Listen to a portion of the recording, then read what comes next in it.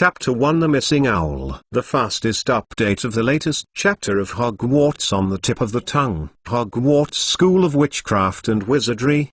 The 8th floor of the main tower of the castle, the principal's office. This is a spacious and beautiful square room, with some weird silverware on a table with spindle-shaped feet. Although it was summer, there was still a dazzling fire in the fireplace in the room. Near the center of the room stood an old man with a flowing silver-white beard, principal of Hogwarts, and also recognized by the wizarding world as the greatest wizard of our time, Albus Dumbledore. In front of him was a huge table with claw-shaped legs. Behind the table was a shelf with a shabby and old pointed wizard's hat on it. Dumbledore, what do you think of this year's lyrics? The hat twisted, splitting a wide slit from the edge of the hat, like a mouth, making a sound. Very beautiful singing. I think the students will like it. Dumbledore applauded with interest, his silver-white beard dangling to the beat. By the way, besides this, there is another important thing about the sorting of Harry Potter. After a pause, Dumbledore raised his index finger, was about to say something, and suddenly stopped his voice and looked behind him. The fire was soaring in the fireplace behind him. There was a crisp sound, and a woman's voice with a slight reproach came out. Professor Dumbledore, I hope that the important things you mentioned in the Owl's letter did not refer to discussing the lyrics with the sorting hat. You know, sending letters of opening notice to nearly 1,000 students is not an easy job. A tall, dark-haired witch in an emerald robe leaned out of the fireplace. The jet-black hair was rolled into a tight bun, and his lips were tightened and his expression was a little impatient, as if he was dealing with something tricky before. Minerva McGonagall, Professor of Transfiguration at Hogwarts, Dean of Gryffindor College, and Vice President of the Magic School. Of course not. I just think that you may need a little help regarding this year's freshman admission notice. For example, some raspberry jam first. Dumbledore turned around, smiled gently, and handed Professor McGonagall a small bottle less than 2 inches tall, filled with red jam. No thanks, Professor McGonagall replied coldly, obviously not thinking that this small bottle of raspberry jam could solve her troubles. Undoubtedly, judging from the magic feedback, the more than 20 letters sent to Harry through the Owl were all stopped by the Dursleys. However, as long as Harry failed to open the envelope by himself, the magic pen would automatically repeat the writing and send. The family will compromise in the face of reality sooner or later. Dumbledore blinked his azure blue eyes flexibly. In this case, let me take care of the notification to Harry. Hagrid will also act as a temporary postman when necessary. Hagrid, well, it seems you have already decided. You have always had your own reasons. McGonagall frowned, let out a non-committal nasal sound, and continued, if it's only like this, write it in the Owl's letter. Is there anything else I must discuss in person? Yes it is. The blue eyes under Dumbledore's half-moon lenses flashed, and slightly serious, pinched a crumpled note from the table and handed it to Professor McGonagall, and said slowly, in fact, this year's freshman, apart from Harry, there is another child who has not received a letter. To be precise, according to Filch's inventory of the Owl Shed, all the owls that flew to her residence were lost. The missing owl? You mean? Professor McGonagall pursed his lips, a little puzzled. I don't know. But according to the magnitude of the magic riot calculated by the Ministry of Magic, the magic power in her body has reached a critical value. If she continues to lack guidance, she may become silent. Dumbledore shook his head, replied with a serious expression, and then looked at Professor McGonagall apologetically. Sorry,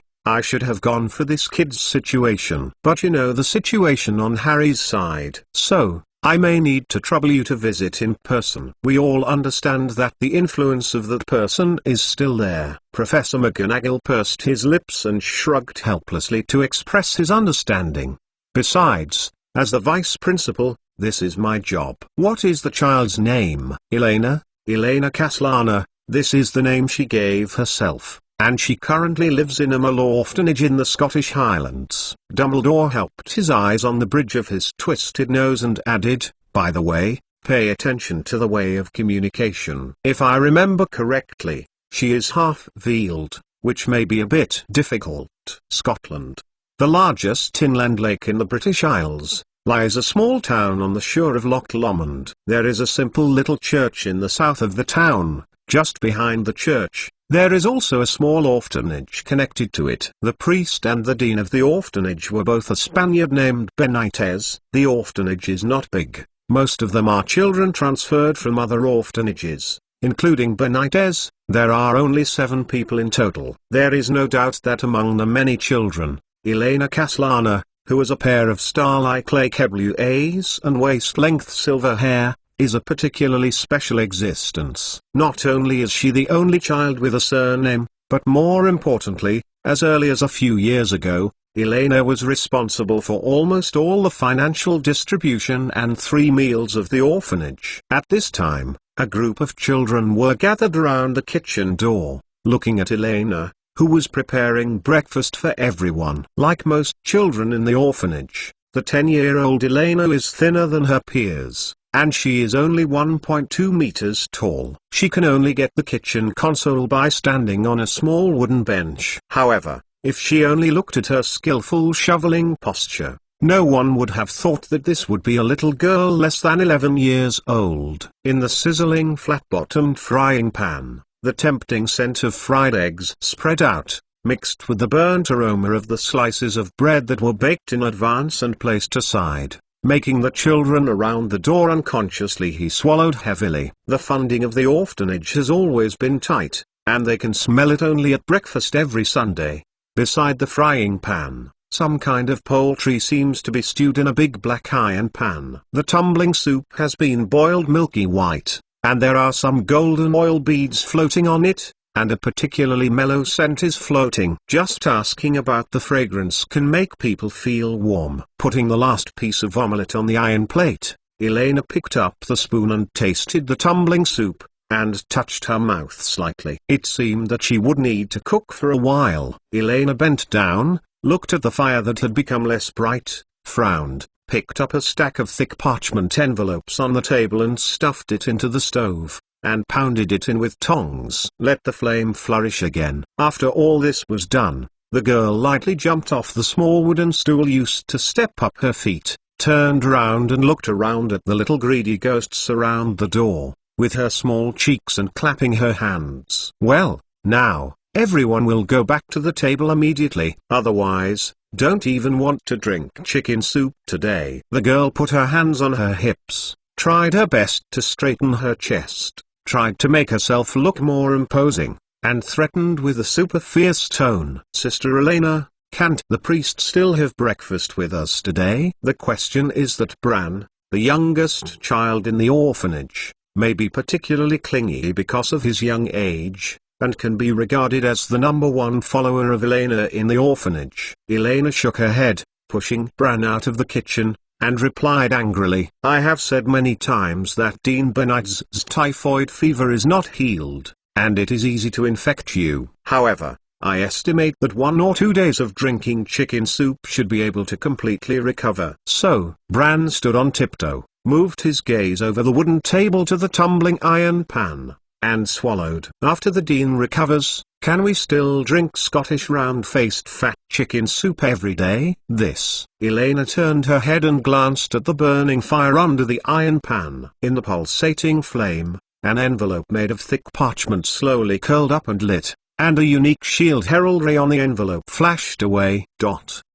Even if it's been almost 6 years since crossing into this strange world, as a veteran book fan of the Harry Potter series, she still recognized the heraldry from the first sight, made up of the golden lion on the red background, the blue, the bronze eagle on the bottom, the black badger on the yellow background, and the silver snake on the green background form the main body of the coat of arms. The center of the coat of arms is a capital letter H, the school emblem of the famous Hogwarts School of Witchcraft and Wizardry. However, even if she was a fan of the Harry Potter series in her previous life, it does not mean that Elena is willing to step into the world of magic to accompany the trio of Salvation on plot missions. Finally reborn, She doesn't want to waste her precious time on a group of middle school students all at Hogwarts and a country terrorist Voldemort at best. The mole world is about to begin. The internet age is much more exciting than the magical world, as she guessed.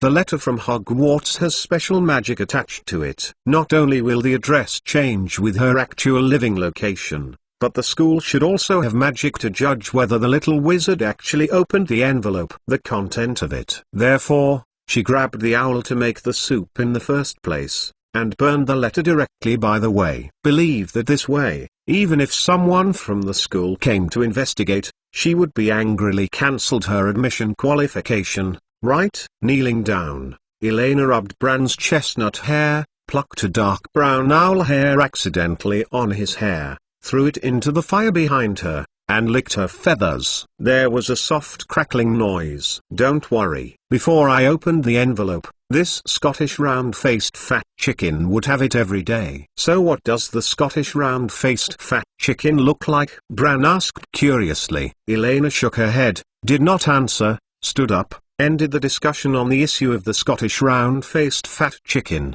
patted Bran's head and said with a smile, "Okay, you will know when you grow up. Now go to the restaurant and sit down. After breakfast, I have to do morning lessons with everyone." Chapter 2: The Planned Future. The fastest update of the latest chapter of Hogwarts on the tip of the tongue. After breakfast, the rest of the children started morning classes as usual, while Elena picked up breakfast to take care of Benitez, who was still lying in bed. The orphanage is not too big, and Benitez's room is only a few minutes away from the restaurant. The wood-stone structured houses unique to England, although strong, are undoubtedly quite bad in terms of moisture-proof and moisture-proof. As soon as Elena opened the door, she felt the dampness characteristic of the lakeside house and frowned. The girl put down the tray in her hand, walked to the window, and opened the window. The cool breeze in the morning swept away the damp feeling in the house, refreshing people. Fortunately, you are here, otherwise the orphanage must be in a mess now. It's really hard for you. A thick middle-aged man's voice came from behind Elena. Turning around, I saw Benitez propped up from the bed, half leaning against the wall, although his face was still pale because of the wind and migraine. However, compared with the malaise of the previous few days, his spirit is obviously much better now. If you hide from me next time and secretly go to fight black boxing to make money, I swear that you will never take care of you next time. The silver-haired girl snorted and walked aggressively to Benitez's bed, her blue eyes full of blame. If there are bad guys selected, Benitez can definitely be ranked in the top few. Benitez was born in a large poor family, and his parents had no money to send him to school. Once drugged and mixed with society, he was expelled from the church when he asked for help from a priest. Fortunately, a Spanish brotherhood took him in and allowed him to receive education and become a priest. Thinking of his childhood helpless experience, Benitez simply established an orphanage next to his small church, relying on government subsidies, social donations, and the income of his own priest to take care of the orphans. Elena was one of the orphans he picked up from the streets of London at that time. You must know that Elena, who just crossed 6 years ago, couldn't even speak English coherently. If she wasn't lucky enough to meet Benitez, maybe even survival is very difficult. However, as the children grow up, the funding for the orphanage is getting tighter. In order to raise funds, Benitez, who is unwilling to give up the orphans, had to do part-time odd jobs in neighboring towns. A few days ago, he even secretly went to the city's underground boxing ring to fight black punches. Had it not been for the severe migraine attack caused by the wind and cold, Benitez had to choose to confess to Elena for help. Elena may still be kept in the dark, enjoying a hearty 3 meals a day with peace of mind. Elena picked up the bowl in anger and handed it to Benitez, while complaining like a gun. At the World Cup last year, there should be a lot of money left from betting. Why did we go to fight black boxing, and we have agreed on the financial resources of the orphanage? Can I figure out a solution? Drink the soup first. Although she was not a veteran fan in her previous life, because of the song Don't Cry for Me Argentina, She vaguely remembered the tragedy Argentina led by Maradona in this year. She still made money by relying on those upsets. Nearly £6,000. Even if the orphanage's houses are renovated and everyone's meals are improved, it is reasonable to say that at least there is no difficulty and embarrassment to the point that Benitez needs to go to the underground boxing ring. Benitez blew the soup bowl in his hand, took a sip, and replied flatly, "I saved the £6,000 for you." The savings from the previous orphanage were used to renovate the house and 3 meals. "Why? Who asked you to save it?" Hearing Benitez's answer, the silver-haired girl was like a cat with blown-up hair, waving her arms and staring angrily at the man in front of her. If it were not for considering that his body had just recovered, Elena would even have an urge to pounce on him. Benitez shrugged, swallowed the fried egg in his mouth unhurriedly, looked at Elena, who was flailing, and curiously pointed to the empty bowl in his hand and asked, "Then you can tell me frankly, what is this?" "You know that the Wildlife Conservation Association came to the door for you to fry fish in the lake last time. Besides, I don't know when there was a sudden addition of one nearby. It's called the Scottish round-faced fat chicken breed." Every time I asked this question before, Elena found a reason to fool it, so Benitez has always been curious about the source of this free chicken soup these days. Elena spread her hands, and confessed openly, "Well, this is actually stewed owl soup." "Oh, owl? Are you the devil?" Benitez made a strange gurgling sound in his throat, his mouth opened as big as an egg, and he looked at Elena in shock. He originally thought it would be some other wild bird. After all, there are various birds living on the shore of Lomond Lake all year round. In other words, the past few days have been, oh, my Jesus. "You are the devil." Benitez, who had been almost recovered, suddenly felt a headache, raised his left hand and rubbed his eyebrows. "Fortunately, it is not the Middle Ages, otherwise you will definitely be sentenced as a witch. Only the wizard in the legendary story can eat owls." "No, as far as I know, Chinese people used to eat, but now they are considered protected animals. Not to mention these, it tastes really good, and I promise that these are not wild animals located in the lakeside reserve." Elena blinked, smiled flatteringly, raised her right hand to swear, and then continued to explain seriously. "Owl has good medicinal value. It nourishes yin and nourishes its deficiency. The meat is more tender and smooth than ordinary chicken. After removing the internal organs, the whole body can be used as medicine. The most important thing is that the owl meat contains some medicinal ingredients that can relieve pain. Didn't you see that you have a headache recently? I think about it to use owls to stew the soup to help you nourish your body is the most suitable. It's just a pity that gastrodilatu is only available in Asia. Otherwise, if you can stew a pot of gastrodil owl soup, the taste is simply tusk. Kang dang. At this moment, there was a strange noise on the windowsill, and it sounded like someone accidentally hit the half-open window. Elena stopped talking alertly, turned her head and looked out the window, only to see a brown-black tabby cat falling from the eaves and falling onto the open windowsill. Unexpectedly, there is such a clumsy wild cat that would trip over when walking. Life must be very difficult, right? Elena blinked, grabbed a piece of meat from the Benitez bowl, squatted down, gently placed it in front of the wild cat on the windowsill, and said with a smile, "Kitten, eat. Eat." To her surprise, the next moment she saw the piece of meat, the tabby cat seemed to be seriously offended. The whole cat exploded all at once, making a low purring sound, obviously extremely angry. If you look carefully, there is a strange square pattern around the tabby cat's eye socket, which looks like a pair of glasses when it dazzles. Elena frowned and glanced at the cat squatting on the windowsill. She didn't know if it was an illusion. She seemed to see a human-like annoyance and condemnation from the pair of shiny cat eyes. A vague thought passed through the little silver-haired Lolita, and she always felt as if she had forgotten something. Forget it. It's not a very important thing to think about it. Since they don't accept feeding and dare to lose their temper, such a kitten is not cute at all. Shaking her head helplessly, Elena's eyes changed, and she suddenly stretched out her hand like lightning, pinched the soft leather on the back of the black cat's neck and lifted it up, and threw it out the window without mercy. Meow meow. You know, rabies vaccine is very troublesome in this era, so it is better not to be scratched by wild cats. After a short episode,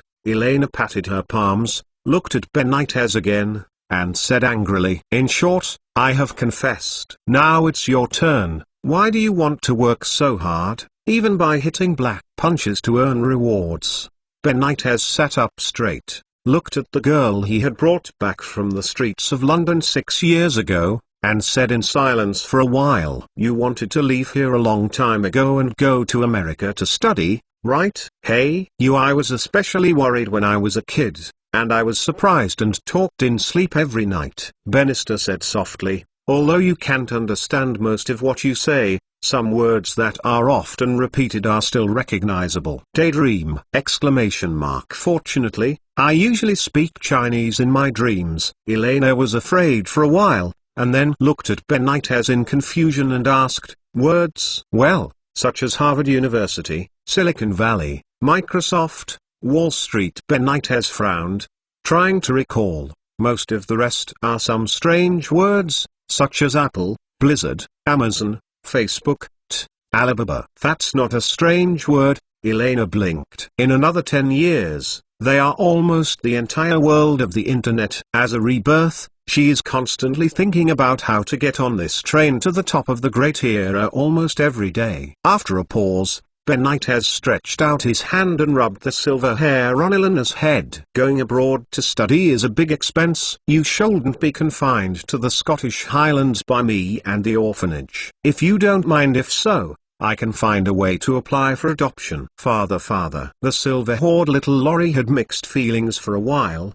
grabbed the big hand above her head. Her eyes were complicated and she was about to say something. Tuk tuk tuk tuk tuk tuk. At this moment, there was a knock on the door suddenly, and Bran's timid voice sounded. "Father Benitez, although I have repeated your inconvenience many times, this lady who claims to be McGonagall Minerva still insists on visiting you in person, saying that she is talking about Sister Eleanor's enrollment." Wait, who is coming? Eleanor's eyes suddenly went round. Questions about Eleanor's admission? Before Elena objected, Benitez replied loudly without hesitation. "It doesn't matter, my body is almost recovered, and Elena is also here. Please come in, Miss McGonagall." Benitez didn't notice. At this moment, Elena, who was originally confident and ready to talk about her life plan, suddenly trembled, and almost subconsciously wanted to flip out of the window and escape. "Megmalova!" The cold Professor McGonagall at Hogwarts!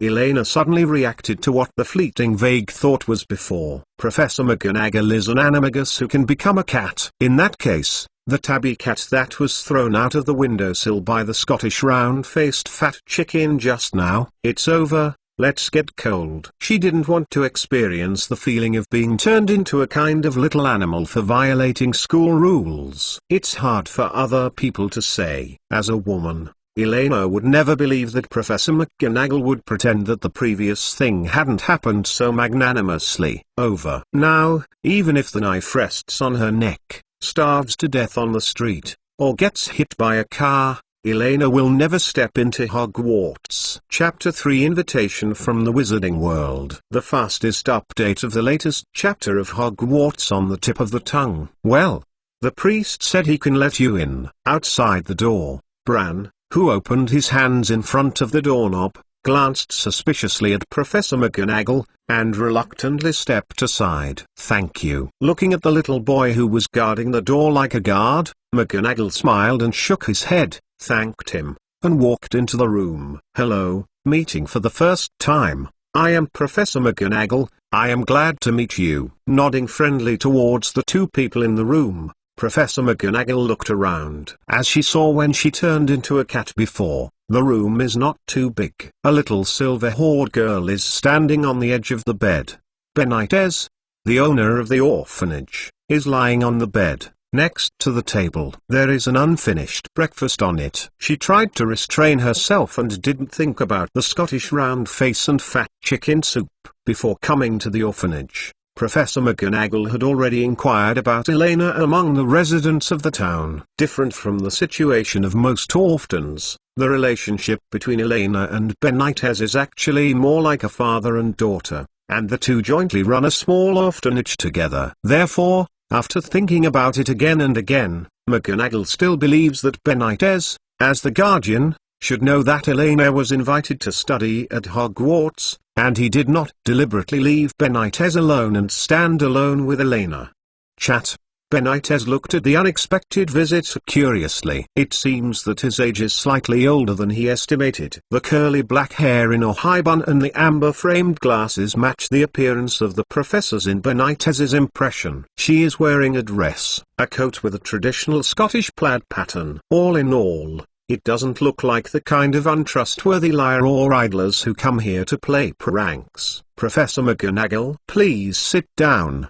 Benitez showed a thoughtful look. Which school do you come from? As far as I know, Elena has not yet submitted an application for admission to a school in Scotland. Professor McGonagall glanced at the steaming soup bowl on the wooden table, hesitated for a moment, stretched out his hand to pull the chair to the side of the bed, sat down with his back to the wooden table, cleared his throat, and looked at AI with a smile. Lina, our school is called Hogwarts. It's a school for people with special talents. Am here this time. Needless to say, I refuse. Before Professor McGonagall could finish speaking, Elena shook her head and interrupted unceremoniously. As for the future, I already have my own goal plan. What's more, I don't think I can learn anything from this little unknown school. So, please go back. If this world is really the magical world described by J.K. Rowling, then Professor McGonagall hates the character of being interrupted during class time. Hearing this, it may not be impossible to just go out in anger. Elena.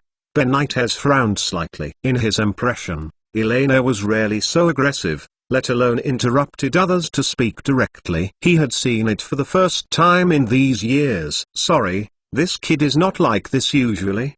Benitez rubbed the head of the little silver hoard Lolita, and looked at Professor McGonagall a little sorry to explain. After a pause, the man continued, slightly confused, however, with all due respect, I only heard Hogwarts you mentioned for the first time today. Professor McGonagall smiled disapprovingly, and replied in a relaxed tone, in the Muggle world, Mull is what we call ordinary people. It's normal that you haven't heard of it. Because Hogwarts is a magic school, a school for wizards who teach little wizards how to use and control magic. There was silence. For this answer, Bennett was obviously stunned, and his gaze quickly scanned Professor McGonagall's two eyes in turn, trying to see the expression of lying or joking from it. Magic? Benitez repeated softly, looking suspiciously at the lady in front of him. He became more inclined to support Eleanor's original idea. Obviously this Professor McGonagall was a little weird.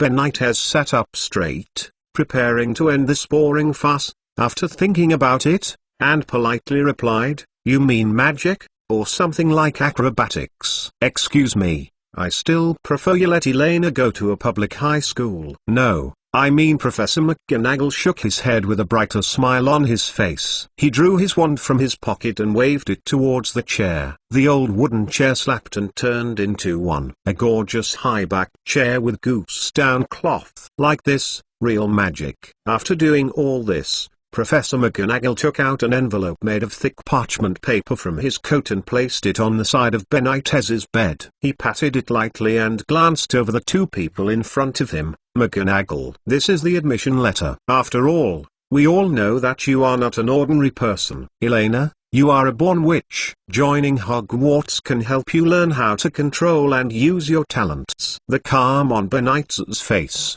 who had always maintained a polite expression, could no longer be maintained. His pupils shrank unconsciously, shocked, and looked at the chair that suddenly changed its appearance. His eyes were between Elena and Professor McGonagall, moving back and forth, opening his mouth feebly, seemed to want to ask something. but in the end there was no sound. The whole room fell into a strange silence for a while, and the air was like a frozen ice crystal, which would break even if it was a little heavy breathing. It may have only been a few seconds, but it seems that several minutes have passed. In short, Elena, who has not spoken since just now, broke the tranquility in the room first, but as Professor McGonagall had imagined, no way is the same. Oh, the girl simply responded, lowered her eyes, and swept over the envelopes she had seen a dozen times by the bed. She didn't even have the slightest idea of raising her hand. As for a born witch, the teacher at a Scottish public elementary school has said more than once that I am a born mathematician. But this does not mean that I will definitely choose the mathematics department in the future. The girl replied blankly. Obviously,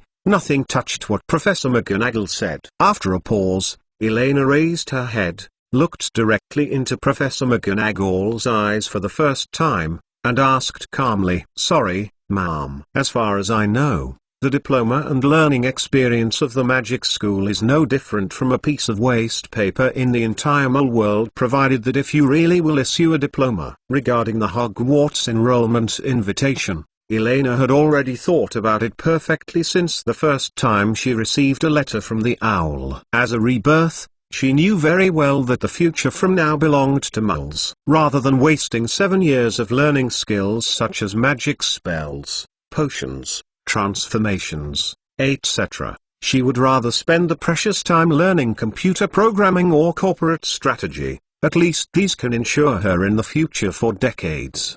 There is no worries about underwear, food. As a magic school with 1,000 years of heritage, every qualified graduate of Hogwarts can find a good job in the magic world. You don't have to worry too much about this. It seems that you don't understand. The Wizardar world and the Mole world are two different worlds, and there are still the Ministry of Magic, hospitals, schools, etc. in the magical world. Professor McGonagall shrugged. Most children from Mole families have such concerns. But as long as they explain clearly the existence of the two worlds, both parents and students can accept this fact. It's you who really don't understand. I know the magical world far more than you think. Elena sighed. She didn't plan to continue the mute-like dialogue around the bend. Her voice sank, and the whole person's expression became mature and serious in an instant. Professor McGonagall, take the liberty to ask, what is your monthly salary at Hogwarts? Facing the sudden question of Elena, Professor McGonagall couldn't help but froze. After thinking about it, he answered humbly, 80 gold gallons per month, but that's because I also served as the vice principal of Hogwarts. Compared to other teachers, the monthly salary will naturally be higher. Oh, yes.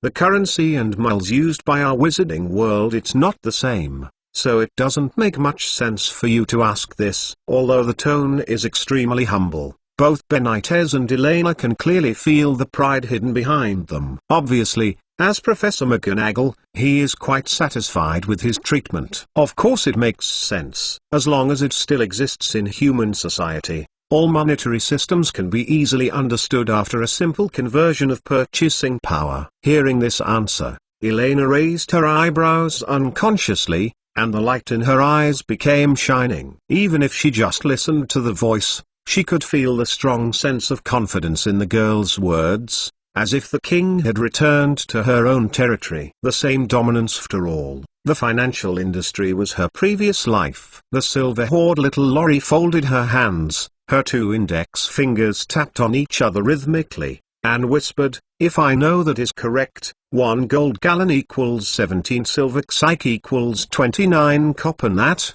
As far as I know, a catty of potatoes sells for 25 copper nat, and at the same time I know that 1 pound can buy 4 catties of potatoes. In other words, teaching you a good job in the magical world, the monthly salary is about £400. Having said this, Elena paused, tilted her head slightly, and exchanged glances with Benitez beside her. Both of them showed a strange and funny look at the same time. What do you want to say? McGonagall frowned, vaguely feeling some unspeakable uncomfortable atmosphere spreading in the air. The girl raised her head, a trace of pity flashed in her eyes, and for a moment, McGonagall even seemed to hear a slight chuckle. In this country, I mean the mole government that you call, the average weekly salary of an average worker is £100, while the salary of an official university professor is. Elena paused deliberately when she said that, until Professor McGonagall's eyes became a little straight. She deliberately dangled her long silver hair and said softly, £1959. So what are you trying to say? Professor McGonagall unconsciously moved away from the back of the chair and sat upright, his voice raised, and he asked displeasedly. The corner of Elena's mouth curled slightly, and then it was her turn to perform. Chapter 4: Elena and Professor McGonagall. The fastest update of the latest chapter of Hogwarts on the tip of the tongue.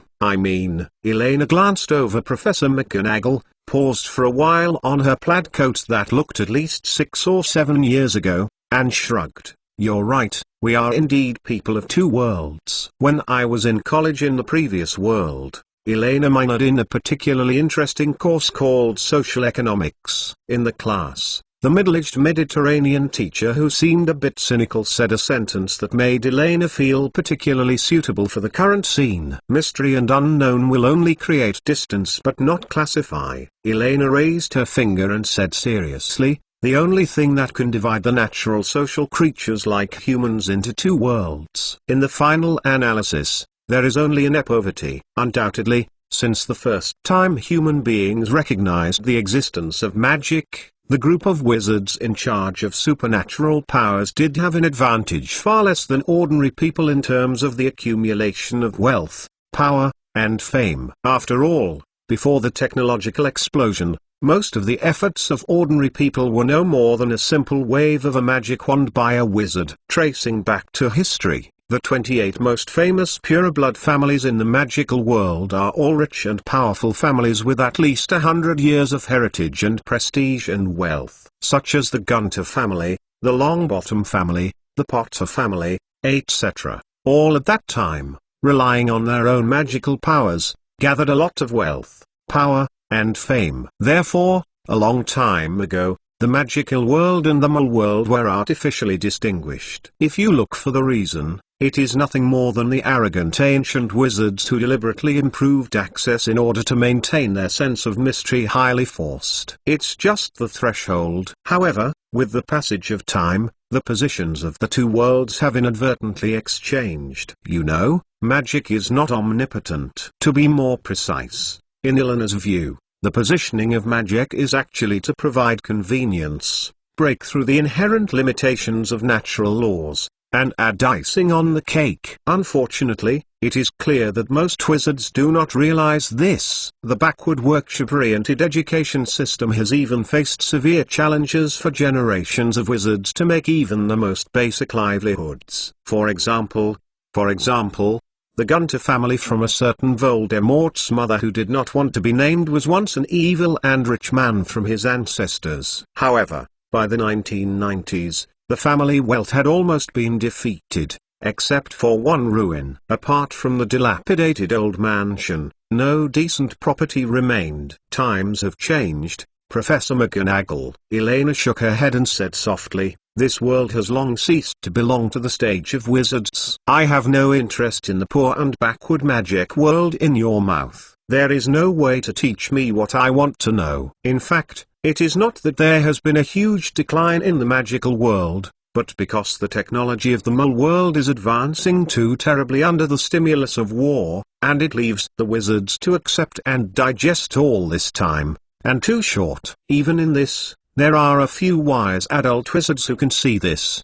But when they begin to try to integrate into the mole world, they will realize it in despair. As a magician who has not received any basic subject education, it is even more difficult for them to live normally in the mole world. The tyrannical magic ability, besides allowing them to go smoothly on the road to become robbers or terrorists, there is almost no other useful place. Compared to a few hundred years ago, even more distant and strong barriers to the world have been formed again, and Elena has no interest in taking the initiative to go to this big ship that has begun to leak. How dare you say that in the impoverished and backward world of magic? You don't even understand what a vast and mysterious world you are facing. As if he had been seriously offended, Professor McGonagall frowned, and his voice became severe, and he quickly retorted without thinking. Every adult wizard will study dozens of courses in Hogwarts, including potions, history of magic,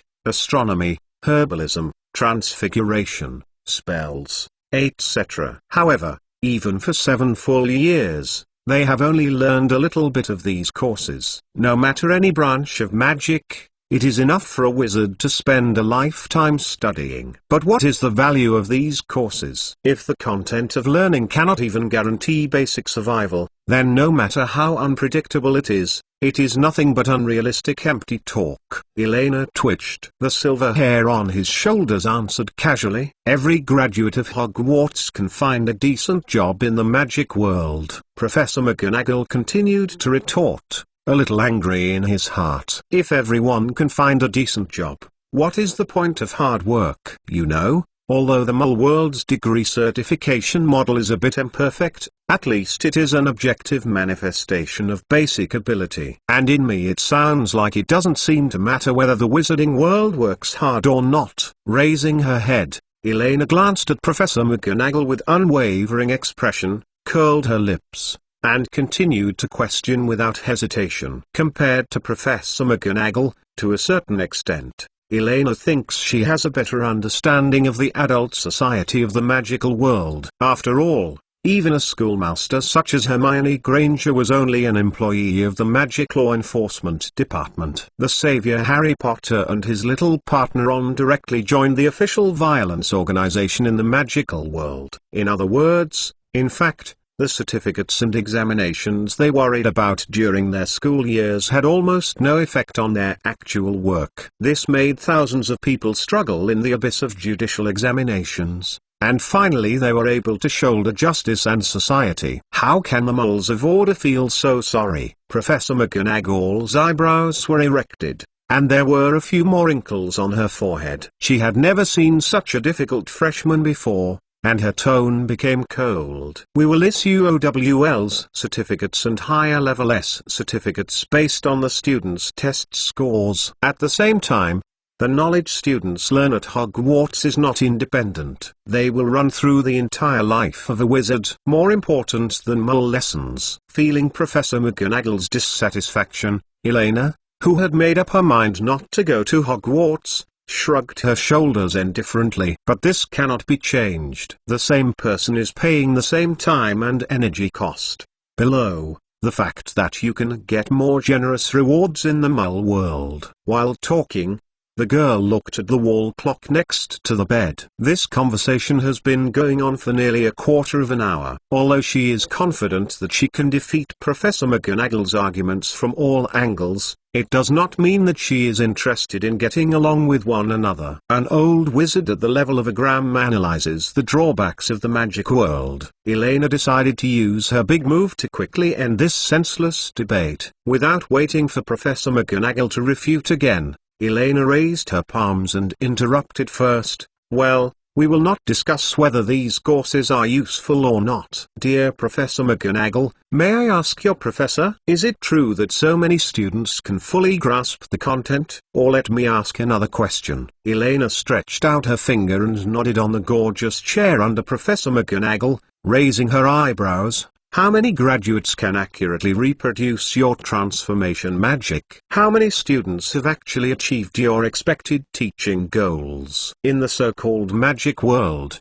how many people can really be called capable wizards? To give a simple example, facing a mole gangster holding a dagger at close range, how many wizards are 100% guaranteed easy to subdue? Professor McGonagall opened her mouth and fell into an embarrassing silence. Although she could say a number at will, her long-standing habit made her not accustomed to lying. The magical world was not so powerful. Otherwise Voldemort and the panic caused by the Death Eaters will not be so serious. Elena was not surprised by Professor McGonagall's silence. You know, like Harry and Ron, They never preview textbooks and don't listen carefully in class. The exams mainly rely on good students with upper middle grades. You can imagine that most of the students at Hogwarts are bad. To what point, if you infer from this, after graduation, those little wizards who are not as good as Harry Potter will probably not have the ability to go anywhere. Even so,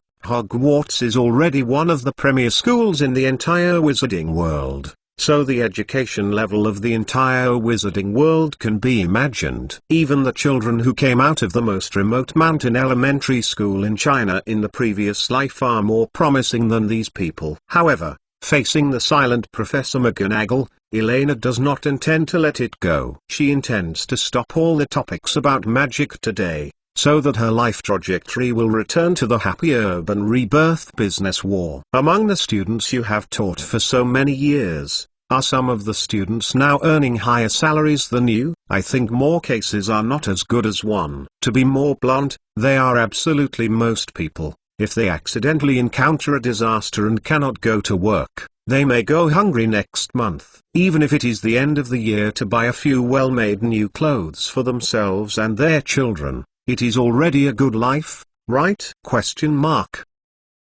McGonagall's breath became heavier and heavier. His lips pressed tightly like a thin line. Among her past students, only Lucius Malfoy is currently the most lavish in life, but his lavishness mainly comes from the savings of the Malfoy family, and it does not have much to do with his personal efforts. So, you abolished the teaching of your students. Your backward, narrow, closed, and irresponsible teaching methods can't see the magic world where you are positioned.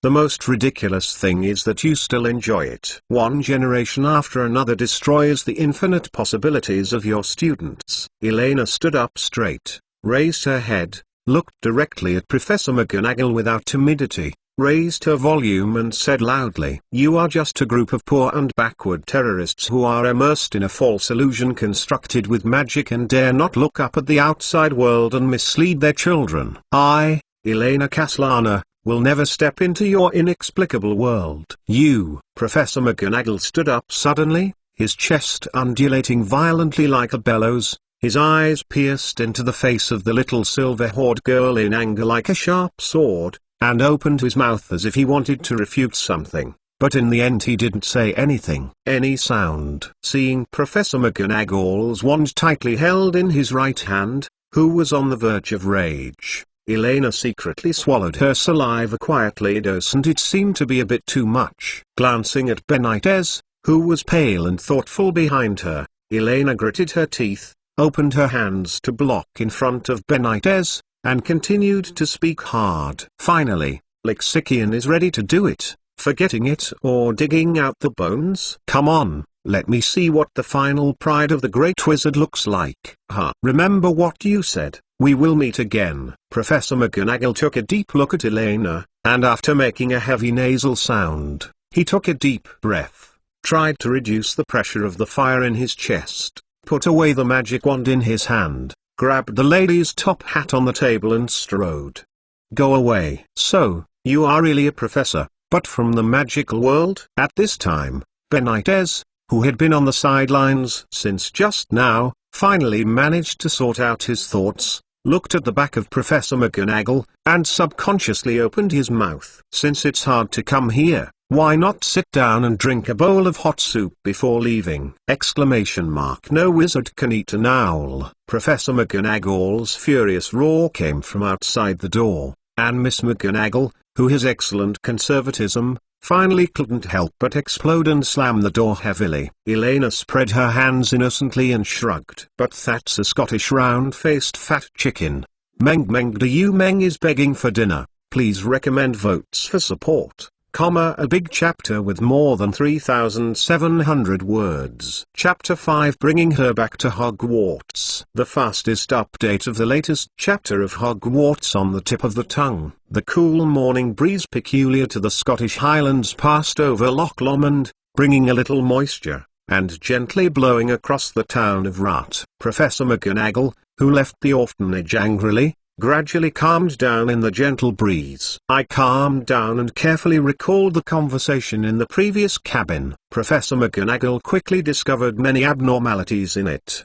The most obvious place was Elena's understanding of the magical world, the kid who grew up in the Muggle world. As for Elena's theory of dividing the rich and the poor between the two worlds, well, Professor McGonagall said that she didn't understand too much, and she was not interested in studying Muggle mathematics and finance.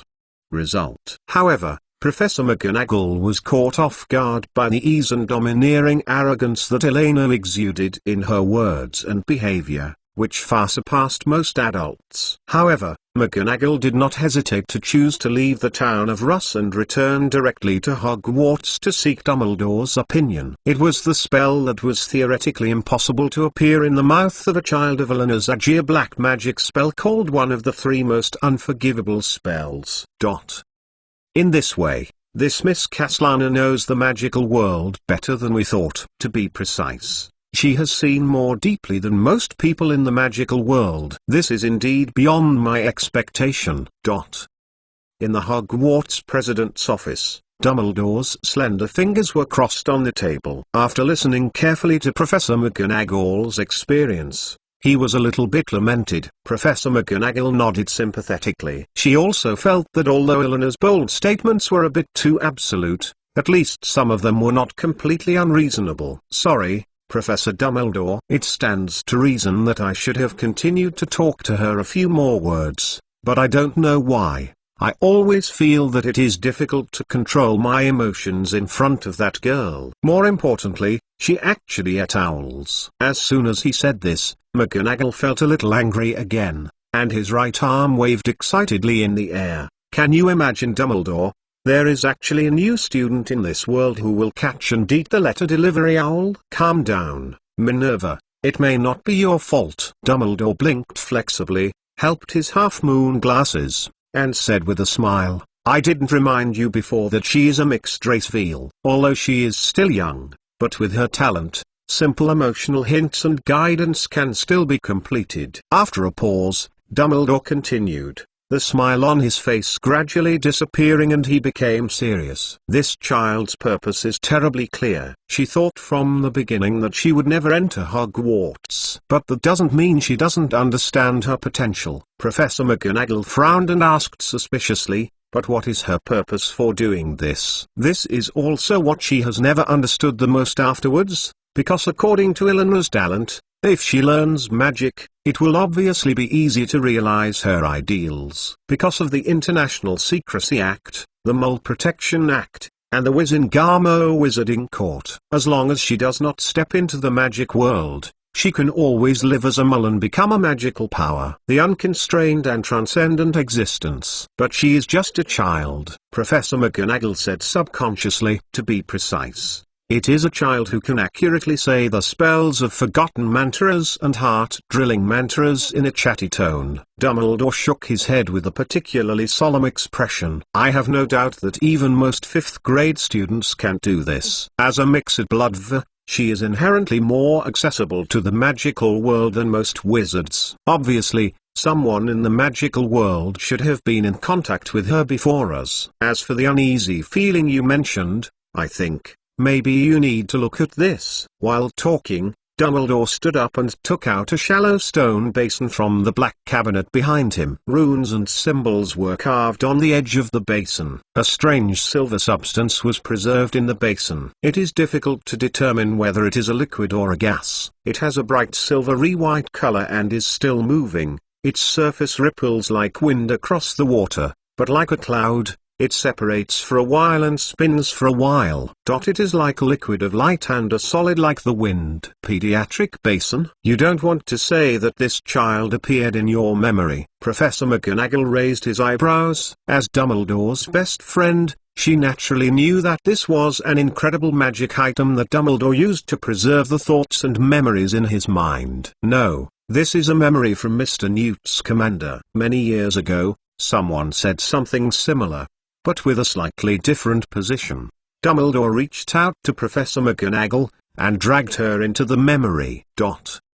Dumbledore's office suddenly overturned, and Professor McGonagall felt her body rush forward and plunged her head into the pot, but her hair did not hit the bottom of the pot. She fell in a piece of cold and dark matter, as if she had been sucked into a black whirlpool. Looking around, McGonagall found that he was on a circular stand, surrounded by sorcerers, who looked like they were dressed up 50 or 60 years ago. On the central platform below, a white-haired man in a black coat is slowly raising his head, looking at her and Dumbledore, to be precise, at the wizards around them.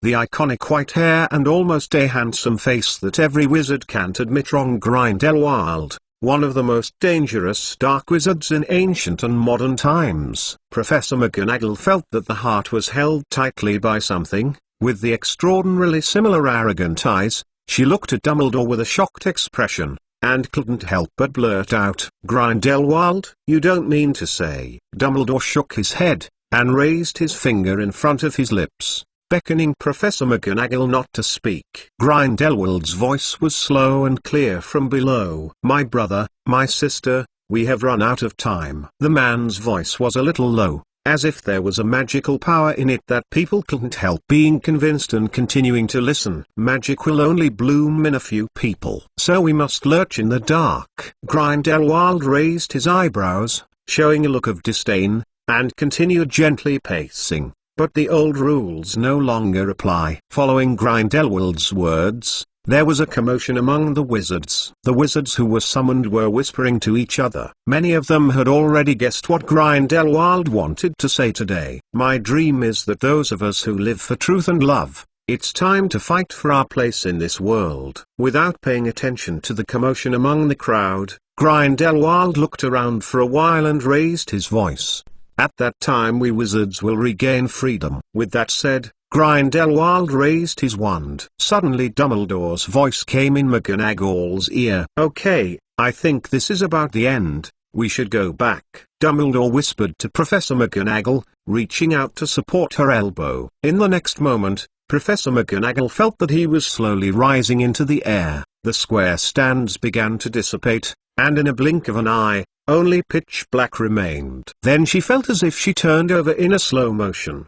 Her feet suddenly fell to the ground, and the two returned to the warm headmaster's office at Hogwarts. This is the most famous public speech I can find." Before Grindelwald provoked the entire Wizarding World War. Before Professor McGonagall could finish speaking, Dumbledore nodded and answered first. He stretched out his wand and stirred it in the penis basin, redistributing Grindelwald's face floating above the liquid surface into a chaotic silver substance, while continuing to speak. "Muggles are not inferior, nor insignificant." Although Grindelwald saw the decline of the wizarding world, his arrogance as a wizard made him miss more things. So he tried to change drastically, and the resulting series of wrong things led to his final failure. "You are too modest." Professor McGonagall shook his head. "The entire magical world knows that in the end you defeated Grindelwald and prevented his ambition." Dumbledore's eyes flashed,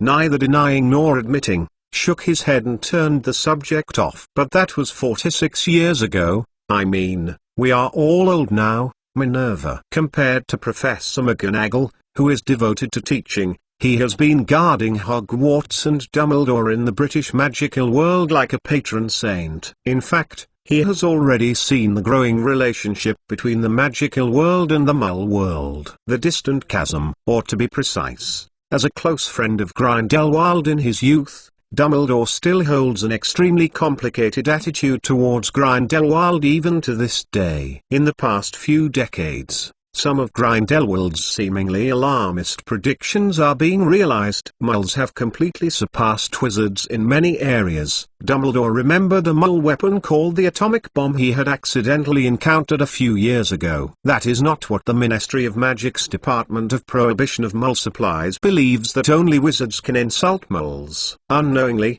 the magical world has begun to be abandoned by mainstream human society. The most obvious sign of this is the emergence of more and more non-magical creations that wizards would not use. It seems that muggles once did not. The use of magic creations is repeating itself. This is why he has increased the number of students from muggles every year in spite of the opposition of the school board and pureblood families, because in his opinion, one day, the barrier between the two worlds will disappear. At that time, either the two will coexist or one will perish. Elena Caslana, from her, I can clearly see the shadow of Grindelwald. But it is the hope of a new world that is more malleable and can turn back. Maybe she's the one that can change the whole world. People from the magical world or the non-magical world. The only problem is that she is not on the side of the magical world now. Dumbledore's expression was particularly solemn, and he looked at Professor McGonagall and said solemnly, "Imagine if there is a non-magical world of Grindelwald. It will not only be a catastrophe in Britain, but a huge shock that will affect the whole world. The most important thing is that she is younger than all of us, smarter and more dangerous." So, Professor Dumbledore, what do you mean? McGonagall frowned in confusion.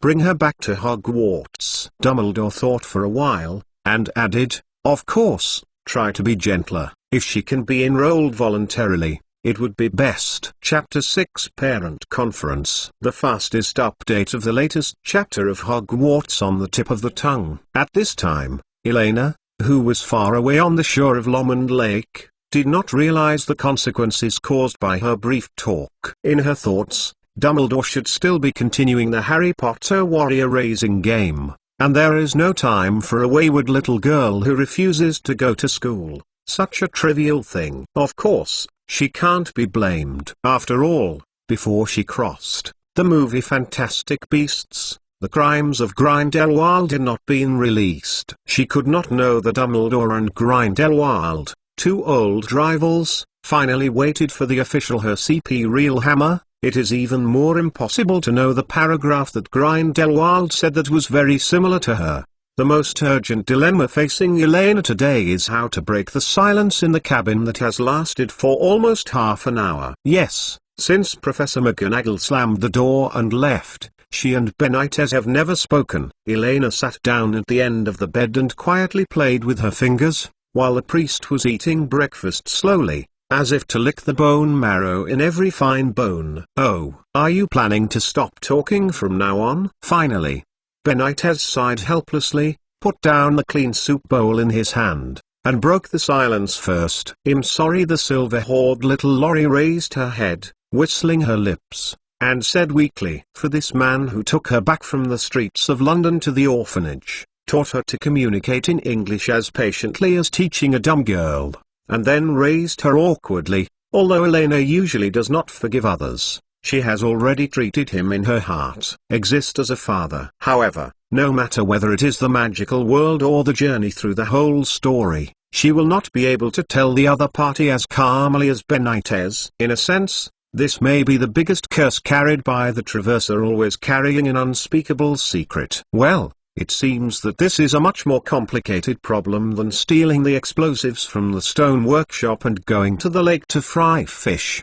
Benitez moved his eyebrows comically, trying to make the topic less serious. "It's more than 100 times more complicated than that, and I'm not stealing it. I borrowed it. I wrote the contact information and purpose of the orphanage, and the fish that was finally harvested were not divided into half for them." Elena bulged her cheeks. She has always been brooding about this. Isn't it just fried fish? Humans use the basic operation of intelligent predation, and the Fussing Conservation Association finally notified the police and the security department. It was the first time and the only time Benitez became angry with her. At the time, she had even thought about it, and when the situation was not good, she ran away overnight with her little quilt and bag. Sitting up, Benitez rubbed Elena's little head vigorously, and did not continue to debate this issue with her. He knew that he was definitely not the opponent of his own sophistry. "Don't want to open it?" "This letter comes from the magic school." Picking up the thick parchment envelope that Professor McGonagall left in the room,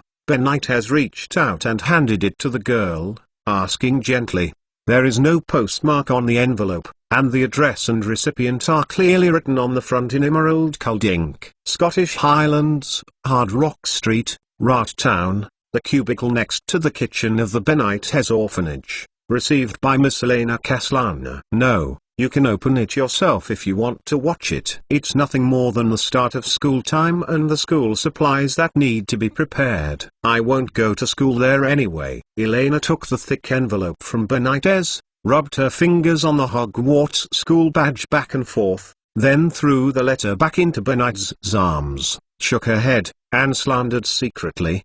There are so many unscrupulous authors who have written about the humanities of Harry Potter world in the previous life. Almost every one of them will use the content of the letter to write down the number of words at a time. She can recite what is written in it without opening it. However, I suggest you don't open it. Just halfway through the conversation, Elena glanced at the empty bowl Benitez placed on the head of the bed, raised her eyebrows, and added another sentence after thinking about it. Forget it, it doesn't matter now, they shouldn't send letters anymore. Why?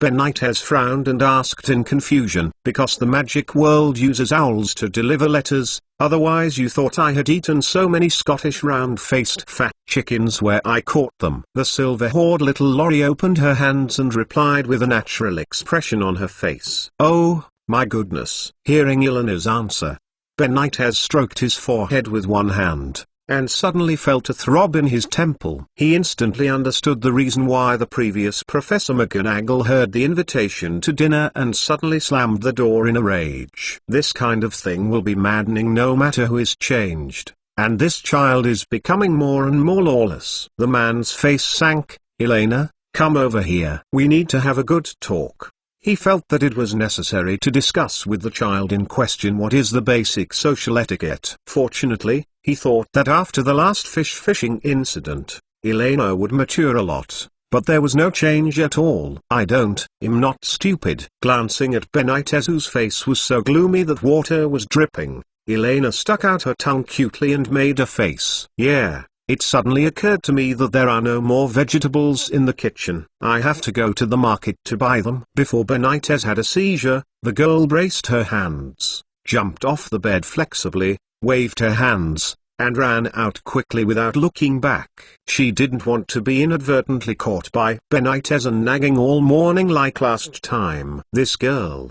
Benitez looked at the little silver-haired girl running away like a frightened bunny, and shook his head helplessly. Perhaps, as the Professor McGonagall said, there is some kind of magical power in this child. Every time he wants to educate Elena well, as long as the girl is a little acting like a baby, he will be inexplicably soft-hearted, and after a few words of painless reproach, it won't stop. Not only him, but almost every time Elena gets into trouble, it seems that the tolerance she gets is exceptionally easy, as if, no matter what she did, she would be forgiven. Of course, it is also possible that, as the nuns in London said, he is really not suitable for teaching children. To a school of magic? Benitez watched Elena throw back the envelope in his hand, her fingers hovering around the seal, as if what was placed in front of him was not a letter but a terrible Pandora's box. Others may not know, but Benitez, who has watched Elena grow up all the way, knows it better. But for things that are not of interest, Elena will never put even the slightest amount of energy and time into it. As a child less than 11 years old, he was able to refute an adult wizard from the wizarding world to the point of speechlessness through various aspects. Benitez did not believe that Elena was true to the wizarding world. She didn't care as much as she showed. After struggling back and forth for more than 10 minutes, Benitez glanced at the empty bowl on the bedside, and suddenly thought, if he had not had a migraine due to the wind and cold, would Elena choose something else? How to refuse an invitation from that world? After thinking about it for a while, Benitez recalled that when she was talking about stewing the owl soup, the silver-haired little Loris eyes were shining, and she sighed rather tiredly. With the lawless little greedy ghost character, there is really no way to judge the real reason. Benitez picked up the thick parchment envelope and once again solemnly looked at the weird emblem on the envelope, as if some terrible monster would come out there in the next moment. After hesitating for a few seconds, gritted his teeth, The man flipped his wrist and shook the letter paper away. Principal of Hogwarts School of Witchcraft and Wizardry, Albus Dumbledore, President of the International Federation of Magic, President of the Wizarding Association, First-Class Magician of Sir Merlin. Dear Ms. Castellana, we are happy to inform you that you have been approved to study at Hogwarts School of Witchcraft and Wizardry. Enclosed is a list of required books and equipment. The semester is scheduled to start on September 1st. We will be waiting for your owl before July 31st to bring your reply. Sincerely, Vice Principal Female Minerva McGonagall. Benitez tapped his finger on the letter paper and looked thoughtfully at the magnificent wooden chair in front of him with the transformation magic. Maybe he should have a more chat with the Professor McGonagall. At least he could feel that when Elena saw that Professor McGonagall stood up with a small wooden stick, the faint fear hidden behind her stubbornness. But this was the same as her previous fishing was discovered. The shivering look was a bit similar, except this time it was an owl that ate others. Just thinking of this, Benitez felt a dull pain in his head again. Roughly speaking, it is estimated that in the past week or so, the entire orphanage has eaten at least 10 Scottish round-faced fat chickens. Now that he knows this, if Benitez really has a chance to meet May again, Professor J would naturally take the initiative to propose compensation. I don't know if the British pound can be exchanged for wizard's currency. I hope that, as Elena said, prices in the wizarding world will be slightly cheaper. Benitez sighed again thinking about this. Although Elena has made a lot of money for the orphanage over the years, she has paid a lot of fines or compensation for her troubles. At this moment, there was a sudden crackling outside the door like a whipping. Then there was a rhythmic knock on the door, and a familiar woman's voice came in from outside the door. Mr. Benitez, this is Minerva McGonagall. I'm sorry to disturb you again. If I can, I hope I can learn more about Miss Elena. The Vice President Professor McGonagall from Hogwarts. The corner of Benitez's mouth raised, glanced at the letter in his hand, turned over and got out of bed, took the dishes on the table aside, took a coat and put it on his body, and replied without hesitation, "Welcome, Miss McGonagall. I just want to ask you something about Elena and the world of your wizards." At the same time, Elena, who was concentrating on fishing by the lake, suddenly had heart palpitations, as if it was in the past life. Every time the school noticed a parent meeting, how bad did it feel? Chapter 7 Grilled Fish, Flying Curse, and Life and Death. The fastest update of the latest chapter of Hogwarts on the tip of the tongue. There is no doubt that among many countries in the world, the British love for fish can definitely be ranked in the top 3. Although most of their ways of cooking fish are only fried or grilled, this does not affect their love of fish. You know, for the dividends of fish and meat exports, and to feed more people. For more than 2 decades, from 1944 to 1976, the British government even launched the Navy for many times in the Battle of Cod. Loch Lomond, which carries the freshwater supply of the entire Scottish region, is the largest lake in the entire United Kingdom. Surrounded by dozens of other lakes and 50 rivers, most of the cold water contains a variety of fish, such as salmon, sea trout,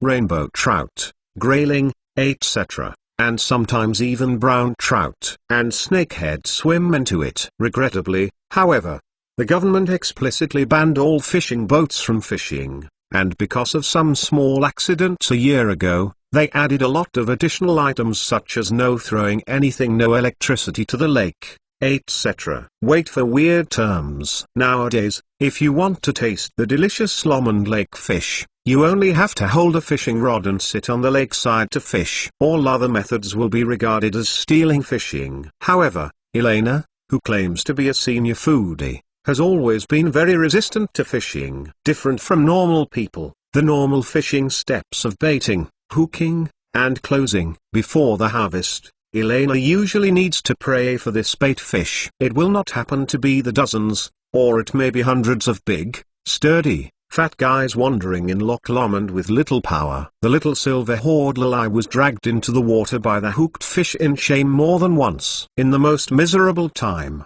she was even fished into the water 4 times in one day, so that the frustrated little Lorry went straight into the stone workshop in the small town overnight and used the power of science to complete her revenge. However, today is obviously her luckier day. After leaving Benitez's hut and bringing her fishing gear to the lake, Elena caught 3 salmon and 1 grayling in less than an hour. Although the number is not too much compared to professional fishermen, it is more than enough for the orphanage. Oh no, slightly more to be precise. Elena glanced at the small plastic bucket on the riverside, and after putting 4 big fish in it, it was indeed a bit too narrow. The most important thing is that she doesn't want to go back to the orphanage so early. If she happens to run into Benitez and her mood hasn't improved, she will definitely be nagging. This fish looks so beautiful. The girl squatted down, stretched out her fingers in the cold bucket and gently fiddled with the grayling that looked different from the rest of her friends. The appearance was faintly fluorescent, the back was greenish-brown, and the abdomen was almost white. There are irregular black spots on the head and back of the fish body, dorsal and pectoral fins. The side and dorsal fins and caudal fins have green, red and black spots, and the colors are extremely bright and beautiful. Looks so good looking. If you are with the 3 of them, you will definitely fight. Elena tilted her head for a moment, stretched out her hands, skillfully grasped the fat fish's tail, and slammed it to the ground. Pia pia pia. After the big fish flopped symbolically on the ground a few times, he felt tired and fell asleep obediently. Grayling, also known as catfish, Yadong salmon, is a kind of main edible fish very common in Scotland and Ireland. It has delicious meat, sweet and warm taste, and few spines. It can be caught all year round. After catching, remove the scales and bones. Wash and use fresh. Whether it's deep frying, boiling, or grilling, it can perfectly reflect its deliciousness. If there are any shortcomings, then Yadong salmon will be a little troublesome to cook. If the fish glands are not cleaned, it is still easy to cause diarrhea and nausea. Of course, this is not too much of a problem for Elena. After all, it is not the first time I have encountered such a situation of cooking ingredients in the wild forced by helplessness. Elena stood up and found a few stones by the river, forming a small pile of rocks, and found some dry branches on the bank to light a bonfire with a lighter. Then he opened the fishing tackle bag placed aside, took out the kitchen knife accidentally placed in it, and skillfully began to remove the grayling scales and internal organs. Crackling, noisy. The flame burned the dead branches, making a nice crackling sound, and the plump fish juice dripped on the hot red stones, making an itchy sizzle.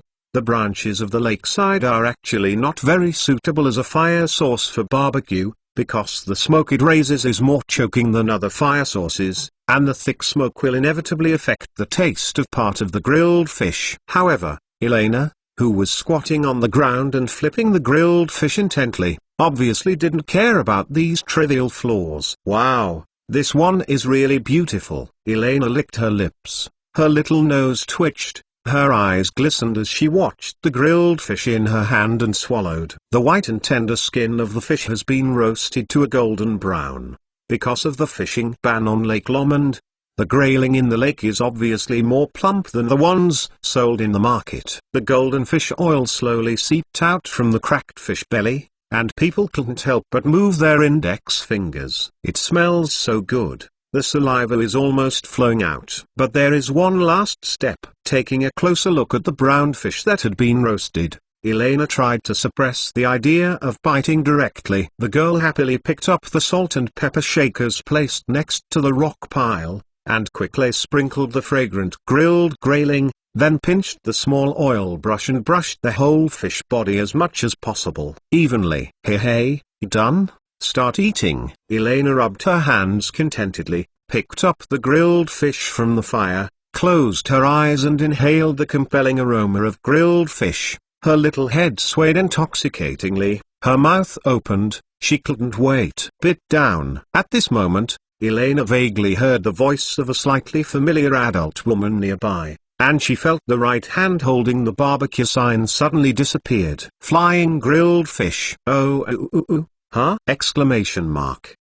After biting an empty one, Elaine opened her eyes in confusion. There was nothing in her hand, Even the iron sign that pierced the fish disappeared without a trace. And not far in front of her right, Professor McGonagall, wearing a Scottish plaid coat, is holding a wand in one hand and a grilled fish that is still squeaking in the other. Ovo, oa, oa. My fish! The silver-haired little Lorry was dumbfounded. Her eyes moved back and forth between her hand and Professor McGonagall, and finally realized what had happened just now. Her grilled fish was taken away by Professor McGonagall with a flying curse. Someone in this world actually used a flying curse to grab food. The noble wizard would use magic to snatch a little mole girl's grilled fish. Robber, you return my fish. I caught it with my own hands. And then it took more than 10 minutes to bake it. Eleanor's delicate little face flushed with anger for a moment, stood up angrily, and rushed in the direction of Professor McGonagall to take back the fruits of her labor.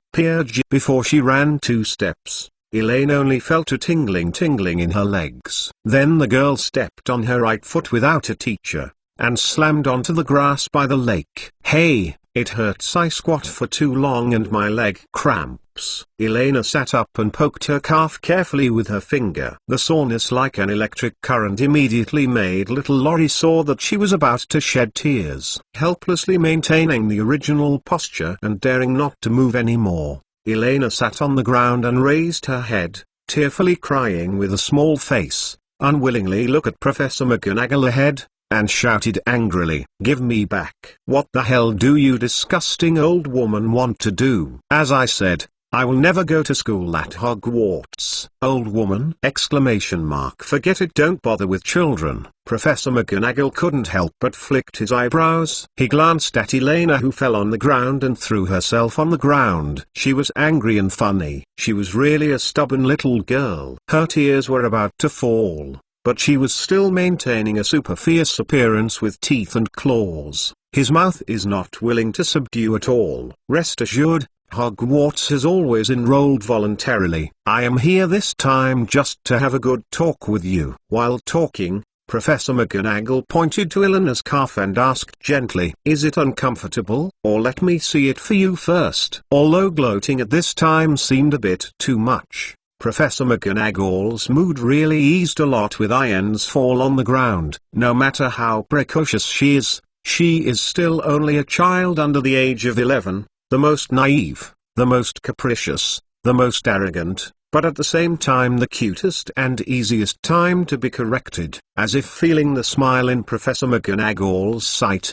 Elena gritted her teeth, stretched out her hand to pull up her sore calf, hugged her knees, raised her head hostilely and looked at the wizard ahead. "Return my fish. Otherwise, everything is forbidden. If you promise to follow me to visit Hogwarts, then I will give you the grilled fish in my hand." Professor McGonagall walked towards Lena. The grilled fish in his hand swayed back and forth intentionally or unintentionally, while talking quietly while observing the little girl sitting on the ground. This time, the communication with Benitez was beyond the expectation of Professor McGonagall. After she briefly introduced her intentions, Benitez was extremely cooperative. Sure enough, as Benitez said, Eleanor's biggest weakness lies in the deliciousness. As the grilled fish in McGonagall's hands weighed, the silver-haired little Loris eyes moved slightly to the left and right with the grilled fish unconsciously. Really? Hearing Professor McGonagall's words, Elena hesitated a little, and repeated it in a suspicious tone. "Just go for a visit, nothing else?" "Just to visit. I will send you back here later." Professor McGonagall nodded and answered seriously, "Deal." Eleanor's eyes rolled slyly, and she agreed without hesitation. At the same time, she spread her small hand forward, repeating again with a very serious expression on her face, "Return the fish to me." "Well." McGonagall shrugged and reluctantly put the grilled fish in her hand back into Eleanor's hands. To be honest, she really couldn't understand why such a smart little girl would be so obsessed with eating. After talking a little with Benitez, she realized that maybe Dumbledore was thinking a little bit too complicatedly. The reason she ate the owl might really be just because of gluttony. "Okay. Can you follow me to Hogwarts now, right?" Standing on the side in silence until Elena finished the grilled grayling, Professor McGonagall asked gently, "Hiccup." The silver-haired little Lorry squinted her eyes, hiccuped happily, wiped the corners of her mouth, stood up and patted the grass clippings stuck to her body. Her mouth bends. Sorry, I lied to you. Anyway, according to the Mole Protection Act, as long as Elena did not actively attack Professor McGonagall, then Professor McGonagall could not use any magic to deal with her. Wanted by the Ministry of Magic, that's the real big joke. Elena looked at Professor McGonagall without fear, with a triumphant smile on her small face, looking forward to seeing the witch in front of her with an angry but helpless expression. It's okay, I know. Huh? Elena's face became stiff, and she suddenly felt a bad feeling. Professor McGonagall smiled slightly and said flatly, so I dropped a few drops of diluted water on the grilled fish. Regarding how to persuade Elena to go to Hogwarts, Ben Knight has only emphasized 3 things from beginning to end. First, don't try to reason with Elena. Second, you will never be able to convince Elena. Third, even if you persuade her, she will think of ways to shame. Life and death. What? The silver-haired little Loris' eyes were round and she pointed at Professor McGonagall incredulously. Before she finished speaking, a sudden and intense sleepiness struck her, her eyelids became extraordinarily heavy, her body softened and she fell asleep in Professor McGonagall's arms staggeringly. The next thing is up to Professor Dumbledore. McGonagall hugged the Zenxian girl sleeping in his arms and raised his wand with his right hand. After a crisp sound in the air, the 2 figures disappeared by the lake. Meng Du Meng is begging for dinner. The new book asks for the support of recommendation votes, a big chapter of more than 3,800 words. The protagonist is finally going to Hogwarts. Chapter 8. Hello, Hogwarts. The fastest update of the latest chapter of Hogwarts on the tip of the tongue. Hogwarts. The common room at Gryffindor College. 1 month before school started, at this time, the room decorated in scarlet and gold was extremely quiet.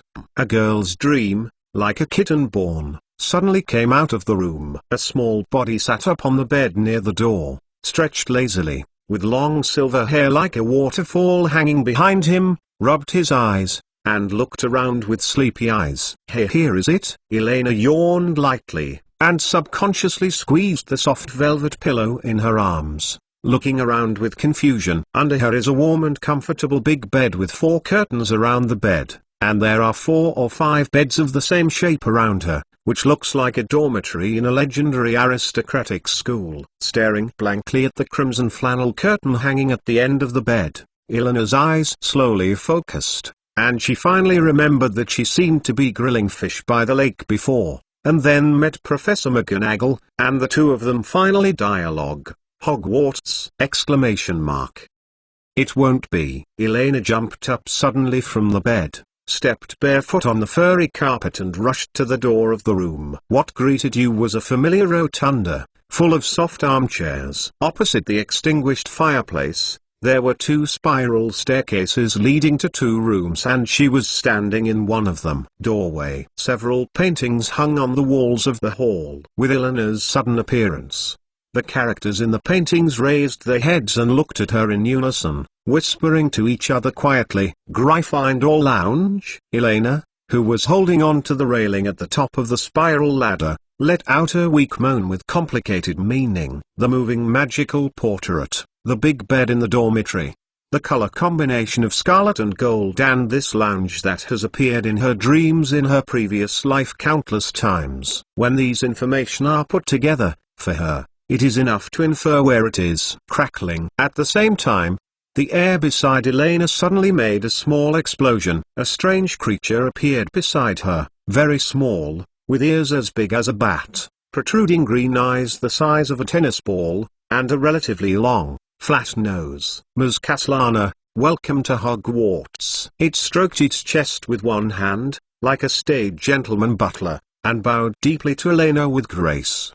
Domestic elves, a race conquered by wizards in ancient wars, each one must be trained in servility at birth, and must be a slave who must serve the master for generations. Every house elf has its own family. Generally speaking, the magic of house elf is mostly life magic, such as cleaning and cooking, but in fact, the magic of house elves is far more than these. More house elves are needed by the family not because of their life skills but magical extraordinary. In fact, most house elves may have magical abilities far beyond their masters. Just call me Elena. Who are you? Is there any special reason for your coming here? Elena glanced curiously at the big ears of the elf in front of her. There are hundreds of house elves like this in Hogwarts. They take on all the housework, cleaning, cooking and other tasks in the school, but usually students are not aware of their existence. Burly, Miss Imberly, the house elf at Hogwarts. The elf raised his head and replied,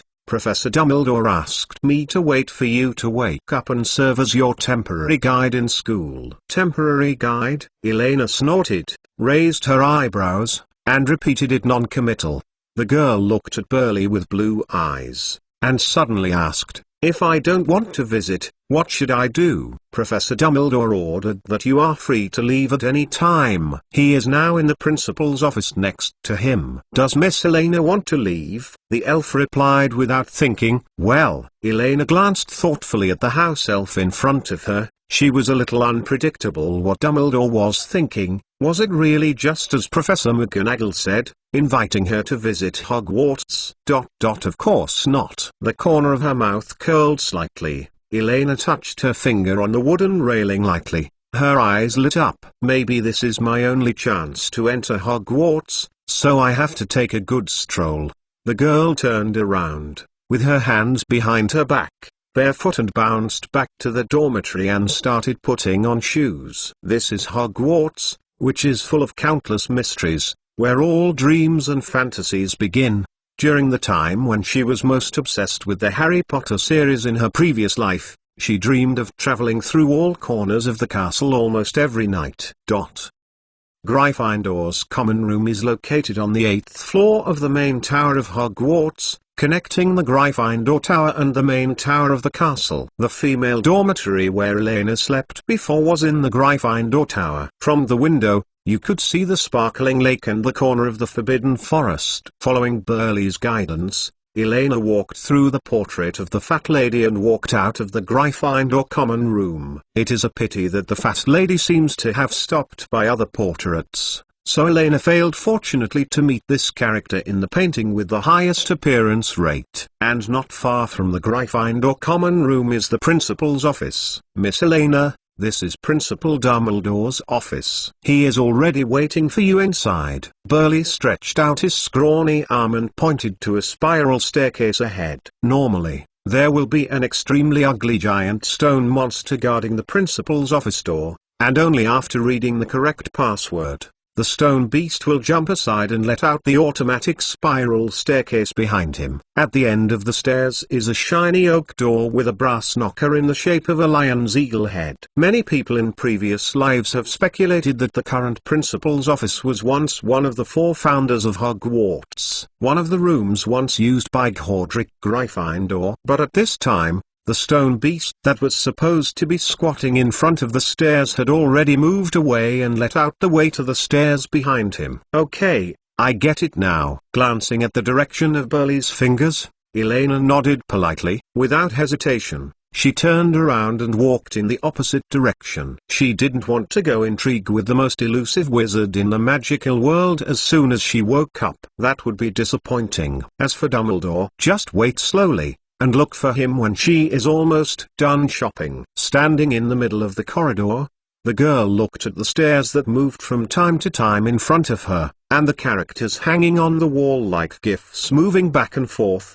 Her eyes were a little tranced. Elena suddenly realized that she might not be what she had imagined. So firm. When the magical world appeared in front of her at such a touchable distance, for a moment, she even began to dream about studying and living in this castle later. Closing her eyes, the little silver-haired Lori took a deep breath and muttered silently in her heart, I just wander around. Just this time. This is just to fulfill a dream that I could not achieve in my previous life. After today, I will absolutely and never care about any news about the magical world. Opening her eyes, Elena carefully stroked the wall in the hallway and said softly, Hello, Hogwarts.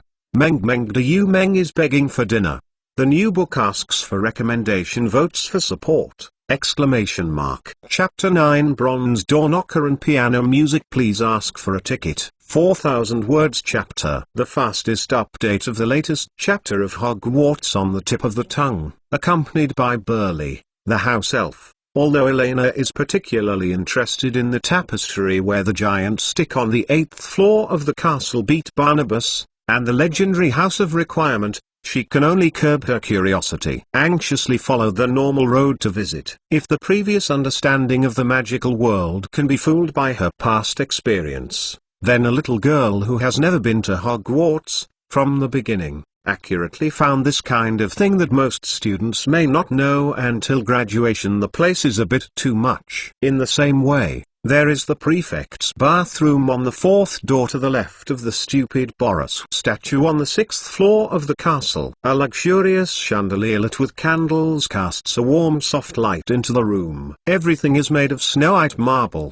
including the large bathtub lying in the middle of the room and sinking into the ground. It is like a rectangular swimming pool. There are about 100 golden faucets around the bath, and the handle of each faucet is inlaid with a gem of a different color. There is also a diving board. Snow-white linen curtains hung on the windows. A large pile of fluffy white towels were placed in a corner. As a girl, in Eleanor's imagination, the most ideal and luxurious bathroom template is roughly like this. You must know that when she was in college in the previous world, the bathroom designed by the frantic school actually used to check in for water supply. One swipe of the card can only last for 15 minutes. You can imagine that in the cold winter, a hand covered with white bubbles trembled. Was it the kind of bleak that stretched out the door tremblingly to renew time with student cards? Exclamation mark.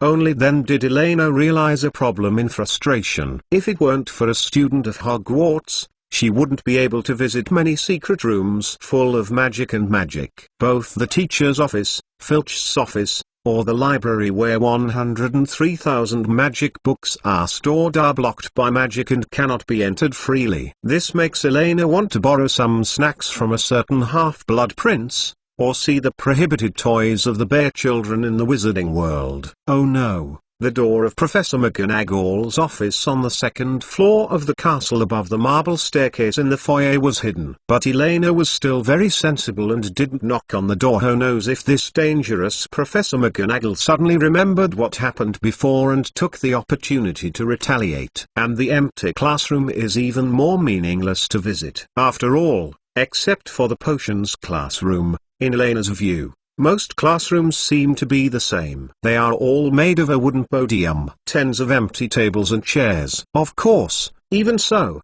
Elena is already satisfied. Because even if all the ghosts do not appear, the entire Hogwarts castle is still full of wonderful magic. Everything seems to be constantly moving. The people on the portraits are constantly visiting each other, and the stairs will also move. During the whole tour, what made Elena the most happy was the Ravenclaw Common Room, located on the west side of the castle, above the Ravenclaw Tower. To be precise, it was the lovely eagle-shaped bronze door knocker. Just like the philosophy implemented by the founder of the same college, Rowena Ravenclaw, the door of the Ravenclaw Lounge does not require a password like other colleges. Anyone who can answer the right questions can enter at will. Elena stood at the smooth wooden door, knocked on the door. The eagle beak on the bronze knocker opened, and asked in a gentle voice, "Which is the fire or the phoenix first?" It seems that there are not too many question banks. Elena was lucky enough to get an original question from the original book. This is a cycle without a starting point.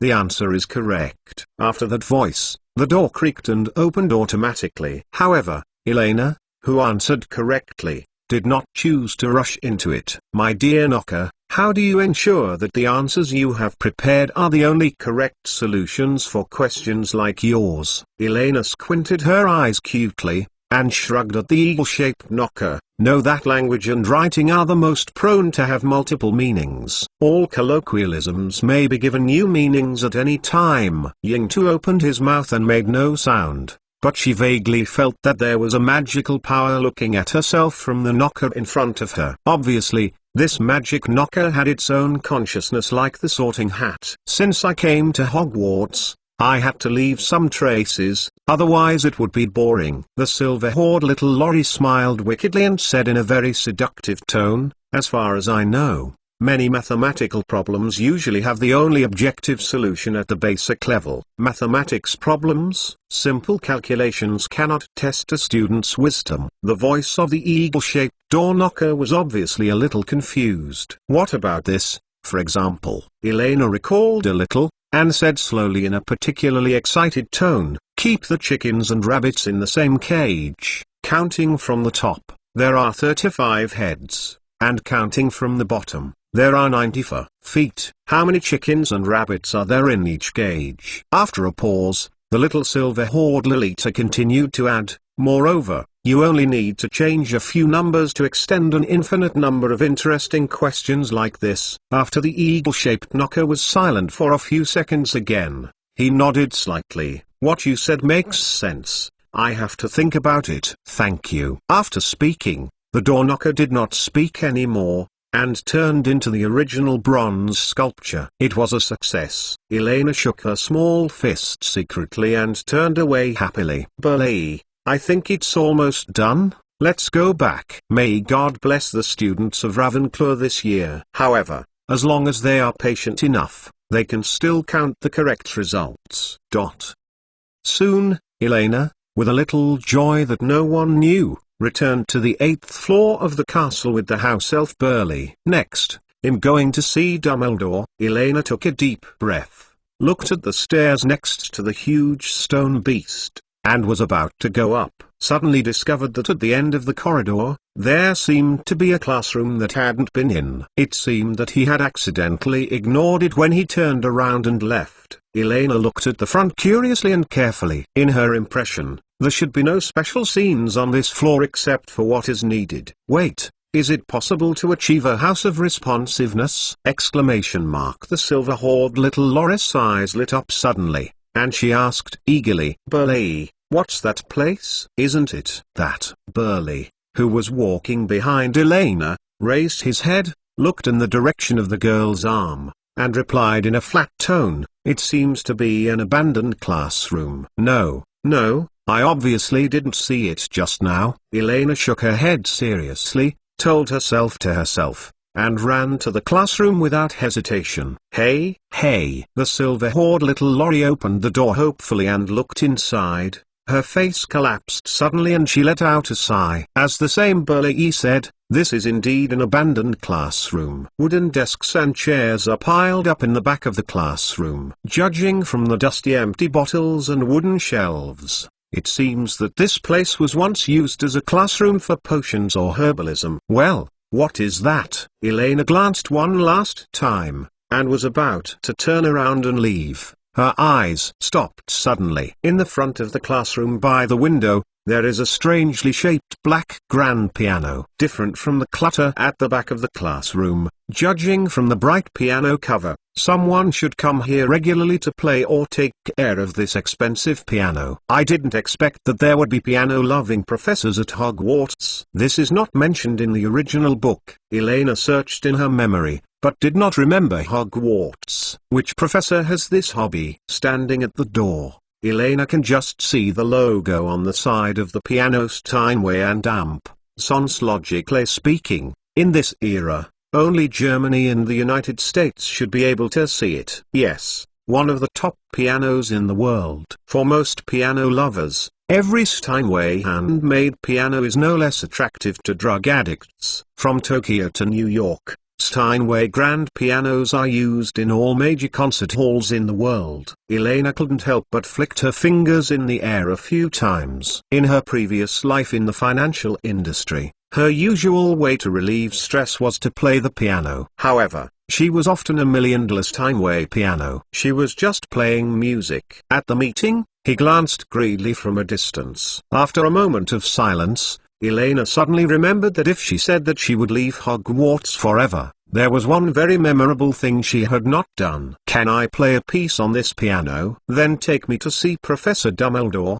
The girl turned her head, looked at Burley, the house elf behind her, and asked, I think there should be no problem, ma'am. Burley replied with an elegant bow, raising his arm to the direction of the piano. Professor Dumbledore ordered, "You can freely visit most of the entire college public areas, which also includes touch and use." "That's a thank you." Elena nodded and did not sit directly in front of the piano. Instead, she walked to the open window and looked out through the window. The sparkling water of Hogwarts, the quaint towers of the castle, the lake, the promenade covered with vines. There was a smile of innocence and contentment like an angel on her face. Even Burley couldn't help but lose consciousness for a few seconds under this bright smile. "Open the piano cover." But on the leather sofa stool Annette heard of the position. Elena straightened her feet, put her feet near the pedal, took a deep breath. The white and tender fingers like green onions gently lifted from the black and white keys. Sliding past. The cold ding-ding-dong-dong sound like steel balls spilling on the ice surface echoed in the classroom. I finally came to Hogwarts. Without that classic Hedwig's theme, I always felt that something was missing. After all, it should not be more appropriate to use this theme song that has run through the entire Harry Potter movie series for 17 years as the end of her Hogwarts journey. The difficulty of Hedwig's theme is not low. After passing through, Elena, who has never touched the piano, thought she could not complete the subsequent difficult scores. However, with the beating of her fingers, there seemed to be a magical power in the castle to support her to continue playing, so that in the second half of the tune, Elena even closed her eyes directly. Her hands moved smoothly with the rhythm of jumping on the black and white keys. A full 5.5 minutes of the tune was played flawlessly, and she felt as if she was transformed into a bird, flying across the calm lake, through the vine-covered stone walls, and hovering over the towers, grass, and vines of Hogwarts. Between squares, as the last note on the keyboard disappeared into the air, Elena exhaled. She felt that this was the most perfect performance in her life. Before she carefully recalled the melody still hovering in her ears, a soft applause sounded from behind her. Incomparably imaginative music. I seem to have seen sparks from a pot of potion. Elena stood up in a panic as if waking up from a big dream. The stool rubbed against the wooden floor and made a noise.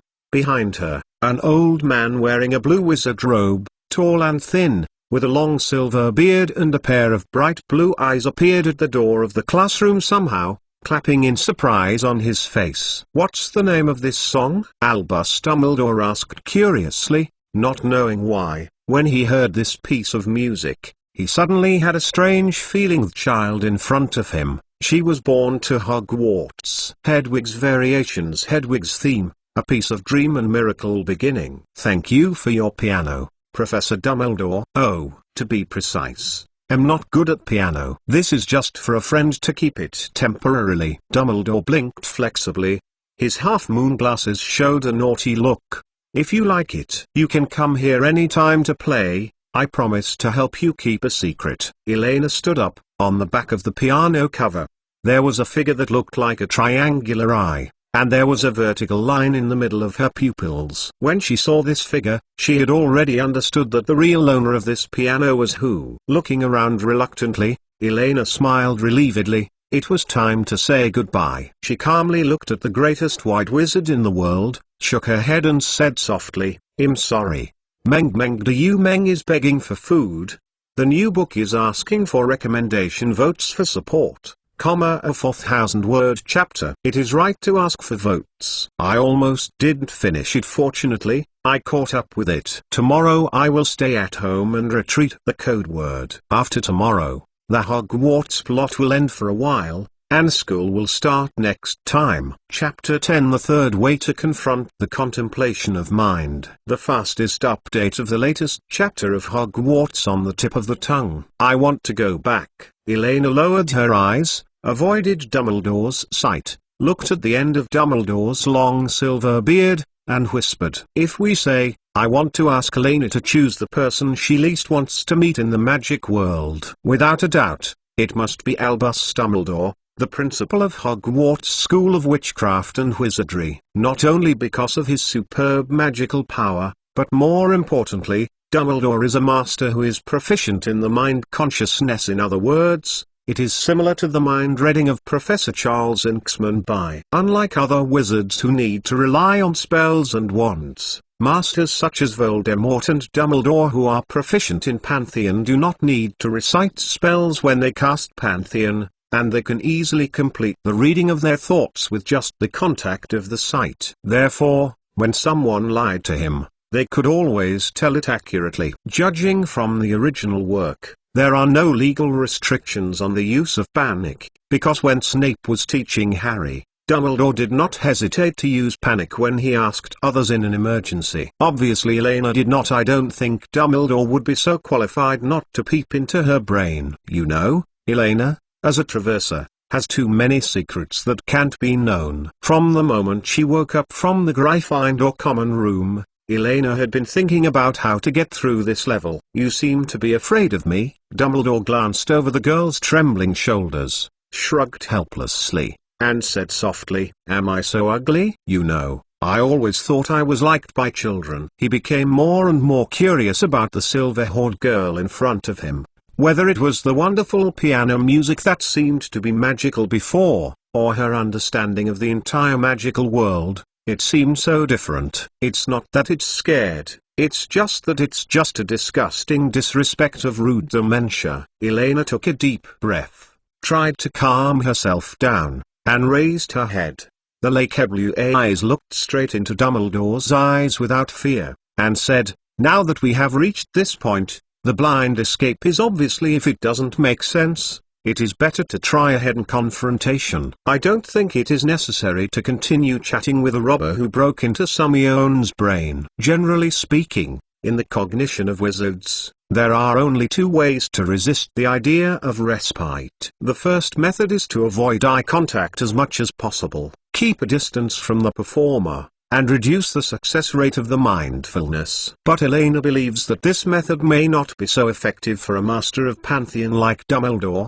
The other is, like Professor Severus Snape, learning occlumency, blocking the brain to combat magical invasion and influence, and even allowing the brain to lie while avoiding self-exposure. It is equivalent to a directional defense spell aimed at the mind, but this is also unrealistic for Elena. However, in fact, in Elena's view, wanting to hide her thoughts does not mean that she must drive the opponent out of her brain. In fact, there is a third way of confrontation. That is, use rigorous scientific knowledge to fight against mysterious magical powers. Elena tried to let go of her thoughts and began to recall a complicated manifold analytical mapping she had learned in college. Lie Group E8, a world-class mathematician based on their unremitting efforts. In 4 years, he completed one of the most complex mathematical structures in the world. This was also the only way she came up with during this day's Hogwarts till it might resist Dumbledore's psychic thoughts to make the thoughts detectable but not understandable. The Lie group was invented by the Norwegian mathematician Sophus Lie in the 19th century while studying multi-dimensional symmetry. After E8 was proposed in 1887, not many people have understood its structure until now. It is used to explain the phenomenon that a symmetrical object can move at will while keeping its shape unchanged. E8 explains the symmetry of 57-dimensional objects,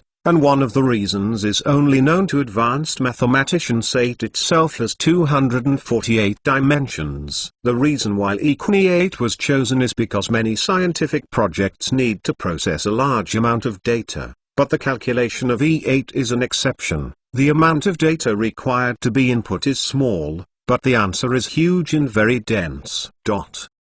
In other words, Elaine only needs to recall the basic mathematical derivation formula in her mind. If Dumbledore wants to try to interpret, she needs to complete the whole derivation based on the formula. To give a simple example, it is like when Einstein was explaining the theory of relativity. Everyone could understand his language, but he could not understand the meaning expressed in his language. It's just that Elena has gone a step further on this basis and buried a small hole. That is, as long as you try to start deducing and understanding Leakney 8, then you will inevitably fall into the work of human genetic engineering that is horrible dozens of times. If the data generated by the entire calculation process is listed on paper, The required paper area can cover the entire Manhattan. You know, human genetic engineering requires 1 billion bytes of disk storage space, and E8 requires 60 billion bytes. Even if the 4 founders of Hogwarts were resurrected back then, it was impossible to complete the understanding process directly on the basis of zero-based advanced mathematics. Exquisite genius idea. Is this the power of the non-magical world?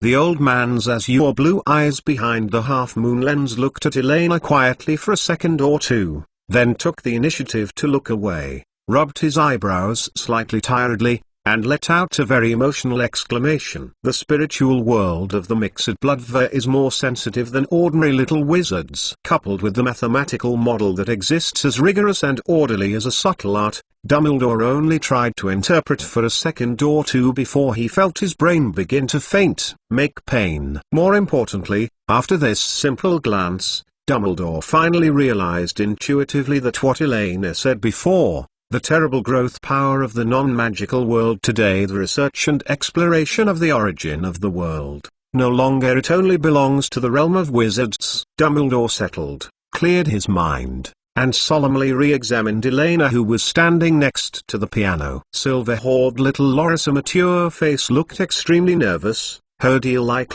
blue wet eyes were full of hostility, her petite body was shaking slightly unconsciously, and she was obviously in an unfamiliar environment. Be so strong in words. How much fear does this kid have for the magical world? Dumbledore shook his head. Under the gaze of Elena, he walked slowly to the girl, squatted down so that the two people's eyes were in parallel position, carefully extended his hand, and touched the girl's silver shiny hair, said sincerely, "Sorry. Please forgive the confusion of an elderly old guy." Dumbledore's gaze was soft and sincere, and he no longer had the sharp eyes as before. He looked like an old grandfather who accidentally angered his little granddaughter, full of guilt and pity. "As the principal of Hogwarts, I assure you that I will never use Panthera on you again." Elena bit her lip. Her expression was slightly relieved, and she didn't speak. For this great wizard who runs through the entire Harry Potter movie series, it is difficult for anyone to feel bad at him. Since Dumbledore made a promise in the name of Hogwarts, naturally he would never break his promise again. Seeing the girl's eyes loosen slightly, Dumbledore smiled slightly, took out his wand and flicked it, conjuring up a cold ice cream ball. As an apology, "Would you like to try this lemon ice cream made in Hogwarts kitchen? As far as I know, it should be a very popular dessert in your world." "I like it too." Dumbledore blinked flexibly at the little silver-haired Lolita, and handed out the cutlery in his hand. I'm not a 3-year-old kid." Elena looked at Dumbledore as if she was coaxing a child, glanced at what looked delicious and bullied the ball, puffed her cheeks angrily, and couldn't help speaking. So after taking a peek at the girl's mind at will, how could it be possible to rely on a little dessert to coax it well? Noting the look in the silver-haired little Loris' eyes, the smile in Dumbledore's eyes thickened again, and gently raised Elena's hand, placed the porcelain cup with lemon ice cream on it, and said gently, "So, can we spend a little more time listening to an old man's rants?" After hesitating for a few seconds, Elena stretched out her small tongue and licked the cold lemon ice cream, feeling a refreshing sweet and sour taste blooming from the tip of her tongue. You speak. Meng Meng is begging for dinner. The new book asks for the support of recommendation votes! ! It is reasonable to ask for votes. After eating, continue to write a chapter. P.S. Actually, am thinking, wait for me to code attack consulted fish girl or Hogwarts on the bite of the tongue. Jang said to vote. I will come back to watch after eating. Meow. Chapter 11. Money can be earned again, but the fastest update of the latest chapter of Hogwarts on the tip of the tongue. Quietly in the abandoned classroom, the sunsetting sun happened to pass through the clouds and reflected from the window. The orange afterglow suddenly filled most of the classroom, enshrouding the silver-haired girl and the grand piano. Elena sat on the leather sofa and stool, lowered her eyes, and concentrated on digging a spoonful of lemon ice cream in the cup, as if the meaning of the whole world was in her palm. Dumbledore looked at the little silver-haired girl who had become a cute cat, and shook his head with a wry smile. He didn't expect that the prompt that Professor McGonagall brought back worked. The old wizard raised the magic wand in his right hand and shook dexterously, moved the wooden table and stool at the back of the classroom to the front of him, used magic to remove the dust, stood up and sat down. "Hello, Elena, introduce myself again. I am Professor Dumbledore, the principal of Hogwarts School of Witchcraft and Wizardry." Elena nodded slightly, saying that she was listening to Dumbledore's words, and she murmured silently in her heart. Fortunately, she hadn't read the Chocolate Frog character card, otherwise she would really have to reconsider the average IQ of the magical world. Click here for details.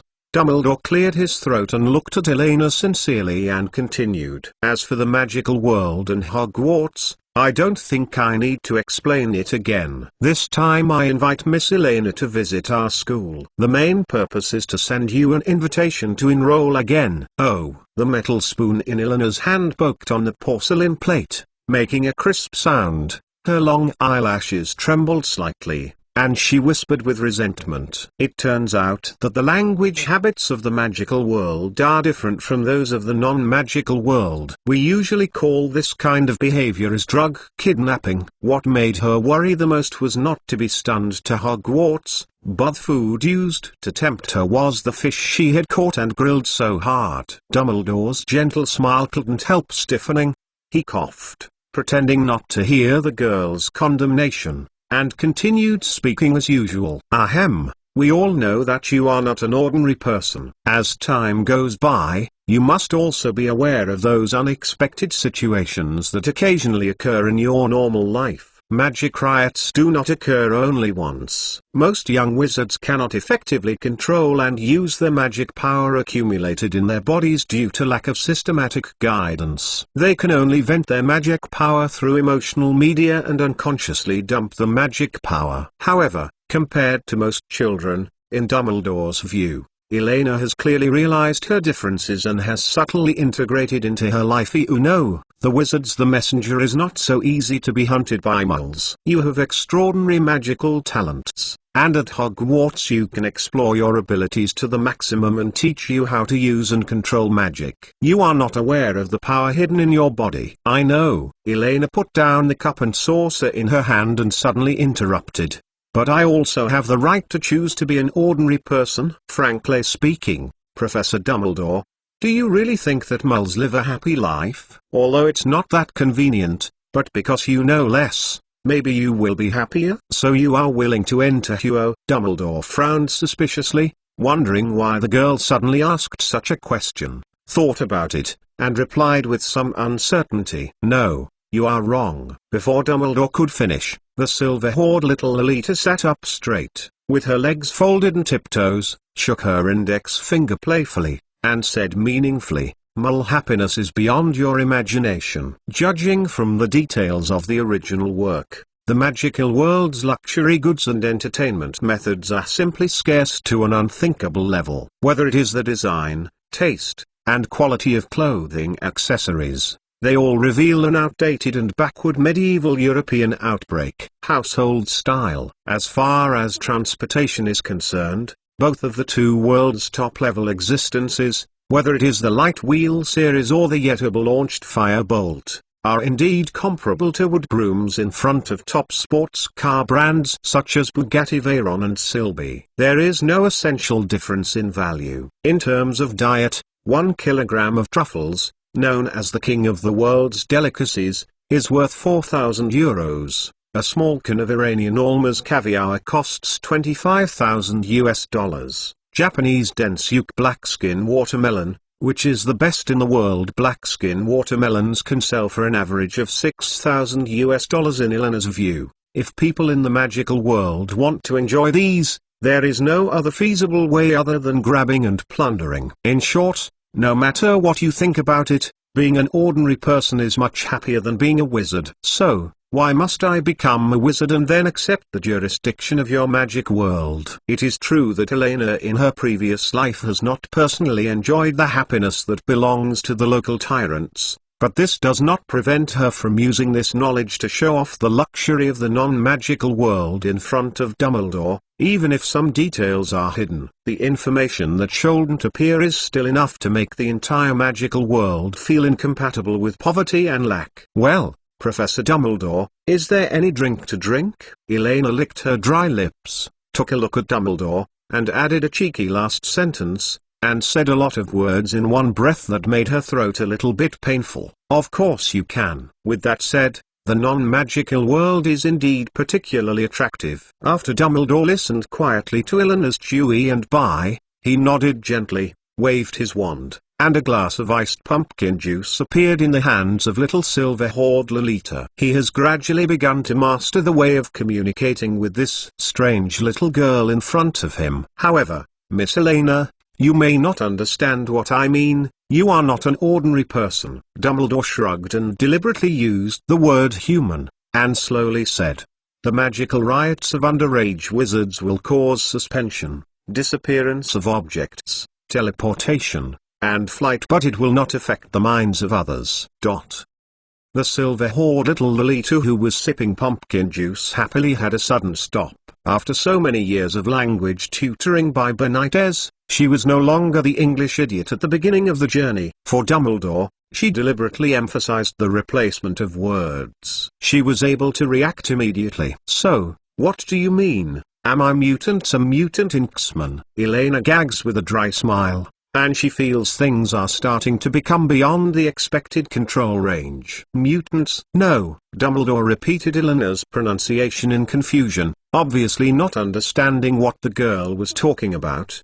The old man raised his head, the half-moon lens flashed slightly, and said in a deep voice, "You are a mixed blood Miss Elena Caslana. Is a magical creature with a more ancient existence than ordinary wizards. With half of the blood you are from the moment I was born, I belonged to the magic world." Kang dang. As Dumbledore's voice fell, the metal goblet full of iced pumpkin juice slipped from the silver-haired little Lorry and hit the ground hard, and the iced pumpkin juice was spilled all over the floor. Me, magic creature?" Eleanor's eyes widened in disbelief. Although silver hair is rare, it is not completely absent. After so many years, she at most imagined that she might have the blood of the Caslana family, but she has never interacted with magical creatures. After all, if you are a descendant of then the opening setting of living on the streets of London would be too unmagical, right? The most important thing is that Elena suddenly discovered a misunderstanding of her previous thinking. The long-term commercial and financial conception of the non-magical world has caused her to ignore the most essential difference between the magical world and the mole world. Magical creatures. The mode of survival can be changed, and the quality of life can be improved. However, the worldviews that can only be seen by each other are completely different. Suddenly, Elena came up with the names and appearances of a large number of magical creatures: fried snails, horn camels, mandela grass, basilisks, soft-clawed land shrimps, salamanders, thunderbirds, long-horned water snake, phoenix. As a rebirth, money can be earned again at any time. In the next few decades, there are countless opportunities for the non-magical world to rise. However,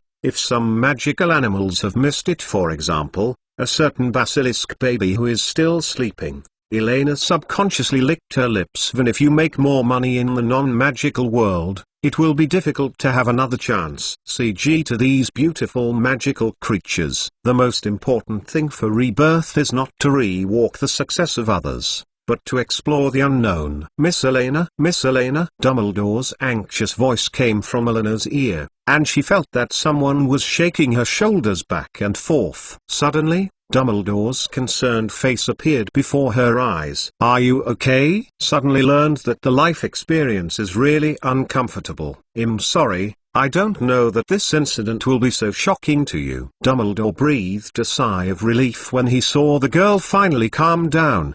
His eyes suddenly became silly like that just now, and the appearance of foaming slobbering at his mouth frightened him. Perhaps, no matter how precocious this child, knowing that he is an orphan abandoned by the magic world, it is still somewhat unacceptable after all." Glancing at Elena with a shocked and distressed expression, Dumbledore ordered secretly. "So that's it. So I should be born to study at Hogwarts." Just when Dumbledore was hesitant to summon Elena another lemon ice cream to help her stabilize her mood, the silver-haired little Lorry folded her feet, folded her arms and nodded, and said seriously, "Question mark."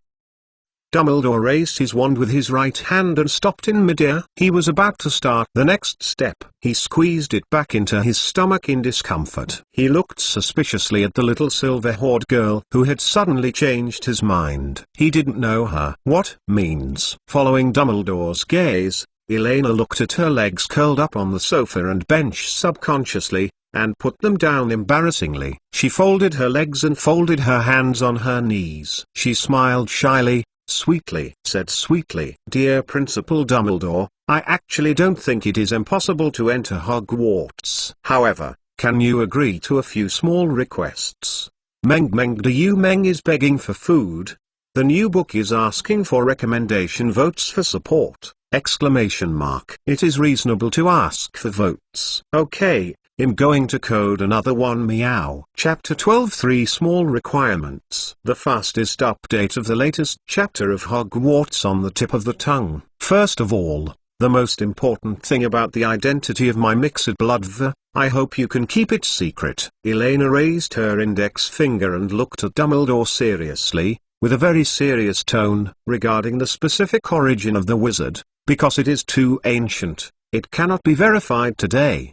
The concept of magic has existed since the beginning of human activities, but when did humans begin to try to learn and master this supernatural power is undocumented. If you do not consider the mysterious Eastern legend, then the earliest magical record in history is roughly 2600 BC, the Egyptian pharaohs and their magicians. If you ignore ancient Egypt and Babylon, the oldest record in the magic world is that the Ollivander family claimed to have started making wands in 382 BC. Although Elena has always been particularly skeptical of this, because it always makes her unconsciously think of those old shops that are often known as thousands of years of ancestry in the streets and alleys in the past life. The non-magic world in Europe really began to record signs of magic, but it was not until the 4th year BC, after Jesus came to the world, that the documentation was formed. As for the British area, it was not until around 500 AD that the first legendary wizard that can be traced back to textual research, Merlin, appeared. But in any case,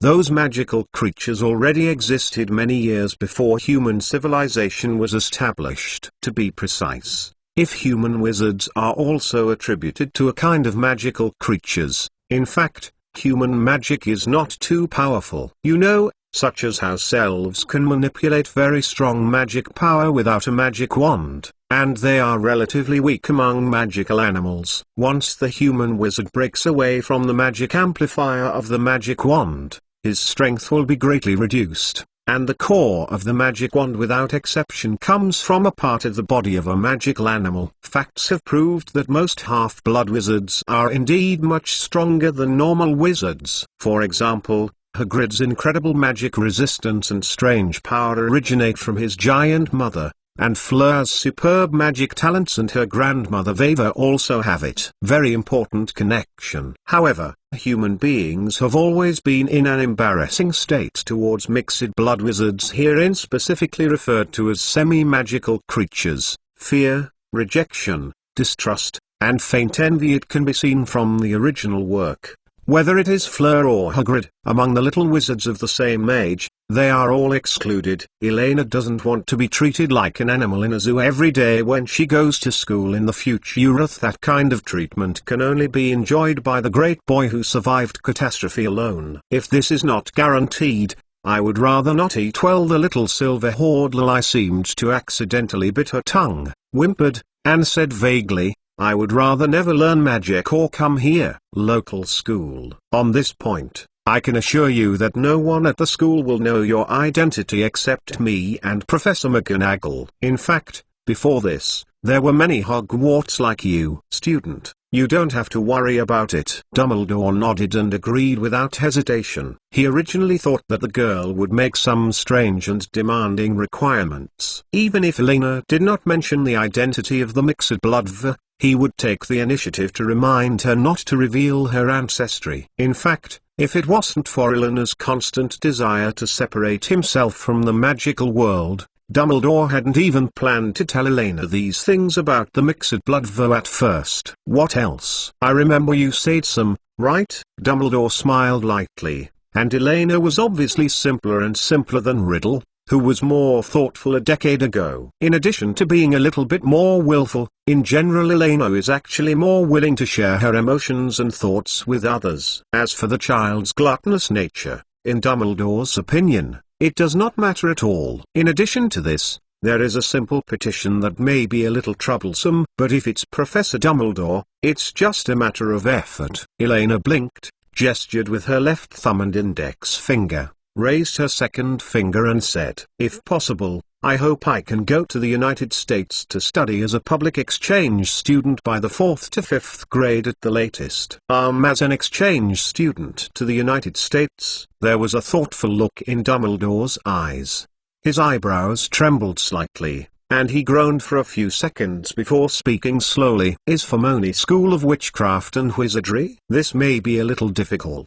Generally speaking, there are very few exchange students between magic schools." "No, I'm not talking about the magic school." Elena shook her head and said with a smile, "I'm talking about Harvard UE, a Muggle school." "As far as I know, the Ministry of Magic and the British non-magical community have always had close ties." "What if it is Professor Dumbledore's request, and the British Prime Minister will certainly agree?" "A Muggle school?" A hint of surprise flashed in Dumbledore's azure blue eyes, and he frowned and looked at the little girl before him in confusion, as if he wanted to confirm from the look on her face whether it was just a joke. Elena suppressed her smile, raised her head, looked at Dumbledore's gaze, and replied very seriously, "Yes, as I said before, the non-magical world has extremely great potential, so someone must understand and learn all of this. In my opinion, in the next 10 years, it is very possible it will become the place where the non-magical world has the most knowledge." This is also the compromise that the girl finally came up with after thinking about it again and again. After all, according to the future plot timeline, since the 4th grade Goblet of Fire, it is obvious that Britain has become an unstable place, and she has no interest in fighting a schizophrenic monster. At the same time, since 1995, the Muggle world can be said to have officially ushered in the big wave of the Internet era. Nearly all Internet companies that have swept the world have risen during this decade. This is also the largest capital shuffling in the modern history of human civilization. The openness of the virtual world and the existence of the information explosion have made the term civilization truly free from the constraints of region and nationality.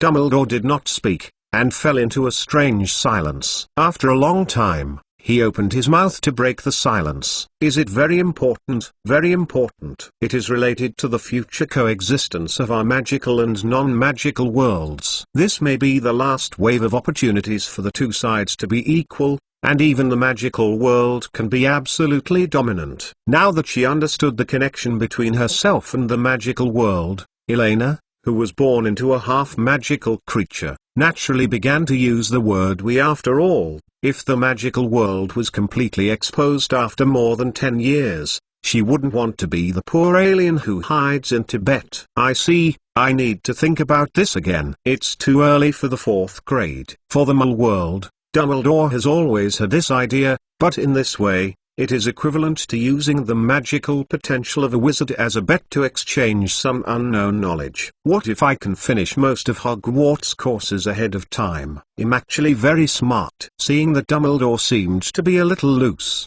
the silver-haired little Lori lit up and hurriedly stood up and said, "Originally, she just said it with the mentality of giving it a try this time." She had even planned long-term combat preparations for going to the principal's office every day after enrolling in the school to drink tea and chat. Glancing at the confident Elena, Dumbledore couldn't help laughing. He stretched out his hand and rubbed the long silver hair on the girl's head, smiled and shook his head. The Hogwarts course is not as easy as you think. So, if you can get the first grade in all subjects every year, I will help you find Fudge, the Ministry of Magic. The Minister discusses this matter. A word is for sure, Professor Dumbledore, you are not the kind of person who breaks your promise. Elena stretched out her little hand and pressed Dumbledore's right hand rubbed over her head. Her eyes almost narrowed with joy.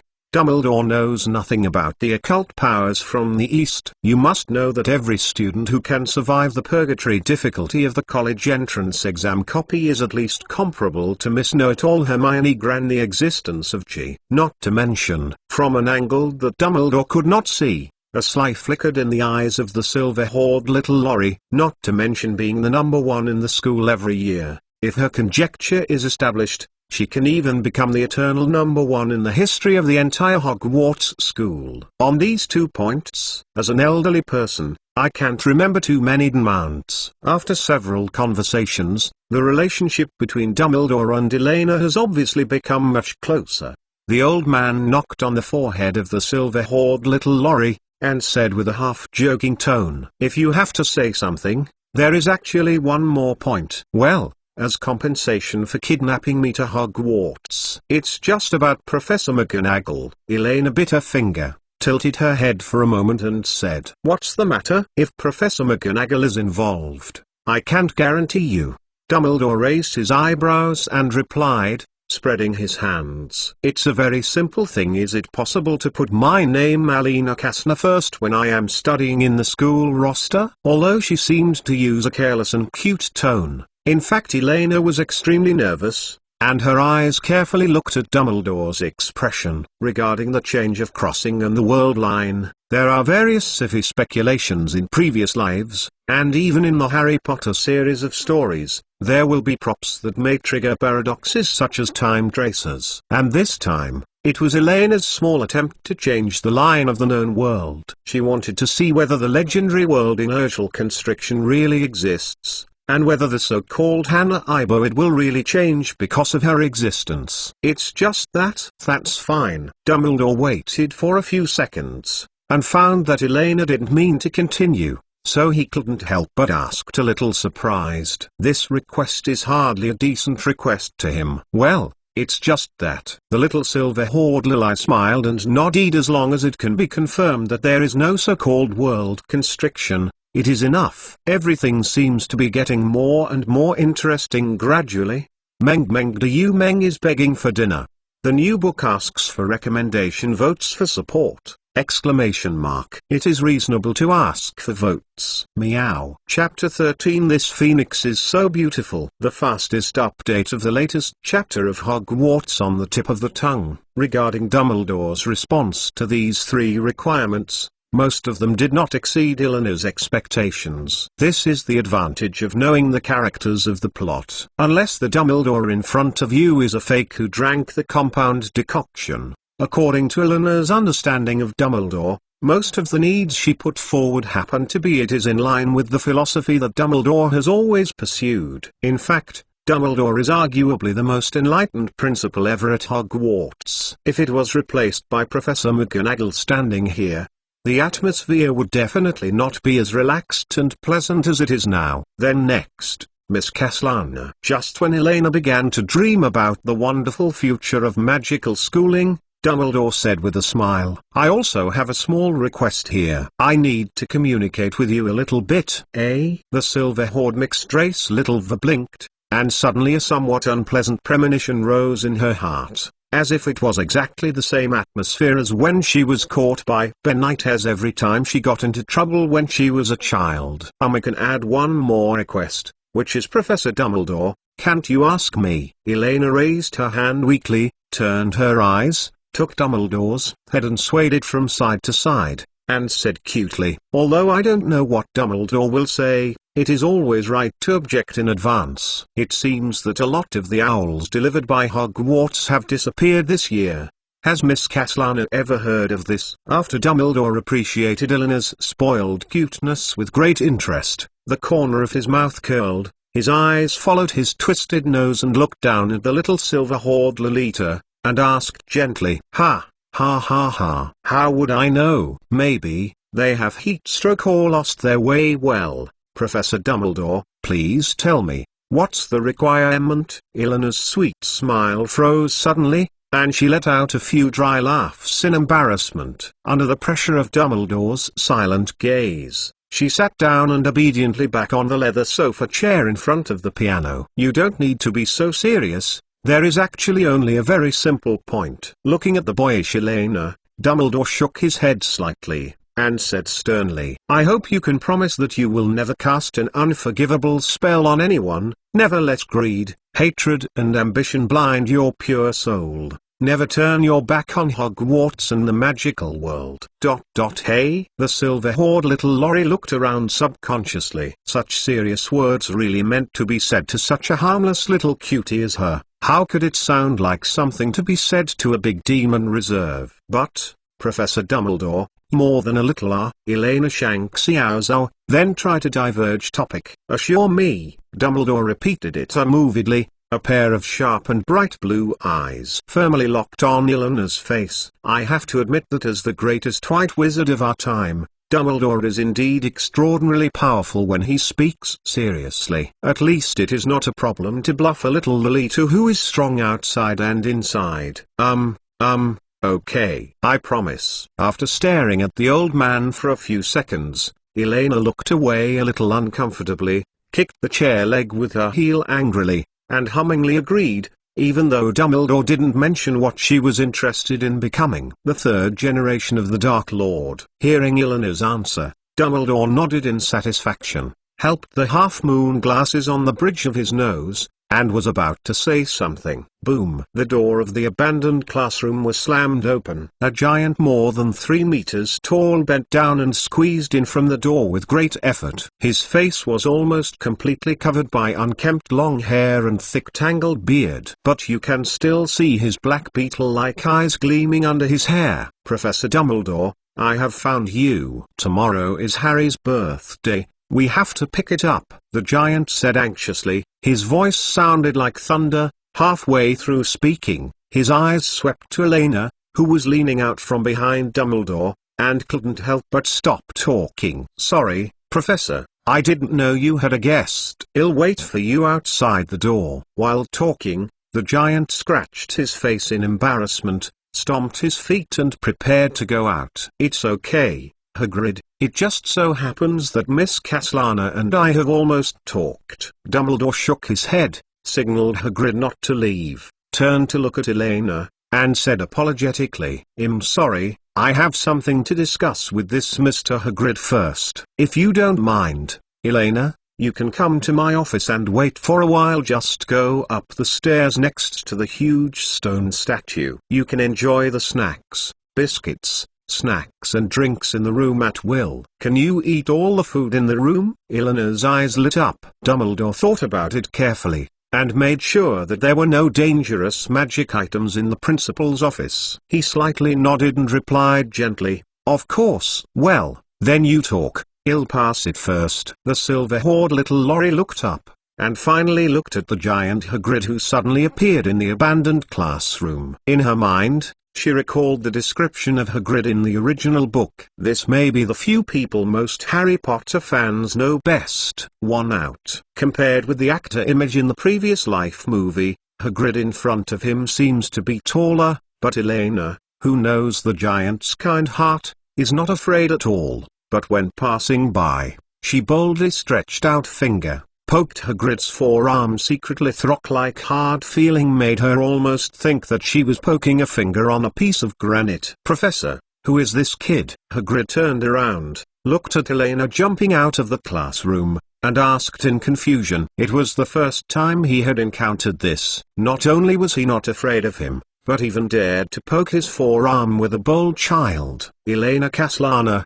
a very special freshman. Dumbledore also saw Eleanor's little movement and shrugged helplessly. After a pause, Dumbledore looked around, waved his wand and closed the door again. He looked at Hagrid with a serious expression and said, now let's not discuss her business, not just pick up Harry. I also need you. Help me go to Gringott's. And at the same time, The other side. Elena walked through the spiral staircase guarded by the huge stone monster, walked to a slightly light-transmitting oak door in front of which there was a brass half-eagle-half-lion-shaped door buckle, and gently opened the door and walked in. The walls of the room are covered with portraits of former principals. There are males and females. Everyone looks elegant, but maybe because of Dumbledore's absence.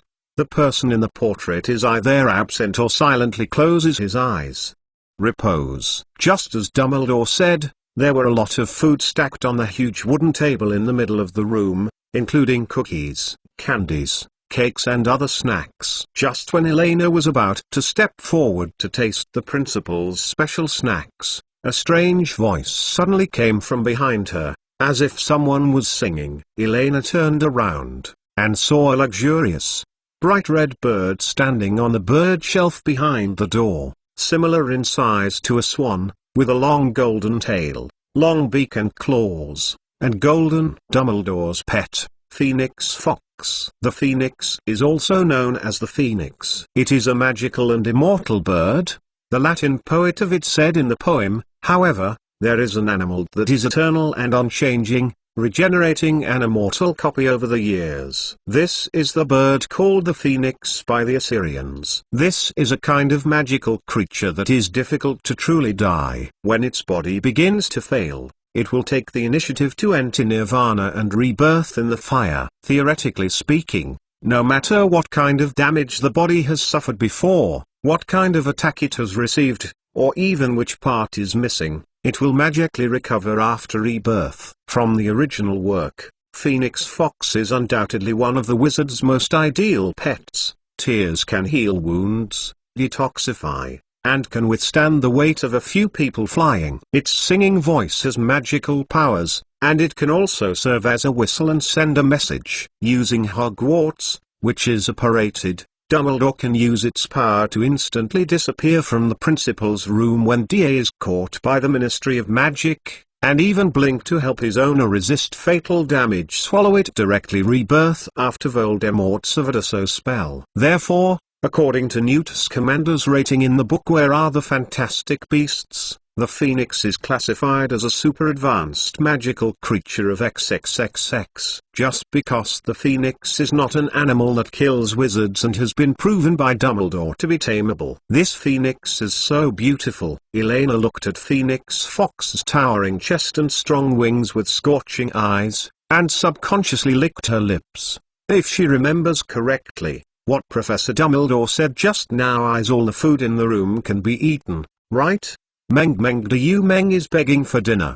The new book asks for recommendation votes for support! It is reasonable to ask for votes. Meow. Chapter 14 Predation in Progress. The fastest update of the latest chapter of Hogwarts on the tip of the tongue. Office of the Principal at Hogwarts. The Phoenix is a kind of gentle creature, and her singing can strengthen the courage of people with pure hearts. Therefore, those who see the Phoenix are undoubtedly pure children who are favored by fate. At least Elena thinks so at this moment. Hello Fox, I am Elena Caslana. Guru. The little silver Hordva swallowed nervously, and bowed slightly to the Phoenix standing on the bird stand observing her, indicating that she was not malicious or she was not sure that this was against the eagle-headed horse. The etiquette of the winged beast is equally valid for the Phoenix. Phoenix Fox blinked with big bright eyes, looked at Elena with doubt, and did not respond for a long time. Just when Elena felt that her face was about to laugh stiffly,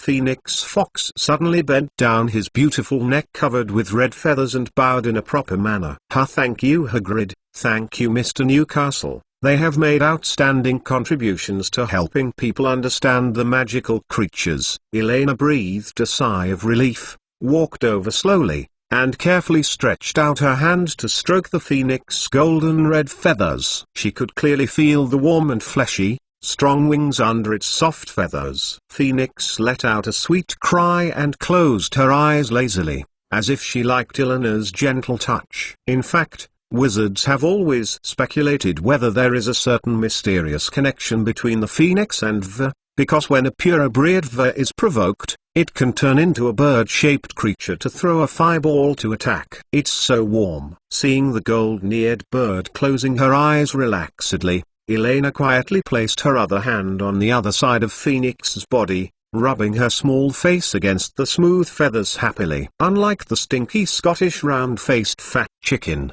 the smell of Phoenix feather is like the sun on the sheets that have been tanned in the summer. Elena hugged Fox's back with her hands, sucked in her small nose, and muttered subconsciously, "Such big wings, it must be delicious." Fake Phoenix Fox opened his eyes suddenly, bent his head and looked at the little silver-haired girl lying on its back. A trace of humanized doubt flashed in his big eyes. I saw the next moment. Elena licked her lips, closed her eyes, and suddenly opened her mouth with happiness and bite towards its wings. Whoop! Question mark. Question mark. A loud bird's song suddenly sounded in the quiet principal's office. Before Elena was bitten, Phoenix, who felt the threat, spread its wings without hesitation, and pushed away the silver-haired little lorry lying on its back. Snapped. Immediately afterwards, there was a soft noise in the air, and the phoenix that was standing on the bird stand suddenly disappeared and appeared on the large wooden table in the center of the room. The red feathers on the neck stood up one after another. Empty Elena. Hey, Dumbledore promised me specifically that he could eat yours. Elena, who was empty in her hand, smacked her lips with regret, turned around, looked at Phoenix Fox, spread her hands, and explained earnestly. Besides, you are a phoenix. Hey, I'm curious to take a bite and taste it. There is no malice. Hearing Elena's words, Fox let out an angry chirp again, and his red wings spread out, staring at the dangerous creature in front of him like an enemy. As the Oneberg conflict broke out, the portraits of Hogwarts headmasters who had closed their eyes and rested woke up one after another, watching with interest the confrontation that took place in the headmaster's office. It's the first time I have seen a student who dared to bite a phoenix in so many years. A big fat wizard with a red nose hugged his arms and looked curiously at Elena, who was empty-handed. Which college are you from? Slytherin or Gryffindor? I think only those two colleges would be so bold. Raise your wand, little girl, and fight like a wizard. I'm sorry, neither. Principal Dexter Fosco. I won't know which college I belong to until after a month's branching. Therefore, for the time being, I don't have my own magic wand. Elena raised her head and glanced at the name frame under the portrait, shook her head and replied respectfully. She still has some impression of this irritable portrait principal that often appears in movies and in movies. Although she is not sure how much wisdom the wizard who exists as a portrait retains, there is always no harm in respecting some. Perhaps she doesn't understand what a phoenix is. Mulborn wizards will always make such jokes because of ignorance. At this moment, there was a sneer from the side, and a slightly fat curly wizard glanced at Elena, and said with an arrogant expression, "Phineas Nigellus Black, the most unpopular principal in Hogwarts history. Elena can easily be distinguished from the non-magical world by the clothes she wears. In fact, I may not know less than you." Elena raised her eyebrows. She was still not angry at what a portrait said. What's more, she had heard of the stinky temper of this stubborn old wizard. The little silver-haired Lolita shrugged her shoulders indifferently. By the way, I am not a mole. The blood of your always pure black family is really not necessarily superior to me. A more pure lineage than the oldest and noble black family? Impossible. I have never heard of one of the 28 holy clans in the wizarding world with the family name of Caslana. Phoenix said with disdain, although it was a little surprised that Elena had accurately said the motto on their black family coat of arms, but that didn't mean that he would be fooled by a little girl so easily. Aho told you that I am a British person. Don't you narrowly think that only England has a family of purer blood wizards in the whole world? Dear Principal Phineas from 12 Grimmauld Place, London. The silver-haired little lorry replied absent-mindedly, and her eyes slowly swept across the principal's office, wanting to see if she could find something more handy that could help her catch the phoenix in front of her. Phineas, who was trapped in the portrait, could not verify which family she came from anyway, and after a casual sentence, it would save a lot of trouble. Could it be that you have visited the Black family, a family of pure-blood wizards from abroad? Silverhäudelina seems to be a common name in Germany. Sure enough, after hearing Eleanor's answer, Phoenix began to think seriously, resting his chin on. In his opinion, the person who knows the address of the noble Black family's main home is obviously not from a mole family. Ignoring Phoenix no longer, Elena tried to take a small step forward. Phoenix Fox, who was standing on the wooden table, flapped her wings nervously. One step forward will immediately back down without hesitation. Wow, so fierce! The silver-haired little lorry stuck out her tongue and took a step back in a daze. It seems that the "Where are the fantastic beasts" recorded by Mr. Newt's commander is not entirely correct. At least this phoenix and the adjective gentle are still doesn't match well. Wait, you don't really want to eat the phoenix,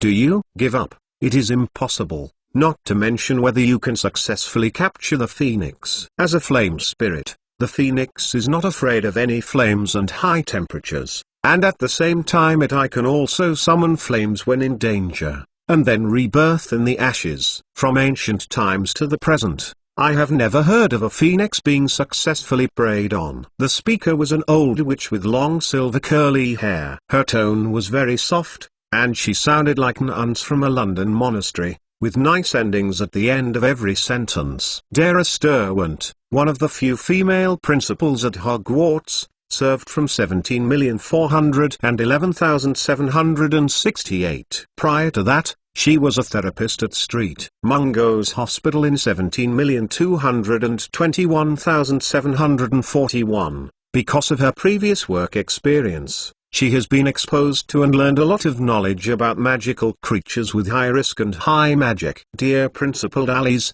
in fact, I have already figured out how to cook. Elena turned around, looked at the old silver-haired witch, smiled sweetly. As long as the ignition method of the phoenix is not nuclear fusion, then all the oxygen in its environment is replaced by an inert gas, and then there is a way to heat the local gas and steam it directly at high temperature. The only question now is how to catch this delicious phoenix well. No, now it has a new name: rare Scottish long-tailed turkey. Elena looked around. Suddenly her eyes lit up. Yes, I saw the silver-haired little lorry grabbed a shabby old wizard hat from the shelf behind a huge claw-shaped table corner, and took a closer look at the dark hole inside. If she pointed it in the direction, it should be possible to completely put the phoenix head in it. At this moment, the shabby and old wizard's hat suddenly twisted in Elena's hand, and a seam broke at the brim of the hat, and a panic sound came from inside. Madam, what do you want to do? I have infused the thoughts of the Big Four of Hogwarts, a wise and thoughtful magic hat.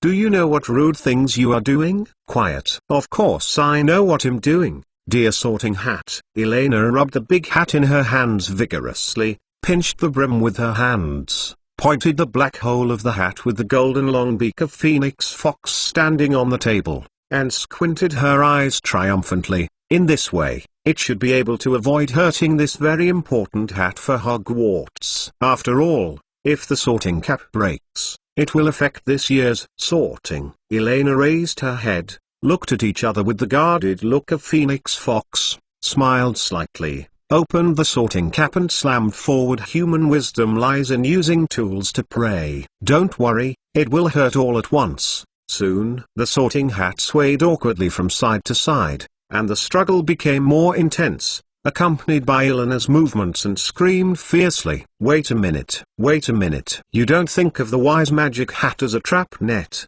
do you? Stop it. Are you the devil? Meng Meng do you? Meng is begging for dinner.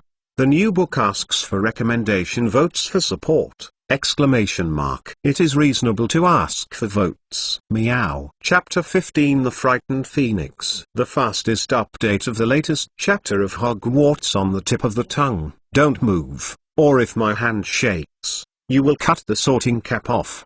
Because of the panicked screams of the sorting hat, Elena had to raise her voice to ensure that Phoenix Fox, who was standing on the table in the center of the room, could hear her. There is no doubt that Phoenix Fox, who has been with Dumbledore for decades, knows the importance of this chattering hat to Hogwarts. Smart and loyal, it will inevitably be extra cautious when facing such a choice. In this way, neither the Phoenix Flame nor the sharp long beak threatened Elena. As expected by Elena, facing the Sorting Hat, Phoenix Fox's actions obviously hesitated. Opportunity. While Fox's beautiful big eyes were full of confusion and the long golden beak stopped in place, Elena put the large Sorting Hat on the head of the poor Phoenix in one go. Look, it's not very simple. After successfully covering the Phoenix's head with the Sorting Hat, Elena raised her eyebrows triumphantly, embraced Fox's warm body with one hand, and gently stroked the trembling Phoenix wings with the other,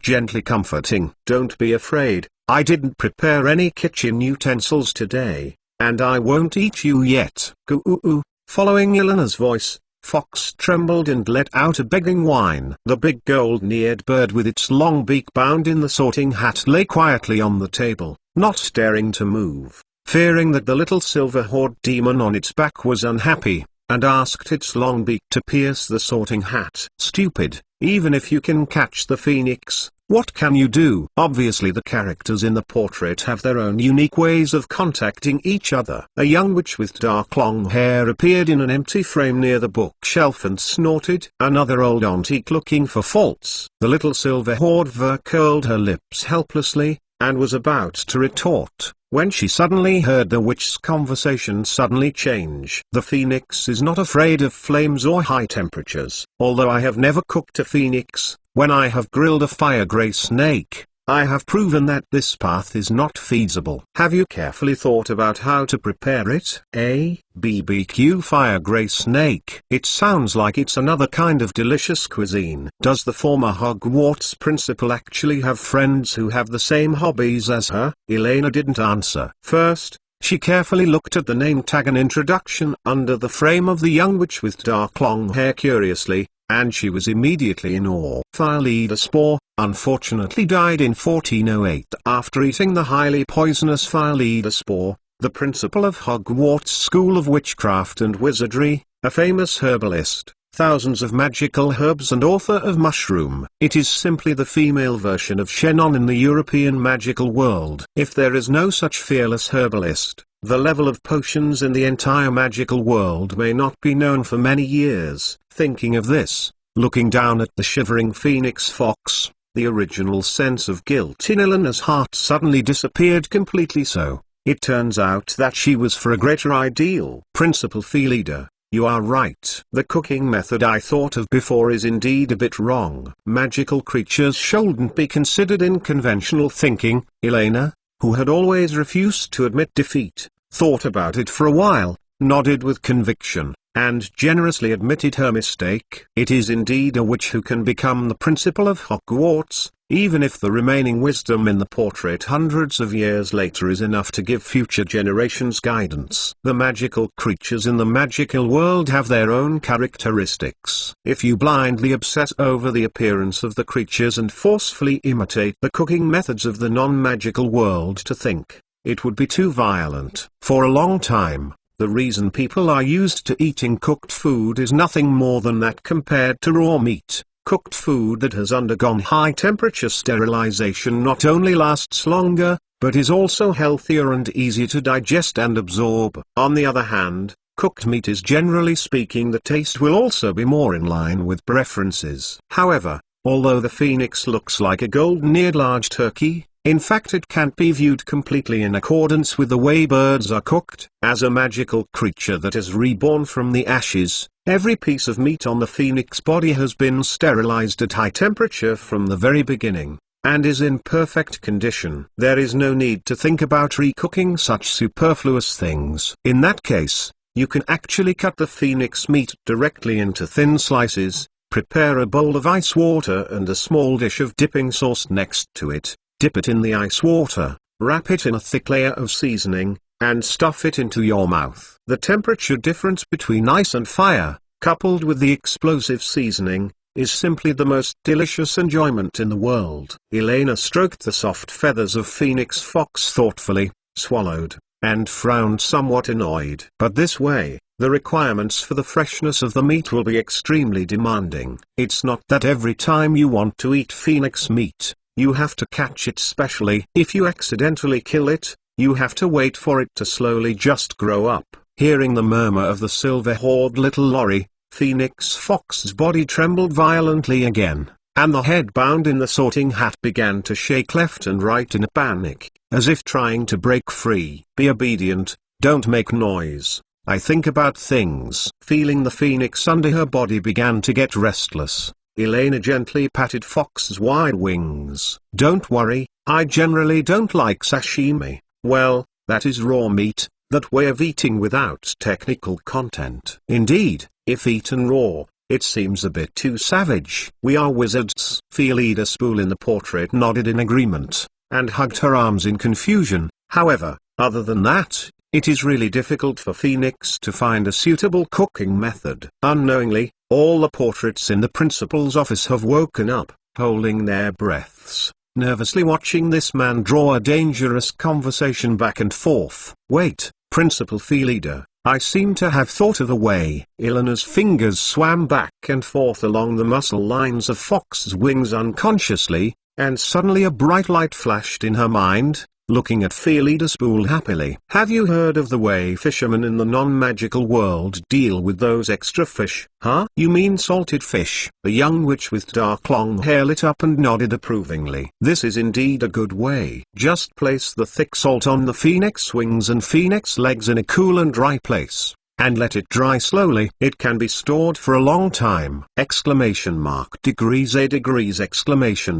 Phoenix Fox's struggle began to become more intense, and the long beak poked small protrusions of the sorting hat from the inside out. Yes, in this way, when the winter is cold, you only need to cut a small piece of phoenix meat and put it in the soup, and boil the warm magic contained in the phoenix. Even a small bowl is enough to make the whole your body has become warm in an instant. After finally meeting a confidant in the magical world, the silver-haired little lorry was excited and added Phileida's words. After a pause, Elena wiped the corners of her mouth, and said with a little annoyance, as expected of the great wizard who wrote 1,000 wonders of herbs and mushrooms, I really regret not being able to meet Principal Phileida earlier. You were, for so many years, you are the little witch with the most courage to explore the unknown. The young witch with dark long hair waved her hand shamelessly, but apparently the compliment to Elena was particularly applicable. Phileida Spool glanced at the well-behaved little silver-haired Lolita with satisfaction,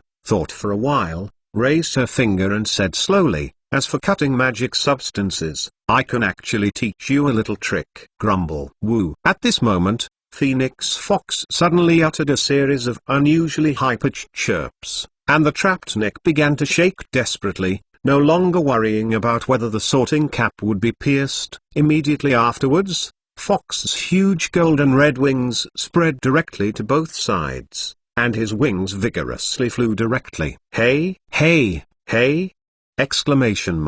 Elena, who was listening to the magic tricks taught by Principal Phileida, tilted her ears, and subconsciously grasped the brim of the sorting hat with both hands, trying to hold Phoenix Fox. However, the silver-haired little lorry, who couldn't even match the strength of the fish, faced a phoenix who could bear several adult weights, and the power gap was even greater. In the next second, Elena was lifted into flight by Phoenix Fox effortlessly, as if it were a light piece of paper, almost without any effective hindrance. With both hands on the edge of the sorting hat, the little silver-haired lorry who followed the phoenix hovering in the office suddenly remembered an idiom: riding a tiger is hard to get off. Because the entire head was covered by the sorting cap, the frightened Phoenix Fox began to fly around like a headless fly in Dumbledore's spacious and beautiful office. On its back, a small silver-haired figure tried to grasp a black hat so as not to accidentally fall off. Left.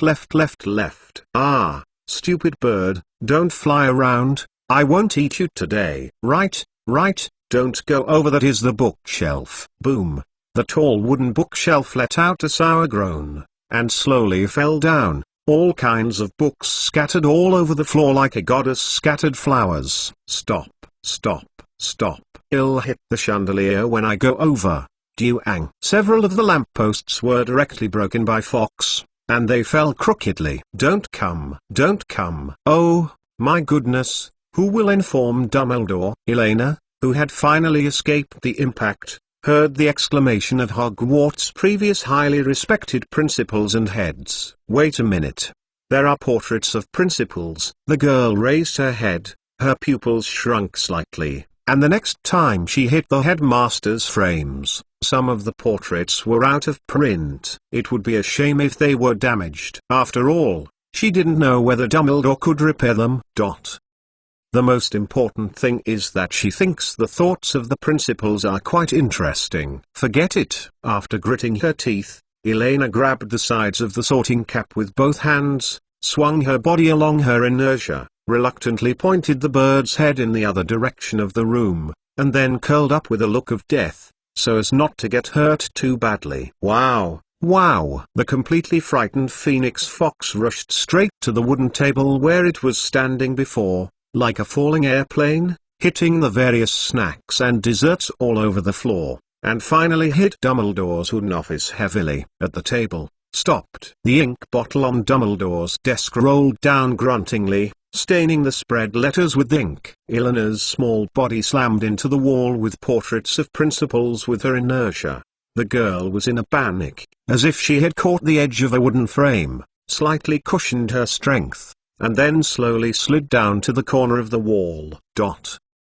Snapped. A few seconds later, a large wooden picture frame dangling from the wall fell down, and the next moment, Elena heard Phineas roar in her ear, "I want to fire you. In my age, I must fire you." Well, obviously, Elena already knew which headmaster's portrait she accidentally dropped. "Sorry, I didn't mean it." Elena grinned, sat on the ground and rubbed her swollen shoulders, and patted the edge of the frame with a grin. "Besides, Principal Phineas, your painting is still very strong. Relax, relax." At this moment, Elena suddenly noticed that there seemed to be a roll of old parchment hidden behind Phineas' frame, which seemed to record a lot of things secretly. Is it a hidden magic spell, or a clue to the secret treasure left by the founder? The silver-haired little Loris' eyes lit up slightly. She looked around, her mouth curled, and her hand stretched out to take out the parchment from behind the frame that was sloping on the wall, and she was about to open it for a closer look. Creak. There was a slight noise from the door,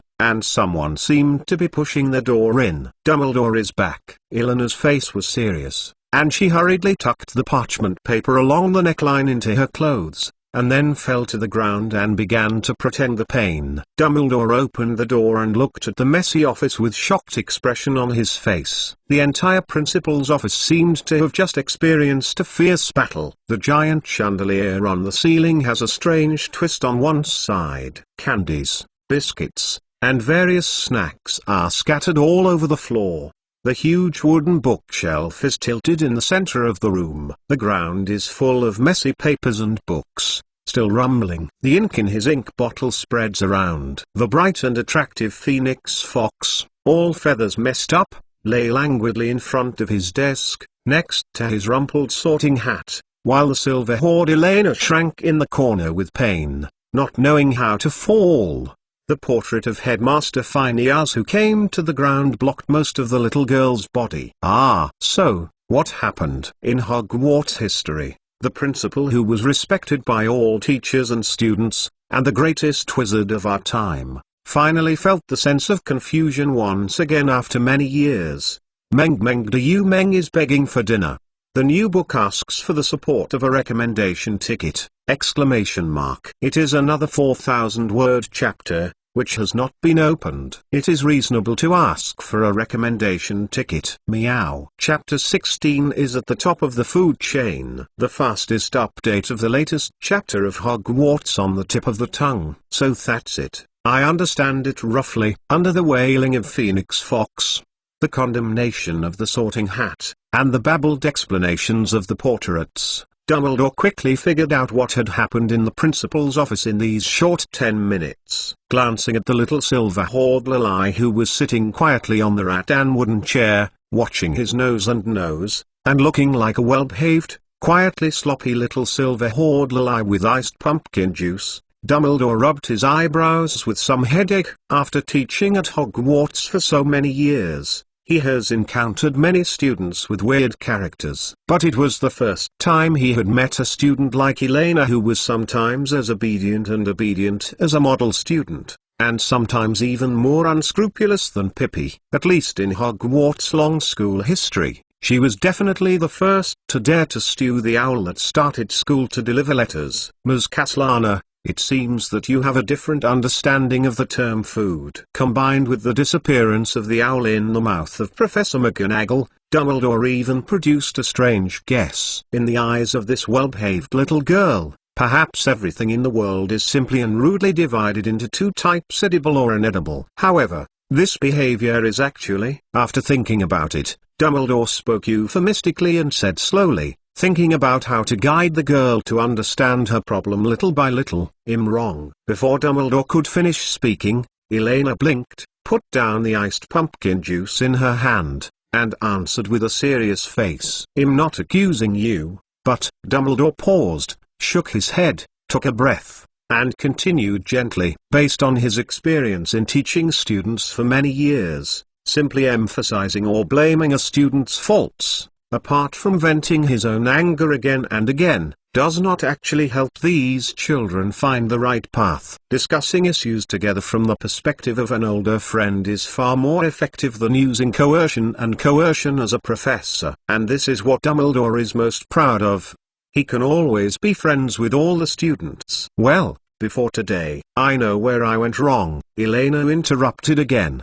It's not." Dumbledore's smile was a little frozen, and he subconsciously raised his hand to say something. "Phoenix is a friend of mankind. It's very wrong for me to do this. I am extremely upset and regretful for everything I have caused. I promise I won't do this next time." The silver-haired little Lori put her hands on her knees, as if she was a cannon, with a very correct attitude and quick self-examination. The girl's delicate face was vivid and firm, and she explained her mistakes and ways to correct them in an orderly manner. For a while, even Dumbledore didn't know what to say, so he opened his mouth in embarrassment. After speaking like a rap, Elena finally stopped, took a breath, picked up the iced pumpkin juice placed aside, and continued to suck in small mouthfuls. There was a strange silence in the room, except for the murmurs of the crowd watching the lively portrait of the principal on the wall. Only the faint and aggrieved whimper of Phoenix Fox was left. Dumbledore stretched out his hand and gently stroked the beautiful golden-red bird lying beside him. He clearly felt the Phoenix Fox trembling at the moment he put his hand on it. Lina's psychological shadow was more pronounced than he thought. But the key is, how did she do it? Dumbledore rubbed his left index finger back and forth on the wand, his blue eyes filled with confusion. It stands to reason that Phoenix Fox, who is in adulthood, could not be caught so easily by a little girl who hadn't learned magic, let alone be so embarrassed by tossing. This was the only thing he couldn't understand after listening to everyone's description of the story that happened in this room. If the Phoenix can be trapped so easily, then the magic world will not rate it as a special magical creature with a XXXX rating. Danger as requires specialized knowledge as kid wizards to deal with. Dumbledore, don't you think the mental state of your Phoenix is strange? At this time, Felida Spool, who indirectly participated in the chaos, kept breaking the silence in the room. Suddenly, portrait of the principal. C note. Mental state. Dumbledore frowned and took a closer look at Phoenix Fox. For the first time, there was a clear look of fear and anxiety in those big beautiful eyes, as if an animal had encountered a terrible natural enemy. Wait, encounter natural enemies? Dumbledore suddenly remembered the characteristics of a magical creature that Newt Scamander had mentioned by chance when he returned to school a few years ago and shared with him the story of his previous experience of observing magical creatures. Click here for details of character introduction. An extremely rare magical characteristic that can only appear in magical creatures. Newt Scamander discovered in the long process of researching magical animals that among some magical creatures with powerful magical power, Some special individuals will be born, although because of their different types, there will be obvious differences in abilities, but one of them will show an extremely obvious common point. That is, these special individuals, when facing hunting targets, will spontaneously produce an incredible deterrent, just like the breath of some carnivorous creatures in the non-magical world will make the prey muscles stiff because of fear. However, when such a situation occurs between magical animals, it is not just as simple as muscle stiffness, it is derived from a certain mysterious entanglement, and even affects the magical ability of the prey. Newt Scamander calls this unique individual a predator, and their diet range is often more than twice as wide as the average of the entire population. If he was lucky enough to visit Elton, a British animal ecologist at the same time, perhaps he would propose a more accurate explanation: the existence at the top of the food chain of the ethnic group. Thinking of this, Dumbledore subconsciously glanced at the harmless Elena, feeling a sense of absurdity in his heart. It's not that such a little girl will get involved with any predators, even if she does have half of the blood. But Vo itself is not a fierce existence. What's more, according to Newt Scamander's research, the most important thing is that all the threats of predators need to make the hunting target feel the threat of death, and the phoenix has been a threat from the beginning. An extraordinary existence without fear of death, unless... Dumbledore raised his head, his eyes flashed with a light silver light, and suddenly asked, "Elena, if I said I will give you the phoenix, have you ever thought about what to do?" "Give it to her?" Elena glanced at the big golden red bird curled up beside Dumbledore with some bewilderment. "Of course I cut a wing every day, and then wait for it to live." The little Lolita, who was wondering subconsciously, replied. Just halfway through the conversation, Elena bit her tongue abruptly. I mean, cut a piece of fish every day and feed it to nothing, really?" Dumbledore's face suddenly became serious, and he could feel that the moment Eleanor's attention paid attention to Phoenix Fox, there was a slight confusion in the magic of Phoenix Fox. The key is whether it is the predator characteristic produced by Vo's bloodline or... Dumbledore could not help but shudder. This child may be more dangerous than he thought. Meng Meng is begging for dinner. The new book asks for the support of recommendation votes! The protagonist's golden finger finally came out.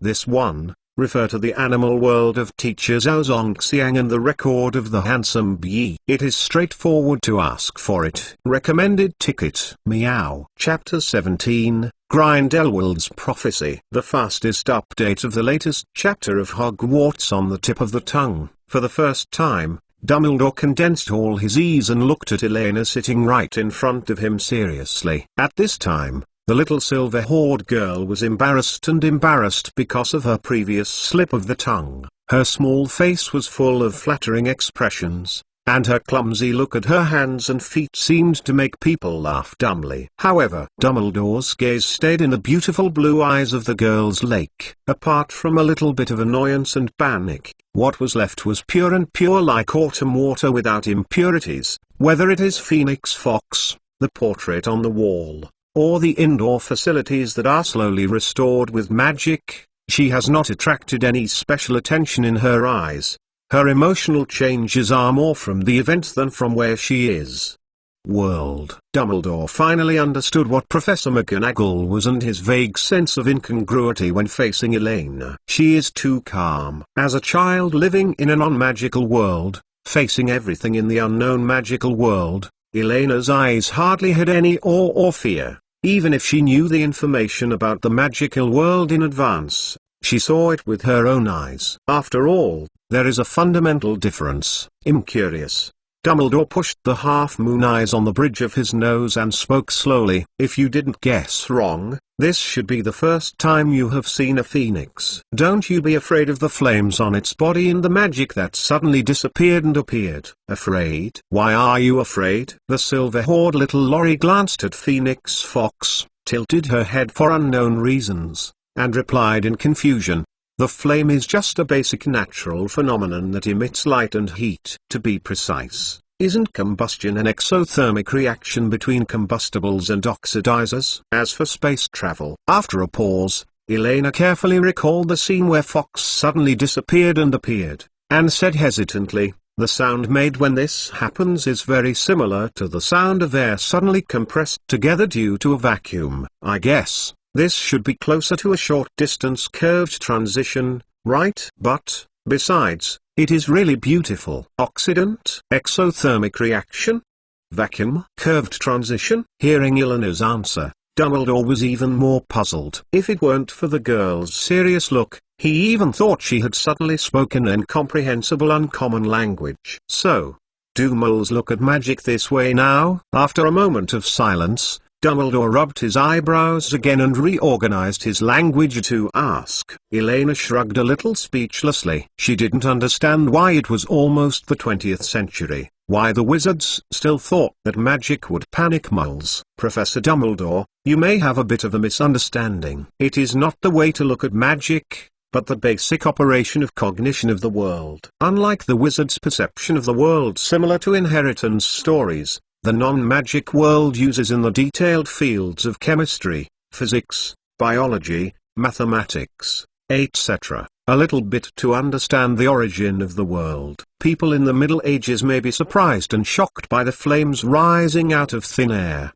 and would regard the turning of water into wine as a miracle, because their cognition and thinking limited their understanding of the world. Superstition and religion obscured their sight, so they would regard the incomprehensible wizards as the envoys of demons or gods, rather than human beings who exist on the same level as them. The oldest and strongest human emotion is fear. The oldest and strongest fear comes from the unknown. Magic, an unknown that cannot be explained and originated from outside human common sense, is undoubtedly the strongest barrier that has ever separated the non-magical world and the magical world. However, times have changed. What modern science bestows on mankind is not knowledge, but a way of thinking about the unknown. With the progress of human science, the scope covered by common sense has become wider and wider, and it has even begun to make reasonable conjectures and explanations for most unknowns in a self-consistent manner.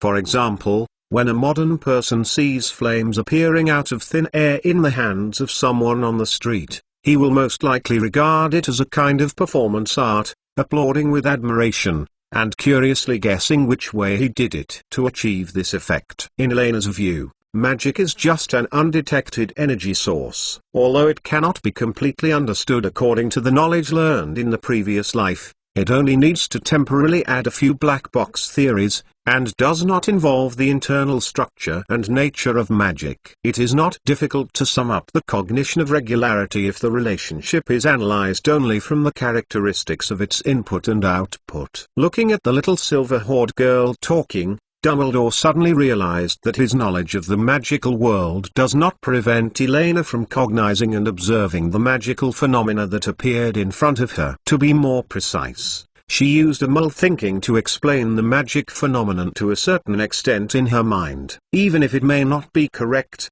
it is enough to eliminate her fear and awe of the unknown magic. In a daze, Dumbledore seemed to see the shadow of an equally confident white-haired man on Elena. He seems to have gone back decades ago, when he imprisoned Gellert Grindelwald in the tallest tower in Numungard, the conversation that only he knew about a Grindelwald prophecy. In 1945, the top floor of the Numungard Tower. Grindelwald, who was defeated in the duel, was not as hysterical and desolate as people imagined. He still maintained his methodical elegance, and looked at Dumbledore standing in front of him calmly, as if it were just a chat between friends, not a farewell before permanent imprisonment. "You can imprison me, Albus, but you cannot imprison the spread of thought." I admit that I underestimated the mole's ability, but this just shows that they will be more terrifying than the predictions I have seen. Wizards, I have missed the best time to stand on the stage. I would rather see moles raising their weapons to us out of fear and unknown, like angry critters, unreasonably, rather than waiting for them to deliberately, as we treat all intelligent magical races, solemnly launch a reciprocal war. My reform failed, and you are not a person who can change the magic world. But I believe that your strength is enough to protect the entire magic world. However, One day, there will be a young man who once again sees the shortcomings of the two worlds deeply. A young man who can understand the pros and cons of the two worlds from a more complete perspective, is not keen on power, has the potential to be equal to you and me, and may guide the voice of magic and non-magic worlds. When he appears, make sure he is on our side, and then use your way to influence and teach him as much as possible, so that he can help the wizarding civilization continue in this world when the two worlds merge and collide. The pride continues. We all know that I am not succumbing to your strength, but voluntarily imprisoned in this tower. It's for the greater good. For the greater good, assure me. Albus Percival Wulfric Brian Dumbledore. Dumbledore raised his head, Grindelwald's shadow reflected in his eyes. I will. If everything is really as you said. Meng is begging for dinner. The new book asks for recommendation votes for support. After reading Where Are Fantastic Beasts 2?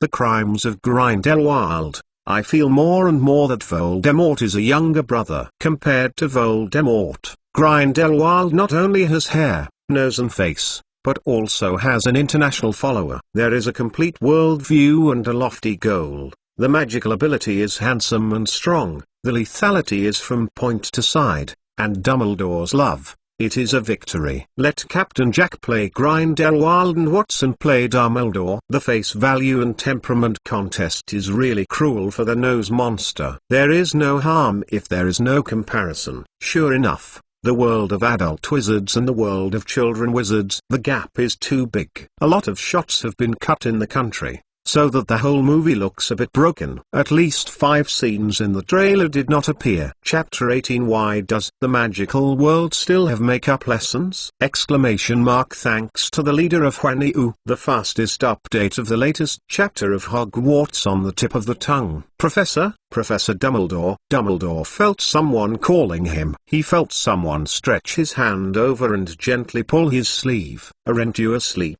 Professor Dumbledore? Dumbledore suddenly came back to his senses.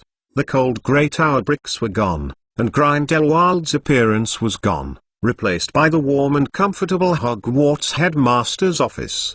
The firewood in the fireplace on the right-hand side gave off slightly crackling sound. In front of him, a beautiful silver-haired little girl was looking at him intently, her eyes full of concern and doubt. You are right, Gellert. Dumbledore let out an inaudible murmur, and looked at Elena solemnly. There is no doubt that, except for she, the mixed blood little Ver in front of her almost completely meets Grindelwald's prediction, even stronger, smarter, younger, and less restricted by her thinking. But the crux of the problem is the old man glanced down at his wrinkled and bulging right hand. He was not sure if he would have enough time to guide her in the right direction. Elena breathed a sigh of relief when she saw Dumbledore recover. Just now on a whim, she followed Dumbledore's words to extend and popularize the knowledge of basic natural subjects such as physics, chemistry, and mathematics. As a result, she said, she found that the old wizard in front of him started to look straight and almost didn't turn his eyes. She was terrified. After all, who knows if there will be dementia or stroke in the wizarding world? In case she is ridiculous and will directly cause something wrong with the strongest white wizard of the time, Elena probably didn't wait for her to run out of this castle. Will be arrested and killed by the professor who came to hear the news. That, Professor Dumbledore. If there is nothing else, or I won't bother you for now, shall we see you at the beginning of school? Elena glanced at Dumbledore, who fell silent, drank the pumpkin juice in her hand in one breath, and said timidly, although I don't understand what happened, according to her sixth sense, it may not be a good choice to continue to stay. Dumbledore raised his hand and touched his chin. His gaze behind the half-moon-shaped lens showed a hint of thought. I remember we agreed before that if you can get the highest score in all subjects, you will be sent to a mole school in the United States through the Ministry of Magic after the 4th grade. The silver-haired little Lorry raised her head alertly. Professor Dumbledore, you are the greatest wizard in the world. Don't you do anything wrong? To the opposite. Dumbledore shook his head and said softly, I thought about it carefully. If you will leave Hogwarts temporarily in the 4th grade, Then in order to ensure that your talents are not squandered, I will try my best during the 4 years. Persuade other professors to use your spare time to teach you an extra part of the course. No one is born to know that to become a mature wizard, one will inevitably go through a long process of learning and practice. Dumbledore believes that instead of following Hogwarts' usual flexible teaching plan, it is better to guide and accompany Elena as much as possible during her growth. In this way, he can also grasp and pay attention to her personality growth and the improvement of her magical ability at any time, and protect her to the greatest extent. It will not be like Grindelwald or Tom Riddle before, because of the powerful dark side magic. I lost myself with strength. Elena's cute little face was dumbfounded, and then immediately reacted. Her eyes widened. Isn't this just a cram school? Isn't it said that foreigners all advocate happy education? Why have they all entered the magical world, and there will be such a painful after-school cram school that is contrary to the nature of children? Well, the professors are working hard every day, so don't bother them. In fact, I can read the book and learn by myself, and I can sort out the things I don't understand and then ask the professor to answer. Originally, after entering Hogwarts, Elena, who could play and eat and drink happily, felt an unprecedented sense of crisis, and Dumbledore's eyes were serious and pointed, trying to dispel his dangerous proposal. In addition, for your strong magical talent, I hope you can come to the principal's office to practice magic control for at least 1 class hour at least every week. Dumbledore seemed to have not heard the voice of the silver-haired little Lolita, and continued gently. Although the word hope was used, the conclusive tone in the speech clearly meant must. Wait, I haven't agreed to the last thing. Why is there another rule? What is the strange requirement for magic control practice? Can you listen to people well? The mixed-race little Ver, who felt that her words were ignored, puffed her cheeks angrily, and her white tender hands swayed back and forth in front of the old wizard's eyes. What's the difference between such a request and confinement? In Elena's impression, Dumbledore, who had always been a gentle and talkative image, suddenly became stern, and 2 clear blue eyes pierced her face like sharp swords. Trust me, it's all for your own good. You must promise. Then I won't come to Hogwarts to study. Do you think I am very rare of those magical creatures and magic? Not at all. I am the most disgusting, the being, the human, the strong, the forced. Hearing Dumbledore's compulsive words, Elaine only felt an irritation in her heart, stood up, and shouted angrily at Dumbledore. What she hated the most was "It's all for your good." A word, and the next thing I hate is the cram school. The girl's long silver hair was glowing with a faint golden light, and the tea sets, cups and saucers in the whole room trembled slightly with Elena's words, making a ding, ding, dong, and a sudden cyclone rising from under Elena's feet. It spread to the surroundings, throwing up the small objects in the room. The porcelain water cup was rolled up from the table and smashed to pieces on the wall. The faint flame in the fireplace rose up all of a sudden, and the frantically swaying firelight cast shadows in the room. The intense magical riots reminded Dumbledore for a moment. Many years ago, the young man who also had the surname Dumbledore by Grindelwald had a sense of oppression that was even greater than that of the child. It's suffocating. The old man silently glanced at the girl who looked like a cat with blown-up fur, thought for a moment, put down the magic wand in his right hand, got up and walked to squat down in front of Elena, picked up a candy scattered on the ground, and put the candy paper open it, take the girl's hand, and gently place it in the palm of her hand. Then in the girl's hostile and guarded eyes, Dumbledore slowly stretched out his wrinkled hands, patted her head lightly, revealed a gentle smile, and said softly apologetically, "Don't be afraid, I just want to help you. Meng is begging for dinner." The new book asks for recommendation votes for support. There is still a chapter in the evening. I try my best to evolve into 2 more beasts. Chapter 19, The Unbreakable Oath recommendation. The fastest update of the latest chapter of Hogwarts on the tip of the tongue. Elena looked down at the hard candy in the open palm. The square hard candy showed a light orange luster similar to amber. It smelled like a lot of caramel was added as the main ingredient. The girl licked her lips. It looks very sweet. No, she is angry now. The silver-haired little Lorry shook her head suddenly, and came back to her senses. If it hadn't been for the candy that had been taken apart, she would even want to throw away the candy in her hand. Is this really coaxing her as a kindergarten child? Exclamation mark. At this moment, she felt another light pat on the top of her head, and heard Dumbledore's particularly serious voice in her ears. Among all the little wizards I have seen, your powerful magic potential is as dazzling as the sun in the sky. But too powerful talent is sometimes not entirely a good thing. If you lack the correct guidance, it may backlash your body and turn you into a terrifying inhuman existence. Having said this, Dumbledore frowned somewhat in distress, and he wondered how to explain her current physical condition to the girl. After all, from the current point of view, Elena's control of magic is much better than he thought. Dumbledore did not want to create a sense of alarmism for the girl by describing too many terrible consequences. Obscurial, I know. To Dumbledore's expectation, Elena nodded clearly and answered dryly. As a fan of the Harry Potter movies, she had also seen the first movie Where Are Fantastic Beasts before crossing, and she was very impressed with the silent man named Credence. After all, she could the existence of the strongest dark wizard Grindelwald in the history of Aeon and Singles is not too much. In order to escape bad luck, young wizards would restrain their magical powers, but due to lack of guidance, they did not learn to control their own powers, so they derived the parasite dark magical power Obscurus. Once the wizard is subjected to a great emotional fluctuation, the silent body will burst out, and the silent person will turn into a black mist of black and intangible, with extremely powerful destructive power. However,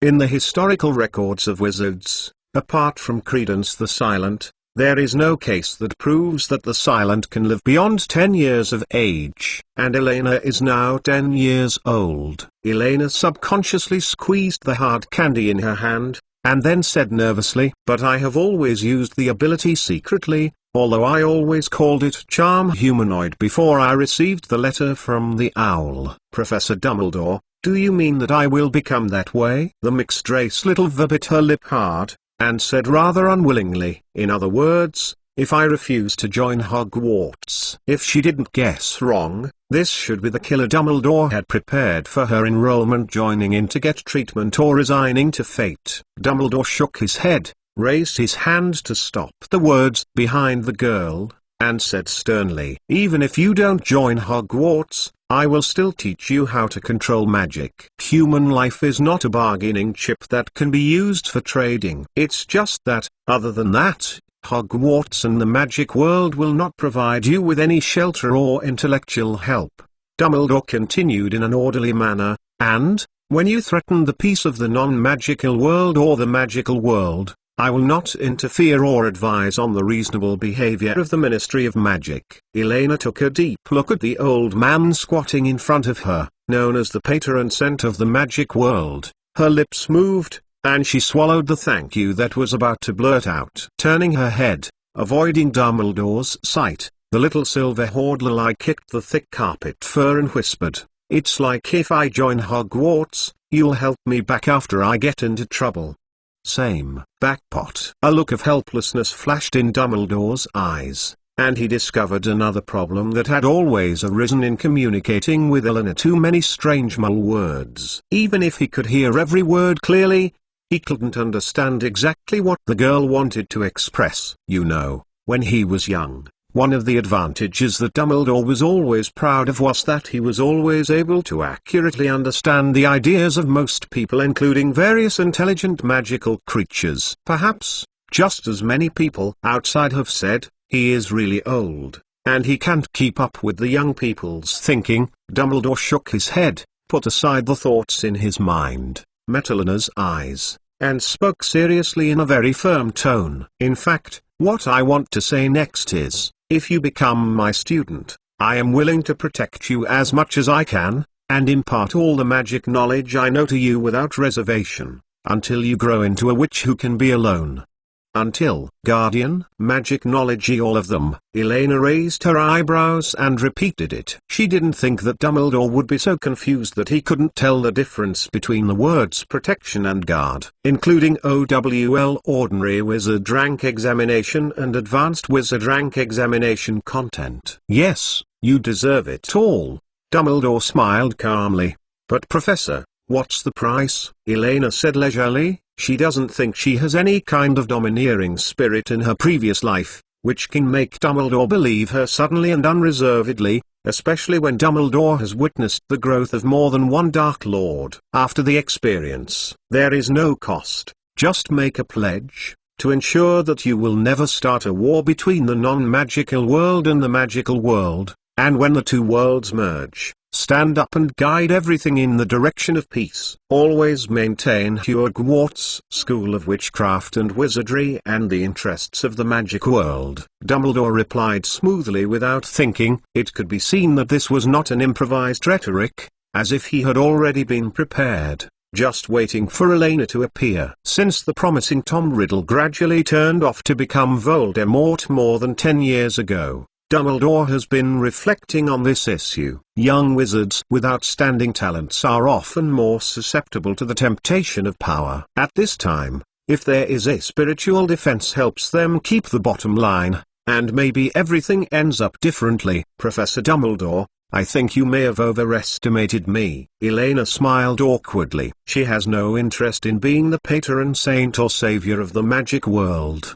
Her only interest is to be able to eat and drink happily, and then hide in the United States after the 4th grade to watch the naive internet the growth of Big Brothers. But maybe, it's underestimated Elena, you don't know how great your potential is. Dumbledore blinked slyly, not giving Elena any chance of luck. Degrees opening parenthesis. This is completely impossible to communicate, and the topic revolves around after talking about it. After a few seconds of silence, the silver-haired little Lori rolled her eyes and suddenly found a loophole in Dumbledore's words. Moreover, this is unreasonable. You are such a powerful wizard. Of course, there are various ways to make me obey my oath, but there are no rules that can bind your promise. In case you won't teach me magic in the future, or don't protect me. Unilateral vows are bound, no matter how whitewashed. It is actually an unequal treaty. I don't want to sign any slave contract. Under the disparity in power, all promises are impossible to establish. The agreement will only happen in the case of reciprocity. In Elena's view, as long as there is still a huge power gap between the two sides, Dumbledore's idea is ultimately an insecure utopian that depends entirely on the constraints of his own credibility. Dumbledore smiled slightly and said lightly, of course all vows should be Towie. Have you ever heard of an ancient magic called unbreakable vows? Note 1. Open view. Regarding this magic that has been used in the circle of fans in previous lives to be twisted into all the marriage declarations of wizards, Elena naturally does not need Dumbledore's additional explanation. If Dumbledore is willing to make this idealistic oath that is almost lawful, naturally there will be no more problems. But, Elena shrugged, the unbreakable vow also needs a witness bonder, who can have the magic and qualifications to restrain you who are already at the top of the entire wizarding world. Dumbledore didn't answer directly. He gently picked up the wand next to him, rubbed the wood grain on the wand with his slender fingers, and suddenly asked a strange question. The logo beside the piano just now, you actually know what it is, right? I don't think if it's just a normal pattern, you will look back and forth several times in a conversation. Elena's pupils shrank slightly, and she suddenly remembered that there is indeed another powerful wizard in this world who can rival Dumbledore. You can't be serious, are you? It seems that I don't need any additional explanation. Dumbledore nodded happily. Actually, he may be more looking forward to seeing you appear than I. After all, in a sense, there is still a difference between you and him. There are few similarities. Guru. The silver-haired little Lori swallowed and finally understood why Dumbledore treated her so strangely. For a long time, she turned out to be the seed of the new Dark Lord! Actually, there should be some misunderstanding, Professor Dumbledore. Let me explain, Elena said weakly, raising her small paw. Time is running out. Let's go. Remember not to scare poor Fox anymore. Dumbledore grabbed Elena's small hand with one hand, and held the phoenix's long golden tail tightly with one hand, and said clearly, Please, Fox, take us to the Tower of Newmangud. Wait, don't you think about one. Following a flame, the two disappeared in the principal's office. Meng is begging for dinner, and the new book asks for recommendation votes. It is close to 6,000 words a day, so I am confident to ask for recommendations. The update is complete. Miyatuki Volvest were more beasts. Please recommend, ask for collection, ask for chat. If you have a book list or something, I will also help to include one. Oh Capen Core. Hey, thank you to the author of Global High Woo, Eagle Big Brother, Jiang Tui Miao. Chapter 20 Oaths and Agreements. The fastest update of the latest chapter of Hogwarts on the tip of the tongue. By the shore of Lomond Lake, the sky was completely dark. In the clear night sky that has not been obscured by the industrial haze, the moonlight tilted down silently, covering the entire lake in a layer of silver-white gauze. The fish bucket on the lawn occasionally heard the splash of 3 big fish when they turned over. Sound, and the piles of stones piled up to make a fire have already cooled down, and the black stones are covered with drops of water. After a flash of fire, the figures of Elena and Dumbledore appeared beside the lake. Ah, unknowingly, is it already so late? So, if I wasted so much time in the afternoon, it would be better to just do what I said at the beginning. The girl looked around and said complainingly at the old man beside her. Dumbledore smiled bitterly and shook his head, not intending to refute. He can be regarded as a real insight into what is difficult, an unbreakable vow that originally seemed very simple to him. It took most of the afternoon. If it wasn't for Grindelwald's eloquence, maybe it hasn't yet. Can talk well. And this mark is so ugly, Professor Dumbledore. You haven't mentioned anything about scars before. Elena raised her left hand dissatisfiedly, wrinkled her little nose, and looked pitiful as if she was crying but not crying. Under the bright moonlight, one could clearly see that 3 shallow chain marks appeared on the back of the girl's white and tender hands, corresponding to the 3 vows made on the Tower of Newmangud where she was located. After a day, the imprint will automatically disappear. Unless you actively trigger it, it will appear. Dumbledore explained calmly, unmoved. After a long chattering battle in the afternoon,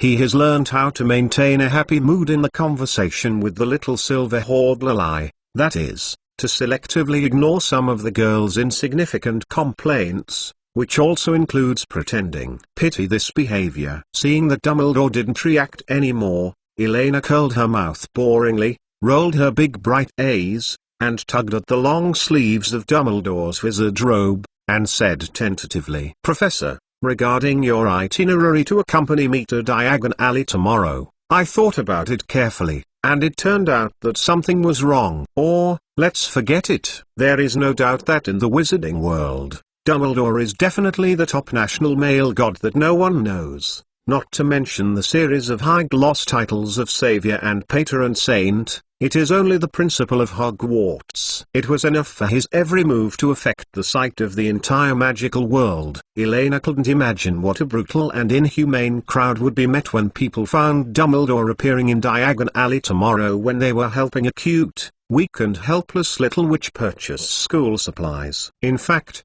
you only need to give me the bursary Jialong. Don't worry about the rest. The girl patted her chest and said with pride, no profiteer can cheat me so easily, even if I am the only one, and I can also purchase all the necessary materials for admission smoothly. Dumbledore lowered his head and took a deep look at the innocent-looking silver-haired little Lolita. In front of him appeared a messy headmaster's office, trembling Phoenix Fox, and a half-empty owl shed. Was not worried about AI. Lina will be deceived. He is worried about the business owners of Diagon Alley who don't know the truth and have no psychological defense. Besides, after watching the tit-for-tat debate between Elena and Grindelwald throughout the entire process, he became even more determined that he must educate and pay attention to this dangerous mixed-race little lorry. He even had a strange hunch that if Elena were allowed to play freely and diagonally alone, he would definitely cause big troubles. At that time, he would still have to come and clean up the mess when he was bound by the oath. "No, I vowed to do my best to protect you until I train you into a mature witch who can be alone." Dumbledore shook his head, and replied in an irrefutable tone, "Okay, go back early. Tomorrow at 9 o'clock in the morning, I will take you to Diagon Alley to purchase some essential supplies for the new semester, like spell books, and magic wands." While talking, Dumbledore had a sudden conversation, and patted his forehead somewhat annoyed. "Oh, it seems that I have to ask Minerva for a list of the books and equipment needed for freshman admission. After all, since he became the principal of Hogwarts, he has never led the freshmen to Diagon Alley to purchase supplies." He really didn't remember exactly what he was going to buy now. "Anyway, remember your vows, Elena Caslana." Dumbledore rubbed Elena's small head, bent his knees slightly,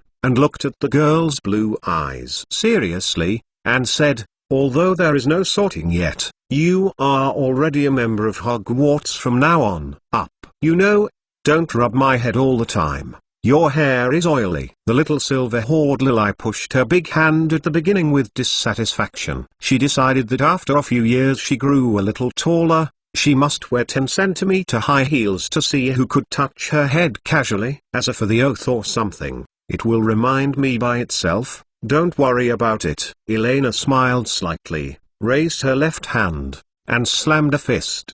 The chain mark that had disappeared instantly lit up, like a flame chain, hovering all the way up the girl's forearm. In the dark, it looked as sacred and mighty as an inviolable Valkyrie. "Naughty. This is not a toy. Don't ever try to challenge the unbreakable vow until you have twice the magic power of me and Grindelwald." Dumbledore's face sank, and he scolded angrily. The old man's pupils shrank slightly, and his eyes dignifiedly looked at the three dazzling chains of oath. The idea of violating all the oaths occurred in an instant. Even Grindelwald today may not be able to do this. Obviously, Elena deliberately touched all the bands in the vows in her mind at the same time, which triggered the warning phenomenon. As long as she implemented any idea in her mind, it was unbreakable. The oath would take her life instantly. "Don't panic.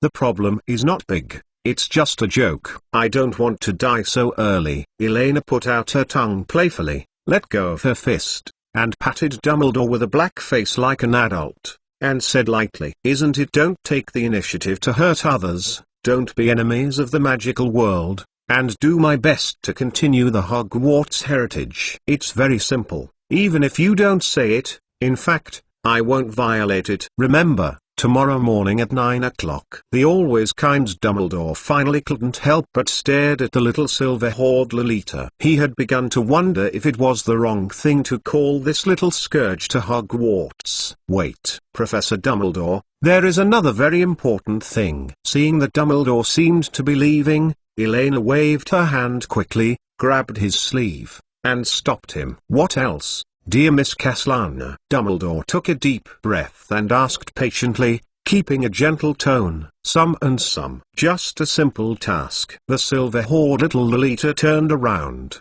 picked up the bucket placed on the shore, and handed it to Dumbledore graciously. She nodded the three big fish in the bucket with her chin, and said in a tone of expectation, "Professor Dumbledore, I remember there is a kind of magic that can pull out the bones of creatures. Look at it, or help me put the bone spurs of these three fish together." Snapped. Before Elena finished speaking, the air in front of her suddenly exploded. Dumbledore's face was dark, and he disappeared before her eyes without even saying goodbye. Meng Du Meng is begging for dinner. The new book asks for recommendation votes for support. Seek recommendation. P.S. I'm sorry to be a little late, because there should be a negotiation plot in which Dumbledore, Grindelwald, and Elena will sign an unbreakable vow at the Tower of Newmangate, but I find that I am really in control now. I can't help but two super IQ characters like Grindelwald and Dumbledore, about the plot of Intellectual Negotiation. So just skip it. If I improve my writing skills in the future, I will try to flashback. Sorry, I really tried my best. I want to give you a better and more complete story, but compared to the old author, the penal skills are really pitiful. After all, I am a cute guy who can only sell cute. Chapter 21 The Gift of Benitez. The fastest update of the latest chapter of Hogwarts on the tip of the tongue. Father Hunden, come out for me. After finally returning to the orphanage and dumping the big fish caught in the fish pond in the kitchen, the silver-haired little Lorry did not hesitate at all, and went straight to Benitez's room. What happened today? If there is no advice from Benitez, she would not believe her decision. Whether it was Professor McGonagall's medicine or Dumbledore's way of fooling her with delicious food, they definitely referred to Benitez's advice. Open the door. You, Father Hunden, who betrayed the child, dare you to betray me, yet you dare not open the door? Boom! Elena kicked the door of Benitez's room aggressively, making a loud noise, and they're not moving. Facts have proved that such a thing as kicking in requires an important prerequisite. First of all, the door cannot be opened outward. It hurts. Feeling the piercing pain from her toes, the silver-haired little Lorry subconsciously pouted her mouth. Her eyes quickly became misty, her heart became more and more aggrieved, and she sat down on the cold stone steps outside the door unhappily, and hugged her. He curled his knees into a small ball. Obviously, after she left Benitez's room, a certain older cat lady and a certain unscrupulous priest must have made a dirty deal and sold her foundation thoroughly. Creak. The wooden door slowly opened, and a soft orange light came from inside. Oh, anyway, let's go to the house. Benitez glanced at Elena, who was sitting on the stone steps with his back facing him, and sighed helplessly.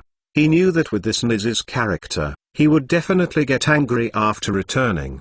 The man walked out of the door and crouched down, put his hands across the girl's knees, and involuntarily hugged the small Lolita into the room. Oh. The puffed Elena turned her head without hesitation, took a bite on Benitez's sturdy arm, gritted her teeth bitterly, and took the initiative to break free from Benitez's arms and sat down. Said angrily on the bed, "Who makes you nosy? When did I say that I wanted to go to the Wizarding World? So you decided to go to that Hogwarts school?"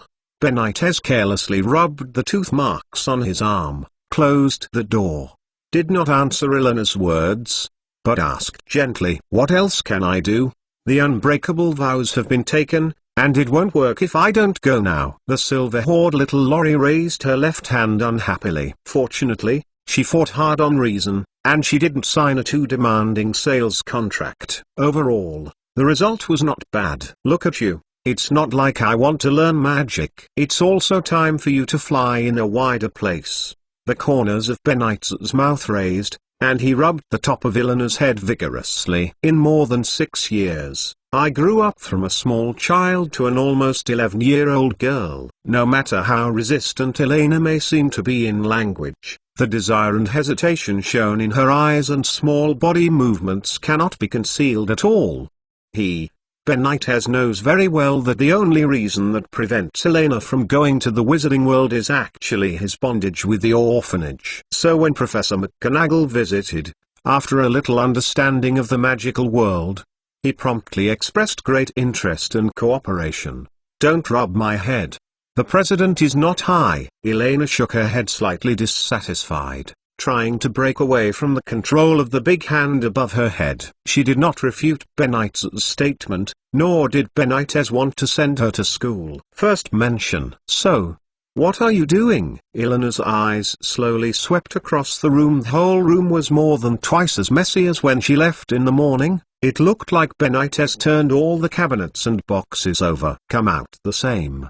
Benitez stood up straight, touched the stubble on his chin, and naturally spread his hands. "Of course it is to help you pack your luggage. If you let you pack it yourself, maybe you would like to run away from home with a roll of quilt in your small school bag in the winter, huh?" You know, Elena's face stiffened, and that was probably the most failed time she ran away from home. Before that, she thought that everything had been unaware. Don't forget, before that, what you did when you sneaked to the lake at night. Benitez felt a little pain in his forehead when he mentioned this. Fortunately, now Elena is finally going to the magic school. According to the description of Professor McGonagall and the magical magic she displayed, at least there, Elena should be a little safer. After all, in Benitez's opinion, a group of adult wizards with profound magical abilities should not have much problem with controlling a little girl. And among her peers with the same magical ability, Elena should be able to make a few friends. The teacher in the public school responded more than once. Although Elena looked like a child, she was always on the periphery of the collective. I don't understand magic or anything at all. However, I know a little bit about boarding schools, and I've already prepared it for you. Without continuing to recall the events of the year, Benitez returned to the subject, and while talking, dragged two huge black suitcases behind him, and patted it proudly. You packed up?" Elena raised her eyebrows and looked at the sloppy room with suspicious eyes. It was really hard for her to imagine that a clumsy man like Benitez, who could not even fry an omelette, could manage to clean up the difficult skill of baggage. Facing Elena's questioning eyes, Benitez smiled slightly, squatted down with a flat expression, and opened the first black suitcase. "I specifically asked Professor McGonagall. Hogwarts will arrange accommodation for the students. But your child is always squeamish and worried that you will not be used to the school bedding, so I specially put you 2 sets of clean bedding, with pillows." Benitez first took out 2 sets of folded duvets from the suitcase. Although the corners were slightly raised, they were already the most luxurious configuration in the orphanage. "I'm not so squeamish. Besides, where are the wizards who wear the quilt to school?" Seeing the 2 sets of quilts that took up half of the suitcase, Elena looked dazed, and immediately snatched it from Benitez, a little embarrassed and defended. Before Elena finished speaking, Benitez took out a thick pile of clothes from the suitcase like a treasure, and excitedly handed it to the little silver hodler and said, "Then here are some daily clothes and personal clothing. In the afternoon, I went to the city specially and bought the few clothes you like, which should be enough for you to wear this semester." Elena, who had not had time to drop the quilt in her hand, glanced at Benitez's so-called a little bit of daily clothes, and felt a moment of weakness. There is no doubt that the remaining half of the box is all used to put this point. The clothes are out. The most important thing is that the new clothes Benitez bought 2 sets of Lolita suits, 2 sets of plain fashion short sleeves, 1 set of denim style mix and match, 3 sets of casual dresses. Good looking is good looking, but nothing one can be worn at Hogwarts. Elena slightly imagined in her mind Hogwarts promenade, among a group of little wizards in black robes, a sports girl in a short skirt, short sleeves, and sneakers appeared suddenly. That scene was simply too no magic. If you let any professor see it, you will definitely deduct points directly, right? No, no, no. The style is so strange. Everyone in the school wears big black robes. Elena threw down the bedding in her hand, and was about to grab the clothes in Benitez's hands, and suddenly wait, under the wizard's robe.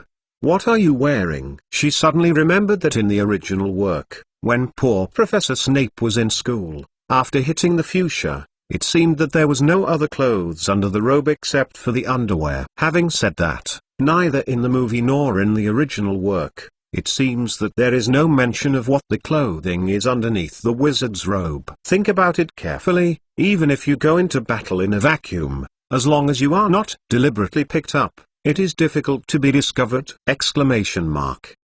Elena shuddered suddenly, solemnly took over the pile of clothes in Benitez's hand, took the initiative to put it back in the suitcase and patted it, and said seriously, "Well, father, you are right. I plan to take 1 less set of bedding to make room, plus some pair of leggings and jeans, as well as small everyday clothes and the like." While talking, a question unconsciously emerged in Elena's mind. The little witches of Hogwarts, how much cloth will there be under the robe in summer? This seems to be worth studying after school starts. "Father, where's the other box?" Is it also clothing? The silver-haired little Lorry folded the clothes in the suitcase again, turned her head curiously, and asked when she looked at Benitez next to her. I promise you will like it, or guess what?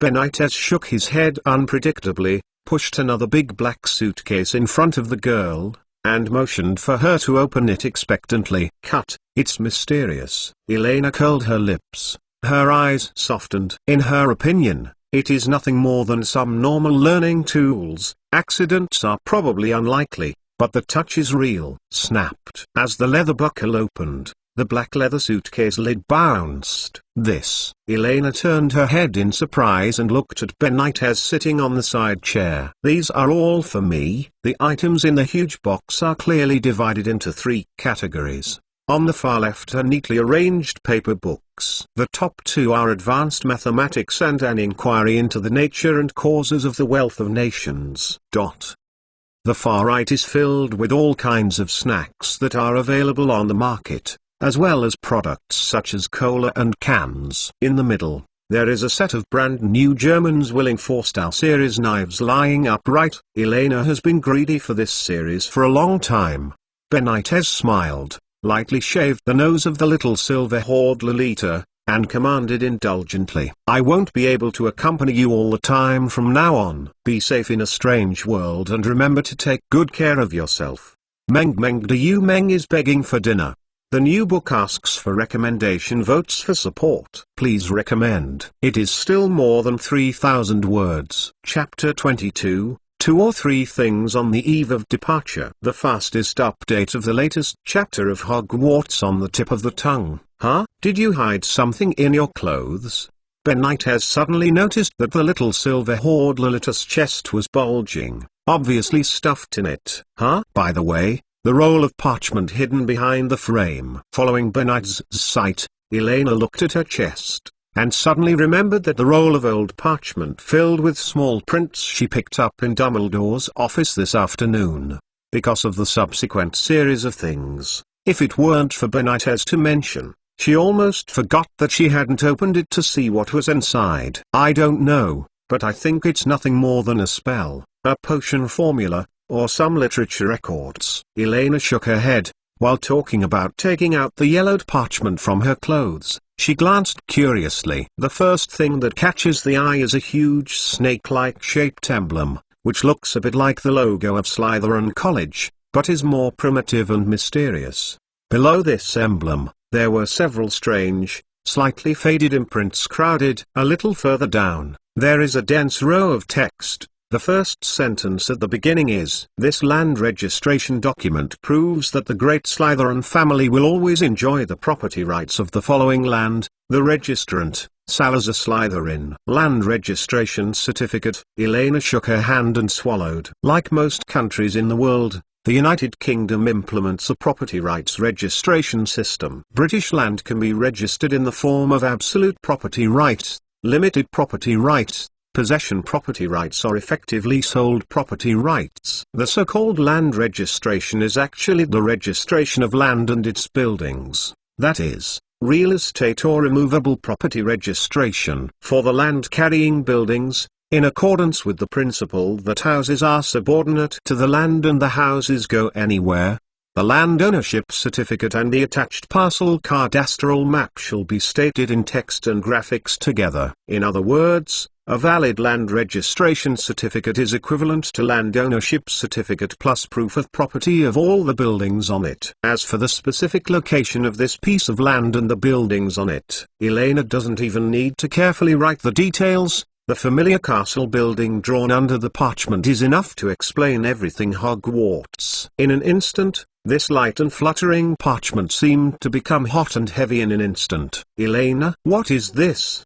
Benitez's voice seemed to come from far away, awakening the little silver-haired Lorry whose brain was blank. Elena slammed a violent spirit, folded the pile of yellowed parchment in her hands in a panic, and put it back into her chest. She even felt that her heart was about to jump out. How to do? Exclamation mark. How to do? Exclamation mark. She accidentally took away the certificate of title to Hogwarts! Exclamation mark. Nothing, just a very powerful Very powerful magic spell. Elena took a deep breath, tried to calm herself down, and replied with a trembling tone. Benitez glanced at Elena in silence. Although he didn't see the content clearly because of the angle, the complicated graphic records, not so much a curse, obviously looked more like some kind of document or contract. Is it dangerous? Benitez knelt down, his brown eyes meeting Elena's gaze. It's not dangerous, but it's really tricky. Elena thought about it for a while, shook her head and begged in a low voice, anyway, you don't have to see this thing, Dad. Okay. The man seriously confirmed the expression of the little silver-haired Lolita. After a little hesitation for a second or two, he loosened his brows and nodded. Standing up, Benitez walked to the door, took out a stack of banknotes from the coat pocket on the hanger, and put it in Elena's hand. By the way, I heard from Professor McGonagall that the pound can be exchanged for wizard's coins, so I took £1,000 from the bank today. No, Professor Dumbledore said that Hogwarts has a grant for every orphan, and this money is reserved for Bran and the others. Elena scratched her cheek, raised her hand without hesitation, preparing to put the money back into Benitez's generous hand. I have already rejected it for you, regarding the bursary, Benitez said calmly. Huh? Are you stupid? The silver-haired little Lorry looked blank, and then yelled anxiously. She was still preparing to rob Dumbledore, the hidden local wizard, on a wave tomorrow. The expression on Benitez's face flashed with tenderness, and the palm of his hand stroked the girl's silky long silver hair. I can fully afford the cost of your schooling. I don't want a little bursary to cause you to be laughed at by your classmates in the new school. But you are not an orphan, Elena. Benitez raised the volume, interrupted the little girl's complaint, and said in a deep voice. Elena raised her head, and Benitez's shadow was reflected in the lake blue pupils. The man looked a little flustered and a little expectant, but more of it was like a father's spoiling eyes, just like Elena has been trying hard not to remember. The eyes of the rickety figure in the previous life were the same. As I said, don't keep touching my head. After a few seconds of silence, the little silver-haired Lily shook her head dissatisfiedly and turned around to prevent the man from seeing her expression. Wait, when I finish cleaning up, help me wash my hair, it's greasy and uncomfortable. Stupid father. The next day, before dawn, Elena got up from the bed. After freshening up a bit, the girl rubbed her eyes and walked to the kitchen as usual. In order to ensure that the rest of the children can have breakfast on time, she had to get up early and prepare. But to her surprise, when she walked there, someone was already busy in the kitchen. Good morning, Elena. Hearing footsteps, Benitez turned around and greeted with a smile. Oh, morning, old man. The silver-haired little Lorry rubbed her eyes, yawned and replied subconsciously. While talking, the girl's eyes slowly fell on Benitez's face, gradually focusing. Wait, why are you here? After all, you are almost healed. You lie down for me. Elena had a sharp face, akimbo, pointed her finger outside the door, and said angrily, don't worry, I have fully recovered. Thanks to the help of Professor McGonagall, to be precise. I have never felt so healthy. Benitez laughed, bending his arms while talking, showing off his strong biceps. The muscles on his sturdy and powerful arms are high and bulging, and the curves are full of power, enough to make most idiots. The girls screamed. Even if you are in good health, according to the agreement, the kitchen is my site, so let me go out. Elena rolled her eyes unmoved, put her hands on Benitez's back, and pushed him to the door. Although Benitez's cooking level is not the common British dark cuisine, it is only slightly higher than the qualified line. Not to mention, Benitez has hardly ever cooked since she started taking over the food in the orphanage. You can rest today. You washed your hair last night, and it will get dirty when you omelette. Benitez raised his hand and wanted to habitually rub the small head in front of his chest. After thinking for a while, he finally placed Elena on the girl's slender shoulders and turned Elena effortlessly, and then pushed it back. The kitchen. Furthermore, what should I do after you go to school? I have to practice my hands first and get my feelings. Go back and change into new clothes. and then wait for the professor at Hogwarts to come over and take you to buy. I have me here, don't worry. No, what you cooked is really terrible. Snapped. Just when the two were still in a stalemate, there was a crisp sound from the air outside the door. Sorry, it seems I came a little earlier. Dumbledore's gentle voice came in from outside the door. If you don't mind, do you want the kids to try the breakfast prepared in the Hogwarts kitchen? Meng do you Meng is begging for dinner.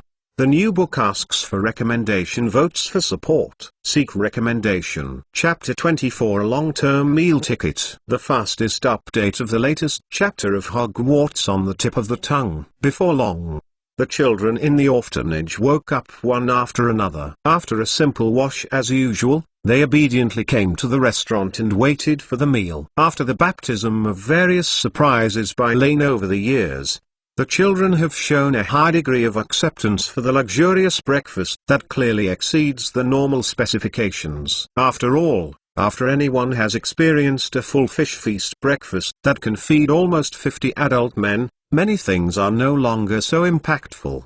Benitez briefly introduced that this breakfast was sponsored by the generous Professor Dumbledore, and the children's curiosity instantly shifted to the focus on food. Ahem. Elena stood up, put her hands on the table, stood on tiptoes, cleared her throat, looked around for a week, and gently guided the children to thank Dumbledore. Before we start to eat, everyone must first thank the Professor Dumbledore who is sitting next to me. Because of his generous sponsorship, we have this rich breakfast today. Facing a group of children under 10 years of age who were childish and messy and earnestly thanked him, Dumbledore smiled slightly and was about to speak. It's not just today's meal. At this moment, Dumbledore's ears rang the crisp voice of the silver-haired little Lorry. Professor Dumbledore has agreed, and he will also provide free breakfast in the orphanage.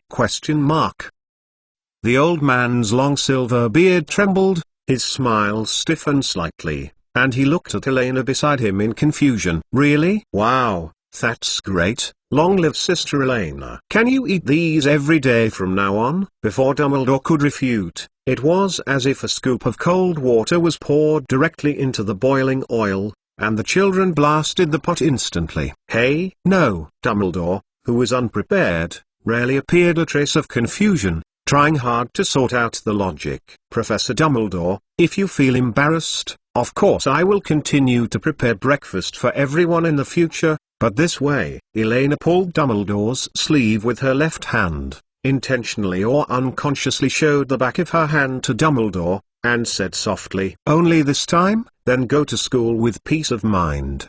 Dumbledore did not directly refuse or agree, but raised his eyebrows, looked into Elena's eyes, and asked softly, "For Hogwarts, the additional burden of breakfast from an orphanage with less than 10 people is not too much of a problem. After all, they are also located in the Scottish Highlands, and the distance between the two is actually not too far. If this can completely block the restless little girl's other demands, in Dumbledore's opinion, it would be quite worth it. Only this one time." Seeing that Dumbledore meant to loosen, Elena nodded vigorously, her big eyes flashing up and down quickly, shaking Dumbledore's sleeves, and coquettishly in a sweet and waxy voice. "If it can include lunch and dinner, I promise I will go to school obediently in the future and not make any other requirements.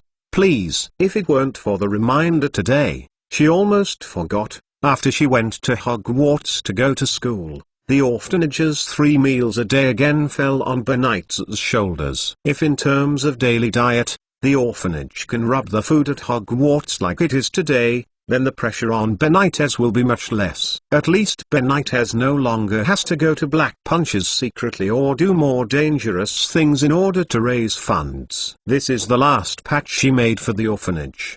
Dumbledore didn't speak, and his azure blue eyes looked at the little mixed race very quietly, as if he wanted to see what her true thoughts were. It really doesn't work. How about the food cost of the orphanage and I will pay Hogwarts later? After Elena raised her head and looked at Dumbledore for a while, she finally retreated and took the initiative to make some concessions. A smile appeared at the corner of Dumbledore's mouth, and his eyes rolled around in hope and joy around him. Nodding slightly, and replied in a clear tone, "That's right. And, it's not just breakfast. Starting today, we will provide you with 3 meals a day." "Okay, it's a deal. We won't discuss this matter anymore." After getting Dumbledore's affirmative answer, the little silver-haired Lolita hurriedly followed to confirm one sentence, and quickly announced the end of the topic. Then Elena slapped her face, clapped her palms hard, and said, looking at the children clustered around them, "Okay, thank you very much." Everyone hastened to get back to their seats and have a good meal. In the restaurant, a series of wooden chairs rubbed against the ground, as well as the crisp sound of knives and forks and plates. Most of the children obediently obeyed Eleanor's instructions, returned to their seats and started eating. But Bran, who listened most to Eleanor's words in the past, stood on the spot rather early, looking at Elena, who had already started a little bit cramped, gritted her teeth, and plucked up the courage to ask suddenly, "Sister Elena, you don't want us anymore? Will you not make us fried eggs in the future? Then I won't eat this." Unlike most children who are tempted by a rich breakfast, Bran suddenly felt that Elena was about to leave after hearing the words of the old man who appeared suddenly. With Bran's voice, the whole restaurant was quiet for a moment, and all the children stopped their movements and raised their heads to look at Elena. "Don't worry, Sister Elena is just going to a boarding school next door. I will come back to see everyone during the holidays." In Dumbledore's hesitant eyes, Benitez, who was sitting aside, stretched out his hand, touched Eleanor's head lightly, and explained to the other children with a smile, "Is it because you opened the letter?" Bran, the orphanage's #1 curious baby, continued to ask, "Hey, what letter?" Elena tilted her head without knowing it, slid a piece of grilled herring into her mouth, and asked vaguely, "Didn't you say that before you opened that envelope, we could drink Scottish round-faced fat chicken soup every day?" Puff. Cough cough cough. Hearing Bran's question, Elena let out a violent cough, and glanced at Dumbledore beside her with a little embarrassment. The silver-haired little Lorry looked embarrassed, looked around, grabbed a piece of toast covered with butter and stuffed it into little Bran's mouth. "Okay, concentrate on eating, no talking." "Ha ha,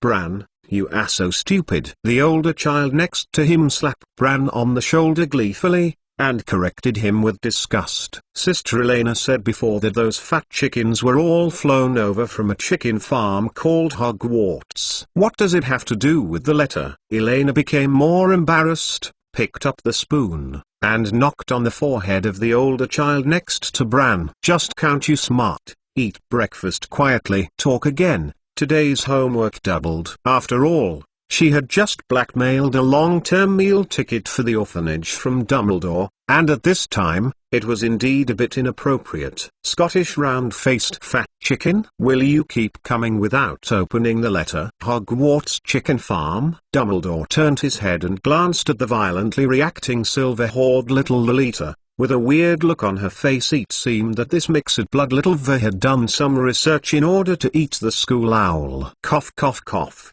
"Professor Dumbledore, I'm finished. I'm going to change clothes first." "Let's go straight away." Elena swallowed the food in her mouth, put down the knife and fork, smiled awkwardly and politely, and quickly slipped from the dining table to her room. Chapter 25. The journey begins. The fastest update of the latest chapter of Hogwarts on the tip of the tongue.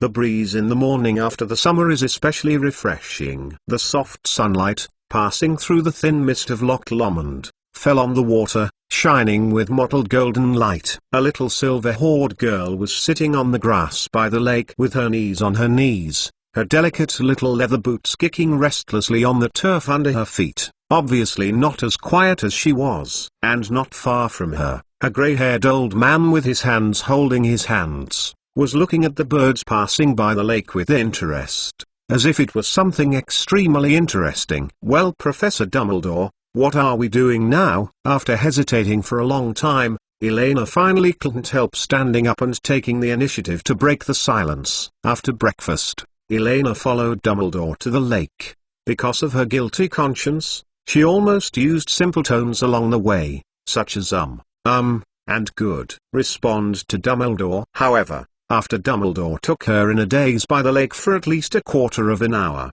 the eagerness to go to Diagon Alley to make a big purchase overwhelmed the embarrassment. If I remember correctly, shouldn't we now buy all the things I need for school? Yes, in fact, we are on the way to Diagon Alley. Dumbledore heard Eleanor's voice, turned round and nodded happily. On the way? We have obviously been standing by the lake for almost a quarter of an hour. Haven't we been there? The silver-haired little Lolita's patience was decreasing a little, and she began to wonder if Dumbledore was starting another strange cultivation experiment.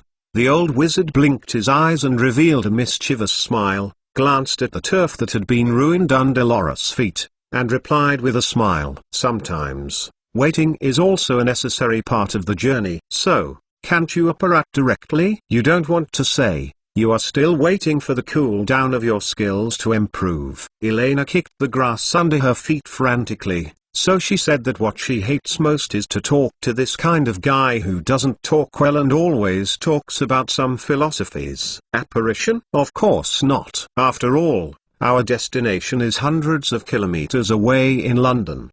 Dumbledore raised his eyebrows, and he found that although Elena seemed to know a lot of knowledge about the magic world, most of them only knew a vague concept. Dumbledore took out a peculiar pocket watch from his chest pocket and looked at it. After nodding slightly, he looked at Elena and explained patiently. Phantom movement has a distance limit. To be precise, as the distance increases, the load on the wizard will become greater, and accordingly, the difficulty of success will be greater. If you force it to be performed at a super long distance, there will be problems. Small danger. I don't think it is a wise decision to put you in danger in order to save a little bit of time. Although Dumbledore's words were a bit vague, Elena reacted instantly. In fact, Old Deng meant just one sentence: that distance is too far, and the blue bars are not enough to fly. Since you can't apparat, there are not many options for transportation. I don't care about trains,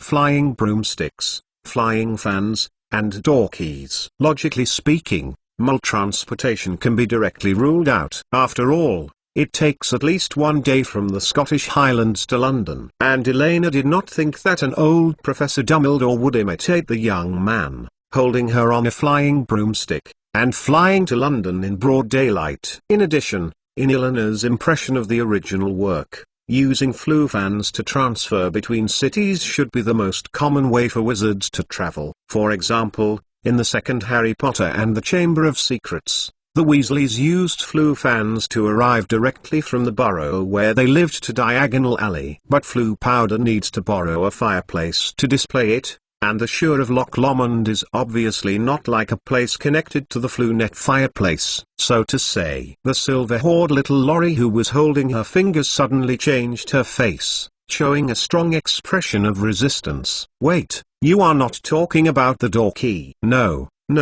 I refuse. Judging from the current situation, it is obvious that Dumbledore has an 80% chance of waiting for a door key to London to appear. Eleanor's face suddenly turned white, and she ran to Dumbledore, shaking the old wizard's wide sleeves, and begged, "Professor Dumbledore, let's go back to Hogwarts, let's use flue powder. I just made this trivial request. Hogwarts clearly has so many fireplaces. If it is necessary to select the most terrifying way to travel, Elena will definitely vote for door key. Even if it is the most convenient way of long-distance travel in the entire wizarding world, it cannot change its terrible mobile experience. Because when using the door key, you will feel as if there is a hook behind the belly button slamming forward with an irresistible momentum, and then people feel their feet flying off the ground. It flies forward like a gust of wind, without seeing anything. At least from the description in it, the travel experience of Flue Network is obviously more comfortable than the door key. One is to quickly shuttle through the warm fireplace, but it may be a little motion sickness, and the other is to move forward as if pulling your belly button with a hook. This sounds terrifying. Okay. But, Miss Elena, you said that just half an hour ago, that was your last request. Dumbledore looked at the panicked little Lorry at his side for some unknown reason, blinked playfully and said, "I'm a little confused. Which one is your last request?"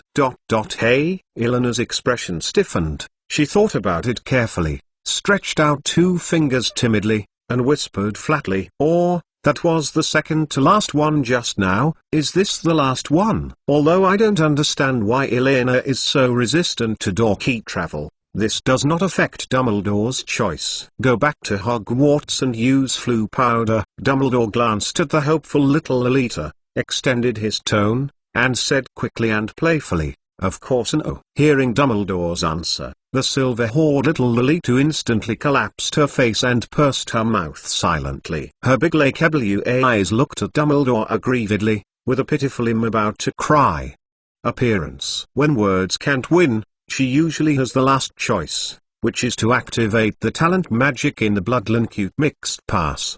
Didn't instinctively consider the replacement request. Dumbledore shook his head in a dumbfounded smile. He vaguely knew why Benitez spoiled the little girl so much. Dumbledore thought for a while, raised three fingers, and explained in a gentle and serious manner. "First, only the fireplaces connected to the flood network can be transmitted. Hogwarts fireplaces have temporarily disabled this ability to the outside world. Second, the first destination we are going to is the Gringotts of the Fairies. They have never opened the fireplace connection permission to the Wizarding world. Third time has come." With that, Dumbledore's left hand, which was behind his back, was suddenly taken out. In the palm of his hand, there was a small, worn-out cloth bag glowing with a slight blue light and shaking constantly. "Welcome to the magical world." "What?" Before Elena could react, after a burst of light distortion, the two disappeared.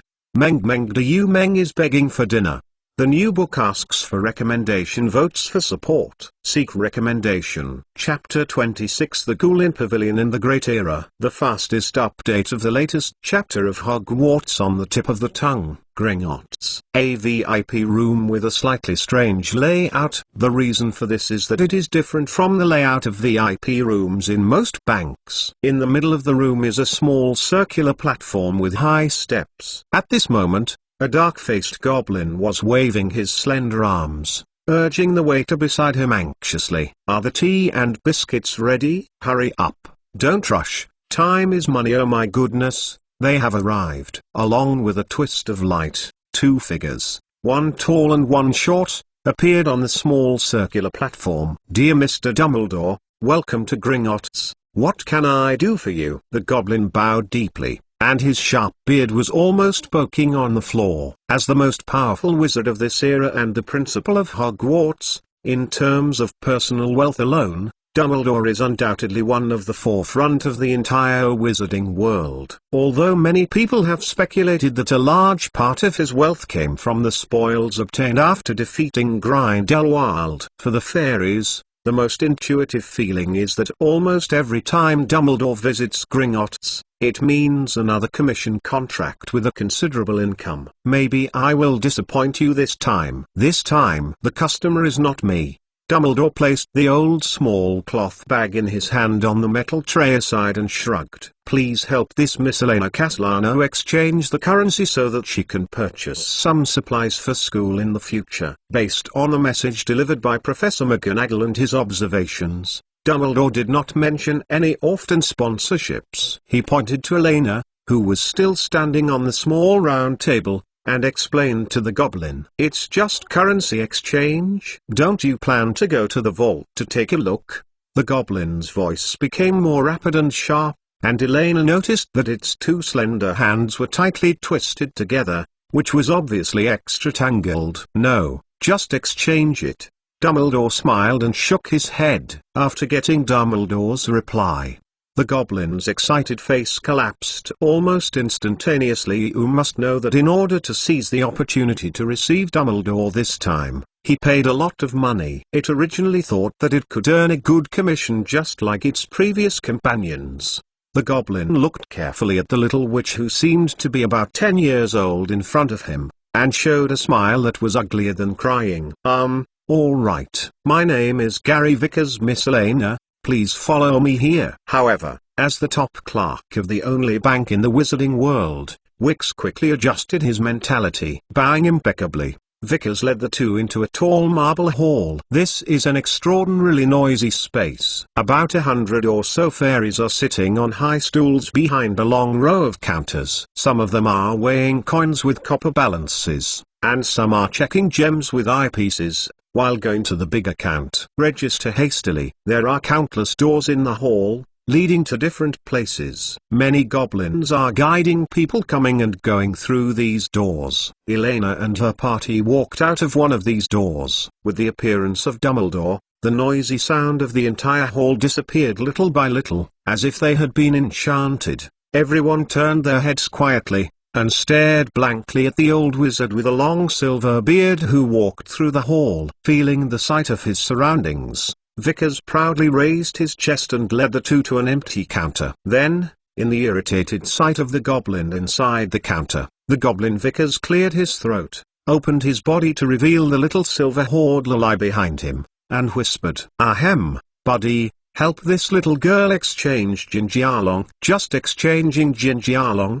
The goblin behind the counter showed a weird smile, looked at Vickers, who was a little embarrassed, suddenly let out a chuckle, turned his head and laughed sharply at the counter next door. Guess what kind of big deal the savvy Gary Vickers won this time to help one of Dumbledore's students exchange currency. Ha ha ha ha. Oh my god, the future Prince of Trade really doesn't think the same as ours. I was scared to death, looking at his expression. I almost thought Vickers had negotiated a big deal of 100,000 gallons. Ha ha ha. Just as if the play button was suddenly pressed, the surrounding fairies all showed uncontrollable expressions and made a series of ridicules. The people in the hall also looked away and restarted their own affairs. Although some were surprised that Dumbledore would personally bring the new students to Diagon Alley, there was really nothing worth paying attention to for currency exchange. Are you still going to handle business? If you can't work, you should quit your job as soon as possible, and don't affect Gringotts' reputation. Hearing the ridicule around him, Vickers' face was also a little bit awkward, with some embarrassment on his dark face, and his slender fingers tapped hard on the wooden table. To do it, I will of course take care of the business that the shrewd Vickers urges. According to the contract signed between Gringotts and human wizards, the little wizards who are in school have an annual exchange equivalent of 10,000 gold gallons. The goblin behind the counter shook his head, looked at the little Elena playfully, and the corners of his mouth curled. "Excuse me, lady, how much do you want to exchange?" "Hey, exchange limit." Elena, who was looking at the counter next to her with interest, turned her head, and blinked her eyes in confusion. This seems to have not been mentioned in the original work. "Of course, you don't think that Mull currency can be exchanged with Jinjialong without restriction, right?" The goblin grinds his nails and said slowly with a heightened arrogance, "How can the Mull's paper money be compared with the noble Jinjialong? Jinjialong can easily be exchanged for all the currencies of the Mull world." Able to exchange all currencies? A vague thought flashed in Elena's mind for a moment. She seems to have forgotten a very important thing. But what is that? While little Laurie was thinking about it, a series of strange tongue-playing sounds came from the counter next door, which attracted her attention. "Oh, Davrishi, taken a Morse tweet." Translation point here. Several sturdy wizards with big beards were also redeeming Jinjialong. At this time, it seemed that they were arguing with each other over the amount of exchange. The extremely distinctive pronunciation, as well as the appearance of the sturdy Nordic brawny, made Elena instantly aware of where they came from. "It's actually a wizard from Russia." The fairies of Gringotts are very good at foreign languages. Elena looked curiously at the fairy who is also fluent in Russian at the counter next door, and exclaimed, "Russia? No, they are Soviet wizards, a vast country of wizards." "Well, we should exchange Jinjialong as soon as possible and go to Diagon Alley to purchase." Dumbledore patted the head of the little silver horde Laurie, who looked around like a curious baby, and said helplessly, "Wait, Professor Dumbledore, what did you just say?" The silver horde little Laurie suddenly turned her head, looked at Dumbledore and asked. Her long silver hair fluttered because of the violent movements. "We quickly exchange Jinjialong, and then go by." Dumbledore was startled and repeated subconsciously, "No, right, One more sentence. Elena shook her head quickly. Soviet wizard. Dumbledore's blue eyes were full of confusion, and he replied with some uncertainty. This is it. Not Russia, but the Soviet Union. A flash of lightning instantly pierced the girl's brain, and she instantly realized that she almost missed the most shocking era in human history. It is July 31st, 1991, and on December 25th this year, there will be the most shocking event in human history: the disintegration of the Soviet Union. In the next few short years, financial capital will sack all the wealth that the entire Soviet people has accumulated over the past 16 years in an extremely brutal way. Because of the lack of qualifications to enter the game, Elena had not paid much attention to this matter before, but, if it is the magic world. Boom! Elena slapped her hands heavily on the wooden table on the counter in front of her, making a loud noise. Her eyes looked forward with some fiery eyes. Her voice was hoarse and trembling because of her excitement. Can Gringotts provide a ruble exchange service? Facing the coming era, witnessing and participating in it is the correct way to open the world. Human civilization has never been truly separated. Welcome to the first volume of Hogwarts on the Tip of the Tongue. Collapse and beginning.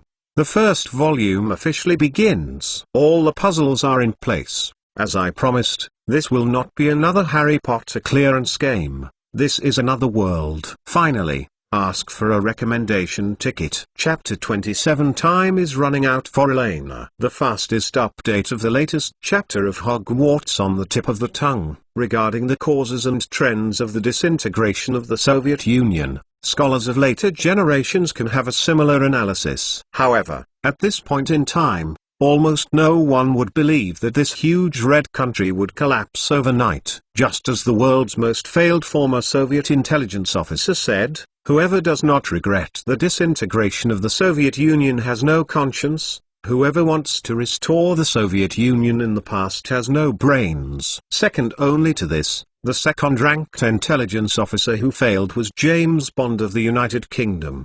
The exposure rate of the two men worldwide is unbelievably high. In Elena's view, if there is really a world-line convergence in this world, then this most serious geopolitical disaster that occurred in 1991 is definitely one of the most unshakable inevitable events in human history. If she can really participate in the major event of the disintegration of the Soviet Union, Elena will never choose to go against the trend of the times and try to prevent the disintegration of the Soviet Union. In essence, she, like most of the traversers, belongs to the kind of berry conscience, and all she can think about is how to squeeze a handful of bare hair in this big wave.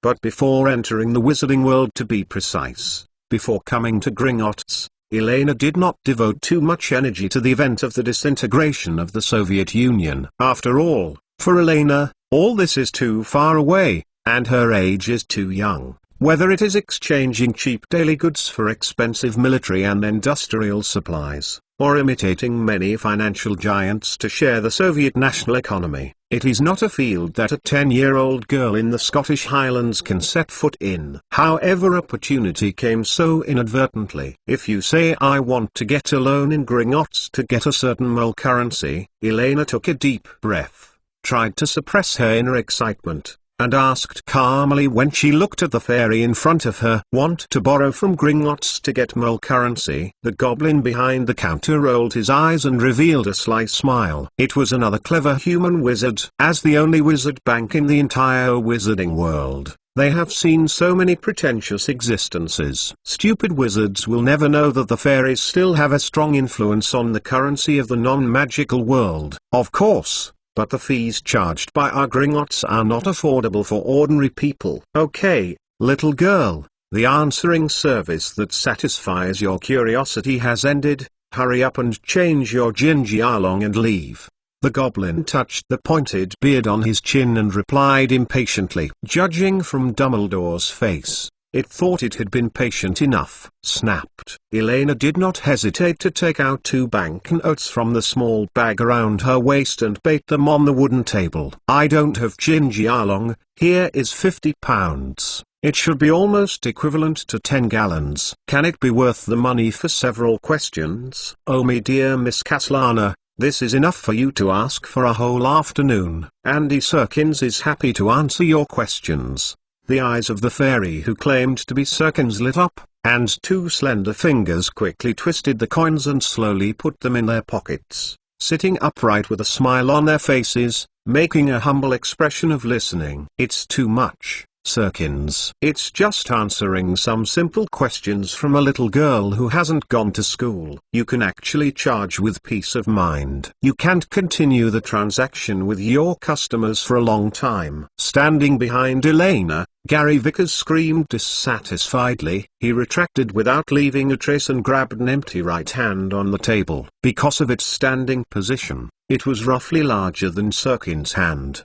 The speed is slightly slower for half a second. Shut up, Vickers. If you interfere with the transaction between me and the guest again, I have the right to ask the guard to throw you out. Well, Ms. Kaslana, you continue. Andy Serkins narrowed his eyes dangerously, tapped his long, pointed nails on the wooden table, threatened with a bad tone, and then looked at Elena with a smile on his face and said respectfully. Elena smiled slightly and asked softly, "Then, my question is, if I take out the loan, is there a way to break the limit of 50,000 per year and exchange mole currency for gold gallons, or exchange it into other currencies?" Well, the goblin Serkins looked awkward, and hesitated, rubbing the index finger and thumb of his right hand slightly. "It's a realistic and cute fairy," snapped. Another £50 was shot on the table. Elena shrugged. Compared with complicated human beings, the fairies sometimes treat her character more. "Of course there is no problem. Although the rules require it, we only need to pay a small commission and we can help you complete the extra exchange. After all,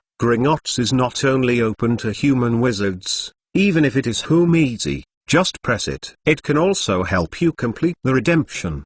Note 1, open for viewing." Serkins' attitude became more friendly, and the look in Elena's eyes was almost exactly the same as that of Gingy Arlong. It had never seen such a lavish and stupid little witch. "Oh, that's how it is." The silver-hoard little lorry slowly swept across the glorious central hall of Gringotts. With the affirmative answer from the fairy in front of her, she felt every cell in her body became excited. Such a bank that can ignore country restrictions, at this time node, if it is operated properly, what terrifying benefits will erupt. You know, even though the Soviet Union has experienced a slight decline over the years, as one of the two poles of the non-magical world, the Soviet ruble still has a fairly strong currency value. If Elena remembers correctly, the exchange rate between the US dollar and the ruble remained stable in the range of $1, 1.8 to 2.0 rubles until the sharp turnaround in mid-August. However,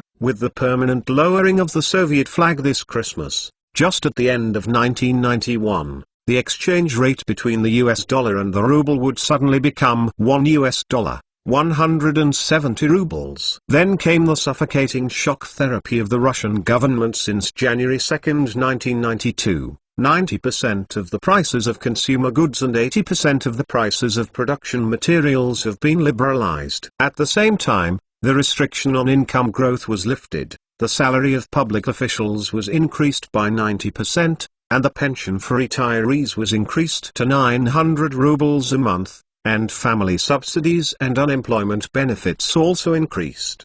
By April, the price of domestic consumer goods in Russia had risen 65 times compared to December 1991, which means that from the perspective of purchasing power, the ruble has depreciated again by 65 times. And then, well, take the graduation thesis. There is indeed guilt in the number of words in the water. If you are interested, please ask Duniang for the rest. All in all, aside from political and national games, and only from the perspective of financial benefits, all things like buying and selling short stocks are weak. There is only one simple and rude means of gaining profits, which is to borrow rubles on a large scale and replace the rubles in hand with any currency other than the Soviet currency system, such as the US dollar or the gold gallon. Then you don't have to do anything. Just sip a cup of black tea at Hogwarts, wait for the ruble to completely collapse, and then convert your dollars or gold gallons into rubles, and you can make thousands of times in return by paying off your debts. For a simple example, your reader's fathers took a loan of 11,700 rubles at this time, which was equivalent to $6,500. When the exchange rate collapses to $1, 6,500 rubles, you only need to spend up to $3 to repay the interest. All debts within. Elena stroked the smooth and white back of her left hand thoughtfully, just as Dumbledore said, as long as it was not deliberately stimulated. There was no trace of any unbreakable oath. If you want to continue a school forever, the two most important points are people and money. In terms of personnel, as long as the human society is still there will never be a shortage of students. In terms of funding, she seems to have found a way, at least once and for all in her lifetime. Only need to resolve all of this. There are only two vows she bears. She didn't want to carry on with the task of a huge school continuation in her long life in the future. The only problem is, Elena glanced at the old wizard standing behind her, who was listening to her questions curiously, at least until Dumbledore was away. Anyway, please help me to convert these pocket money into Jinjialong. Time is money, my friend. We still have a lot of important things to do later. Elena took out a stack of pounds from her pouch and put it on the counter, adding a little more to us and after, and winking at Sirkins calmly, motioning it to take a look. Dumbledore standing behind her. As for what kind of association it will produce, it is a good thing for her with high probability. The top priority now is to end the Diagon purchase as soon as possible and send Dumbledore away. The current time is July 31st, 1991, 9 o'clock in the morning. There is not much time left for Elena. This chapter is extremely difficult to write. I don't want to copy too many papers. I don't want to write too hardcore and unfriendly. All doubts can be answered one by one in the follow-up plot. Foreshadowing, I buried them all before. Of course, if you are not afraid of spoilers, you can also play in my skirt. Seeking a recommendation ticket. It's another 3,000 word quality chapter. Actually, I can split it into two chapters. Tangled. Chapter 28. Jinjialong is not a gold coin. Thanks to everyone who supported me. The fastest update of the latest chapter of Hogwarts on the tip of the tongue. After paying £250 as a consulting fee, the process of Elena's exchange for Jinjialong went smoothly and unexpectedly. In less than a quarter of an hour, the Fairy Sirkins completed a series of cumbersome operations for Elena, including information registration, account opening, currency exchange, etc., and sent the cloth bag full of coins to the silver hair, in front of little Lolita. By the way, in addition to most of the Jinjialong, Sirkins also thoughtfully configured a certain proportion of silver sicko and copernat for Elena to facilitate her shopping trip. It turns out that this is Jinjialong. The workmanship is unexpectedly good. Elena picked up a gold coin curiously and took a closer look. It was not too big in terms of size, and it was only a half circle larger than the unyuan coin in the previous life. An abstract fire dragon logo is printed on the front of the gold coin, and the edge is a circle of numbers. It is the number engraved by the Gringotts coin fairy, and it is also the number of the coin fairy. However, this weight and texture seems a bit wrong. The next moment, the girl squeezed the gold coin in her hand, and her fingernails slashed the surface of the gold coin with a slight force. The light and fluttering coin remained shiny without any dents or scratches. Elena raised her eyebrows. There is no doubt that, in terms of weight and texture, the golden cannon in front of her will definitely not be a gold coin made directly from natural gold. As a book fan of the Harry Potter series and a master of quantitative economics in the previous life, Elena once explored an interesting question with many people in a book fan discussion group numbered 862,074,819. As the first country to implement the gold coin standard, even if it later entered the credit standard, that is, paper money standard monetary system, gold still has a pivotal influence on the British economic system. And Jinjialong in the magical world is undoubtedly the biggest challenge to the new credit-based currency. That is, once Jinjialong puts aside the currency attribute, his actual assignment is higher than its exchange value, then it will be a catastrophic economic collapse for both worlds. In 1991, where Elena is now, the price of an ounce of gold was $360.75, which means that the price of a gram of gold was approximately £8.68. You know, the mass of a nickel-plated steel core coin is about 6 grams, and the weight of the same volume of pure gold is about 15.7 grams. Well, it is worth £136. However, the exchange rate adopted by the fairies of Gringotts is, a gold gallon equals £5. A more straightforward explanation is that if a gold gallon is smelted into gold, the price it can sell is much higher than the currency price that needs to be exchanged for it. The gold reserves of the magic world will first show a cliff-like decline, will be followed by a currency exchange blockade until all exchange channels with the mole world are completely closed. If you still don't understand, please click to view comments. In short, under the contradictory constraints of purchasing power and exchange rate, if the fairies and the magic world want to continue to maintain a normal financial system, there is only one final conclusion: large-scale issuance of bad currency. Therefore, the current golden kalong is not a gold coin, at most it is a magic currency that uses a small amount of gold and an alloy of cheap metals. In this way, by the way, it perfectly explained that in the original book Harry Potter and the Goblet of Fire,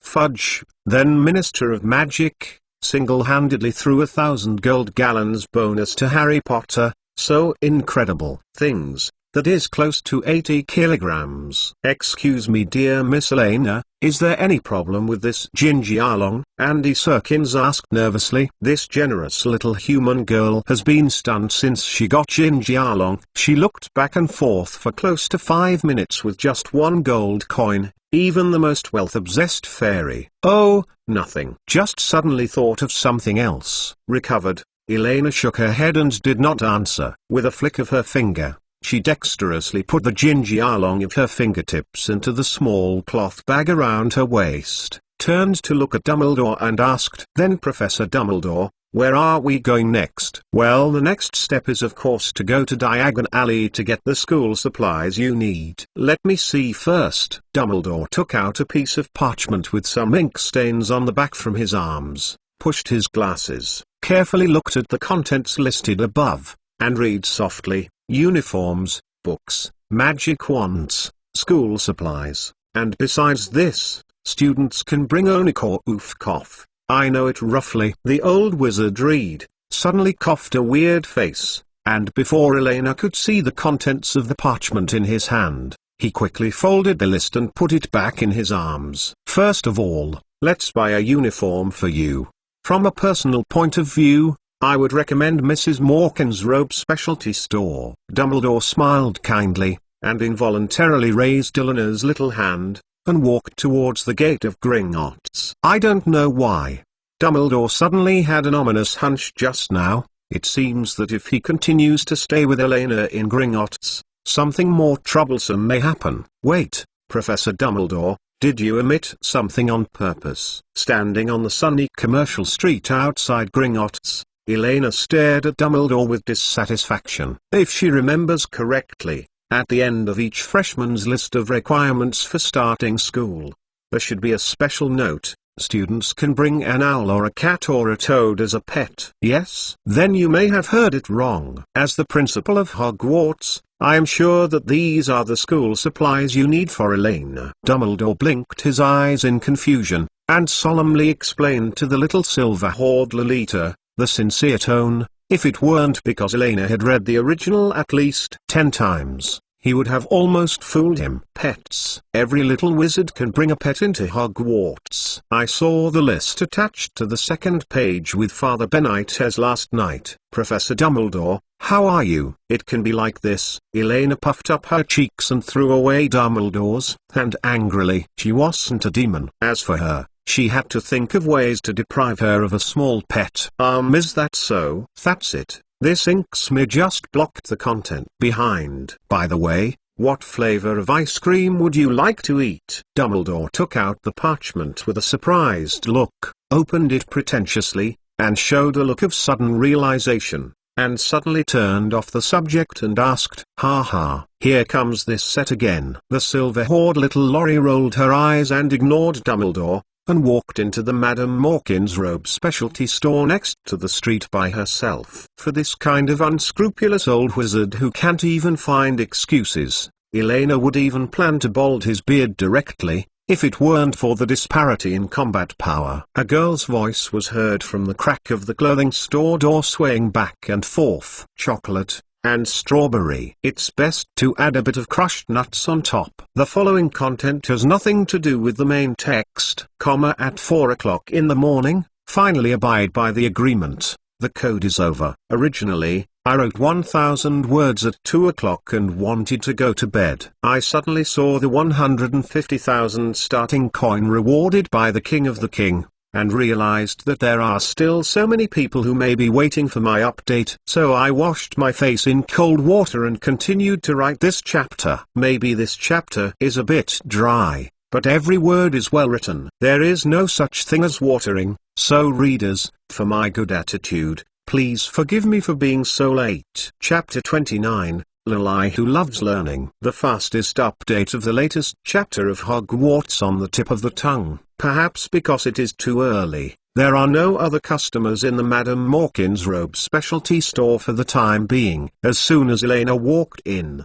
a short and squat witch wearing a purple dress and a squat smile of mistress of this shop, Mrs. Morkin, walked towards her. "A freshman at Hogwarts, dear?" Before Elena could speak, Madame Morkin said with a smile. The witch raised her head and glanced at the temporarily leaving figure outside the door. "Dumbledore." It's really rare. Since he ceased to be a transfiguration teacher, he has rarely seen him bring his students to Diagon Alley in person. Withdrawing her gaze, Mrs. Morkin looked curiously at the little silver-haired girl standing in front of her, and smiled. "Come on. Let me try on the clothes after I go to the store." The space behind the robe specialty store is huge, much more spacious than what you see on the street. Mrs. Morkin motioned to Elena to stand on a footstool, put a robe on her, quickly pinned out the length that fits her with a pin, and clapped her hands happily. "Okay, the size of the robe is ready. My dear, would you like to sit down on the sofa and slowly choose the clothes you need to purchase next?" "The clothes you need to buy next?" Elena repeated it a little hesitantly. This kind of voice reminded her of the hairstylists in the barber shop in the previous Liffey. Obviously just a simple repair of the bangs, and usually inexplicably create a skincare membership of several thousand yuan.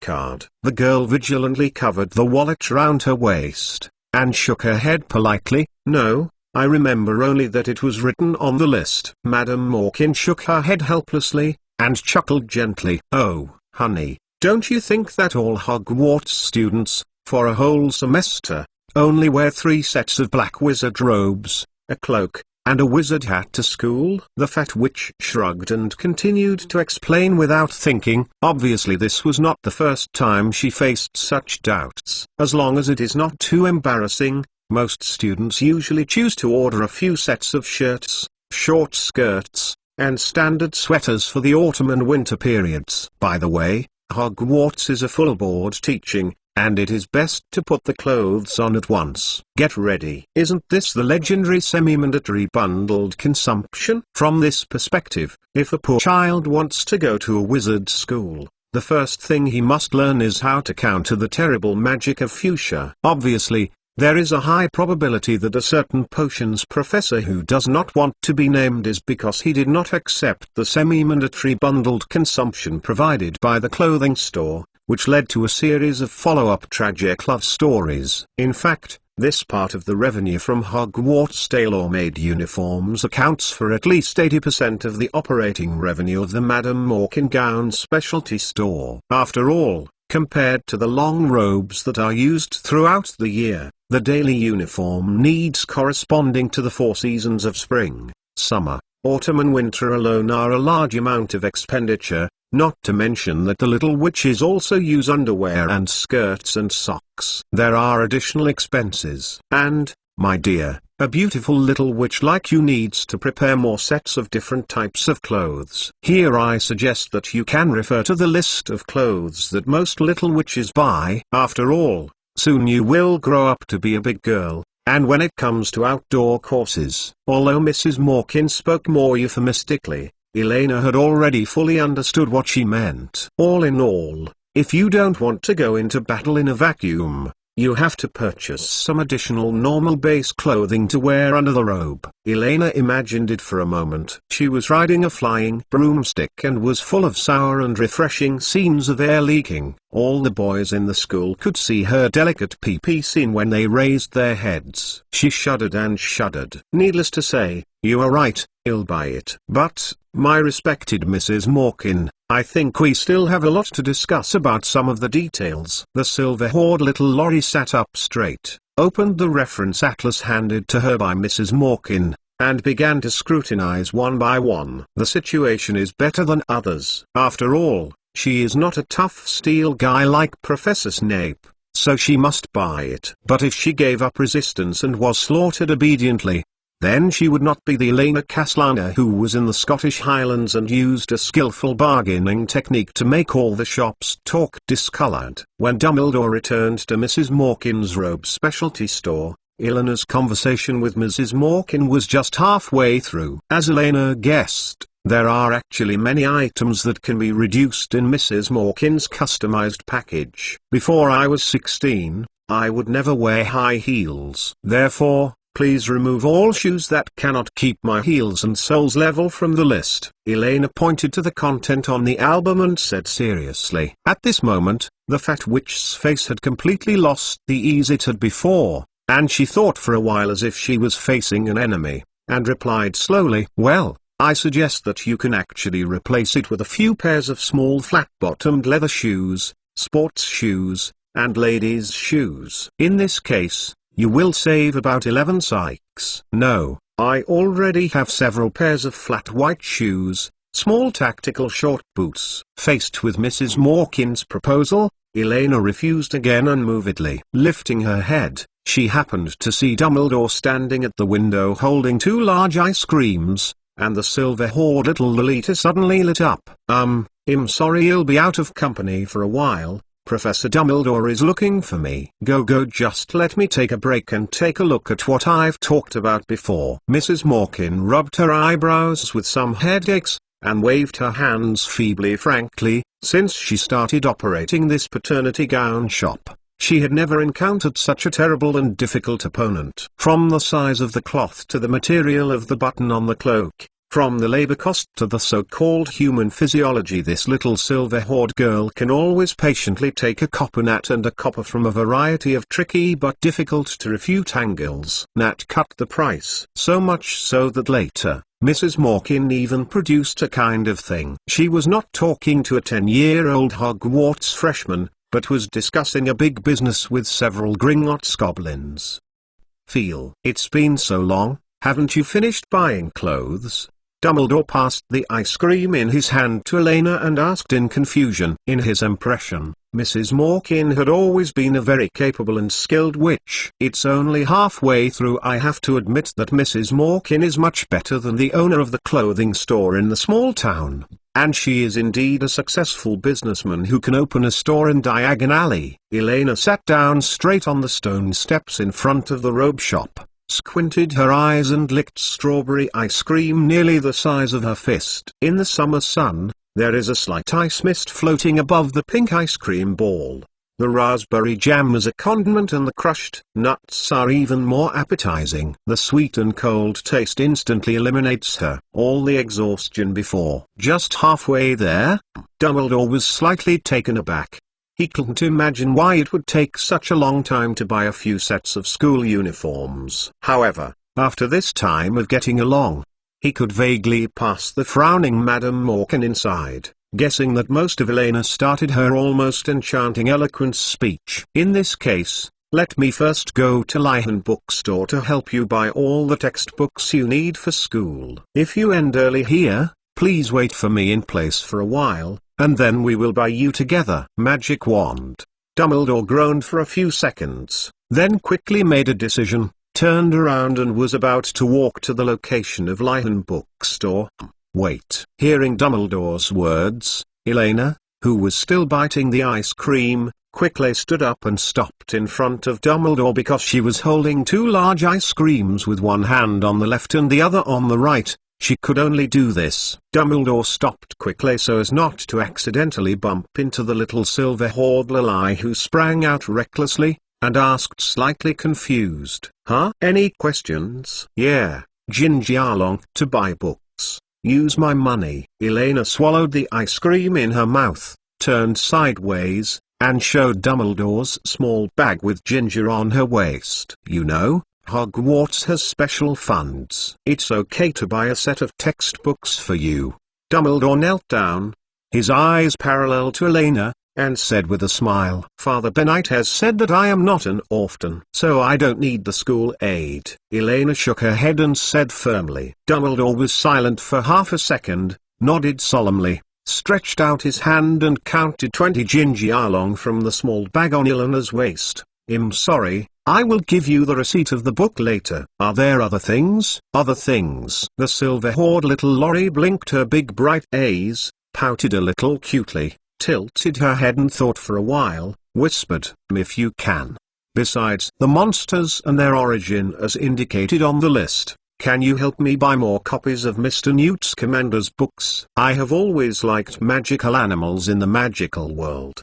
People, the last 5 minutes. Finished writing, uploading. Please ask for a recommendation ticket to feed. I went to bed. I feel like a sudden death. I only slept for less than 4 hours. Meow. Chapter 30 An Accident. The fastest update of the latest chapter of Hogwarts on the tip of the tongue. Diagon Alley, a winding street made of slabs and cobblestones. At this time, a father and son were standing at the fork between Lion bookstore and Madame Morkin's robe specialty store. The boy is about 10 years old. He has the same oily and watercolored pale blonde hair, pale melon-seeded face, and grey blue eyes as his father. He is looking up anxiously at the crowded streets. "I'll go to the Lion bookstore next door to buy you a book." "You don't need to follow me. Go straight to the store in front to get the size." The man glanced at his son, the snake-shaped scepter in his hand turned in his palm.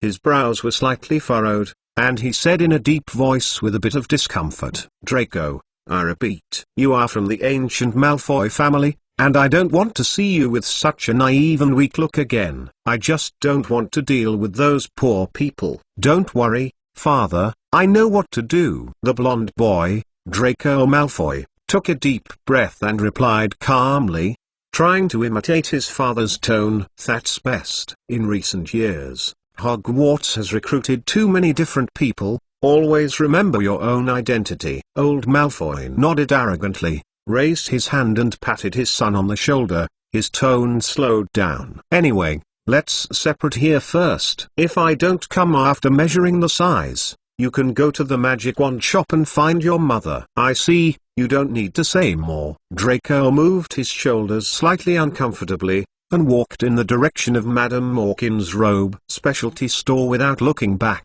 In the future, when Lucius is not present, Malfoy will be used to refer to Draco Malfoy. Following the signs, Malfoy walked along the winding cobblestone streets to his destination. After approaching the door, Malfoy found that on the steps of the Madame Morkin's robe specialty store, there was a girl about his age sitting. Malfoy looked at the stone steps curiously, and the next moment his eyes were firmly grasped by the silver-haired girl sitting on the stone steps. At this time, the girl was carefully licking a huge ice cream ball with the tip of her tongue.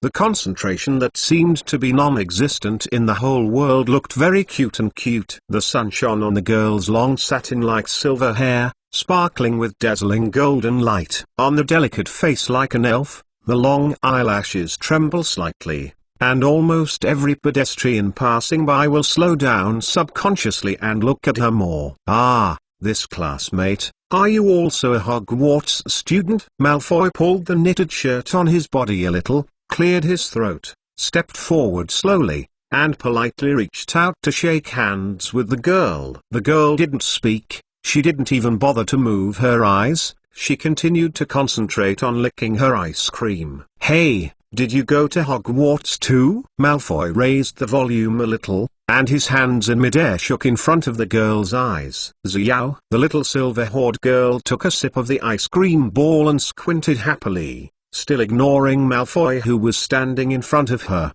just like he was just there. After finally plucking up the courage, Malfoy stood awkwardly on the spot, with his right hand not knowing whether he should put it down or continue to hang in the air, and a faint blush appeared on his pale cheeks. "Hey!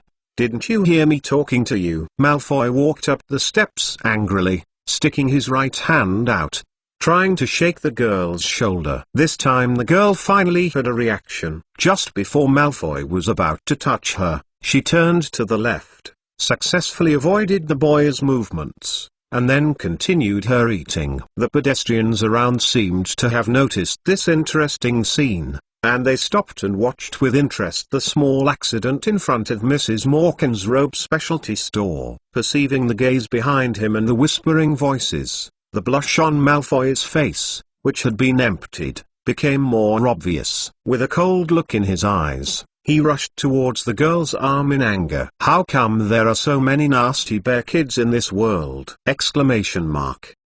The little silver-haired girl, Elena, frowned impatiently, turned sideways and stood up, once again dexterously avoiding the oncoming boy. Only, as the girl made a dodge action, the half-eaten ice cream ball on the egg roll swayed from side to side and fell to the ground with a snap, patter. The huge ice cream ball fell heavily on the ground along the inertia, and on the pebble ground, there were little chocolate-colored traces flying out. As if the pause button had been pressed, the whole voice paused for half a second, and everyone looked at the chocolate ice cream ball lying on the ground in unison. Elena looked at the empty cone in her hand, and then at the corpse of the ice cream ball not far from her feet. In Malfoy's bewildered eyes, she took 3 mouthfuls expressionlessly. "Finish the egg roll." "Go ahead, how do you want to die?" The girl raised her chin and looked down at Malfoy sitting on the ground. Her long silver hair fluttered without wind, a deadly coldness exuded from the lake blue eyes, and a dazzling light appeared on the back of her left hand, as if some kind of the same traces of sacred runes. The whole small space seemed to stop suddenly, and even the air became extremely heavy. "Ah, please." There was a trace of pain on Malfoy's face, and his hands were involuntarily scratched on his throat, as if suddenly unable to breathe. His pale face was reddened with naked eyes, and then quickly turned into pig liver color. "Stop!" There was a loud roar like thunder in the distance, and an old man with long silver beard waved his magic wand anxiously. After a creaking sound similar to glass breaking in the air, the stagnant air resumed its flow. "Think of your vow." Elena Kaslana snapped. There was a crisp sound in the air. Dumbledore moved directly from the apparition a dozen meters away to Elena, quickly grabbed the shiny left hand of the little silver-haired Lori and pressed it down, looking at her reprimanded with a serious face. "Didn't we make an agreement? After eating the ice cream, wait for me in the robe shop and wait for me to come back? Why do you want to make trouble?" Fortunately, he was in the Lion bookstore not far away, and with the effect of the unbreakable oath, he immediately felt the magical riot that broke out on the mixed blood v. Elena pouted aggrievedly and turned her head to ignore Dumbledore. Following Elena's sight, Dumbledore saw that, not far from the two of them, a chocolate ice cream ball that had only eaten a little and a half was lying quietly on the slate floor. The stone steps were supposed to be where Elena was sitting, and Draco Malfoy shrank into a ball, his slippery pale blonde hair draped over his dazzling red face. His whole body was shivering constantly.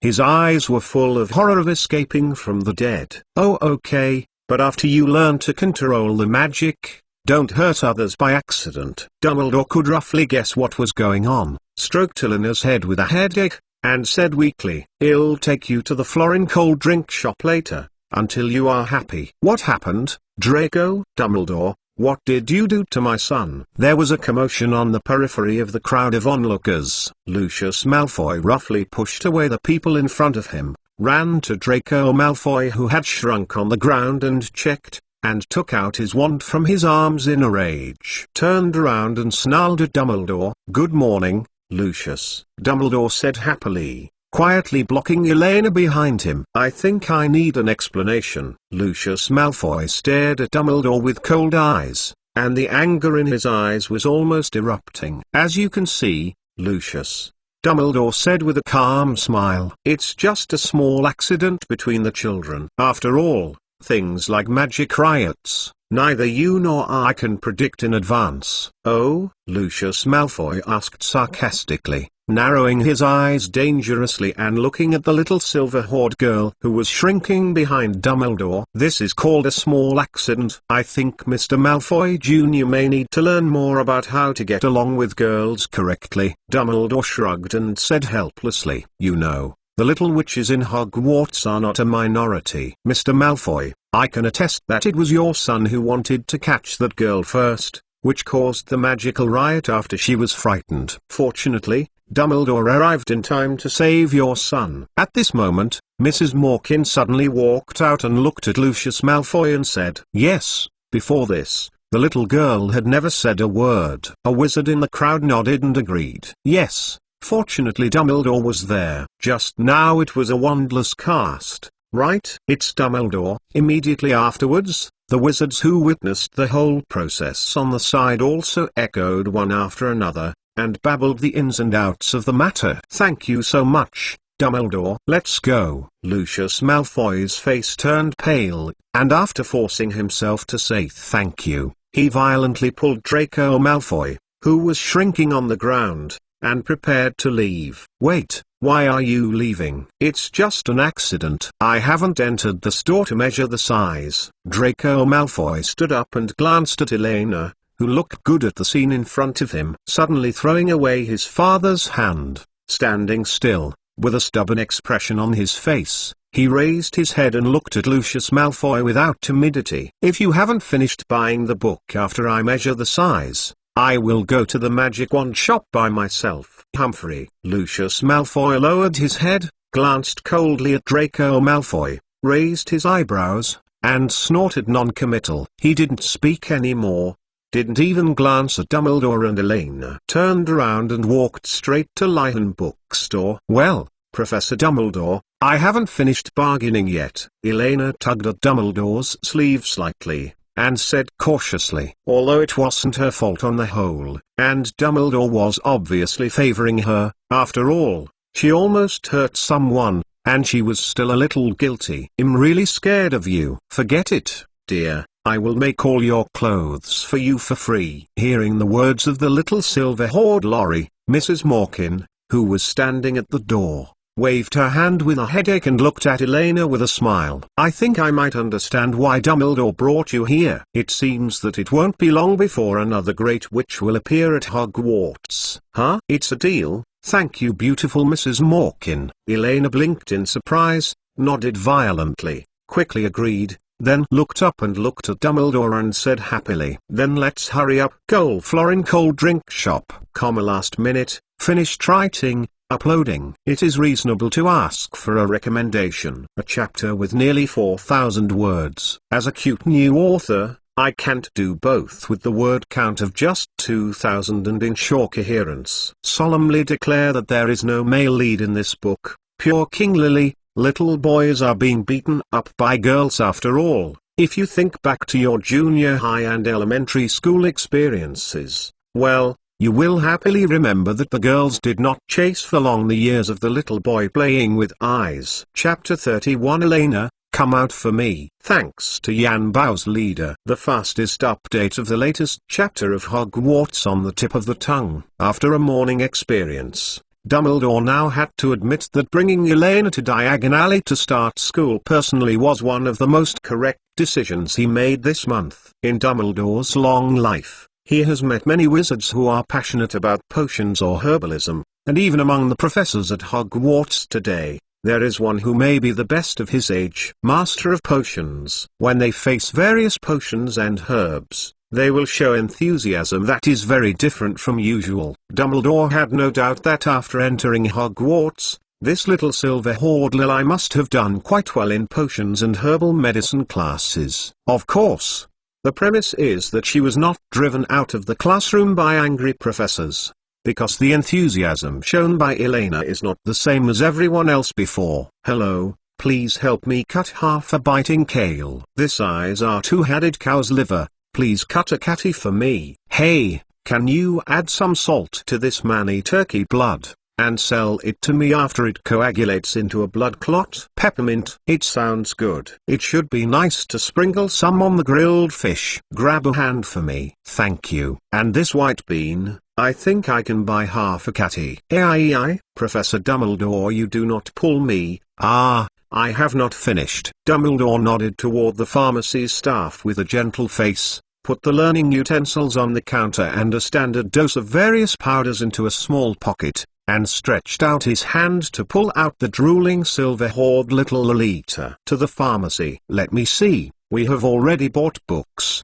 pewter pots, balances, and the potions class materials we just bought. Ignoring the noisy Elena on the side, Dumbledore took out the freshman's shopping list from his arms and checked it again.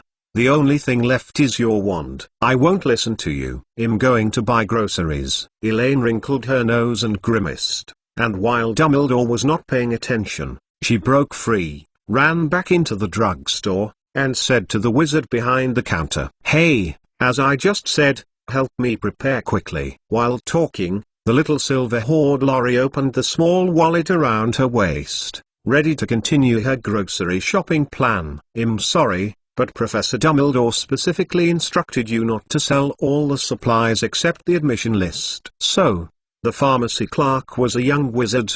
He shook his head politely, and relentlessly rejected Elena's request. As a graduate of Hogwarts, he did not respond to Dumbledore's instructions. Reasons for rejection. Therefore, whether Elena talked or used Jinjialong as a temptation, they all ended in failure. Goo. Elena, who had found nothing, puffed her cheeks angrily and rushed out of the drugstore angrily. Outside the door, the tall Dumbledore stood at the previous position with a smile, watching with interest Elena returning to him, shook his head, and explained seriously, "Miss Elena, potions and herbal medicine are both quite advanced knowledge. Before you go through a systematic course, I don't want you to purchase too many dangerous and strange items. For example, the white bean you just wanted to buy is actually the fruit of sleepy grass. There is a silvery thick juice in it. Taking it directly will temporarily remove people's memory. The knowledge of potions related to it is only a 6th grade student. I will learn something." Raising her head and looking at Dumbledore, who was explaining seriously, Elena asked in dissatisfaction. "So I want to cut half a bitten cabbage and bring it back to the orphanage for cooking. What's wrong with it? Isn't it just the moving cabbage? After it's cooked, it will look like ordinary cabbage. Could it be that the moving vegetables are just the same? Isn't it a vegetable?" About this, you can ask Professor Sprout, who is in charge of the herbal medicine class later. In short, the handling of magic plants requires learning. Blinking a little embarrassedly, Dumbledore was speechless for a while, and turned the subject off abruptly. "I think you must be looking forward to having your own magic wand now. This is what all the little wizards desire most." As Dumbledore said, he stretched out his hand to take Elena to the Ollivander wand shop at the end of Diagon Alley. "No, I don't want to." "You are abusing your power to bully people." Elena waved her hand sharply, avoided Dumbledore, and said angrily, "For a foodie like her, where there is real food in the wand is important." What irritated her most was that Elena clearly felt that she was targeted by Dumbledore. "I'm not allowed to buy pets. I'm not allowed to buy flying broomsticks. I'm not allowed to buy potions, and even textbooks are not allowed to be given to me until after school starts. Did I go to Hogwarts to go to school or go to jail?" The little silver Hordli's little emotions that had accumulated for the whole morning finally broke out. On the way, Dumbledore was like a repeater. There were 2 sentences back and forth. "This can't be bought, there cannot go." Although Elena had made up her mind, she would definitely sneak into Diagon Alley afterwards, but that couldn't hold Dumbledore to a store. so she asked the clerk to put her on the restricted sale list. Well, facing Eleanor's question, Dumbledore stroked his long beard slightly awkwardly. Thinking about it this way, he also felt that he might be a little too nervous, but he didn't know why. Ever since he came out of Gringotts, he has been feeling restless. I glanced at Elena, who was kicking the pebbles on the ground. Even if she was angry, she looked so cute. People couldn't help but squeeze her cute little cheek. Dumbledore thought for a while, and said tentatively, "Then let's go to the pet shop first. I remember you said before that you really like magical animals. Whether it is opening up the purchase of magic materials, or allowing Elena to buy those weird magic items, in Dumbledore's view, it is a situation that is likely to cause very dangerous consequences. In contrast, it is not a good thing to be able to collect Eleanor's character by raising a pet. Pet shop. This works." Eleanor's eyes lit up, and her face instantly became cloudy and clear. "Since Professor Dumbledore has said so, then I have nothing to refuse. He. The pet shop you are talking about is the Magic Zoo, right?" At first, the silver-haired little Lorry made a few reserved polite words, and then turned around, let out a string of laughter like silver bells, passed through the crowd, and rushed straight into the shop that she had been paying attention to for a long time. "Hey! Run slower and be careful of hitting people." Dumbledore shook his head helplessly, and followed Elena into the shop called Wonderful Zoo. The inside of the shop is not big. The walls are densely covered with cages, there is a vague smell in the air, and the sound is noisy, because the guys in the cages are squeaking, screaming, or hissing. Sound. Two huge purple toads sat in a cage by the door and gobbled up dead flies. A terrifyingly big tortoise stayed motionless by the window, as if not in a good mood, and the shell on its back gleamed like a gem. In addition, there are cats of various colors, a cage of noisy ravens, a basket of custard-colored funny fluff balls are buzzing, and two double-tailed water newts in the glass tank are each other for a piece of food. Fight. A chubby white rabbit turned into a satin top hat with a snap, and then changed back with a snap, just changing back and forth, trying to attract the attention of the people in the shop. Elena licked her lips slightly. "It's great." As Mr. Newt's commander said, every magical animal is full of fascinating charms, and people can't help but want to get close and study them. As Eleanor's gaze swept across the store, the noisy small space suddenly quieted down, and even the most noisy raven suddenly stopped, shook his body, and flapped its wings anxiously, pacing back and forth in the cage. In the entire magical animal store, only the girl's crisp voice echoed in the room. "Hello, I want to buy this fat white rabbit." The two twin-tailed water newts that are fighting are troublesome to help me install them. By the way, that beautiful-looking fluffy ball also needs 3 or 4. And that big tortoise that looks a little depressed, why don't you sell it to me? Elena Caslana. Come out for me. Oh, Dumbledore, who had just walked into the store, didn't hesitate at all. With a black face, he grabbed the silver-haired little Loris clothes and dragged them out. He was just a momentary obsession with ghosts. This little guy who even dared to bite a phoenix shouldn't expect her to buy a pet with peace of mind from the beginning. Elena Caslana, who was dragged away, is waiting for everyone to vote for him. Ask for a recommendation ticket. Ask for a recommendation ticket. Ask for a recommendation ticket. I finish my meal and continue to code. Chapter 32, The Uneatable Pets. The fastest update of the latest chapter of Hogwarts on the tip of the tongue. Still angry? Dumbledore lowered his head, looked at the glum Elena and asked. Although I know that part of the reason may come from the girl's lineage, Dumbledore always unconsciously has a thought in the face of the girl's sheer perseverance and the fetters of the family shown from time to time. Be pampered. Perhaps this is also an expression of age, right? Dumbledore shook his head slightly, somewhat self-deprecating. Click.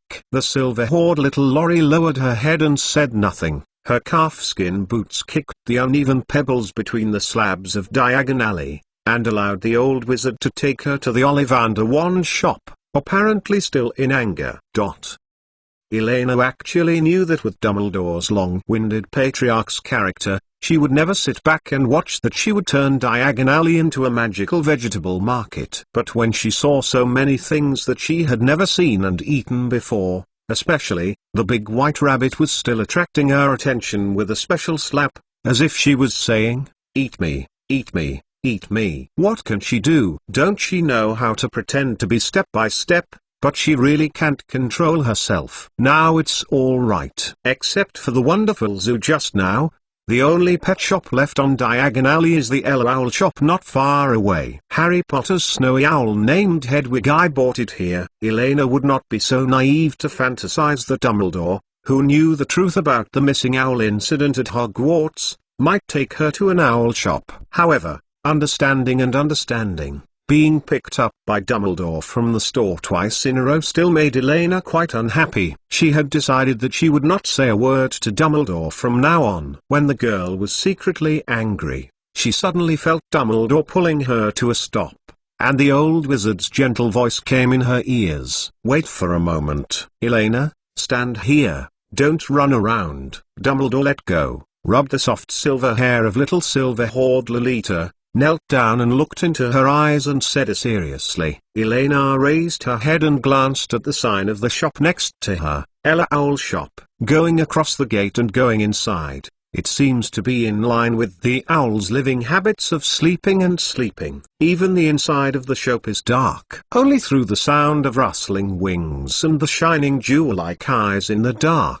one can roughly imagine the scene of a shop full of owls. Seeing Dumbledore's back disappearing into the black hole of Ella Owl Shop, Elena curled her lips and became increasingly unhappy. In her opinion, most of the annoying principal is going to the store staff as before and not selling her anything like owls. However, this emotion did not last long. Dumbledore stuffed a large birdcage into Elena's hands. This, Professor, you don't want to say this is for me, do you? Elena held the cage helplessly and stammered, her face full of surprises. You know, she is carrying dozens of the lives of Scottish round-faced fat chickens, a cold-blooded orphan butcher with no emotions. Dumbledore pointed to the beautiful dark brown bird in the cage and said with a smile, "I know it might be a little surprising. However, after thinking about it, I decided to give you an owl. Children love owls. It can deliver letters and packages for you." In the cage, the dark brown owl was sleeping soundly with his head buried under his wings, without noticing any danger. Dumbledore paused, watching Elena tenderly with his blue eyes, and continued to speak softly. "According to the wizard in the store, this is a strange brown owl. Because the sound and appearance are different from other owls, it is not too happy. But I think you should be able to take care of it." "Not the same." Elena looked at the sleeping little fat chicken in the birdcage in confusion. It looked carefully that it was indeed somewhat different from the appearance of most of the Scottish round-faced fat chickens I had seen before. Compared to most of its kind, it is obviously of a smaller size, about slightly larger than a fat pigeon. Unlike most owls with a single color, this little fat chicken with a round face looks extraordinarily beautiful. A white shoulder strap spread from the back of its neck and continued to the position of the shoulder blades. The edges of the feathers are trimmed with white, the wings and tail have light brown stripes, and the color of the feathers on the body presents a dark brown yellow gradient. Speaking of which, it's really beautiful and it looks meaty and dull. Elena stretched out her finger curiously, poked the Scottish round-faced little fat chicken who was still immersed in dreams through the iron cage, licked her lips and said, "Gahaha, gahaha." The dark brown bird woke up suddenly, flapping its wings, and fell from the balance pillar in the middle of the cage in a panic, with a series of strange chirps in its mouth, like the barking of a puppy, or someone from a distance. There was a burst of hissing laughter. The chubby bird's face looks funny. The faceplate behind and under the big eyes is white, then gradually turns gray, and the brown stripes move toward the center. "Wait, Professor Dumbledore, what kind of breed did you just say?" Hearing laughter-like cooing from the cage, Elena suddenly raised her head and looked at Dumbledore and asked, "Brown owl, it's just that the sound and appearance are a bit strange. Is there any problem?" Dumbledore looked at Elena for unknown reasons, wondering why the girl's emotions suddenly became agitated. No, it's not a brown owl. It doesn't even belong to any species of the owl family. Elena once again took a closer look at the little fat chicken that had not yet been named, shrunk in the corner of the cage, and slowly shook her head. This is a laughing owl of the primitive owl family, also known as wick owl or white-faced owl. It is a creature that has been recognized as extinct in the mole world. Unexpectedly, it still exists in the wizarding world. Although this situation had not been anticipated before, it did not prevent Dumbledore from drawing conclusions from the information given by the silver-haired little Lolita. Dumbledore raised his eyebrows, and said a thoughtful expression across his face. In other words, it may be the last one in the world, but I believe, Elena, you will be able to feed it well. Eh? The silver-haired little Lorry blinked. If the last one in the world is eaten, isn't it equivalent to the extinction of a species? Exclamation mark. Elena instantly realized what kind of hot potato she had taken over. Is the inedible owl still a Scottish round-faced fat chicken? Exclamation mark. Wait, Professor Dumbledore, I don't want to keep a pet anymore. Return it to the store. Or you can give it to Mr. Newt Scamander. Elena, who reacted, carried the cage and anxiously wanted to return to Dumbledore's hands. Although she is a foodie, she has always eaten some food that can be regenerated and cultivated. Like this, she is not so frantic. Of course no. Looking at the tangled little Lolita, Dumbledore shook his head happily, and refused without hesitation. The reason for people's happiness is not only that he saw Elena shriveled, but more importantly, he discovered some extra precious qualities from this little girl. After a pause, Dumbledore continued in a brisk tone. Furthermore, I promised to buy you a pet. I won't do anything that doesn't count. As for Mr. Newt Scamander's trip around the world again, I couldn't find where he is for a while. So it's up to you to take care of it for now. Let's go. Now, only the Ollivander one shop is left. Gahaha gahaha. It seemed that it suddenly became a lot safer, and the little owl in the cage made a cry of excitement at the right time. Shut up. If you make me angry, I will kill you. The mixed-race little V grinds her teeth and glared fiercely at the little guy in the cage. Gakak. Elena Kaslana, who can't eat pets, waits for everyone to feed me. Ask for a recommendation ticket. Ask for a recommendation ticket. Ask for a recommendation ticket. P.S. If the pet's name is called Vika, it is taken from the transliteration of Wiccow. I didn't choose a very cool magical creature. The first is that the school is not allowed to bring it. At least Dumbledore can't pass this level. Second, I don't want to change too many strange settings. Third, I want to raise one. It seems that I love the Scottish little fat chicken as a pet that I can't eat. Chapter 33 Ollivander's Ancestral Staff. Thanks to the leader of the Stubborn King. The fastest update of the latest chapter of Hogwarts on the tip of the tongue. No matter where, if there is an open market economy, it is quite difficult to form a monopoly in the region. Because all commercial behaviors that can be replicated, there will inevitably be market competition. Human beings' inherent learning ability and imitating ability have been fairly clearly displayed in this respect. Even in Diagon Alley, which is not too big, the same law of competition applies. For example, there are 3 clothing stores, namely, the clothing store, Mrs. Mawkins' robe specialty store, and the second-hand robe store.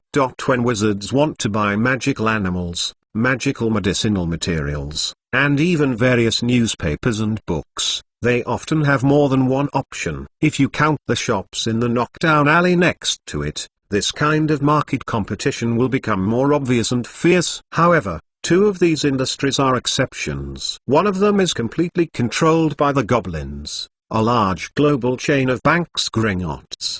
The other one is a wand-shop run by the Ollivander family, who has been making wands since 382 BC. The long inheritance of family skills and the spread of word of mouth have given the Ollivander family a very high position in the world of rod-making. Especially the heir of this generation, Garrick Ollivander, was influenced by the stick-making skills passed down from generation to generation in the family, and he showed his talent very early with the ambition to improve the core and rodwood currently in use, and he resolutely and fanatically pursued the ideal wand when he was young. He quickly became one of the 3 major wand makers in Europe and is known as one of the world's top wand makers, the best wand caster. As a result, many foreigners came to London specifically to buy a magic wand produced by Ollivander, rather than buying it locally. Of course, the Ollivander wand shop completely monopolized the wand business in the London area. After finally entering the magical world, Elena is naturally full of expectations for her future magic wand. And what she said before is nothing but anger. This is the Ollivander wand shop. The legendary, the best wand shop in the world. Elena looked at the small and broken shop in front of him with some uncertainty. If it weren't for the peeling gold sign on the door that clearly read, Ollivander, since 382 BC rod making. She even wondered if Dumbledore took her to the wrong place. The value of a thing does not always match the beauty of its appearance. Ollivander is a pure wand caster. For him, every ginger long spent except for the wand is a kind of shameful waste. Dumbledore smiled gently, and led Elena into the small wand shop. The inside of the shop is very small, with nothing but a bench, and thousands of long and narrow boxes containing wands almost fit on the ceiling. Dumbledore, Albus Dumbledore, I am so glad to see you again. Welcome, welcome. I didn't expect you to come. Before Elena could see the wand box around him, an old man suddenly stood in front of them. His big silver eyes, which were light in color, looked like 2 shining moons in the dim shop. For Dumbledore's sudden visit, Ollivander showed a clear expression of joy. The old man walked up to Dumbledore and rubbed his palms, his tone a little bit cramped and excited. Mr. Dumbledore, you must have carried that wand with you. Could you leave it to me to study it, and I can promise you any request? Ollivander, we will talk about that separately later. Dumbledore raised his hand slightly, stopped Ollivander's subsequent words with his eyes, and stretched out his hand to pull the little silver hoard lorry standing behind him in front of him. Today's protagonist is her. Oh, of course, yes. Ollivander stopped the conversation alertly, turned his head and looked up and down at Elena. It's very strange. I feel an extraordinarily willful and powerful free magic. Ollivander murmured softly. Her silver white eyes made Elena stand up, and the old man's dry fingers gently stroked Elena's long silver hair hanging on her shoulders, revealing a hint of meaningfulness on her face. Weird smile. Mr. Dumbledore, according to the wand ordinance, magical creatures are not allowed to possess wands. Thank you for reminding me. I know the contents of the wand ordinance. Miss Elena Castellana is a real human wizard, but she has some unique talents, Dumbledore said with a serious face. This is another reason why he must accompany Elena to the wand as a mixed blood Elena's blood is too high. If it is an ordinary wizard, you may just think that this little girl has extraordinary magical potential, but for Ollivander, who has been dealing with magical substances for almost her entire life, Elena can't hide it at all. I heard that Hogwarts is the only place in the UK that successfully tamed the Night's Scale. Ollivander suddenly said a word without beginning and ending. In this regard, I don't think there should be a big problem. Dumbledore smiled slightly. Well, very good little wizard. Mr. Ollivander frowned, glanced at the little silver hoard lorry standing in front of him, and moved his fingers away from the girl's long silver hair. Well, Ms. Castellana, come on, let me see. He took out a long tape measure with silver scales from his pocket. Which arm are you used to? Elena didn't answer directly. She frowned and asked, it's just buying a magic wand. Why do you want to measure your body? Because each wand of the Ollivander family is unique. In order to help you choose the right wand, I must first measure your arm length, forearm length, height, head circumference and other dimensions, and then according to these parameters choose the wand. Ollivander, who had just received Dumbledore's promise, was obviously in a good mood, smiled, and patiently explained to Elena. But I'm only 10 years old now. Will I grow up? After hearing Ollivander's explanation,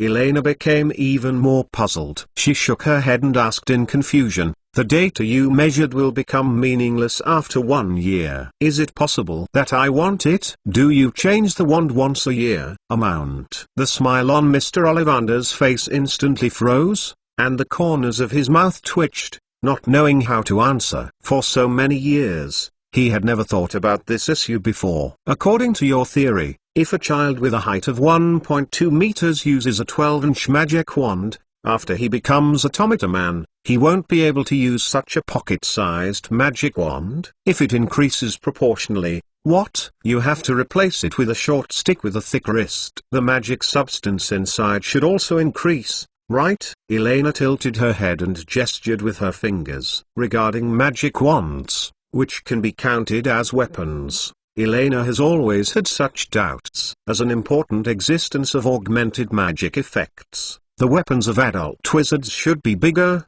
thicker and more powerful than if they are not two-handed wands. Such existence should at least be a rolling stick, right? The power of a wizard will improve with age and knowledge, so why won't the magic wand be updated with the increase in strength? Boom. Faced with the innocence of the little girl in front of him, Ollivander suddenly felt that a door that had previously imprisoned his thinking suddenly opened, and a brand new world of magic wand making appeared in front of him. Prior to this, he had been trying to change the combination of wand materials and different cores. He once thought that this was the future direction of the wand business, but he never considered changing the shape of the wand in essence. You make a lot of sense. Mr. Ollivander opened his mouth with difficulty.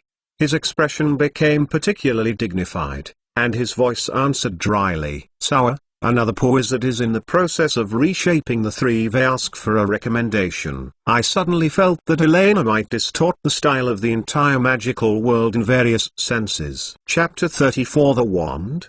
Chopsticks. The fastest update of the latest chapter of Hogwarts on the tip of the tongue. Alas, here again. Looking at Ollivander, who was in a sluggish state, Dumbledore couldn't bear to look directly at his right hand and rubbed his slightly painful forehead. From yesterday to today, he has seen similar situations too many times. Elena always seemed to be able to question the perceptions that everyone in the magical world was accustomed to from some very strange angles. Ahem, Mr. Ollivander, you don't have to worry too much about this question. As far as I know, most of the graduates of Hogwarts still use the wands they bought when they enrolled. We are still doing the same. Keep picking the wand.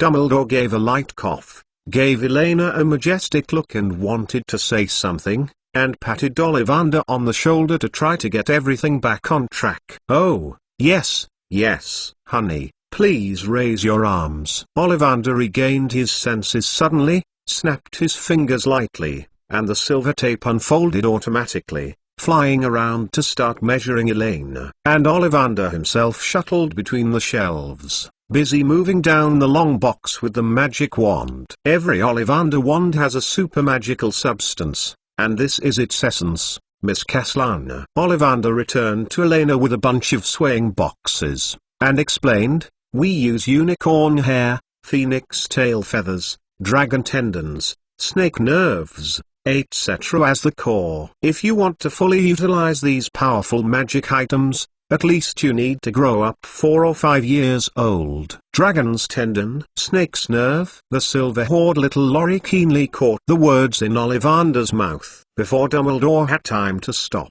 she quickly asked, after these magical substances are stripped from the living magical creatures, they can still be maintained. Activity. Am I talking about magical properties? Of course, in a sense, every magic wand has its own life. This is an art, not a mere wooden stick. The old man nodded proudly. The determination of the core and wood materials of the Ollivander family, the process of integrating them, and the selection of the ideal owner of the wand have always been secrets coveted by other wand makers. All right. Regarding this topic, Ollivander obviously didn't have much thoughts to explore in depth. He drew a magic wand from the long box in his arms and handed it forward. Then, Miss Elena, try this one. Grapevine wood and the dragon heart tendon, 10 3/4 of an inch. You should be more suitable if you have extraordinary wisdom, Guru. At this moment, Ollivander was convinced that he heard a very slight sound of swallowing saliva. Elena took the wand and muttered quietly, in other words, the sealed magic in each wand. The ingredients whispering are all with a long shelf life. While talking, the eyes of the little silver hoard Lily slowly became fiery. She raised her head and looked at the densely packed long boxes around her. Her little tongue licked her upper lip lightly. Each magic wand was a tiny tinkin what? The magic wand that Elena pinched in her hand made a strange tremor, and the flowing luster of the wooden surface dimmed instantly at a speed visible to the naked eye. Oh, my God! Before Elena could react, Mr. Ollivander's expression changed and he immediately snatched the wand from her. Maple, 13 inches long, the cord of the fire dragon's heart. Try it, this time. Before even waiting for the silver hoard little Lorry to hold the wand just touched the wand with her fingertips. There was a slight tremor, and then he became desperate. No, Nortary this one, beach with unicorn tail hair, 9 inches 7, tolerant and full of wisdom, very flexible. As Elena tried one magic wand after another, she could clearly see that a series of fine beads of sweat appeared on Mr. Ollivander's forehead, and the entire wand shop's benches and floors were piled up with all kinds of magic wands. Without exception, there was a deadly silence. Even in the later stage, like a terrible infectious disease, rows after rows of wands disappeared under Elena's fingers, and the whole wand shop was filled with an unspeakably strange atmosphere. Hey! It's a bit too much. Elena raised her eyebrows a little uncomfortably. Why is the protagonist of Other People all kinds of light after entering the magic wand shop, but she is just like a plague, and all the wands in her hands are like dying? Calm down. Don't worry, don't worry. Ollivander took out his handkerchief and wiped the fine sweat from his forehead, and took a deep breath. He didn't know if there was more comfort to Elena or more self-comfort. Having operated magic wands for so many years, Ollivander has never seen a wizard like this that can make magic wands feel fear. Yes, it is fear. As the caster of these wands, he could definitely feel the slight shudder from each wand, as if a small animal had encountered a fierce predator. A special customer. I think there is always one that is the least afraid of you. I mean the one that suits you best and is close to you. Let me think about it. Right. Ollivander glanced at Dumbledore, suddenly slapped his forehead, rushed into the shelf and found a long box that seemed to be placed in the corner, and solemnly handed it to Elena. An extraordinary combination. Hollywood, phoenix feathers, 11 inches long. The Hollywood symbolizing patience and perseverance, and the phoenix feathers of courage and hope. I think there should be no problem. Professor Dumbledore. Elena blinked, and subconsciously turned her head and glanced at Dumbledore. Isn't this the magic wand of the savior Harry Potter? She wasn't worried that the magic wand chose her, she was afraid that if he accidentally scared the little magic wand to death, what would happen when Harry came? Is there any problem? As recommended by Mr. Ollivander, try it first. Dumbledore smiled mildly, without any more reactions. Oh, seriously, I have an ominous premonition. Elena sighed, and picked up the magic wand in Ollivander's somewhat expectant and somewhat nervous eyes. As she held her hand to the end of the wand, the entire Ollivander wand shop suddenly remembered a loud phoenix call. The red glow flickered from the wand's head, staining the space with a layer of warm gold.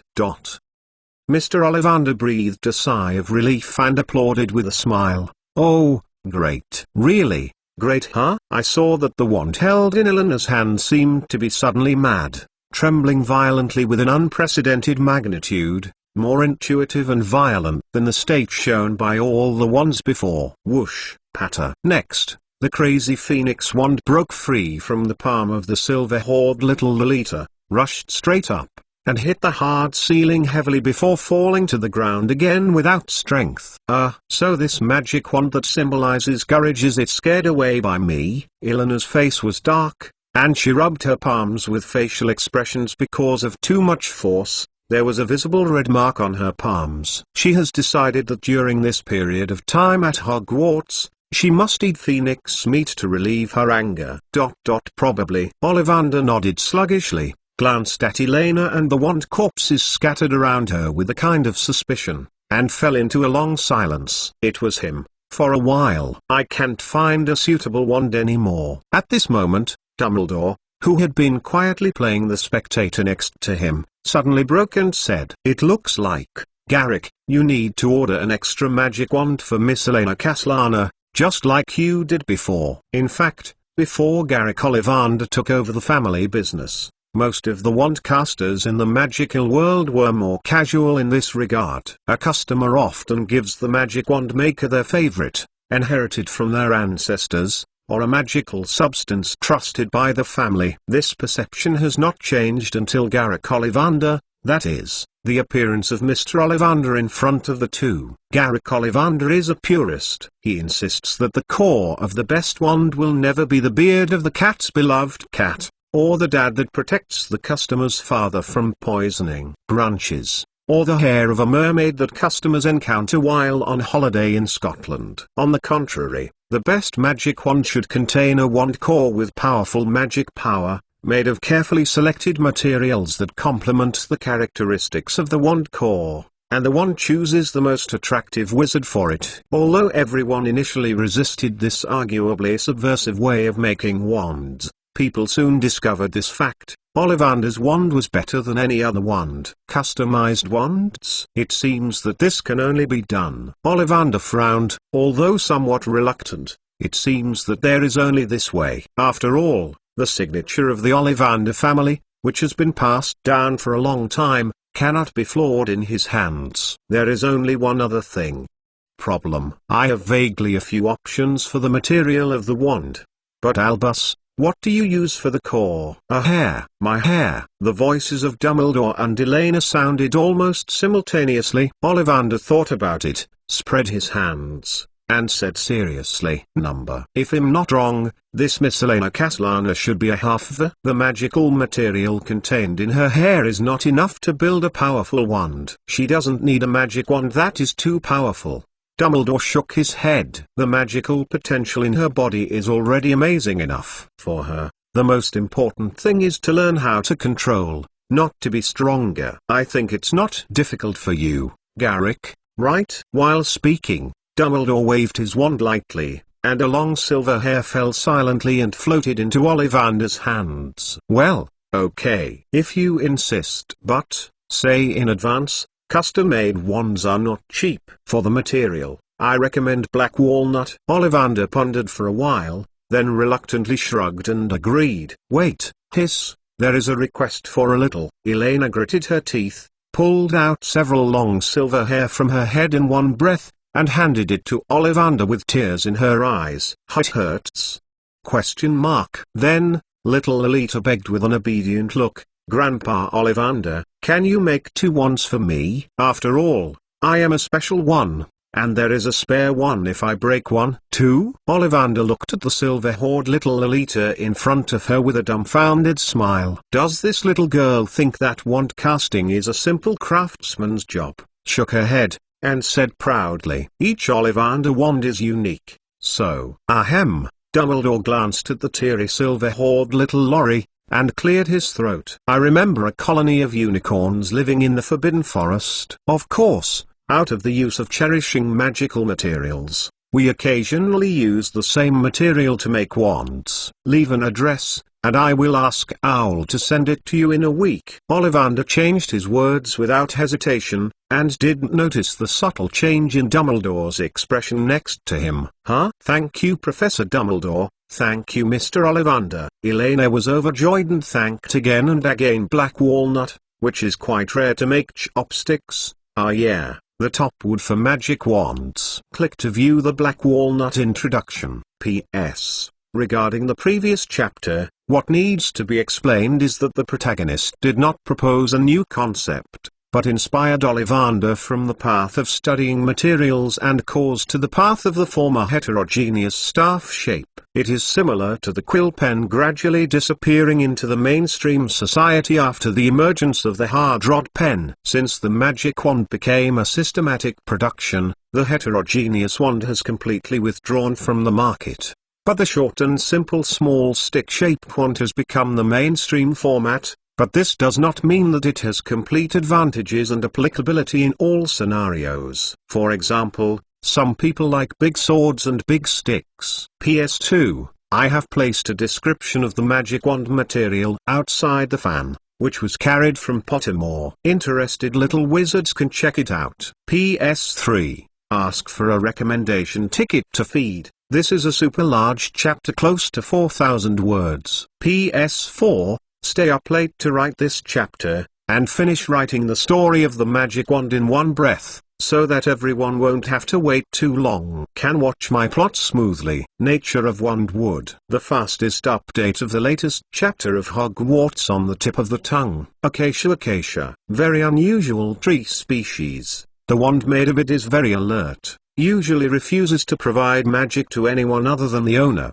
and likes to show strength only to the most gifted people. This sensitive nature makes it difficult for them to find a suitable owner, so I only keep a small part of the inventory for those who are savvy enough. They are not suitable for ordinary ping-pong magic. Once a good owner is found, they will match the power of any attribute, but unfortunately they are often underestimated by people because of their weird temperament. The first sound of chi wood. The material is not easy to bend, but I also found that their ideal owners are not stubborn and inflexible. On the contrary, they are always helpful, considerate and likable. Unlike most woods who look for owners with similar personalities, Alder's ideal owners always have the completely opposite or at least significantly different temperament from their own. When they find a satisfactory master, they will become perfect and loyal helpers. Of all the wands, Alder is the most suitable for silent spells, so they have a good reputation for being only suitable for wizards of the highest level. Apple tree. There are not many magic wands made of apple wood. They have great power and are suitable for those who have lofty ideals and pursuits,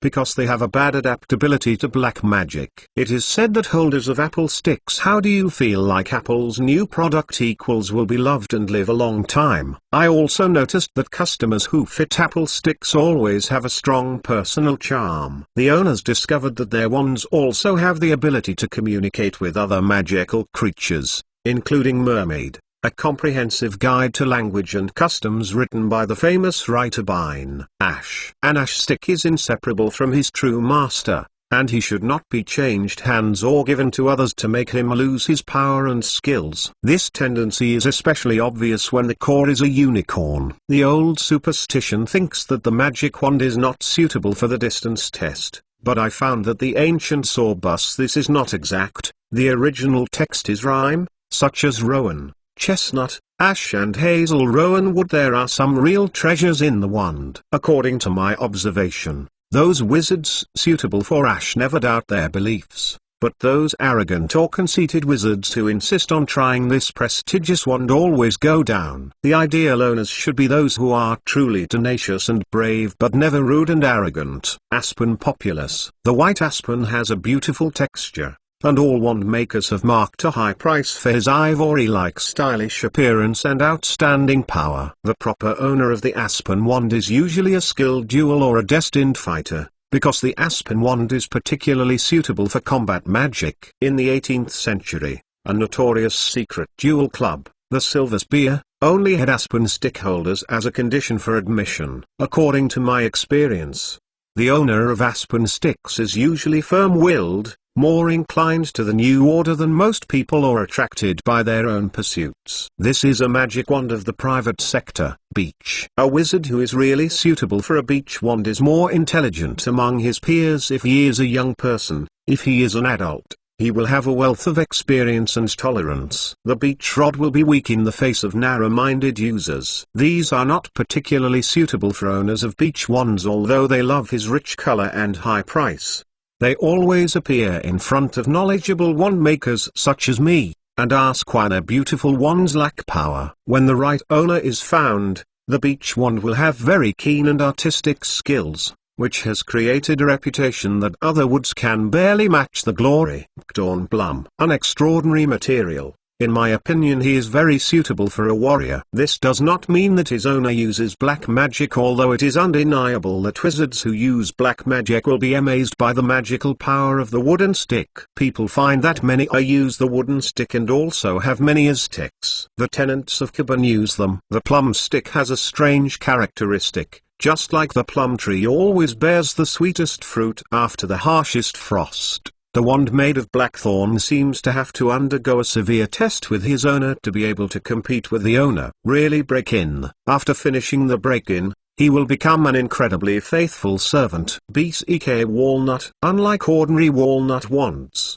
black walnut wands seek owners who possess keen intuition and insight. They look very beautiful but not easy to control. He has a well-known quirk, that is, he is maladapted to self-contradiction, and if its owner deceives himself, his power will be greatly reduced. Once the wizard holding them can face his heart directly, the wand will not be used normally. If he wants to restore his magic power, he must be handed over to a new master. Supplemented by a sincere, self-aware master, black walnut wands will become the most loyal and admirable of all wands, and they have a unique magical aptitude. Cedar. When I met a cedar rod holder, I felt a tough personality and unusual loyalty. My father used to say, "You can never deceive an owner of a cedar rod." I very much agree with him. The cedar rod always makes a home with a wise and insightful owner. But I would like to add one thing on the basis of my father,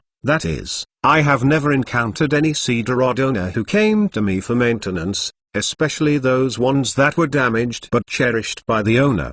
Wizards suitable for cedar rods are hidden and terrifying opponents, and they always give the heads of challengers without brains. Cherry. According to the context, this refers to the Japanese cherry tree, not the cherry tree. This very rare material creates a magic wand with peculiar power. In Japanese magic schools, the owner of the Sakura wood wand enjoys high prestige.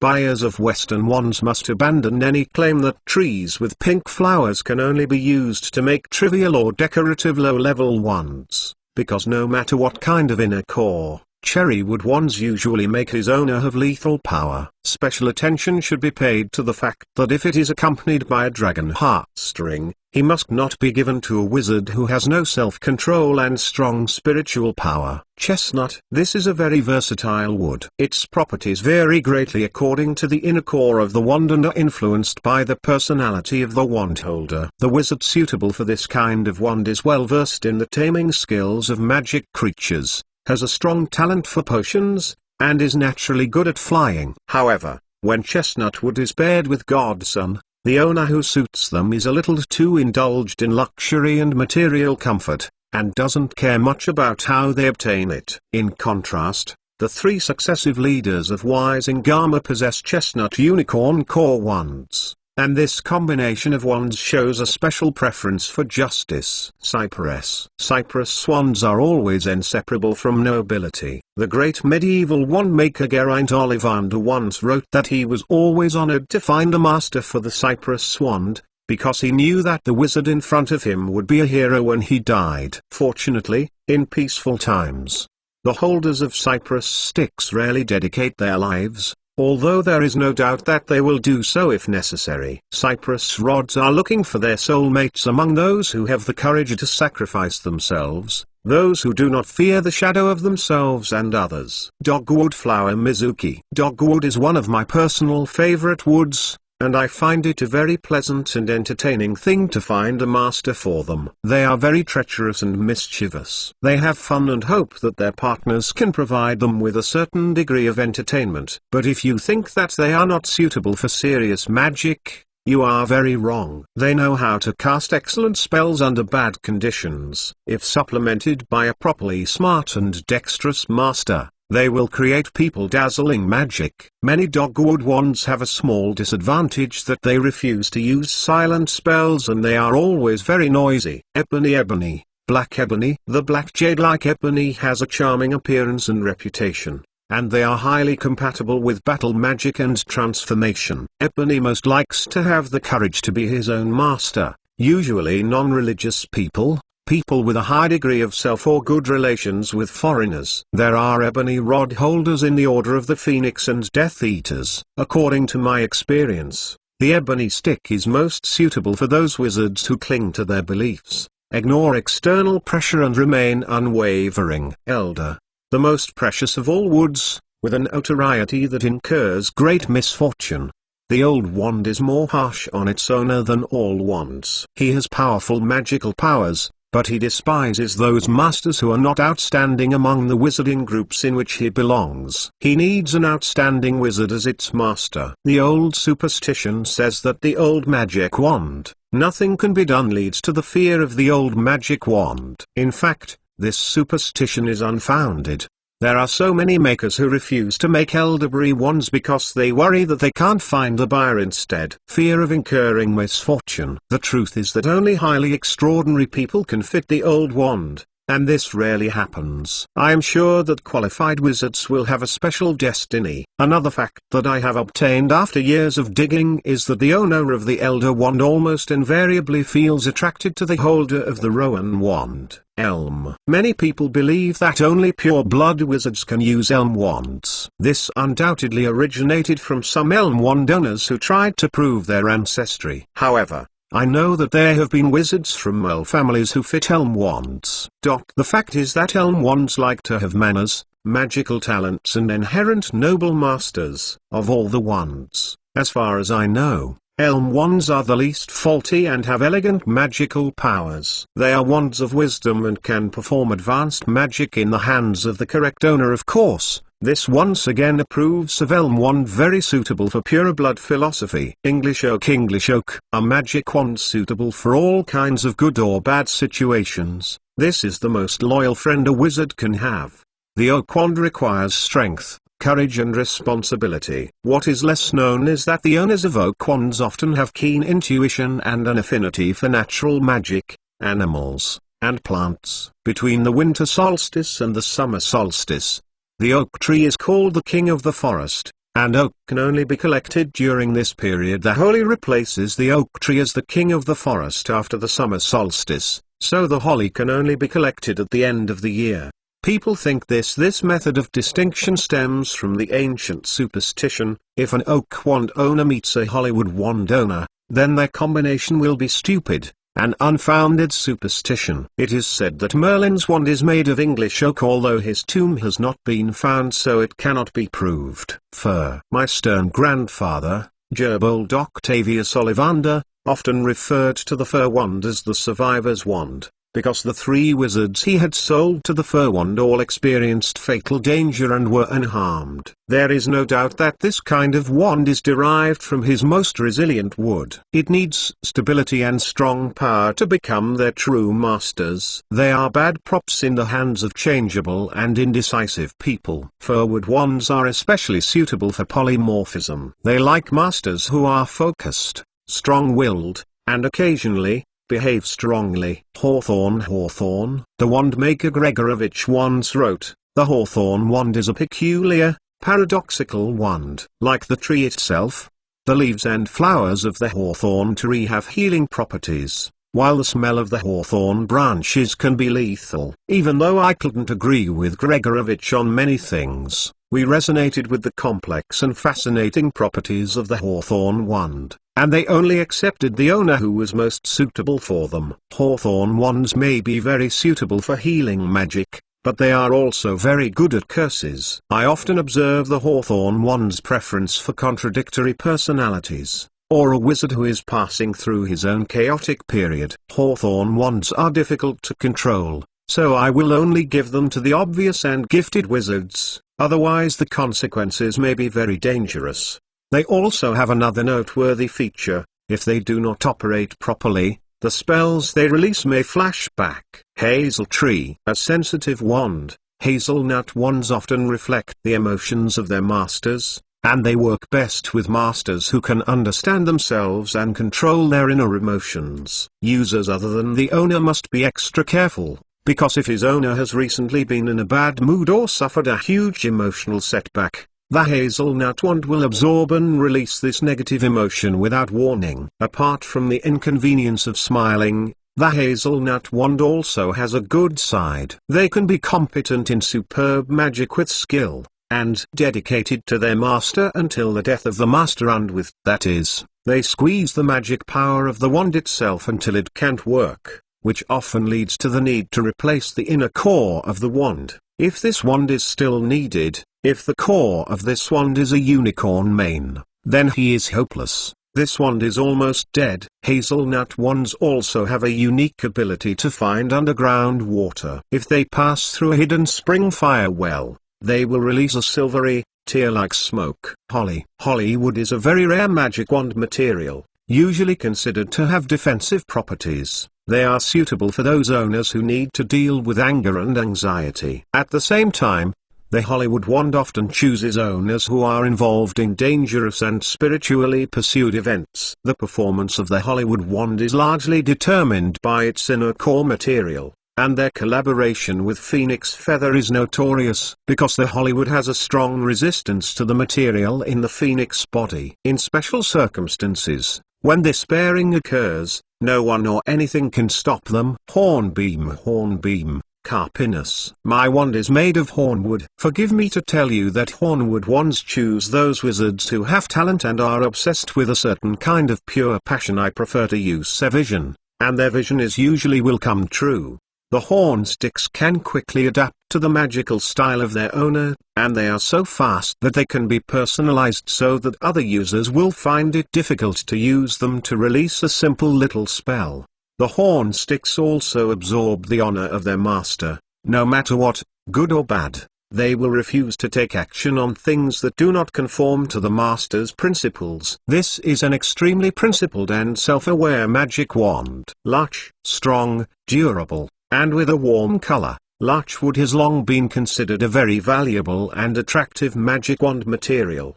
They have the reputation of instilling courage and confidence in their holders, so they are always in short supply. This kind of very fragrant wand is actually difficult to find an ideal owner, and it is difficult for others to master. I found that larch wands often use hidden special skills, which often describe their master. In fact, the owners of larch wands may have never fully demonstrated their talents before possessing them. After that, the wands and their owners will have an extraordinary tacit understanding. Laurel. It is said that laurel wands cannot use shameless spells. Although the starting point may be good, I heard they are very powerful and have cast death spells. The laurel wand is sometimes considered exaggerated, which is actually inappropriate. Laurel wands cannot tolerate a lazy holder, and in this case they are easily defeated. Otherwise, they will stay with their first master, and they will get an electric shock when others try to steal them. Maple. I found that the owners of windwood magic wands are often people who are naturally passionate about traveling or exploring. They are not magic wands that live at home. They like to have ideal wizards,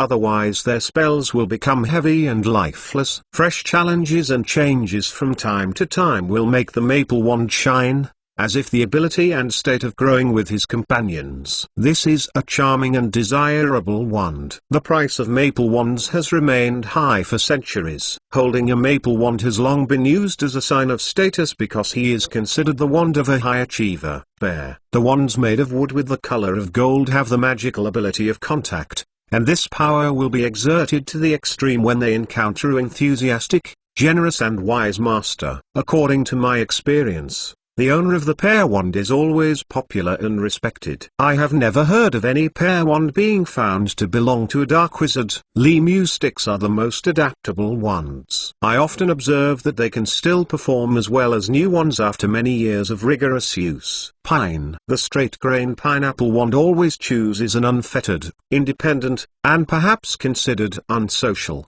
interesting, or mysterious owner. Wood wands want to be used creatively, and unlike other wands, they are completely non-repellent to new spells or essentials. Many wand makers emphasize that pineapple wands will cooperate with those who are destined to live longer, and I can be sure that I personally have never heard of a pineapple wand whose owner died at a very young age. The pineapple wand is one of the wands that is very sensitive to silent spells. Poplar, birch. If you want integrity, the first response should be poplar wood. This is the motto of my grandfather Gerbold Ollivander. According to my own experience, Aries wood wands and their masters do match exactly. They are magic wands to rely on, consistent, powerful and stable. They always like wizards with clear morals.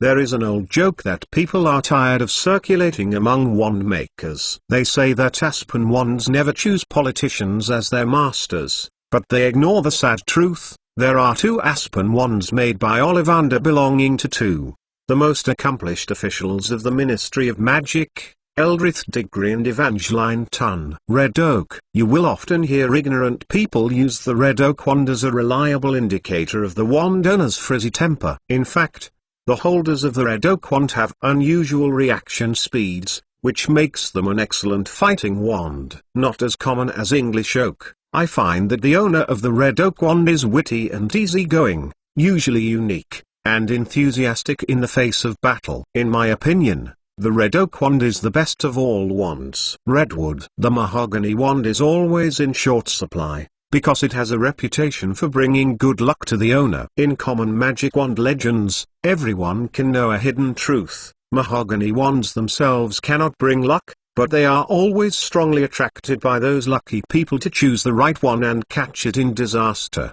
Vitality.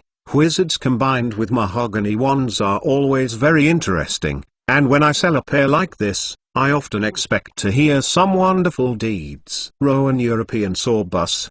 The European Sorbus is always very popular as a magic wand, because its defensiveness is more praised than any other wand. In my experience, the defensive magic it casts is always very reliable, and they are very difficult to break. Generally speaking, no dark wizard possesses the European Uminashi wand. In my memory, none of the European Sorbus wands I made were used for evil. European Uminashi likes wizards with clear minds and pure hearts. But this kind of goodness should not mislead others. The European Uminashi wand is as good as all other wands and often performs better than other wands in duels. Silver lime. This unusual and attractive magic wand material was very fashionable in the 19th century. In short supply, some shameless wand makers use inferior wood stains to fool buyers. The reason why silver linden wands are so desirable is not only their exquisite appearance, they also have the characteristics that best fit the mystical things such as prophets and psychic techniques, which are ultimately important to the holders of silver linden wands. Status. When this kind of wand was in demand, the wand maker Artocephalopos claimed that the silver linden wood is related to the ability of the prophet. It was an untrue lie spread by my grandfather Gerbold Ollivander, and the reason for spreading this lie was hesitating me. My grandfather bought an excessive amount of silver linden wood and hoped to reduce the inventory by this means. But no one, whether he was a prophet or not, was surprised by the unemployment of Cephalopos, a sloppy and poorly educated wand maker. Spruce. The clumsy wand maker thinks that spruce is a difficult material to handle, but this just reveals their incompetence. In fact, coexisting with the unshan wood requires special dexterity. They cannot cooperate with a cautious or nervous personality, and it is a certain danger for those who are clumsy. Spruce wands need a firm hand, because they often seem to have some ideas of their own for casting the appropriate spell. However, when they find the right owner, according to my experience, they are usually a brave spellcaster with a good sense of humor. The spruce wand will be an excellent helper. They are extremely loyal and perform very well. Gorgeous magic. Sycamore fig tree. The fig tree has created a magic wand who loves to explore. They are eager for new experiences. If they are allowed to do ordinary work, they will lose their talents. They have peculiar attributes in the elegant wands. If they are bored, they will spontaneously ignite. Many wizards were surprised to find that when they used their wands to summon slippers again after their middle-aged calmed down, their trustworthy wand suddenly burst into flames in their hands. From this, it can be inferred that the ideal owners of fig trees are those who are curious, energetic and have the spirit of exploration. When meeting qualified owners, they will show strong learning ability and adaptability, making the fig wand one of the most expensive magic wand materials. Vine. The Druids believe that any plant with a stem is a tree, and I am very happy to continue the ancient tradition of wands with such unique characteristics. Vinewood wands are relatively rare species. I am very interested to find that their owners are usually wizards with lofty pursuits. Those wizards have a more long-term vision and always shock those who think they know them. The wands of Fujiki seem to be deeply hidden by those who have personalities. I find that when they can't wait to find a suitable owner, they become particularly sensitive. Reliable sources say that these wands will release their magical effect when the right owner enters the room they are in. I was fortunate to observe it twice in my shop. Walnut. Smart wizards should try the walnut wand first, because in all likelihood they will be the ideal match. Walnut wands always like people with magical creativity. They have an unusually wide range of talents and adaptability. It should be noted that some of them are difficult to control and may refuse to cast spells that are not in line with their characteristics. Of course, once the master's wisdom is enough to tame them, they will obey any command from the master. This makes the walnut wand become a deadly weapon after falling into the hands of a wizard who has no moral responsibility, thinking that their bad habits will affect each other. Willow. Willow wood is a peculiar wand material with healing power. I find that their ideal owners often have some unreasonable insecurities, no matter how much they want to hide this feeling. Many customers insist on trying willow wands with confidence, attracted by their gorgeous appearance and reputation for high-level silent spells. The willow wands I make always insist on choosing those wizards who have potential rather than those who feel that they are rich in learning. Our family regards this as a motto. The person who has the most ambitious goal will match willow. Yew wands belong to a rarer species, and their owners are equally extraordinary or notorious. The yew wand will give the holder the power to control life and death, and perhaps all wands have this ability, but they also enjoy very dark and frightening dual and spell-casting abilities. However, this does not mean, as some people who know nothing about magic wands, people with Ucida wands are more attracted to dark magic than others. The wizard who fits the yew wand best may also be a firm protector. The owners of the wands cut from this long-lived tree species are both heroes and villains. When the wizard dies and is buried with his yew wand, the wand will take root and sprout into a big tree to protect the owner's grave. From my experience, I can be sure that they never choose an ordinary or timid owner. The 35th chapter is a good show, just beginning. The fastest update of the latest chapter of Hogwarts on the tip of the tongue. After buying the magic wands, the two of them did not continue shopping in Diagon Alley. They took away the maid uniforms from Mrs. Morkin's robe specialty store, and then, at Elena's request, went to Elena's owl store to give her a new one. The little owl I bought some feet. Although Dumbledore suggested that it be named Vika, it is taken from the pronunciation of the laughing owl Wickow. But Elena has already thought about it. Once she returned to the orphanage, she changed her name to Reserve Food, so that at least every time she fed the reserve food, she would feel that she was feeding a pet instead of raising a small ancestor. I don't know if Dumbledore did it deliberately, until Dumbledore took Elena back to Gringotts and used the door key to return to the shore of Loch Lomond. Elena did not see Hagrid and Har the combination of Lee. This makes Elena, who has been looking forward to encountering the innocent Xiaxingtai, a little disappointed. I think we'll be separated here almost. After finishing the journey of Diagon Alley for most of the day, Elena suddenly became extremely silent and well-behaved, which made Dumbledore a little uncomfortable, but it might also be because of tiredness. Dumbledore patted Elena on the shoulder, then handed her a letter. "Are you tired today? Go back and have a good rest. Here is your ticket to Hogwarts. September 1st, King's Cross Station is on the ticket. Are there any other questions?" Elena took the ticket and put it in her small bag, tilted her head for a moment, and spread her white hand toward Dumbledore. "One more thing, Professor Dumbledore.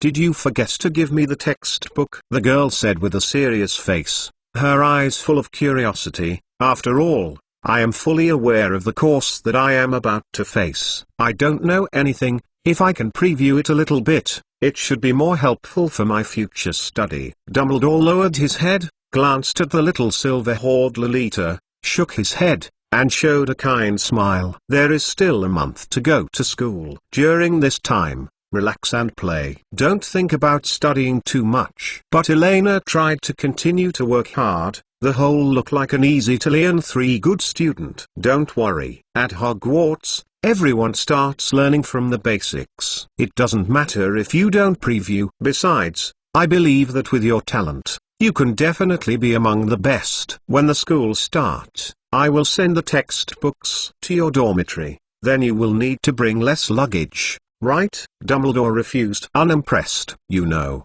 if it weren't for being too sensitive, Dumbledore even planned to send Ollivander to Hogwarts after making the wand at Ollivander's one-shop custody, because the law on reasonable restraints on minor wizards actually has a loophole that is not a loophole. It does not explicitly limit the young wizards who have not yet begun to learn magic. To be more precise, every first-year Hogwarts freshman, from the moment he bought the wand on Diagon Alley, to the time he entered Hogwarts and started school, was in a complete regulatory gap.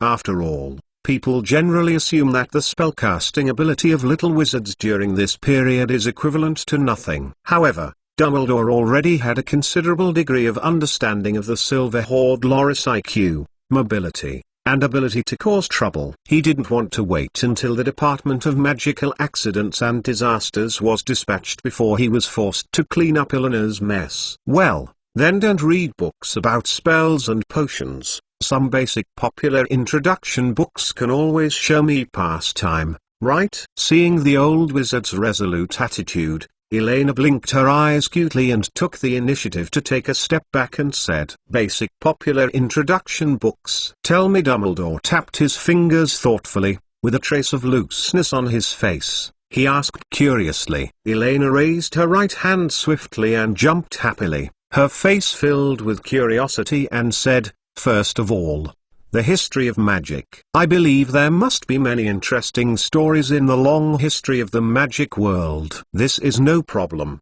although I guess you might be disappointed." Dumbledore shrugged lightly, and took out a large, heavy book from the package in which he had cast the unmarked stretching curse and handed it to Laurie instead of letting Elena be in Professor Binns's History of Magic. "Sleep. It is better to learn as much as she is interested." "Well, if there is something else, Phyllospores, thousands of miraculous herbs and mushrooms. When I was in the principal's office before, she suggested that I should learn about this knowledge." "Yes, about this, you can ask her for confirmation." Seeing Dumbledore's expression gradually relax, the corner of Eleanor's mouth curled slightly, and she continued to speak. "Gradually, 1,000 miraculous herbs and mushrooms, eh? Did Principal Phyllospore say it?" Dumbledore frowned slightly, and after thinking about it, it seemed that Elena could be able to. The possibility of coming into contact with magical plants is unlikely, and if the former principal suggested it, he would have nothing to stop him. "All right, but you have to promise me not to eat or buy any magical plants without authorization." "I swear." After Elena made a solemn oath, soon there was another book in her hand. The Silver Horde. Little Laurie squinted her eyes happily, showing her cute little tiger teeth, and said cautiously, "Well, that, Professor Dumbledore. There is one last book." I know. Where are Fantastic Beasts by Mr. Newt Scamander, right?" Before Elena could speak, Dumbledore answered first, taking out a large book with the green cover and placing it in Eleanor's hands. "However, since you are going to leave 3 books, you still need to agree one thing for me before school starts. No magic is allowed." "No problem, you can rest assured," Elena agreed without hesitation. In fact, Dumbledore was too worried. Magic is not just as simple as chanting a few spells, but also requires specific tone and gestures. Since there are teachers in the school who can teach them hand in hand, why should she mess around on her own? You know, there are more important things waiting for her to do in the next month. Dumbledore suddenly felt flustered again for no reason, and stopped to take a closer look at the little Silver Horde Lolita. Based on his years of experience, the girl's answer was obviously not like a perfunctory matter. "So, what is the problem? Is there something new happening on Voldemort and Harry Potter?" Dumbledore frowned, suppressed the anxiety in his heart, and planned to go back to school to check it out, touched Eleanor's little head, and said goodbye gently. Then that's it for the time being. If you have any questions, write to your little owl to send it. It knows where Hogwarts is. However, I suggest you better let it rest for a while these days. Dumbledore pointed to the little owl that shrank in the corner of the cage. Reserve food. It seemed to be a little faint key. Well, I see. It looks like it needs to eat more to grow stronger. Elena looked at her weak chicken, curled her lips in disgust, nodded and agreed. Then, with a slap in the air, Dumbledore apparated directly away from the shore of Loch Lomond. Professor Dumbledore, are you still there? Elena stood by the lake and yelled several times towards the empty surroundings, making sure that Dumbledore had indeed left. Little Laurie knelt down,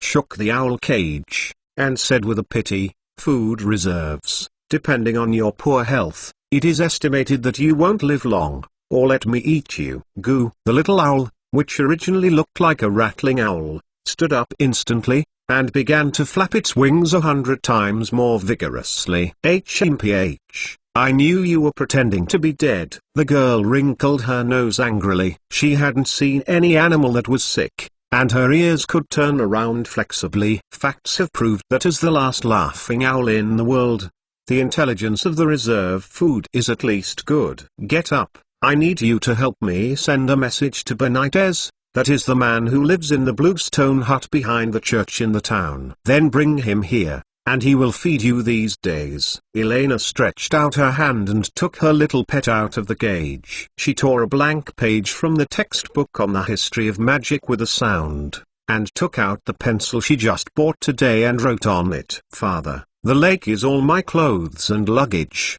Please help me move into the room. This owl is my pet's reserve food. Don't eat it. Give me a feed first. I will go to London again and will be back soon. After a pause, Elena added, if I haven't returned in 3 days, let Grain Reserve send a letter to Dumbledore, telling him that I was caught by the goblin in Gringotts. You are faithful, lovely, cute, Elena Caslana. After writing the message, Elena picked up Where Are Fantastic Beasts and 1,000 Wonders of Herbs and Mushrooms, stood up and walked towards the train station to London, and solemnly touched her drum again. Sack's chest. The journey of Diagon Alley in the fairy tale is over, and the good show has just begun. Ask for a recommendation ticket to feed. It is still a super large chapter with close to 3,000 words. Don't worry, the next episode will not be too long. And it's time to get on the train. Do not vote for recommendation, you are all small reserves. Elena, reserve food, be quiet. Elena, reserve food, give me a hug. Elena, I'm so hungry. Reserve food. Elena, reserve food, I will help you take a bath. Elena, don't shake your food reserve. Elena, reserve food, I'll just lick you. Chapter 36 How is the Broken Cauldron Bar? The fastest update of the latest chapter of Hogwarts on the tip of the tongue. The terminal, London Paddington Station, is here. Please get off the trains in turn. The shaking train finally stopped, and the conductor rang the bell to remind the passengers on board that they had arrived at their destination. Elena looked at the Where Are the Fantastic Beasts in her hand, and gently closed it contentedly, twisted her stiff neck, and raised her head to look out the window. The night has completely shrouded London. At the end of the 20th century, London was not as brightly lit as later generations. Pedestrians in dark coats hurry down the yellow street lights. Then,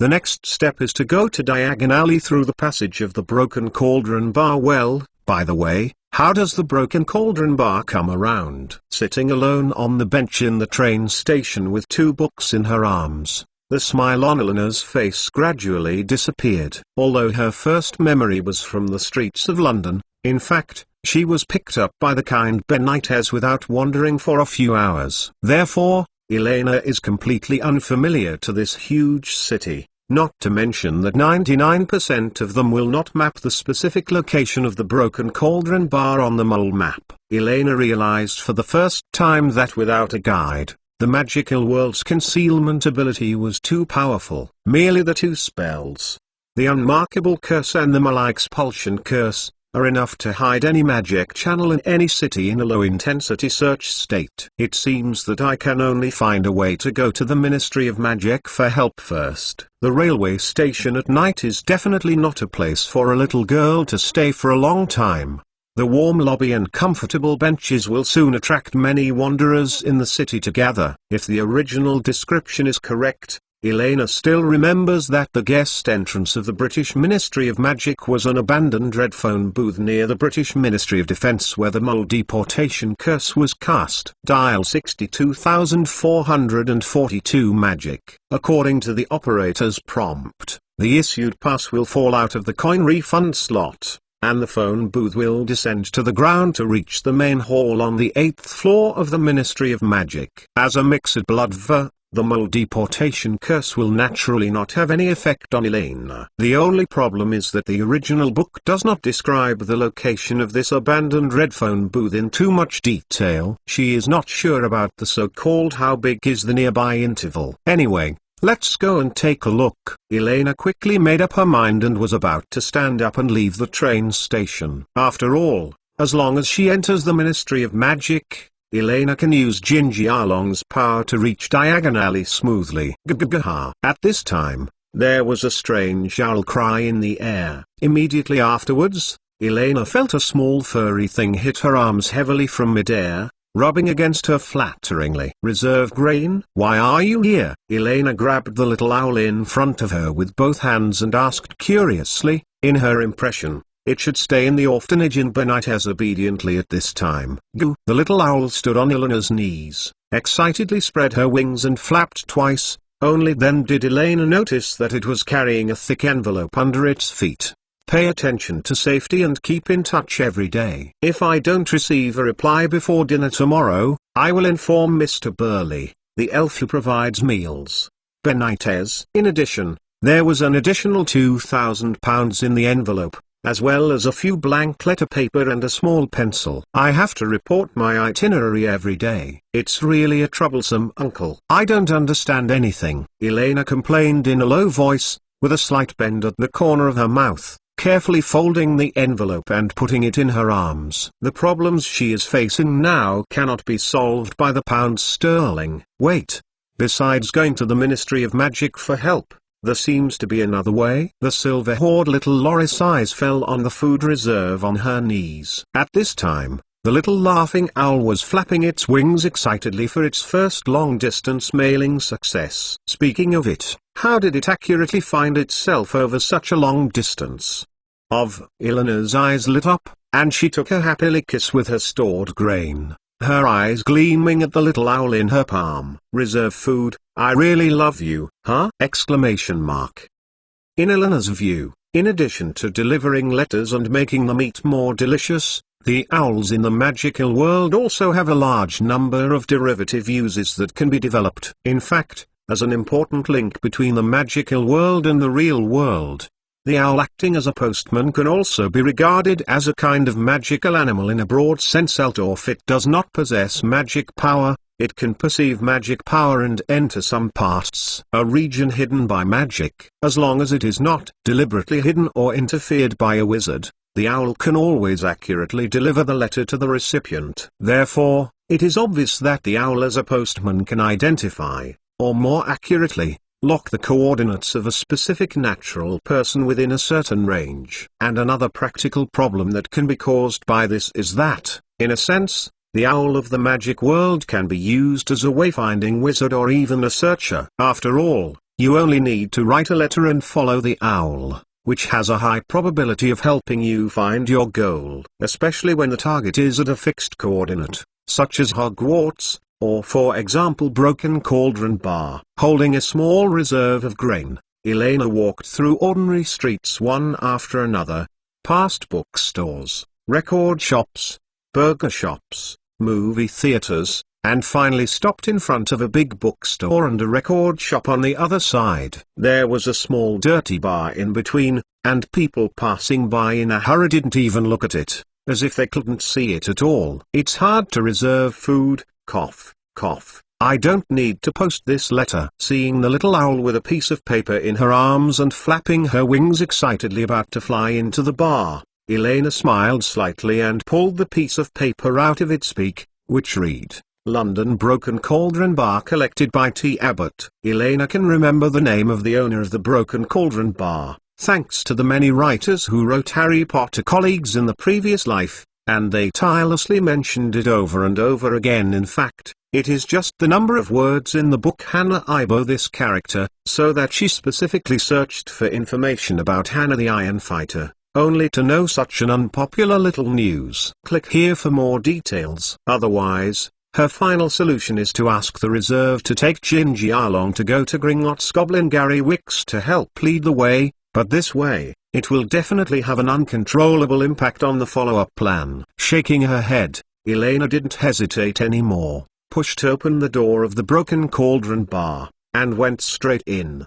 Contrary to the deserted and quiet appearance, the bar is extremely crowded and noisy. Obviously, for wizards who have been busy for a day, it is quite pleasant to sit down and have a drink. In the small dark and dirty space, it was hot and smoky, and Tom Abbott, the bar owner who had almost stripped hair and looked like a deflated walnut, was greeting the guests vigorously. No one noticed that a little girl came in at the door, and Elena was happy, and walked directly through the bar to a small patio surrounded by walls. There is nothing here except a trash can and some weeds. The silver-haired little lorry looked up and counted seriously, starting from the wall tiles on the top of the trash can. Count up 3 pieces and then count 2 pieces in the horizontal direction. It should be almost there. At first, she was a little worried about whether there was any problem with this primitive counting method, but from the moment she raised her head, she understood that within that area, there was obviously a wall tile that was more worn than the surrounding ones. It's a lot taller, and it seems to be knocked and touched often. 1, 2, 3. Elena put the 2 books in her hand under her feet, stood on her toes, leaned on the wall, stretched out her hand and tapped the brick 3 times, then ran down and watched nervously. Wall. The next moment, the brick she knocked on suddenly trembled and began to move. A small hole appeared in the middle. A cobblestone street with no end in sight. Finally here.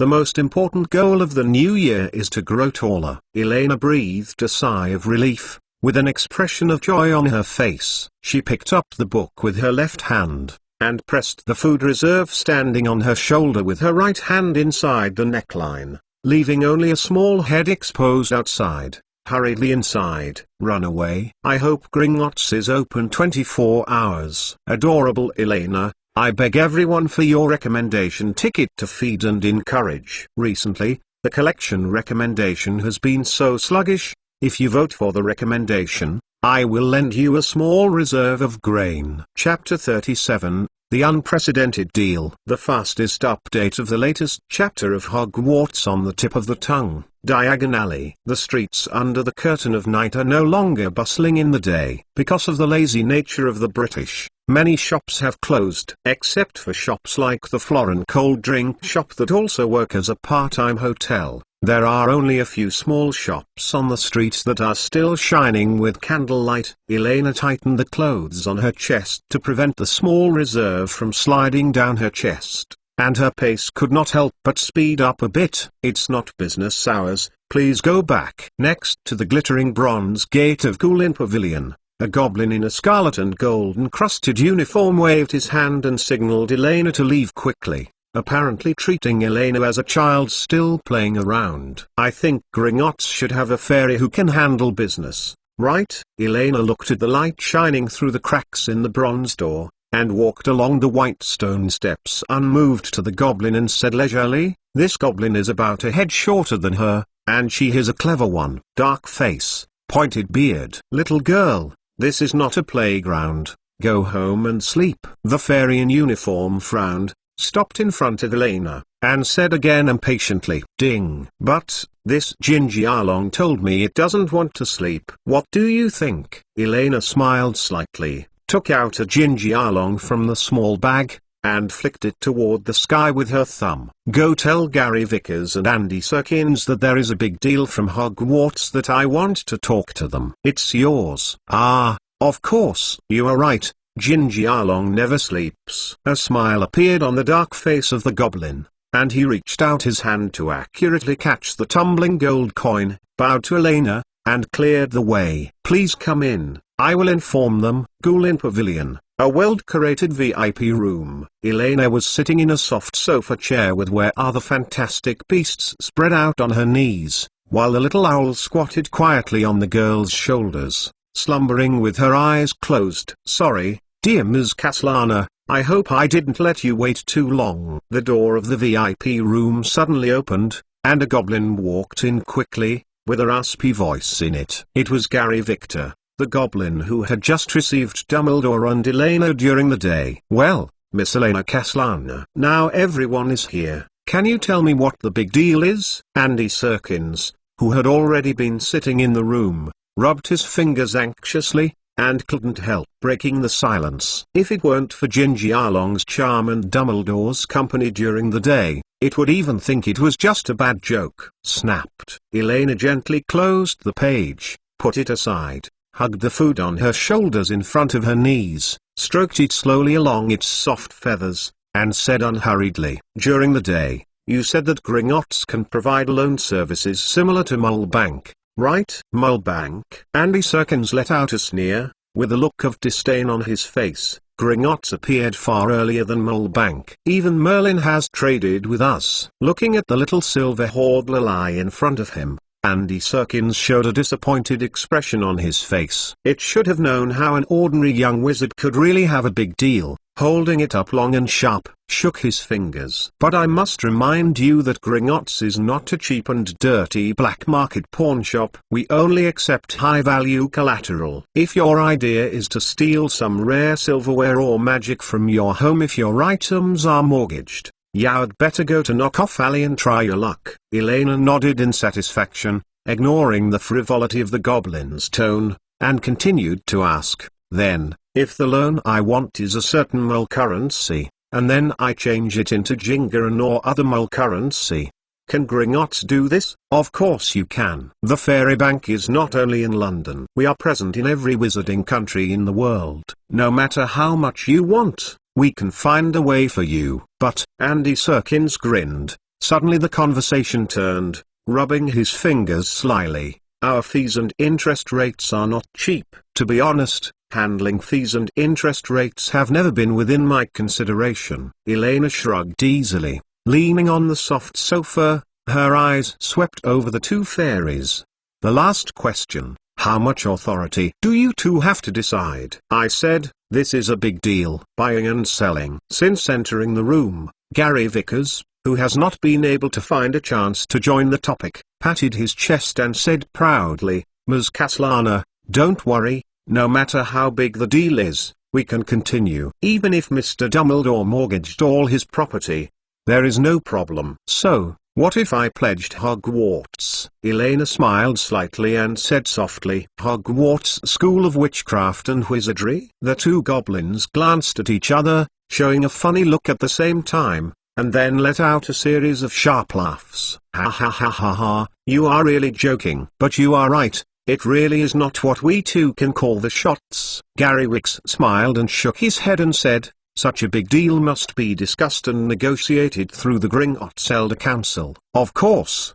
The premise is that you have." Just halfway through what the fairy said, it suddenly stopped, as if an old vinyl record was jammed, and it made a sound of a cock that was pinched in its throat. "Are you talking about this Hogwarts estate certificate?" I saw Elena pulled out a yellowed quaint parchment from her chest, unfolded it slowly in front of the two fairies, and said in a relaxed tone, "I said earlier, this is a big deal." But, before the eyes of the two goblins changed from shock to greed, Elena said with a solemn expression on her face, "I suggest that you don't slap your head, otherwise, you will anger the two strongest wizards in the magic world at the same time." While talking, the little silver hodler raised her left hand and clenched her fist firmly. On the back of the girl's delicate hands, 3 dazzling oaths suddenly lit up, and 2 tyrannical magical auras spread quickly in the VIP room. The dazzling light reflected on Elena's delicate face,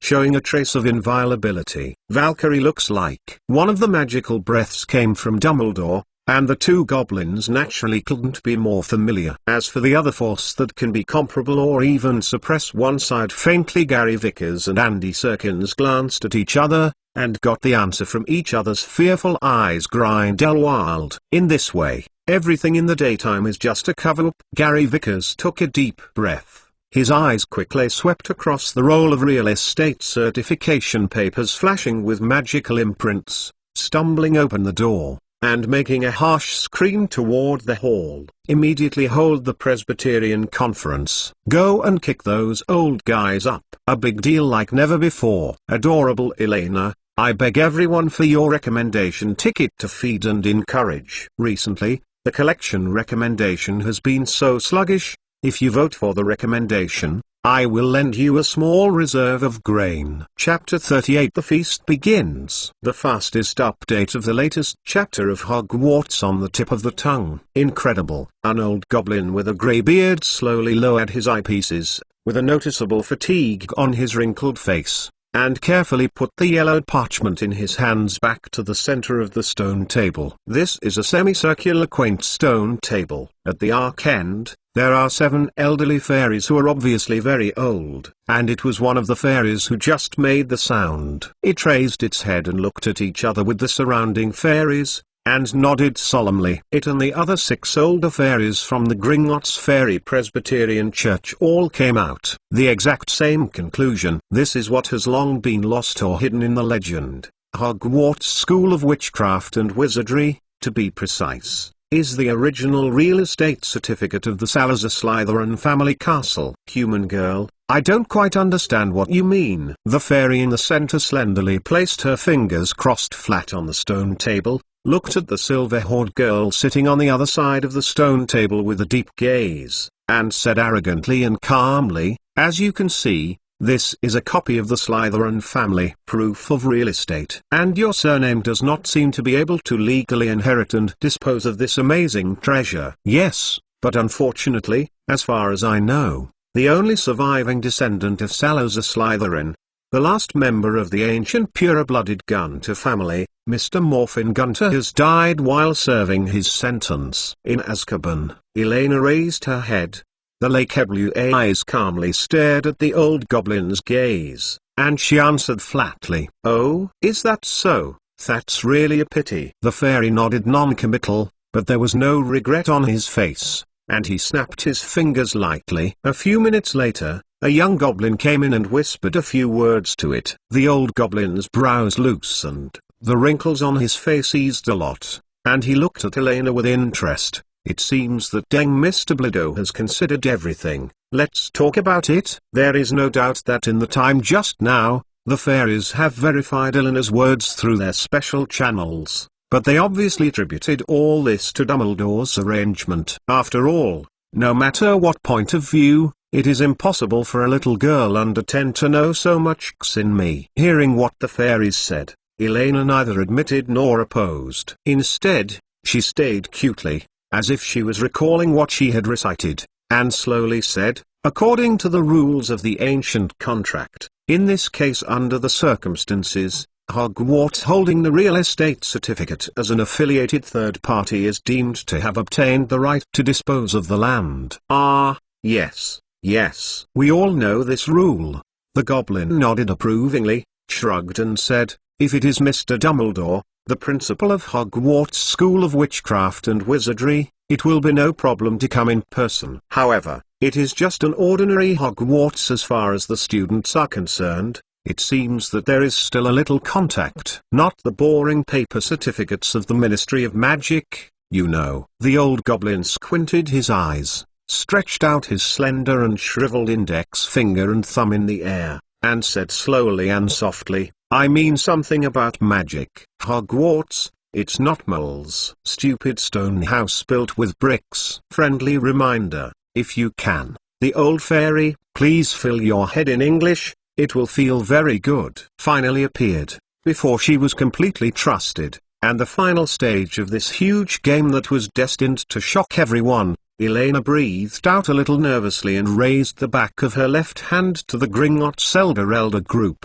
Said with cold eyes, "An oath, an unbreakable oath that is led by Dumbledore and links me and Hogwarts, and is pledged with life as collateral. Is it enough, Professor Dumbledore? Naturally there is a reason why he can't come." Unlike before, this time only a dazzling trace of vows lit up on the back of Elena's hand, and the magic traces entangled on it were particularly clear, and the edge of the parchment spread on the stone table also had a hint of luster. Just like every time Elena ignited the stigmata before, she felt a slight warmth in her chest. Facing the sudden light, the fairies subconsciously raised their hands to cover them, then glanced at each other, and made a low voice of discussion. The long years have allowed them to easily identify the source of the two entanglement restrictions and the meager connection between the silver-haired girl and Hogwarts in the first place. 10 seconds. 20 seconds. It could be 1 minute, 5 minutes. In short, in Elena's consciousness, it seemed that after a long, long time, the fairies sitting behind the stone table finally stopped discussing. Human girl, oh no. Esteemed Miss Elena Castellana. The oldest goblin still in the middle gave a light cough and said respectfully, "Gringotts is happy to help you." Next, we need to talk about the Hogwarts mortgage in detail. First, the point is the type of loan currency. While talking, the fairies took out their glasses and put them on the bridge of their noses, prepared paper and pen, and began to draft and record the details. "It's done." Seeing the reaction of the Gringotts fairies, Elena's tension in her heart suddenly relaxed, and her right hand stroking the food reserve could not help but squeeze the little owl into a cry. "Goo, okay?" The old goblin, who was drafting the basic terms, raised his head questioningly, and his sharp gaze scanned the girl in front of him through the lens. Goo. At this moment, another series of strange calls came out. This time, almost all the fairies stopped and looked up curiously at the source of the sound. "Excuse me, the road is rushed, so I haven't had time for dinner." "Excuse me?" Elena held the grain reserves in her hands, pressed her stomach that kept making noises, and whispered with shame on her face. Speaking of which, she ran around for a whole day today and ate 1¼ of ice cream in total. She tickles her teeth when she mentions this. Since entering Goulin Pavilion, she has been tense again, and now she suddenly relaxes, only to feel the terrible hunger sensation in her stomach that is about to melt the stomach wall. "Oh, sorry, it's so rude. Please enjoy." An old fairy dressed as a classical gentleman on the far right shook his head gracefully, raised his hand and patted it lightly. The next moment, a white tablecloth appeared out of thin air in front of Elena. The exquisite dinner plate was filled with exquisite biscuit cakes, and a pot of steaming black tea appeared in the most comfortable position of the girl's right hand. Right in front is a menu written in English with curled swashes. The next request may be presumptuous, but, if you can you talk while eating? After all. The old fairy rubbed his palms a little awkwardly, and said tentatively, "Time is money, my friend." "Of course there is no problem." Elena nodded without hesitation, interrupted the old fairy's polite words, and went straight to the topic. "Almost every second, I can see the lovely Gingy Arlong flying away from my eyes. So what are we waiting for?" "What? All the pawns have fallen, and even if the Soviet Union has not fallen, Elena, as the rebirth, is fearless. The dangling bear is just the easiest piece of fat in the tide of the era. She has countless PNP to replace. From the beginning, all she needed was the power to move the world." The silver-haired little lorry forks a piece of mousse cake into her mouth and squints happily. "And now, the feast begins." "Adorable Elena, I beg everyone for your recommendation ticket to feed and encourage." Recently, the collection recommendation has been so sluggish. If you vote for the recommendation, Elena's cake will share a bite for you! Chapter 39, The Oath of Early Completion. The fastest update of the latest chapter of Hogwarts on the tip of the tongue. Diagon Alley, London time, 6 o'clock in the morning. The first dawn of the morning passed through the thin mist, reflecting the dappled light and shadow on the stone streets. It will take at least another hour or two for the empty streets to slowly become lively. In the Gringer, where the bronze gate was closed and not yet open for business, a difficult negotiation that lasted all night had just ended. Dear Ms. Castellana, you can actually think about it again. If Hogwarts funds are stored in Gringotts, we can even make some concessions regarding handling fees. A wrinkled goblin elder rubbed his palms unwillingly, and said with a flattering smile, hoping to change Eleanor's mind. At this time, Elena was accompanied by Andy Serkis and Gary Vickers, standing in front of a huge golden mountain piled up by Jinjialong, carefully counting. The unique counting magic of the fairy let the whole process become a lot easier than imagined. Needless to say, all loans must be kept by Hogwarts, which is one of the foundations of the entire contract. Elena refused unmovedly. She didn't even bother to turn her head, and continued to watch the two goblins count the gold coins. In the entire Hogwarts mortgage loan contract, although there are various terms and conditions, if you put aside all the bells and whistles, the core idea is actually only 4 points. All loan funds must be handed over to Hogwarts School of Witchcraft and Wizardry. The currency loaned and returned is the currency of the mole world ruble. Gringotts must convert the ruble into gold gallons as much as possible when paying the benefits. According to the negotiation, the insufficient part can also be filled in mole currency as dollars or British pounds at the exchange rate. This content is temporarily invisible to moles. Wizards, please use the mantra to view it yourself. Compared with the endless business villains in later generations, in Eleanor's eyes, the fairies at this time are still in a relatively pure and simple state. Except for a little bit of subtotals on interest rates and handling fees, and some fancy word games, there are not too many traps and malicious clauses deliberately mixed into the contract. Therefore, Eleanor's response is also exceptionally simple and rude. She directly moved more than half of the mature commercial mortgage contract style and terms in her memory. And another result of this is that, in the eyes of the demon, the halo of mystery and wisdom shrouded Dumbledore's body has become a bit more dazzling. Sorry, because of time constraints, we only mobilized 400 million gold gallons and 1.5 billion US dollars. And the rest was made up in British pounds, a total of 730 million. Gary Vickers wiped the sweat from his forehead, holding a piece of parchment with trembling hands, glanced at Elena a little cautiously, and quickly explained. Well, I see, I don't need to continue reading. After Hogwarts, someone will naturally review and take inventory with you. Elena waved her hand indifferently, interrupted Gary Vicks, turned around, and looked behind her back. Behind her, hundreds of heavily armed fairies were already waiting there, each of which was holding a dilapidated little money bag, which she knew was a storage bag with a non-marking stretching curse. By the way, I will ask an inconsequential question in the end. Is Gringotts a shareholding system? Elena blinked and asked a strange question to the old goblin beside her. Of course, the fairy is not a primitive low-level animal. We only believe in the contract and Jinjialong. The old fairy replied without thinking. That's it, I understand. Elena nodded slightly, did not say anything, glanced at the dazzling wealth in front of her, and took a deep breath. You can start teleporting in sequence to destination, the main entrance of Hogwarts Castle.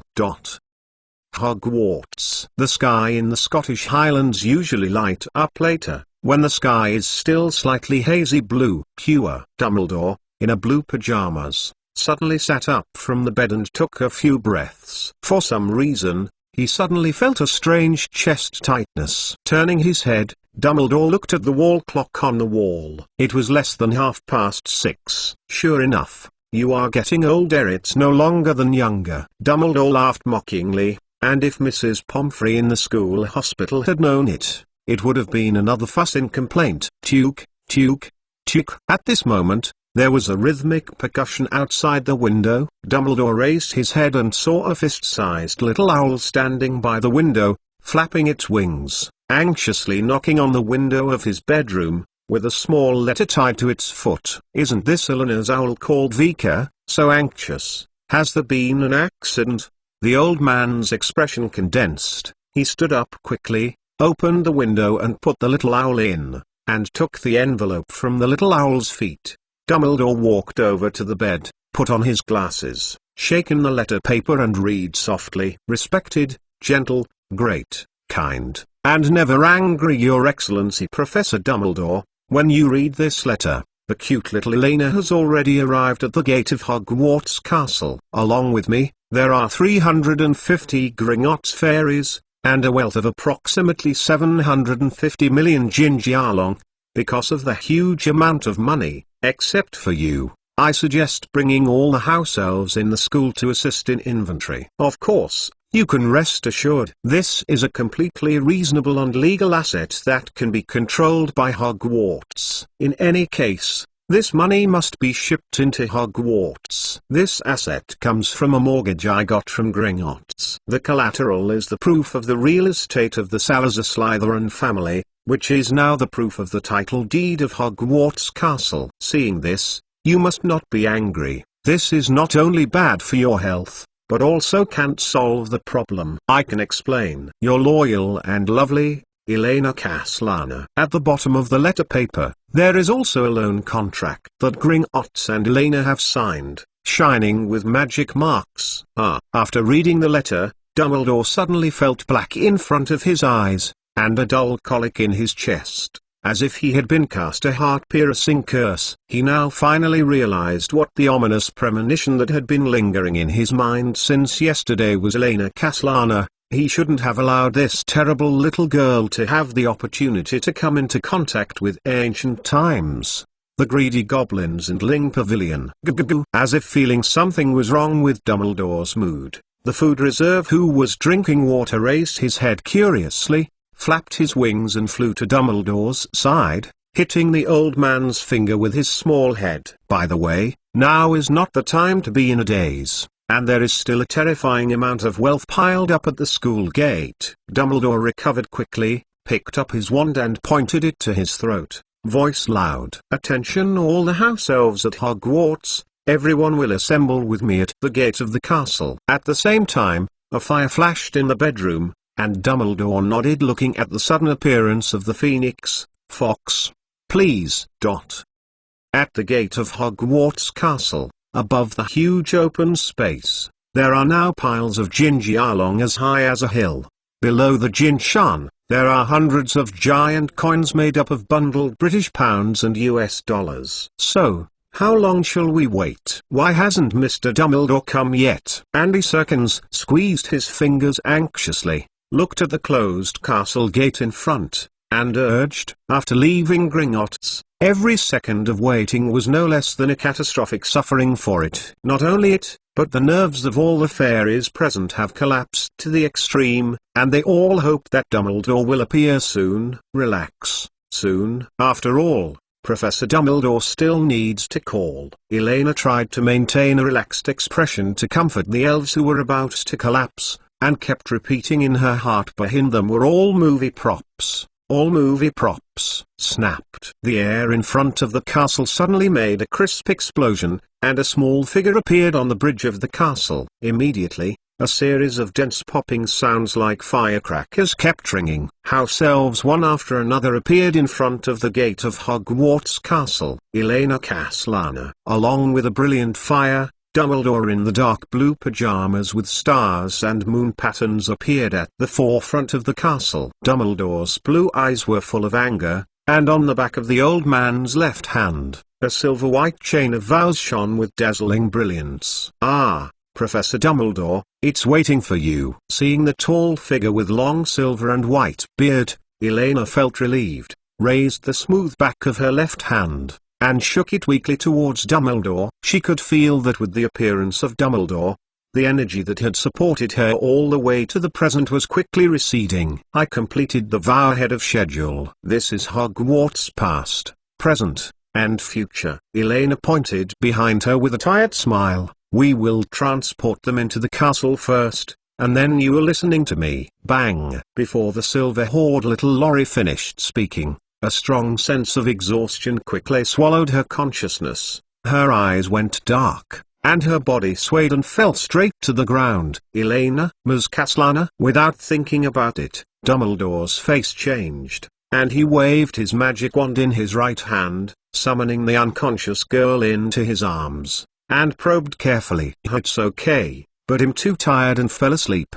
The old man breathed a sigh of relief, his eyes flashing thoughtfully over the back of the girl's smooth hands, and he ordered the house elves around him, "Bring Elena back to the student dormitory and take a good rest." As for the situation before, Dumbledore raised his head and looked at the hill-like Gingy Arlong. His eyes twitched imperceptibly. "Ahem, it seems that the cooperation is going well."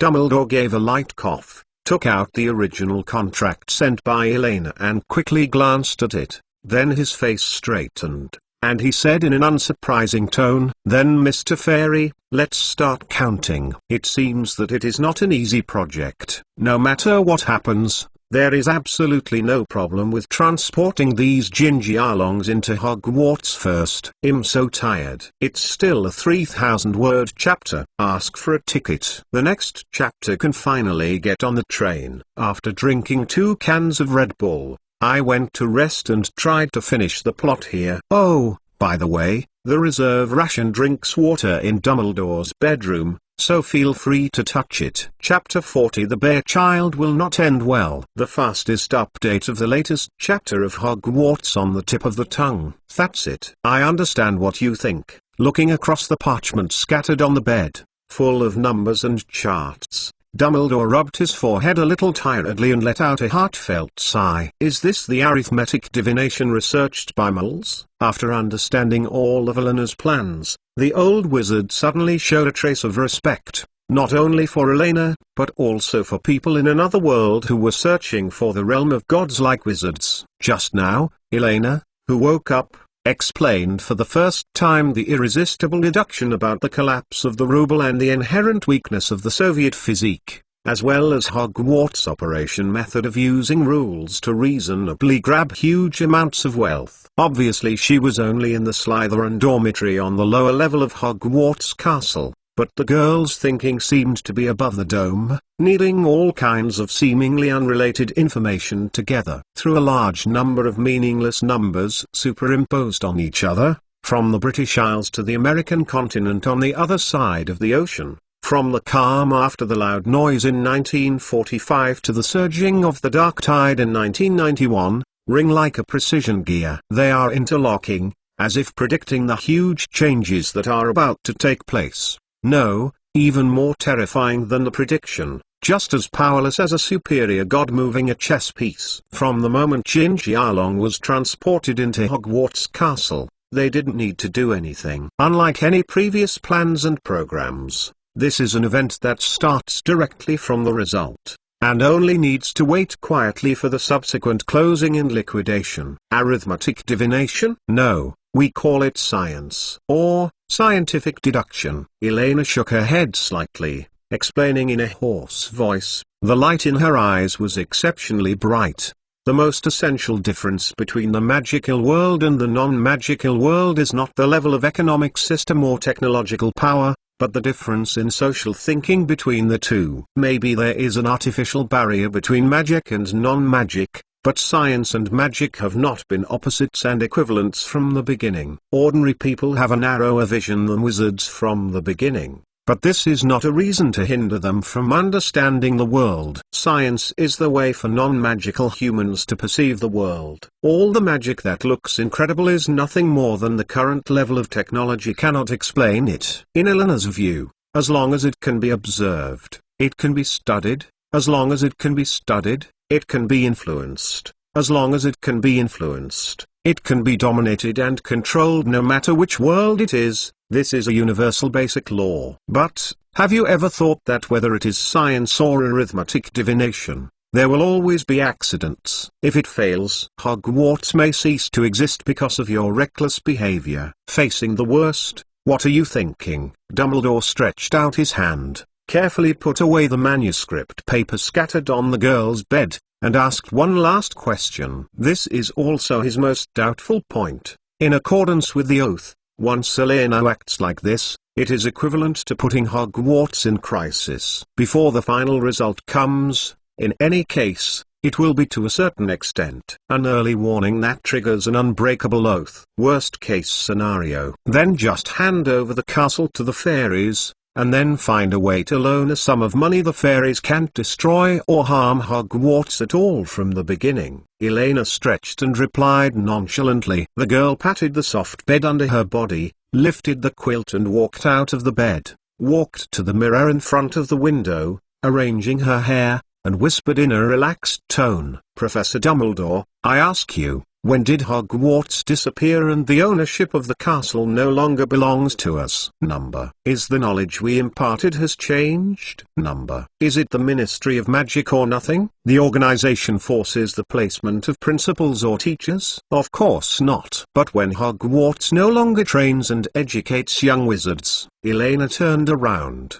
her tender white toes playfully tugging at the thick and warm wool carpet, and her blue eyes looked at the magical lake bottom scenery outside the lounge, and said with a gentle smile, "Even if Hogwarts is destroyed by war, the entire castle is razed to the ground, the Forbidden Forest no longer exists, and the Great Lake dries up into a pit. As long as there is enough financial and manpower, Hogwarts can continue to pass on knowledge. Even magic the world has disappeared. As long as human civilization still exists, Hogwarts will never disappear. Besides, if we really can't pay back the money, the goblins will be the one who is most anxious to prevent this loan from becoming a bad debt.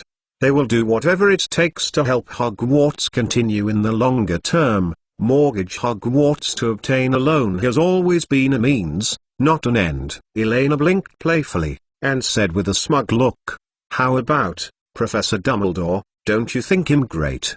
There is a mole vocabulary you can learn about, called Liwin, which is very suitable to describe the current situation." The silver-haired little Lorry happily raised her fingers and shook her, revealing a pair of cute little tiger teeth, and her delicate face seemed to be full of "come and praise me, come and compliment me"'s expression. "It is indeed a surprisingly genius idea. I have no doubts about this matter, and we will try our best to cooperate with your ideas in the future." Dumbledore clapped lightly, nodded approvingly, and said softly with a smile, "Next, I think there are other small issues that need to be discussed."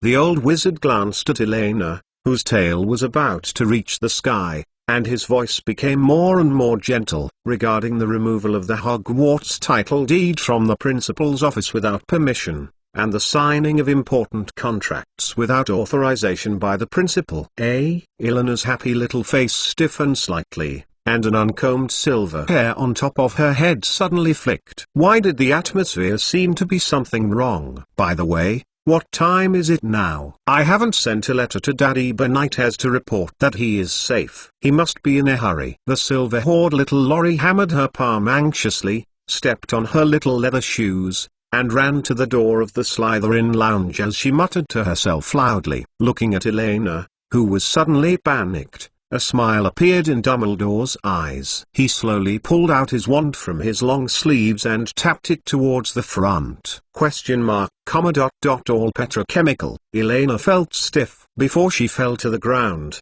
she flew up into the air, and finally landed on the soft big bed in the dormitory. "Professor Dumbledore, you actually cast a spell on a child who has never gone to school. I must report you to the Ministry of Magic. You are such a powerful wizard who used magic to torture a child. What about your conscience?" Feeling the danger approaching, the petrified little silver-haired Lorry condemned loudly, while purring like a kitten. She had an ominous premonition. "Sorry. Please be considerate of the cheating behavior of an old man with inconvenient legs and feet. Next, I will not cast any more spells." In the aftermath of Elena, the silver-haired and long-bearded Dumbledore put away his wand in a shining manner, walked slowly to her side, and said slowly with a smile on his face, "According to Mr. Benitez, there is a relatively primitive mal-education method that is usually more effective in helping bear children like Miss Elena recognize their mistakes." While talking, Dumbledore pulled up the sleeves of his left and right arms, sat on the edge of the bed, and lifted Elena on his knees. Wait, wait, wait. Watching Dumbledore pull up his sleeves and raise his arms high, the silver-haired little Lorry instantly realized the fate that was about to come, and put her head to struggle. Help, kill, Dumbledore has become a dark wizard, snapped. What? Tuke, tuke, tuke. At this moment, there was a rhythmic knock on the door of the dormitory and lounge, and the voice of Burly the house elf floated in from outside. Professor Dumbledore, I have brought Mr. Benitez to the door. Before it was finished, the door of the dormitory was slammed open by Benitez. Elena, are you okay? The man rushed in with an anxious look. He was stunned when he saw the scene in front of him. He asked hesitantly, Professor Dumbledore, are you? Daddy, save me, save me. Finally waiting for the savior, the silver-haired little Lorry was so excited that she was about to cry. The old wizard's skinny palm spanked it so painful. I just learned, Miss Elena, mortgaged the school this morning. Dumbledore raised his head and explained calmly, as if something unusual had happened. The school was mortgaged before the school started. Benitez felt big for a while, and he finally knew what the big thing Elena was talking about. I see. Give Elena to me now. After pondering for a few seconds, Benitez nodded, and before the smile on the girl's face raised, he added a deep voice. I have more strength, and it's easier for her to remember when beaten up. Hey! Exclamation mark. Exclamation mark.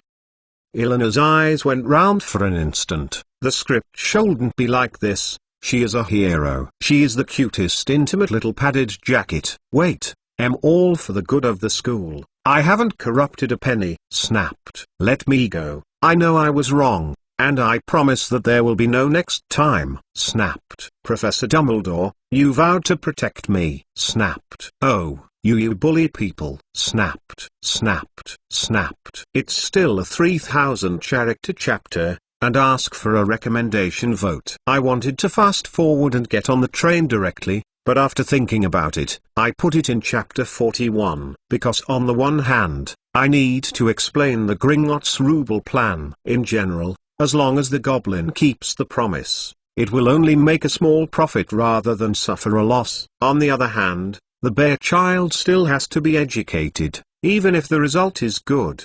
The beating is still indispensable. I ate a meal, and then I tried my best to make more chapters today. Save. The food reserve didn't come to help while watching the show, so I had better eat it. Chapter 41 begins at King's Cross Station. The fastest update of the latest chapter of Hogwarts on the tip of the tongue. 1 month later, King's Cross Station, London, England. Well, let's say goodbye here. I don't want to sit on the train and say goodbye to you. Elena leaned on the trolley, stopped between the 9th and 10th platforms, turned her head and said to Benitez beside her, while she said that the girl patted her bulging chest, reserve food, come out and follow. Father said goodbye. The girl's chest moved, and a sleepy little owl poked its head out of the collar of her jacket, and yelled as if to say goodbye.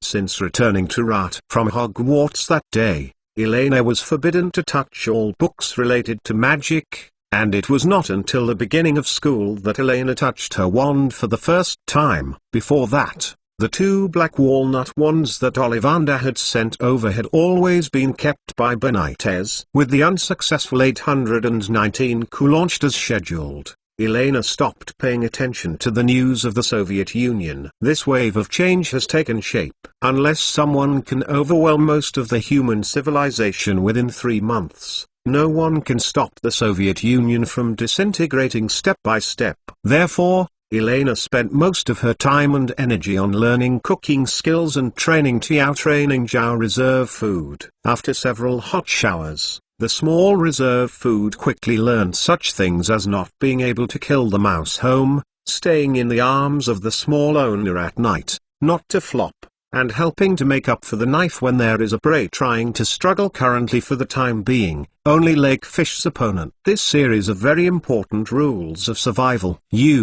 Benitez shook his head helplessly, stretched out his hand and slipped the stored food out of Elena's neckline, put it on the large black suitcase on the trolley, and straightened out the girl's somewhat scattered silver hair, and said in a petting voice, "After school, Don't be as casual as at home, and always let the reserve food sleep on your chest. Although he had been mentally prepared, it was the moment of parting. Benitez inevitably squatted down, touched the top of Eleanor's head and seriously warned again. 2 large suitcases, one is for clothes and quilt, the other is for books and snacks. After you arrive at school, remember to take out your clothes and hang them up, so as not to press out the wrinkles and make them look bad. If it is cold later, remember to spread more on the bed, a layer of bedding. This time I brought you a lot of snacks in the box, so you can share it with your classmates and make more friends. If you don't have enough, please send me the food reserve and send you some more by mail. There is also that set of imported German Zwilling knives. Be careful when using them. I took a look and it was heavier than your usual knives, so don't hurt yourself. Pay attention to safety in school. If you have a conflict with your classmates, or a classmate bullies you, hey, I know, I will try my best to get along with my classmates, and I will seek help from the professor in some cases. Elena sighed helplessly. In the same way, Benitez didn't know how many times he had been nagging along the way, and her ears almost heard the cocoon. Okay, take it easy, Daddy. The silver-haired little lorry grabbed the big hand above her head with both hands and patted it lightly. The man's shaggy face was reflected in the lake blue eyes, and the volume increased slightly. Hogwarts is in the Scottish Highlands, not in Africa, nor in the Antarctic. Besides, I am not going to school for the first time. When the orphanage was first built, the conditions were much more difficult than this. Looking up at the clock hanging on the platform, Elena bit her lip, crossed Benitez, took the trolley and walked towards platform 9 1/4. It's getting late. The Hogwarts Express will depart at 11 o'clock. I'm going in first. Therefore, she is most uncomfortable facing such a parting scene, and she should leave without saying a word at this time. Elena, seeing that the girl was about to pass through the ticket gate between the 9th and 10th platforms, Benitez suddenly shouted, "Okay." The silver-haired little lorry turned around and looked at the man, tilted her head in confusion. "I just thought about it, don't wrong myself." Benitez sank slightly, clenched his fists in front of his chest, and made a standard boxing movement. The big fist of the casserole was slammed vigorously in the air. "Remember how I taught you how to punch? If someone bullies you, just beat them up." Sure enough, the familiar set first convinced people with strength, punched all the thorns that did not have eyes, and then made sense. This is the storm monk in her memory. Eleanor's mood instantly became a lot clearer. The corner of her mouth curled up, revealing a cute little tiger tooth, turned her back, and shook her white tender fist. "Don't worry, I will never shame you, Dad. Even if it's a boy, I can't take it wrong." After Elena finished speaking, she didn't turn her head again, and took a brisk step, pushing the trolley toward the ticket gate. Behind her, Benitez raised his hand, as if he wanted to order something more, but in the end he didn't make a sound. He watched the girl's long silver hair swaying suddenly in the air. Benitez rubbed his eyes, and the railing of the ticket gate that Elena passed through still seemed very strong, and the pedestrians around seemed to have not noticed a little girl suddenly disappearing in the train station. "Is your daughter a very sensible child, and the first time he was a freshman at Hogwarts, right?" At this moment, a gentle woman's voice sounded in Benitez's ear. He turned his head and saw a short and chubby woman standing beside him with 4 boys with red hair. Every boy is pushing a suitcase like Eleanor. The suitcase also has an owl. "Sorry, I didn't mean to eavesdrop on your conversation." Seeing Benitez turned her head, the woman blinked apologetically. "However, I think you should go to the station to see her off if you can. After all, such a small girl." "Still not, it might be ugly that way, and..." Benitez thought about it carefully, shook his head. His eyes dimmed. "I am not a wizard, no matter it is magic or other knowledge. I can't teach her. She should belong to the wider world." 1 month's time, although it was not possible for the Benitez to fully understand the state of the entire magical world, it was enough for him to roughly figure out how big an event Elena planned. Whether it is the magical magic displayed by Dumbledore, or the huge wealth that can be called astronomical numbers, or the game spanning the entire world, no matter which one is enough for Benitez, it is enough to subvert. He has all the experience and knowledge for decades. For the first time in his life, Benitez had a sense of powerlessness and frustration. He could clearly feel that the strong body and orphanage he was once proud of that could shelter girls from wind and rain have now become the shackles that block Eleanor's access to the wider world. Alas, the man is almost the same as hers, even worse. The woman, Mrs. Weasley, shook her head helplessly, and patted Benitez on the shoulder. Children will eventually grow up, leave us, and walk out of their own way. However, this does not mean that the meaning of family will disappear. Children can choose to escape, but as parents, we have to do our best to stay with us until the last moment. After a pause, Mrs. Weasley added softly, "Besides, I saw that the child cried at the end. Do I really need to catch up to comfort him?" Elena, actually crying? Benitez's complexion changed, and he raised his head and looked forward, only to realize that the girl had long since disappeared. Of course, this is the result of a mother who has raised 7 children. Mrs. Weasley smiled proudly and patted Benitez on the back. "Go ahead, it should be too late. Just go straight through the ticket gate between the 9th and 10th platforms." "Thank you, Ma'am." Benitez nodded, and hurriedly ran forward with an anxious look on his face. "Mom, what would you say that the girl was crying?" "I think she seems quite happy." On Mrs. Weasley's right hand, the little red-haired girl raised her head and asked curiously, "Oh, Ginny, I might have read it wrong." "Now, stop talking." Mrs. Weasley smiled slightly, touched her daughter's head, turned around and patted her palms. "Children, hurry up and go. Percy, you are at the forefront. Good risk." Fortunately, I coded 500 words in advance yesterday, otherwise I would almost face the crisis of asking for leave. The plot of the beginning of the school was unexpectedly difficult to write. I originally wanted to write the scene where my father sent his daughter to go to school in another place. But after thinking about it, when my family sent me off, it seemed to be a warning not to bully my classmates, and then put me at the airport. Gone. Cack. Finally, ask for recommendation votes. Chapter 42, A Wall Between Them. The fastest update of the latest chapter of Hogwarts on the tip of the tongue. Kang dang. Well, just as Mrs. Weasley ordered the children to line up and enter the 9 platform in order, there was a sudden loud noise in front of him, accompanied by the man's faintly painful grunt. Mrs. Weasley turned around curiously, and saw that at the junction of platforms 9 and 10, the man just stood up slowly from the ground while clutching his red forehead, while reaching out his hand against the solid wall tiles, going back and forth.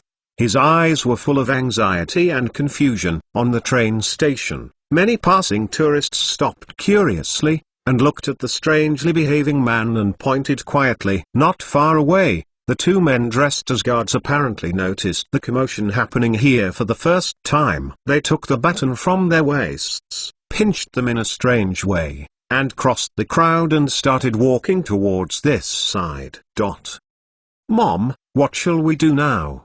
Percy, the oldest red-haired boy, stopped and turned to ask his mother's opinion. Obviously, under the gaze of so many muggles, it is impossible for them to pass through the platform one by one according to the original plan and arrive at platform 9. Was she a little wizard from a mole family? Seeing Benitez's confusion and reaction, Mrs. Weasley instantly reacted. What she said just now was obviously a kind of bad thing. "Percy, you take your brothers and sisters and wait for me where I am. I'll go and help that gentleman get out of trouble first." Looking at the 2 ministry staff in mole uniforms, Mrs. Weasley frowned and walked forward quickly. Because of her husband Arthur Weasley's work, she knows very well what the emergency response process of the Ministry of Magic is. Forgetting spell plus the mole expulsion spell, simple and effective. However, unless it is a Master of Oblivion. Generally speaking, most wizards cannot precisely control the range of memories they erase. In other words, that gentleman is very likely to lose the precious memories just now forever. "Borrow it, thank you. I'm sorry, just leave it to me." Before the 2 Ministry of Magic staff, Mrs. Weasley squeezed into the crowd first, took out a small wooden stick from her arms and shook it in front of the two guards, while removing Benitez from the platform. Pull open in front of the brick wall. This lady, may I ask? This is Molly Weasley, and my husband Arthur Weasley is also working in the ministry. I am here to send the children to school today. I think our purpose is for the children to get on the train smoothly, isn't it? Mrs. Weasley explained quickly, raising her chin toward the back of the guards, motioning them to look behind them. Turning his head, looked at the boys with owl cages on the trolleys and the tourists around. The two guards looked at each other, nodded, put away the batons in their hands, and hung them again, back to waist. Then, thank you for your help. Don't worry, we will be able to handle all this soon and it will not affect the children's going to school. After speaking, the two turned around and began to disperse the crowd of onlookers like normal guards, allowing the stagnant flow of people to move again. Sorry, sir, I must apologize to you. I didn't expect. Mrs. Weasley took Benitez aside, and without waiting for him to speak, first expressed her sincere apologies. No need to apologize. I should have thought of it long ago. Such a crowded place. If there is no such design, it must be messy. I am just a little worried about little Elena. Benitez shook his head disapprovingly, and a slight bitterness slipped over his mouth. He had been in touch with a little bit of magic in the magical world. When Mrs. Weasley appeared, he actually wanted to understand that the invisible door was obviously only open to wizards. Madam, you are a wizard. Can you agree to a small request? If you go in and see Lena, when it is the little silver-haired girl, can you help me take care of it? I have some worry, the kid's suitcase may be too heavy. Benitez paused and looked at the short and squat witch in front of him and said seriously, with a slight imploring tone in his tone. As an ordinary person, he could only do so much. Separated by a wall, it is like a moat. Do not worry, Mrs. Weasley replied softly, looking at the man's appearance, while beckoning to the child behind her. Percy, George, Fred, when you get down to the platform, don't chat with your classmates, and help this gentleman's daughter get a seat. Isn't it okay? Of course, mother. No problem. Maybe it's still a freshman in our college. It certainly won't be Slytherin anyway. Faced with the mother's arrangement, the three boys nodded enthusiastically and agreed without hesitation. Mrs. Weasley smiled, and was about to say a few more words, when the voice of a timid little boy suddenly heard in her ear, interrupting her. I am sorry. Molly Weasley turned her head and spoke to a little black-haired boy with glasses. The boy also pushed a big wheelbarrow. In the cage on the wheelbarrow suitcase, a beautiful snowy owl was looking around curiously. Another little wizard who got lost. Oh, my dear, Mrs. Weasley said with a gentle smile, and said empathetically, it's the first time to go to Hogwarts.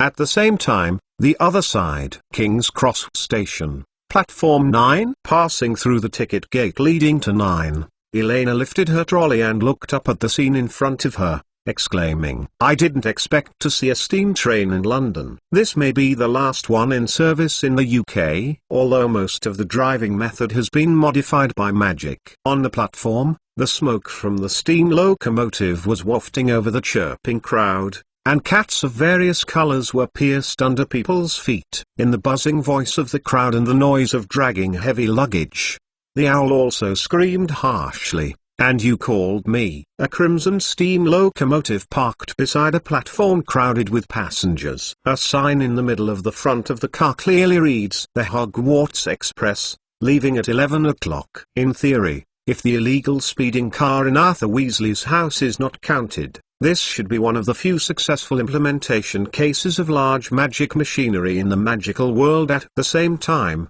it may be the only case at present. However, as the origin of the first industrial revolution, as early as 1952, Britain had entered the era of internal combustion engines. If you only look at the bright red shell, it is hard to imagine that this is an old model that has been in operation for 50 years. Even this Hogwarts Express took 2 terms of the Minister of Magic, including 106 times even memory spells. and the record of the largest hidden spell in British history before it appeared smoothly on the track between King's Cross platform and Hogsmeade Village. According to the records in the history of magic, Elena can clearly feel that since 1945, with the rapid development of the entire non-magic world, all technological innovations in the magical world have stagnated instead. It seems that if you want to make a big move, you must first find a way to figure out what happened that year. Elena's fingers wandered thoughtfully around her long silver hair hanging down her shoulders. If only because of the International Union of Magicians Secrets Act promulgated in 1692,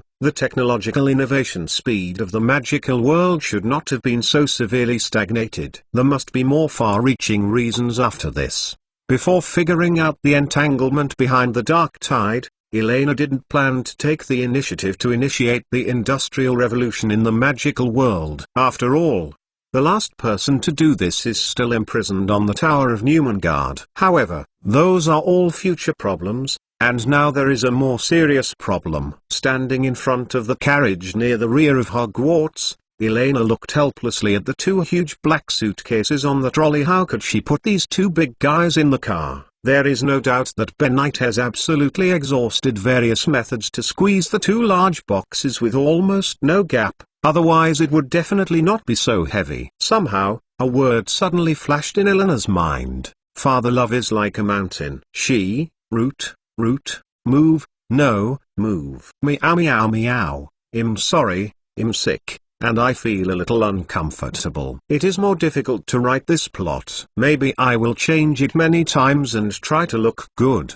which has affected everyone's experience. Sorry, cack. However, I will try my best. Please forgive me. Sorry. Chapter 43 The Renewed Fairy Tale. The fastest update of the latest chapter of Hogwarts on the tip of the tongue. I think you might need a little help. Classmate Elena. Just when the silver-haired little lorry tried again to no avail and was about to seek help from the conductor, a boy's voice came from her side. Elena turned her head and saw a tall boy with fired hair and glasses who appeared next to her for some unknown time. The boy was also pushing a cart similar to her. You are? The girl frowned slightly. She didn't remember having met such a boy before. Don't be afraid. My name is Percy Weasley, the prefect of Gryffindor. My mother specifically ordered that when we come over, we will find you first and help you arrange your luggage and seat. Percy smiled kindly, and pointed to her chest. There was a silver letter P pinned to it. The boy stretched out his hand, put it on the girl's big black suitcase, and lifted it hard, not moving. Percy frowned slightly, beckoning behind him and shouting loudly, "Hey, Fred, George, I found that girl. Come here to help." Wait, if the boy in front of her is Percy Weasley, then George and Fred in his mouth. Hearing Percy's words, Elena turned around abruptly and looked at the twin brothers who were running from a distance pushing the trolley. In Hogwarts history, the only genius who can make Pippi salute, prank brother. For no reason, the girl suddenly remembered that in her previous life, she was in a movie called Hogwarts Resurrection, which tells the story of Harry Potter's victory over Voldemort 20 years later. Chapter 11 Upstream Waterfall. There is a plot that touched her especially. In that world, George can no longer use the Patronus charm course to summon his patron saint. He needs to recall his happiest memory. And the happiest memory in George's life is related to his Fred. Fred's death was like the collapse of the world to George, and all the happy memories about Fred were full of despair. Hey, hello, my name is George Weasley. Without waiting for Elena to think too much, one of the Red twin brothers took the lead to speak, and took the initiative to extend his hand to say hello to her. My name is Elena Caslana. Elena recovered, nodded, raised her hand to prepare to respond, and the other of the twin brothers hit his brother on the shoulder, shaking her head and cursing. Oh, Fred, although I don't mind you being in front of girls and helping me promote, but when I first introduce myself, can you not grab my lines? I said, George, I'm helping you create opportunities. Don't be jealous when I chase Angelina. Besides, you won't think that next time, she will be able to tell who we are, right? George Weasley, that is, Fred, rubbed his arms, grabbed the genuine George's shoulder, and smirked. "Well, that does make sense." George blinked, nodded solemnly, coughed lightly, reached out to Elena and introduced herself. "Hello, I am Fred now, Fred Weasley. Although I think you might recognize me as George next time." Elena glanced silently at the two live treasures in front of her. For so many years, Mrs. Weasley had not beaten them to death. Most of the reason is probably because of her own sake. "Well, you too." It looks like a senior in front of the freshman. Standing by, Percy Weasley frowned, patted the big black suitcase, and interrupted displeasedly, "Stop talking nonsense, and come here to help. Mom and Ginny are still waiting." "Okay, sir, you are not trying to deduct our points, are you?" Respect it. Maybe next year you will be the chairman of the Boys' Student Union." The twins looked at each other. Although they were still teasing, they quickly let go of their cart and walked forward to help Percy lift Elena's heavy suitcase together. With the help of the three Weasley brothers, Elena finally pushed her two big boxes into the corner of the compartment. "Thank you, but why your mother, I mean Mrs. Weasley, would let you help me?" Elena rubbed her wrist and asked in confusion. The three Weasley boys glanced at each other. Fred raised his hand and stabbed Percy, who was standing at the front, and whispered, "Prefect, you will explain." Percy Weasley thought for a while, looked at the girl's eyes, and replied seriously, "Student Elena, you have a father who loves you very much. Benitez, this foolish old man, he told him to go back by himself." Elena's eyes were soft, and she whispered in a complex tone. The girl raised her head, looked at the three guys who were out of breath, and thanked them again very seriously. "Thank you." Although she didn't know exactly what happened, she could guess it was probably Benitez who hit the wall at the entrance of the platform and happened to meet the Weasleys. "Fred, George, Percy, are you in the car?" At this moment, a woman's voice sounded outside the carriage. "George and Fred are with me, Mom. We will get down right away." Percy responded loudly and nodded towards Lena, without saying anything, and directly greeted the other two brothers to jump out of the car. Elena sat down by the window, looked at the talking and laughing red-haired family on the platform, opened the suitcase, took out a pen and paper and wrote, "Stupid father, I didn't say." The girl thought for a while, shook her head, repainted this sentence, and wrote again, "I'm already on the train. The Weasleys are very nice, don't worry, don't read it." After finishing writing, Elena handed the letter paper to the food reserve, patted the little owl's beak lightly, walked out of the carriage, found an open place and let the little laughing owl fly out. "Go help me send the message to Daddy Benitez." After doing all this, Elena turned around and walked in the direction of the red-haired family, about to thank Mrs. Weasley for her help face to face. Beep! A whistle sounded on the platform, fast. Mrs. Weasley hugged her children quickly, and then drove them onto the train one by one. The four Weasley boys leaned out of the car window and asked their mother to kiss goodbye, while their little sister seemed to be crying again. Elena raised her hand and walked forward for half a step. Her lakeways took a look with envy. She slowly lowered her hand, turned and boarded the train. With the shaking of the Hogwarts Express, Elena's mind was like a revolving lantern, and quickly began to rewind the scenes of the magical world seen in the movies of the previous life, and finally freeze on the continuously extending route iron track. People are born long, right? Elena shook her head mockingly. She knew that she couldn't refuse this dream. Just as the same paragraph was written on the base of the Fred Weasley statue, "We only distinguish him from his brother George Weasley only after his death. But how much we wish we would never distinguish between them." If another magical world wakes up the fairy tale through cruel sacrifices and becomes a real world. So what Elena wants to do is to turn everything except herself into a fairy tale again. Those unfinished goals, those past regrets, she will let them all come back to them in the future. In the long whistle, all the stories returned to the first grade where the fairy tale began. With a beautiful vision of the future, Elena returned to her compartment and closed the door. Opening the box, he was about to start putting on the Hogwarts uniform. "Wow, the sliding door of the compartment opened. Outside the sliding door, a thin-faced boy with dark hair and a pair of emerald green eyes wearing glasses stood at the door,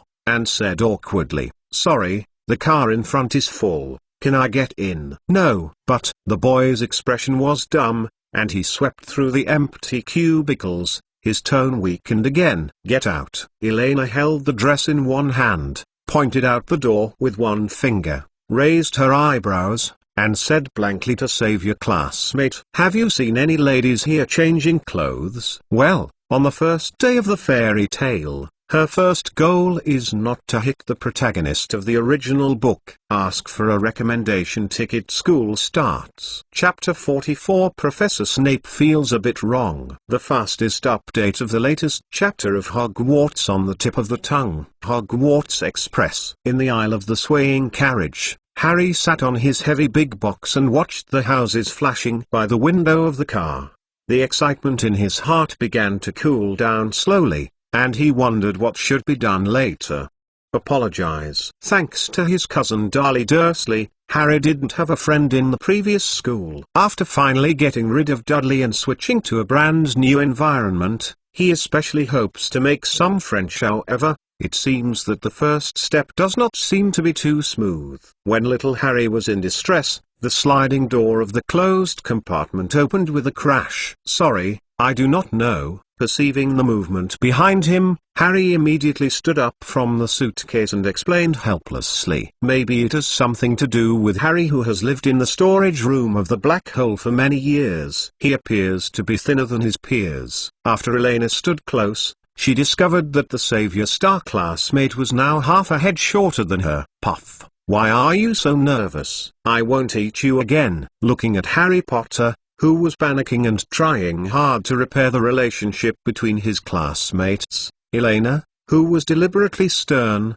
couldn't hold her face and let out a chuckle. In fact, aside from a learning attitude and ability, Elena has always admired Harry Potter in the original book. As a child who has been bullied and excluded from school for a long time and has been treated differently at home, Harry Potter has not changed like a certain Mr. Snape, who did not want to be named, and Mr. Riddle, who also did not want to be named. "I became gloomy and perverse, but I have been trying hard to express kindness to the people around me." Although Elena does not completely agree with this style of life, it does not prevent her from maintaining respect for people who uphold such naive beliefs, even if they are only small ones who are not as tall as hers now. Elena leaned her head and looked at the boy's suitcase in the aisle, walked over Harry Potter to his heavy suitcase, rolled up her sleeves, and smiled. "Okay, don't keep stuck in a daze at the door. Come over and help. Let's move this pile in together first." "Oh, all right." Seeing the sudden smile on the girl's delicate face, Harry was stunned, then recovered, nodded vigorously, and together they pushed the suitcase across the aisle to the corner of the compartment. "Thank you. This is Harry Potter." Harry took a long breath and swept his sweaty hair away from his eyes. "My name is Elena Caslana." Back in the seat, Elena blinked, and looked up and down the boy in front of him with interest. After watching books and movies for so long, it was the first time that Harry Potter had seen a live Harry Potter. Facing the girl's gaze, Harry Potter stroked his nose uncomfortably. I don't know why. He always felt that the silver-haired girl on the opposite side looked at him with special eyes, which was different from any stranger's reaction, but was closer to the kind of loving eyes when Hagrid saw him!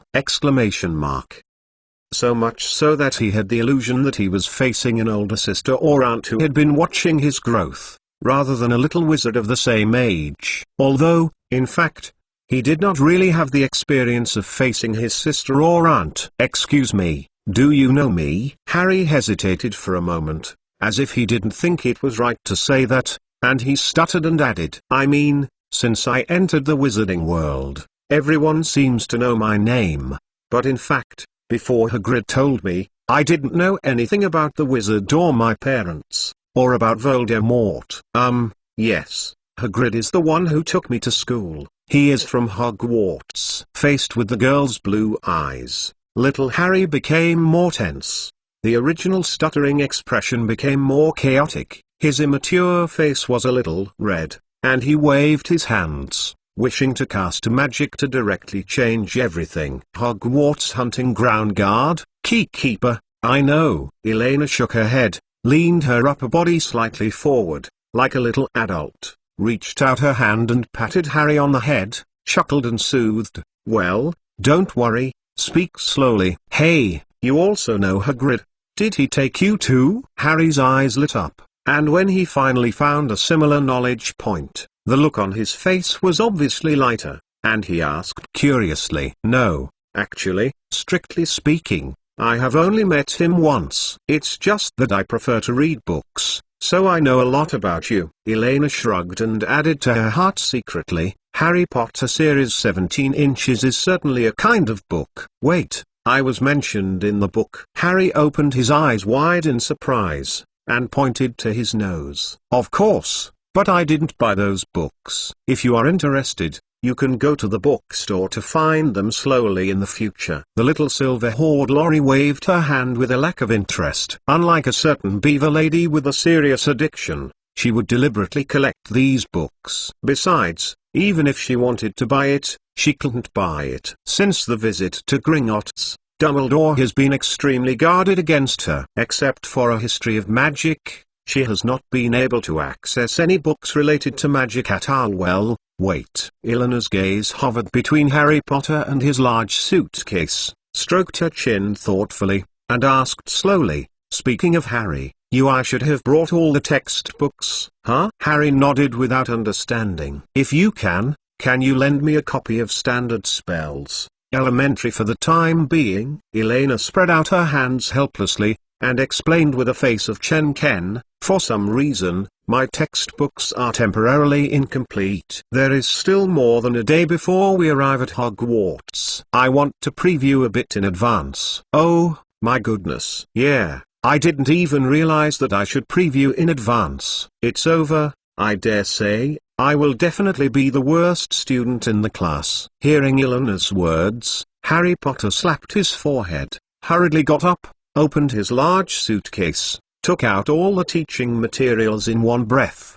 and put them on the seat of the cubicle, his tone annoyed. To say, in fact, you don't need to be too nervous. I dare say that most first-year freshmen shouldn't have opened the textbook. From the large stack of books, Elena took out the Standard Spell Elementary. She had been greedy for a long time, and smiled and comforted Harry. According to her observation, even children from wizarding families such as Malfoy and Ron did not appear to have opened a small stove in advance. But someone must have previewed a lot of content. Eleanor's comfort obviously didn't play a big role. Harry, who was originally worried about this, realized that he was wasting a whole month to play. His small faces wrinkled together, and he almost cried out. Unlike the silver-haired little Lorry with a clear purpose, Harry Potter stood blankly in front of a thick stack of textbooks, sometimes looking at this and sometimes looking at that, not knowing what he should do for a while. If you don't know what to preview, I suggest you read the textbook of potions first. Elena glanced at Harry Potter, opened Standard Spells Elementary, and said casually, I seem to have seen it in a book. Your mother Lily Evans Potter is an extraordinarily talented in potions. Really? Have you mentioned my mother's book?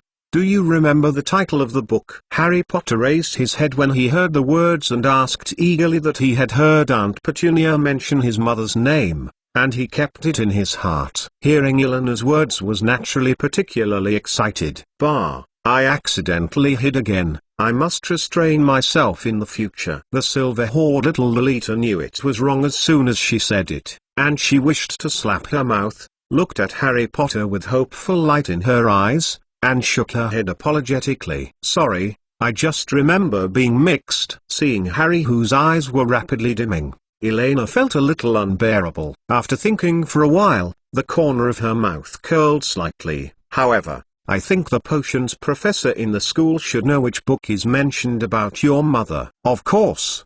The premise is that you have to be at the top of the potions class. After a pause, the little silver-haired Lolita rolled her eyes, and the brighter her eyes became, she seemed to think of something very interesting. Elena closed the book in her hand, sat up straight, raised her fingers, and added extra earnestly, "At least, I think you should at least understand some basic concepts. Let me give you a few examples first. Such a swat will you get if you add daffodil root powder to the wormwood infusion. Meow meow. Ask for a recommendation ticket. Mumble." Chapter 45. A magical mole drink thanks to the leader of NN for an uncle. The fastest update of the latest chapter of Hogwarts on the tip of the tongue. After casually making some small suggestions to Harry, Elena squinted her eyes contentedly, reopened Standard Spell, Elementary and watched attentively. As for whether these little suggestions would trouble Professor Snape in the future,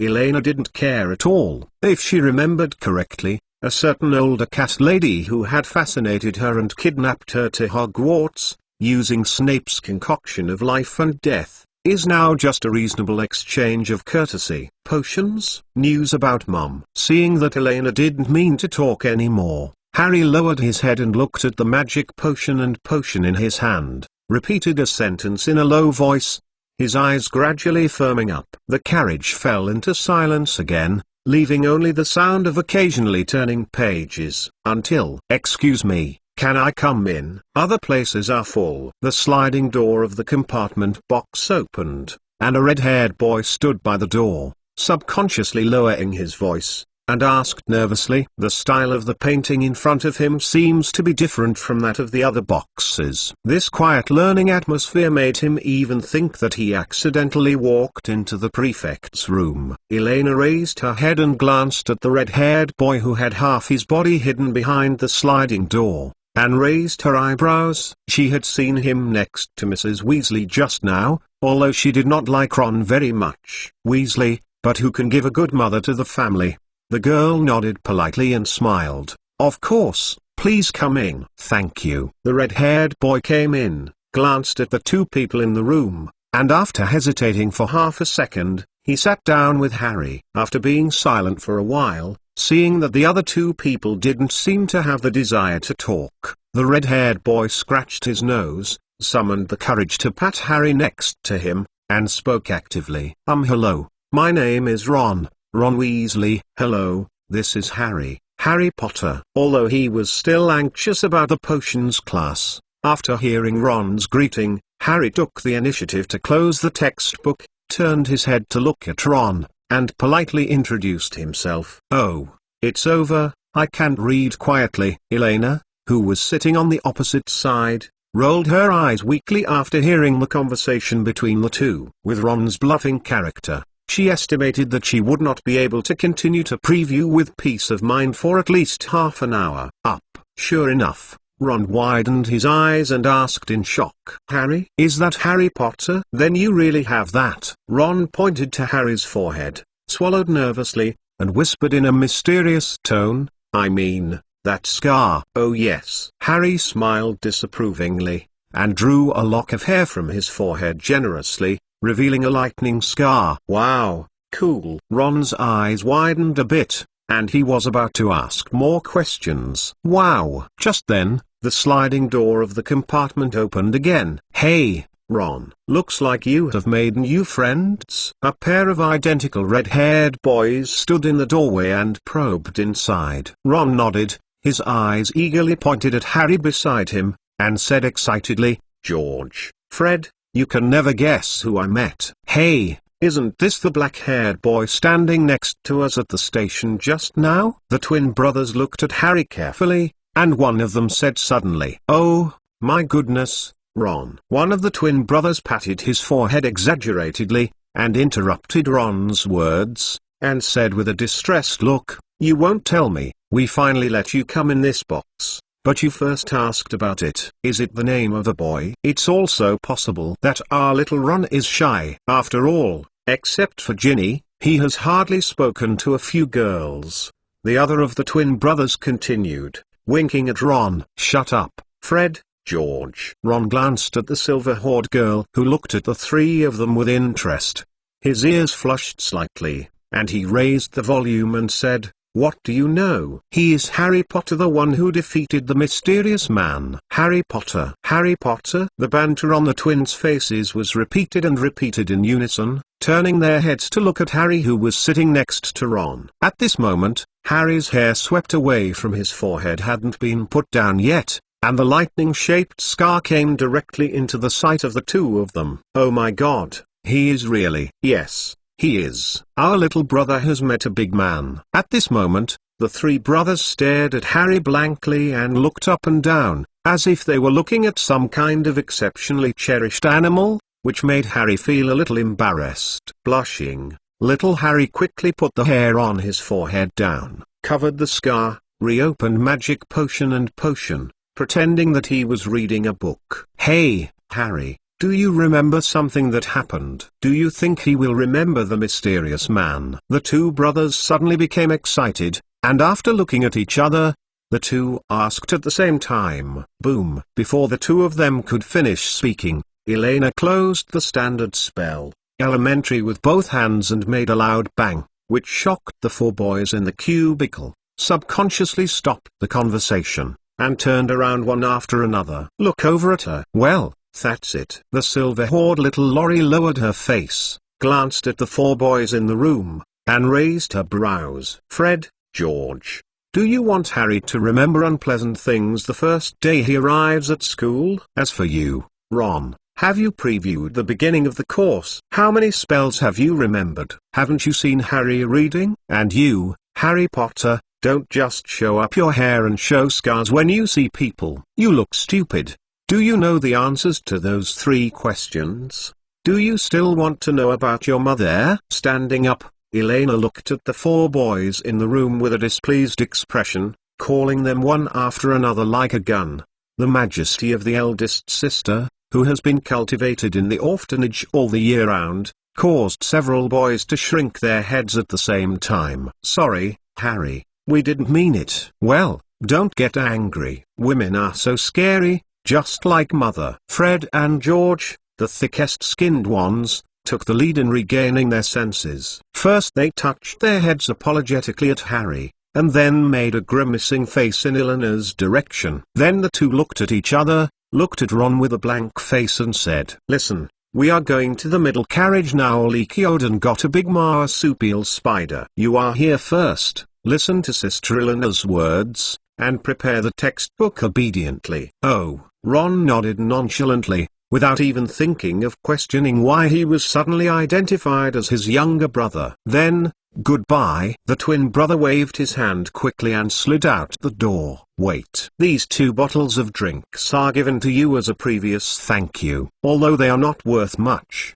they are my heart. Elena suddenly remembered something, and hurriedly ran to her big black suitcase, took out 2 bottles of Coke from it, chased them to the door, and handed them to George and Fred. What is this? Ink. Oh, but I'm just a little curious, so I don't want to poison us with potions. The twins screamed exaggeratedly, looked at the dark drink in the bottle and asked, Oh, actually, don't you know Coke? In this case, Elena curled her mouth and said with a smile, This is Coke, a magical drink made by moles. It's very popular. If you don't believe me, ask Harry. He must have drunk it too. Would you like to try it? The Weasley duo glanced suspiciously at Harry, who was sitting inside, and after receiving a nod from Harry Potter, the honest baby, he relaxed and reached out to take the Coke. The magical mole drink? I guess Leakyodin must have never seen it either. Wow, this color cool. Thank you. The twins nodded happily, put away the Coke in their hands,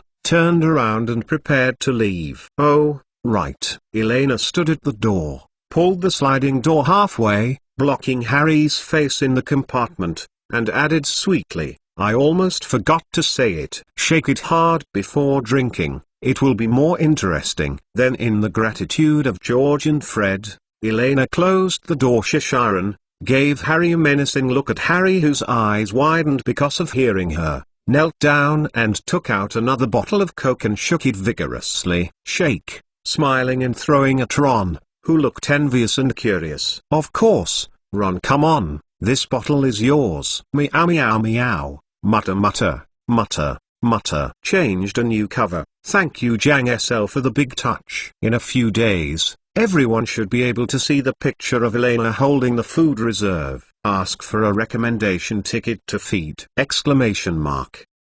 Chapter 46. Teacher Elena's train class thanks to Xiao's leader. The fastest update of the latest chapter of Hogwarts on the tip of the tongue. The cola face washing plot that I love to hear, after all, did not go on as smoothly as Elena planned. As for the reason for the failure, it was not because Ron was cleverly aware of what was wrong in advance, or because Harry Potter mustered up the courage to expose the prank. In the early 1990s, the gas content in carbonated drinks was not saturated, and Elena overestimated the Hansen ability of the pure-blooded little wizard. Ron, who had never seen the cap of a Coke rotating bottle, took 5 or 6 minutes to master the correct way to unscrew the cap, so much so that the churning bubbles have been silent a lot. The Coke gushing out of the bottle just reached the position of Ron's shirt. It lost its lift and fell, mostly spilling into his shirt pocket. Squeak! As the Coke spilled,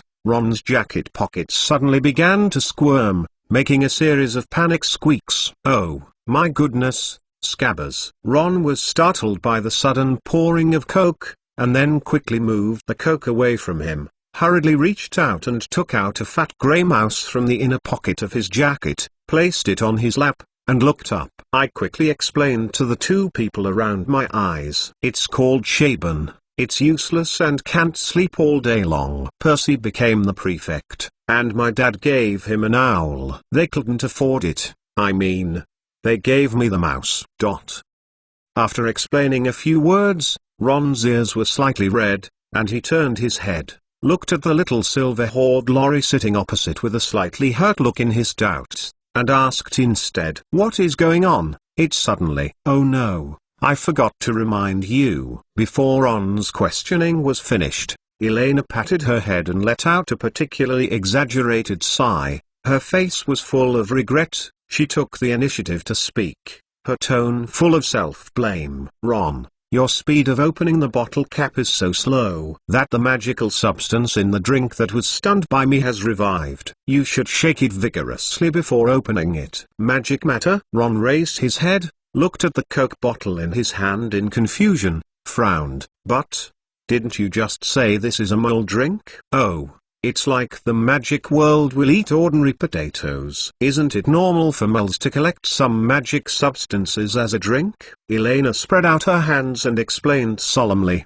"You don't think that any ordinary liquid can go upstream. If you come closer and listen carefully, you can hear the magical substances in each drop of liquid. The sizzling sound." "Is that right?" Hearing Elena's explanation, Ron put his ears close to the Coke bottle suspiciously, and he heard countless small crackles and squeaks, and there was a more convincing expression on his face. At this moment, a timid voice came from Ron's position. "But, Miss Elena, if I remember correctly, as long as you don't shake the Coke, it won't come out." Harry Potter, who was sitting around and watching the whole time, finally couldn't hold back, and raised his hand off. He didn't know why he raised his hand. He mustered up the courage to interrupt Elena's words. Is that so?" Ron looked suspiciously at Harry, whose expression was honest and serious, then looked at Elena, whose face was full of wisdom and confidence, and asked with some uncertainty, "Okay?" Exclamation mark.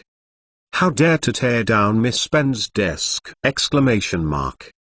The triumphant silver-haired little Loris smile froze. She sank her face, glared fiercely at Harry Potter sitting in the opposite corner, and let out an unpleasant cold snort. Elena raised her chin slightly, stood up and hugged her arms, pointed her finger on magic potion and potion in Harry's hand, and said slowly, imitating the arrogant tone of Lucius Malfoy, "Mr. Harry Potter, this world is far more wonderful than you think.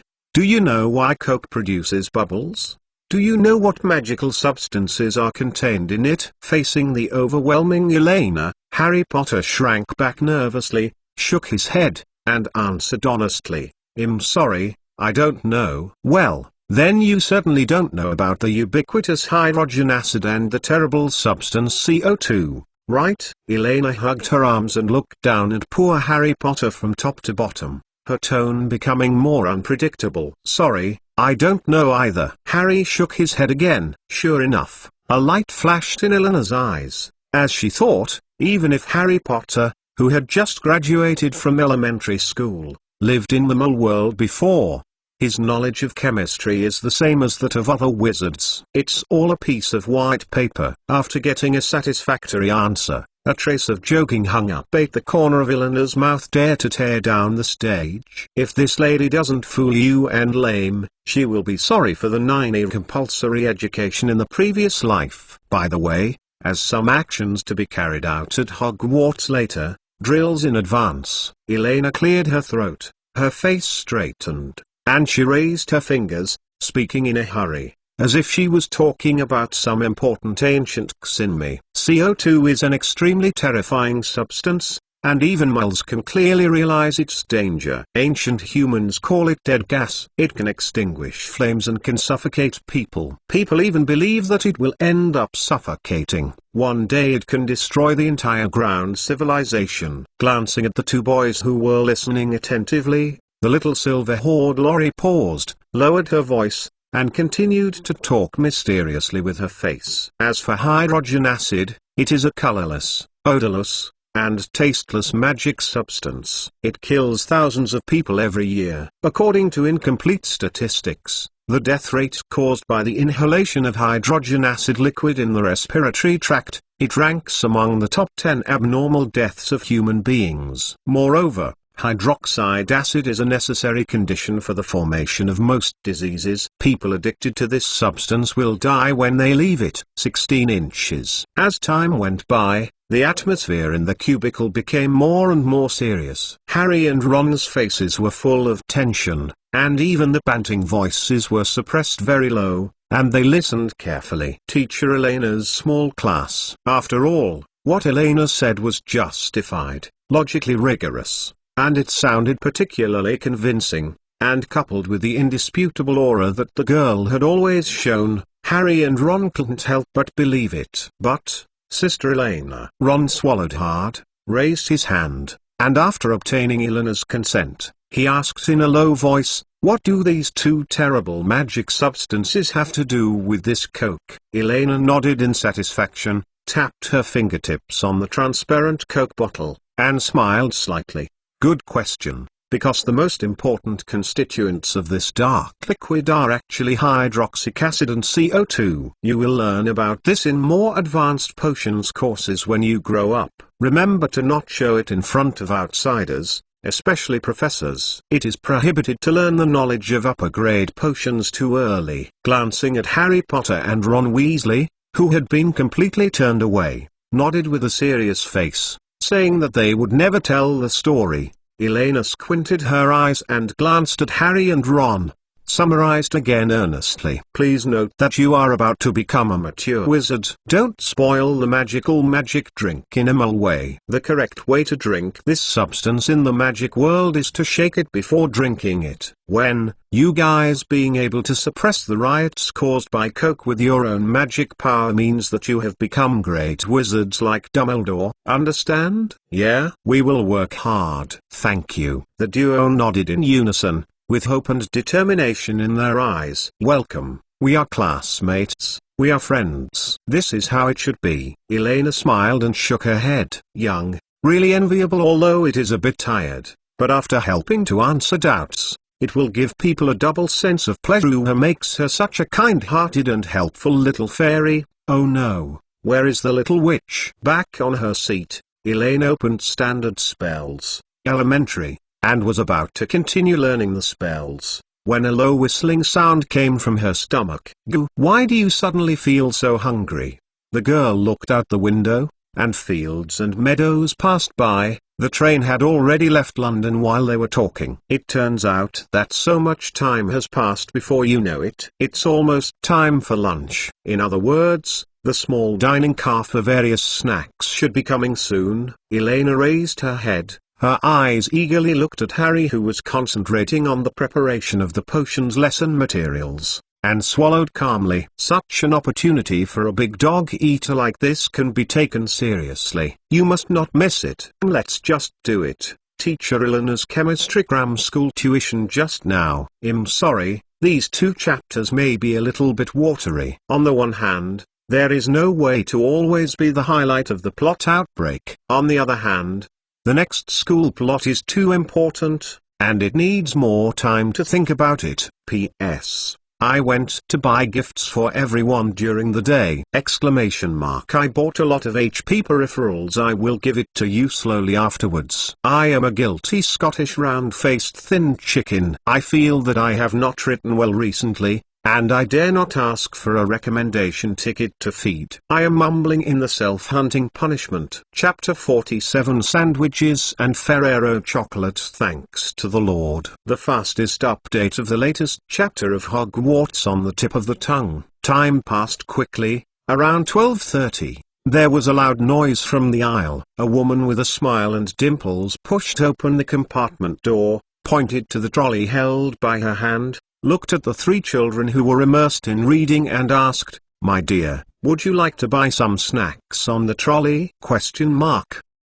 Ron, who was absent-minded, raised his head first, glanced at the dazzling array of trolleys, smiled awkwardly, "No, thank you." While talking, Ron took out a bulging plastic bag from his arms and squeezed several crushed sandwiches together, which seemed to make people lose their appetite. He moved his cheeks and showed an embarrassing smile. Whispered, "I brought my own sandwich." After speaking, Ron quickly put down the sandwich in his hand and cast his gaze out of the window. Elena noticed that Ron's ears were reddening again. Obviously he was not very satisfied with the sandwich. "Sorry madam, I don't have to either." Elena also shook her head and refused. Not that she was thinking about eating and drinking. In fact, since the trip to Hogwarts that day, Eleanor's small vault has been confiscated. Both the British pound and Gingy Along were separately kept for them by the hateful adults, so that she would not secretly go to some other place to do things. According to the unified statement of Dumbledore and Benitez,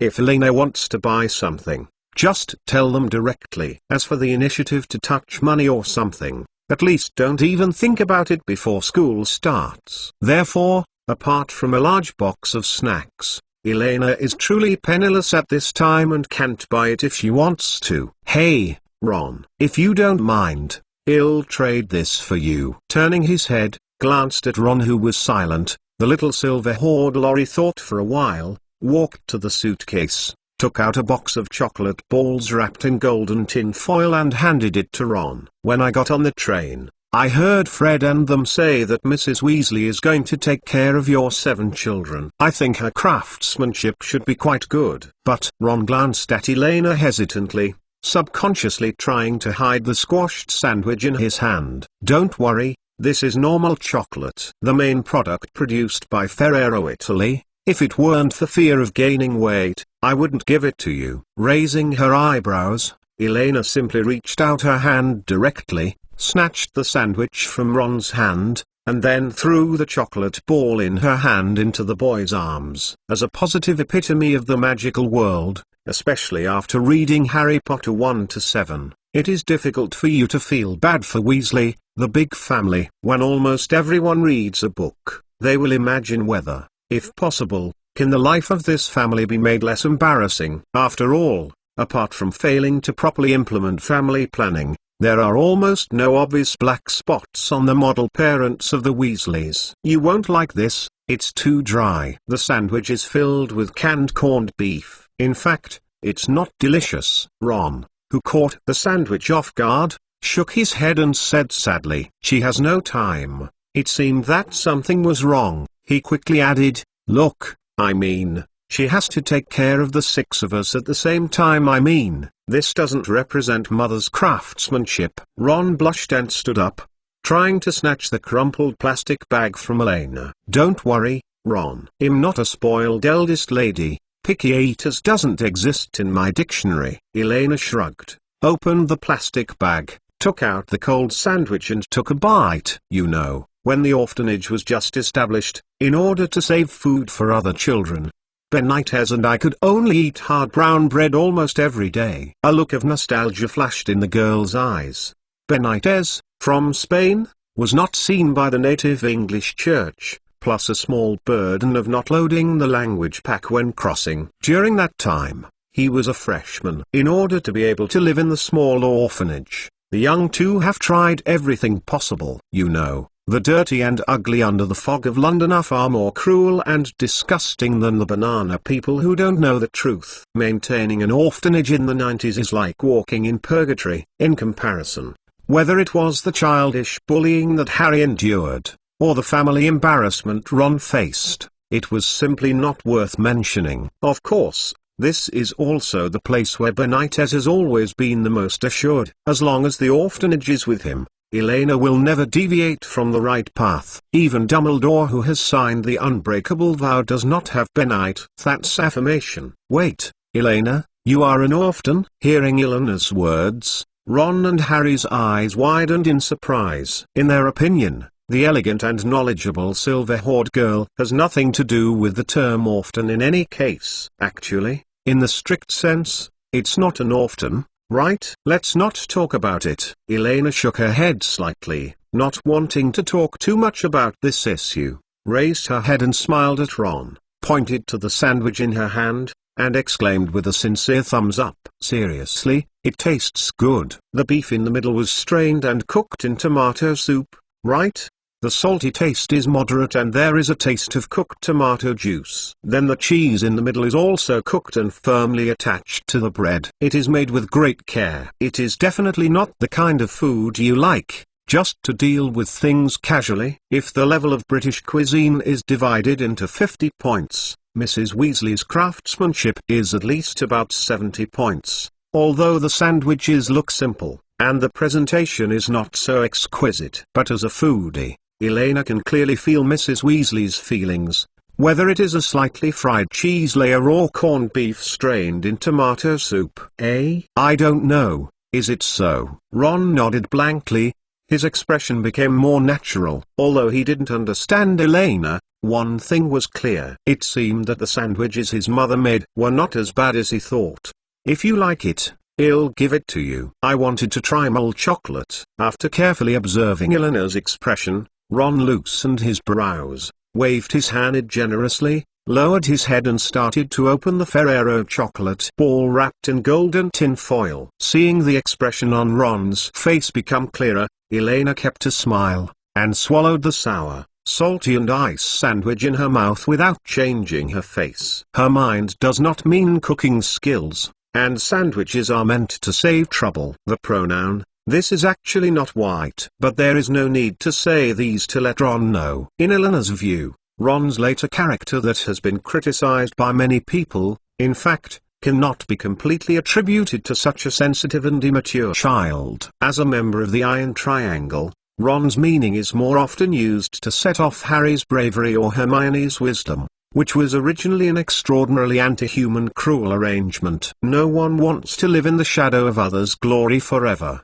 even if that person is your iron buddy. That's why there will be such emotional outbursts in the 4th grade Triwizard competition. At home, as the youngest son, Ron is at the bottom of the family, unlike Ginny, who is so beloved. As he himself said, the brothers took almost all the positive role models, and if he could do it, it would be nothing great, because they did it before him. If there is no emergency, Ron will never need new things. Wear Bill's old robe, use Charlie's old wand, and Percy throws unwanted mice, and the prom wears ugly second-hand dresses. Perhaps for the Weasleys, this is already the best allocation they can make from the perspective of a family in a distressed living environment, but all this is undoubtedly extremely unfair to a child. Harry's generosity is certainly a manifestation of kindness, but in Elena's view, apart from gaining a series of local tyrants 666 and a follower, he actually failed to bring Ron in a positive direction. How much motivation and change come? It will even make him more serious in the self-doubt of being abandoned in his heart. Because, from the beginning, what Ron needed was not mercy or becoming a great star. What Ron wants is actually very simple: but very complicated recognition and importance of his individual existence by society and his relatives. The truth is that it's true. But, Elena glanced tangledly at the Ferrero chocolate in Ron's hand. The small chocolate balls are covered with milk chocolate and chopped hazelnuts. Inside are wafers, soft chocolate and a whole hazelnut. At such a close distance, Elena can clearly hear the wafer layer being broken by the teeth. The sound is crisp. Cack pokes my finger in a grievance silently. The silver-haired little Lolita swallowed, kept smiling, and took another bite of the sandwich. She really wanted to eat it. Obviously it was a snack specially bought for her by Daddy Benitez. That big dog over there, what do you look at? Hurry up and say something. Glancing at Harry Potter sitting on the seat and curiously looking at the items on the trolley, Elena roared frantically. At least help her order a glass of pumpkin juice first, so she won't let her go to the suitcase to pick up a bottle of Coke and cheat herself. Right? Exclamation mark. P.S. Hey, a little off topic, let's talk about this chapter. A bit long, you can skip it. I know that many people may not like Ron. Many HP colleagues acquiesce that Black Ron is a glorious political correctness, not only because he robbed Hermione, but because compared to other characters, he is so mediocre and full of shortcomings. Just like us who are stupid in reality. At first I also thought about whether he should continue to be used as a protagonist's background board or a harlequin. However, when I brought Ron's perspective and thought about how he would see the world at this age, I suddenly felt upset for him. Why Neville's little effort and change can be talked about, while Ron's hard work and various growth will be infinitely underestimated and taken for granted. As if he was at Weasley's home. Same. Many people say why Fred is going to die. It is better to let Ron die. At first glance, it seems to be in line with everyone's favorites, but this known cruelty is actually happening to each of us over time, and personal value is wiped out. So, Elena is back. She is not a virgin white lotus of complete justice. She is a little devil, a big demon of 3 generations, and an enemy of magical animals. But, just like me, her purpose is to turn this story into a fairy tale. And fairy tales, everyone, will not exist without medicine or irrelevant. In my opinion, for the bad guys, it is enough to have a schizophrenic murderer with no face. As the author of The Age of Upstream Innocence said when he finished the book, I hope everyone will be treated warmly by this world. Chapter 48. You are looking for a toad? What's the matter with the chocolate frog? Thanks to Hades 1001. The fastest update of the latest chapter of Hogwarts on the tip of the tongue. Big doggone no, to be precise. The kind Harry Potter classmate didn't make Elena wait too long. Turning his head and looking at the two in the carriage exchanging food, the poor little wizard gleamed in his eyes, and Harry could feel the ginger along in his pocket as if it was on fire. Madam, what kind of food do you have here? Harry asked. Oh, dear, that's too much. It's all in here. After repeatedly hitting the wall, seeing hope finally in the last little wizard, the fat witch's attitude was obviously warmer, and she hurriedly took out a merchandise list and handed it to Harry. List of Hogwarts Express snacks. Click to expand. Harry took the merchandise list and glanced roughly. It was almost all weird foods he had never seen before. The boy thought for a while, handed the little list back to the fat witch, and took out a handful of gold from his pocket. Cannon said straightforwardly, "Hello, I think it over, please give us some of all the varieties." Then, in the eyes of Elena, Ron and the conductor worshipping the local tyrants, Harry returned to the compartment with a large amount of food, and fell into the empty seat beside Elena. Harry's side at this time sitting Ron, smiled at the friends in the cubicle, and said shyly, "Let's taste it together. I can't finish eating so much by myself." Harry had never given anything to anyone before, and no one had actually shared it with him. Now being able to have the opportunity to sit with his peers and enjoy the snacks and pies he bought makes Harry feel great. Hiccup. "Don't worry about me, I'm not hungry yet." The silver-haired little Lorry hiccuped helplessly, waved her hand restrainedly, and picked up Standard Spell, Elementary again and read it. In order to prove that Mrs. Weasley's sandwiches are indeed delicious, Elena had to bite the bullet and wipe out all the sandwiches. She had to dig down the pits herself, and she had to jump down with tears. I have to say that although the taste is not flattering, Mrs. Weasley is indeed full of love in terms of weight. With 4 big sandwiches, Elena thinks she can almost hold on to the school banquet in the evening. Okay. Harry nodded and didn't insist anymore. He couldn't wait to pick up a pot-shaped cake and stuff it into his mouth. Hadn't eaten anything in the morning, he was already starving. And Ron on the side took a piece of pumpkin pie, and ate it with Ferrero chocolate. Invisible, invisible, invisible. Elena focused her attention on standard spell, elementary in her hand, muttering in a low voice, trying to ignore the 2 guys in front of her who kept making smacking sounds like starving ghosts. What is this? At this time, Harry picked up a small pentagonal box with chocolate frogs written on it, and asked curiously, "Aren't they real frogs?" "It's just using magic." Ron shook his head and replied vaguely, while trying to swallow the food in his mouth. He continued, "Actually, most people buy it just to collect cards. Each package contains a famous man and woman. I have almost 500 cards for the wizard, and now am I missing the cards of Agrippa and Ptolemy." Chocolate with magic? Harry overturned the small box in his hand curiously,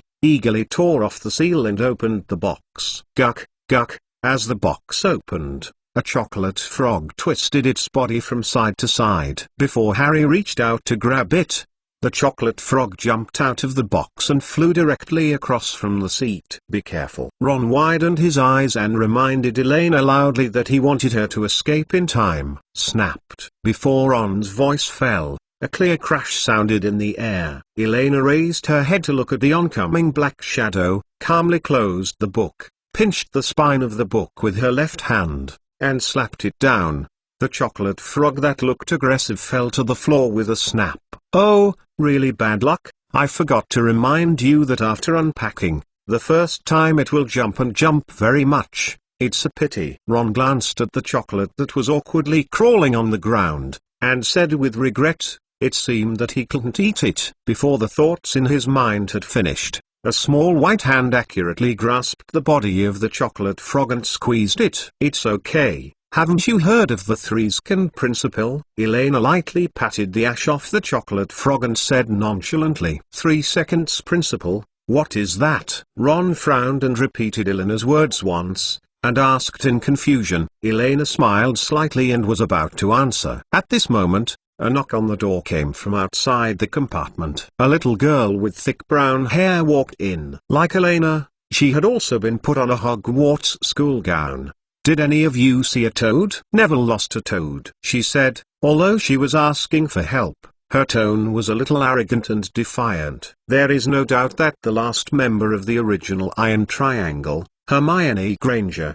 who can be called the magical banned book catalogue of the Harry Potter world, finally appeared, although because there has not been a troll incident, his personality is still a bit bad at this time. Elena raised her head when she heard the sound, looked at the door expectantly. Her eyes lit up, and she was relieved. "Very good. Not a black person." In terms of appearance alone, it is at least 90% similar to the little actor Emma Watson in the previous Life movie. To be precise, I don't know if it's an illusion. Elena feels that this little beaver looks a little cuter in terms of appearance alone. However, according to the original plot, Ron should be performing a spell in front of Harry at this time, trying to turn his rat spots into yellow. But because of Elena's appearance, Ron didn't seem to have any thoughts of taking his broken wand out of the box so far. From Elena's point of view, there is no way she wants to actively cast magic to provoke the dangerous and wretched sorcerer's idea of transforming into a mouse. After all,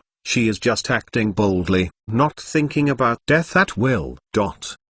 Peter Pettigrew is different from Professor McGonagall, a villain like him who can have no bottom line in order to save his life. Elena has no doubt that once anything that may threaten his life occurs, Peter Pettigrew will surely change back to his original shape and become frantic. Some destruction. Therefore, Elena does not intend to take the initiative to try to confront Peter Pettigrew before she is completely sure. Anyway, whether Ron failed to cast or not, or whether little Hermione succeeded in showing off the power of a master in front of Harry Potter and Ron. It didn't matter to Elena. She just wanted to be silent at the moment. A crowd of onlookers. The silver-haired little Lori squinted her eyes and took a bite of the chocolate frog in her hand happily. Click. The crunch of chocolate reverberated in the small box, and the three of them subconsciously turned their heads to look at Elena. In the girl's hand, a headless brown chocolate frog twitched weakly with its right foot,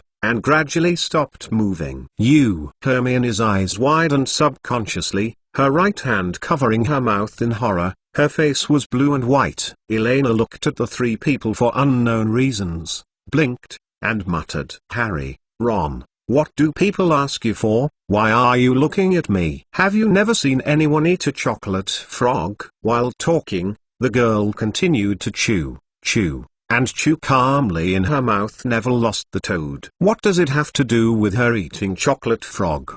The train compartment suddenly fell into a strange silence, leaving only the sound of Elena biting a chocolate frog. Click, click. Hermione is on the stage. Celebrate with recommended votes. Today all kinds of accidents. The computer crashed and the written manuscripts were gone. Retyped based on memory. People were uncomfortable and wretched. Generally speaking, I'm not very satisfied with what I wrote. Babbling, but fortunately I didn't groan. Chapter 49. The world is wonderful. The fastest update of the latest chapter of Hogwarts on the tip of the tongue. Is it really just chocolate? After Ron's explanation, Hermione's face finally returned to normal, and she looked suspiciously at the small pentagonal box in her hand. Chocolate frog. After hesitating for a while, she still failed to pluck up the courage to open it. "My name is Hermione Granger. I'm glad to meet you." I think he'll continue to find Neville's toad for now. After receiving a small shock, Hermione's tone was obviously much weaker, and she quickly glanced at Elena, who was putting the last chocolate frog leg into her mouth, and nodded as she was about to leave. "Want to run?" "That won't work." Elena squinted her eyes, took a bit of the chocolate on her fingertips, smiled at Hermione, and said softly, "Wait, this classmate, please stay." The grammar used by the silver-haired little Lori is very strange, just like the extremely blunt usage of a foreigner who does not understand English. While talking, Elena stood up and walked quickly towards the door.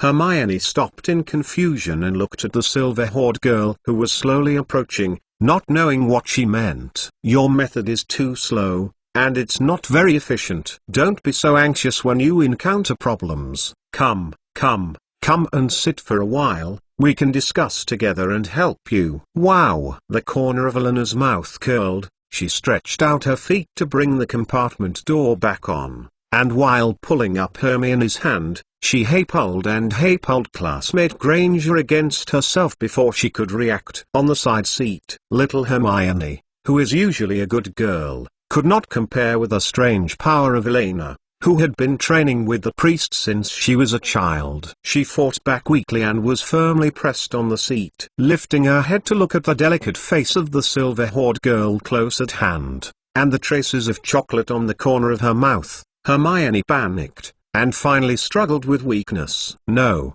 wait, I have to." "Be quiet, eat sweets obediently, listen to me first." Elena shook her head, grabbed the remaining half-box of Ferrero chocolates from Ron's hand, and involuntarily peeled a chocolate ball into Hermione's mouth, blocking her subsequent words directly. "First of all, do you know the appearance of this toad? Secondly, have you estimated his location distribution based on the moving speed of the toad? Finally, as a first-year student, you can guarantee that so many senior students are willing to help. What about you?" Following Eleanor's many questions, the body of little Hermione, who was originally full of resistance, gradually softened, and shook her head blankly. In fact, she only relied on enthusiasm in the beginning to simply want to help the poor-looking round-faced boy, without thinking too much. "Then what do you think?" Hermione quickly chewed Ferrero in her mouth and swallowed it, raised her head,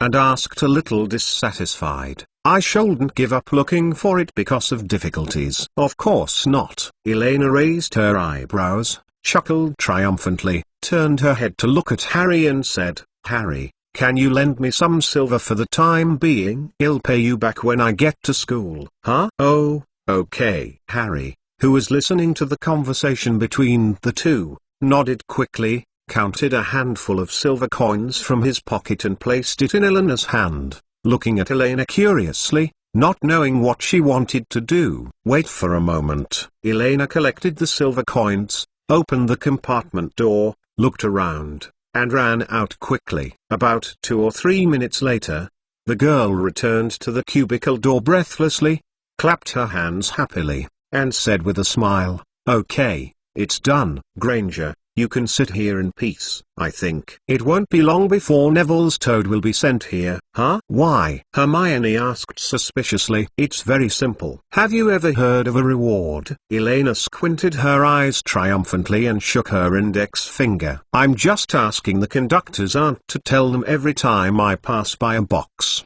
As long as I pick up a missing toad and send it over, not only will I get food worth 2 silvers from the trolley for free, but I can also know a secret road that most students at Hogwarts have never been to." "Secret road?" "I remember it was mentioned in a history of Hogwarts, but it has never been recorded where they are.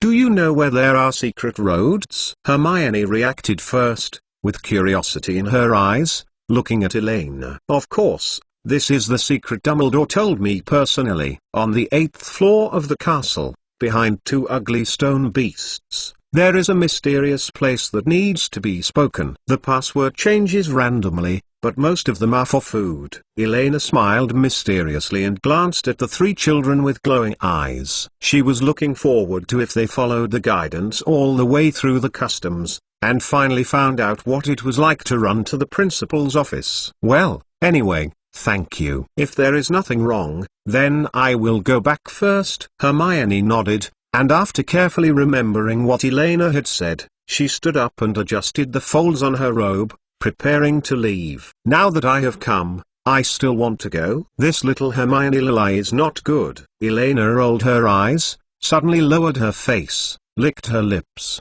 and added a gloomy voice in a low voice. "Of course you can leave, but I don't guarantee that you won't accidentally eat that poor toad as a chocolate frog later. So, I suggest you continue to stay here and wait and see with us." "Cack!" X3. This time, not only Hermione but also Ron and Harry changed their faces, looking at the little silver-haired girl standing at the door of the compartment with horror, as if they had seen some kind of terrifying beast.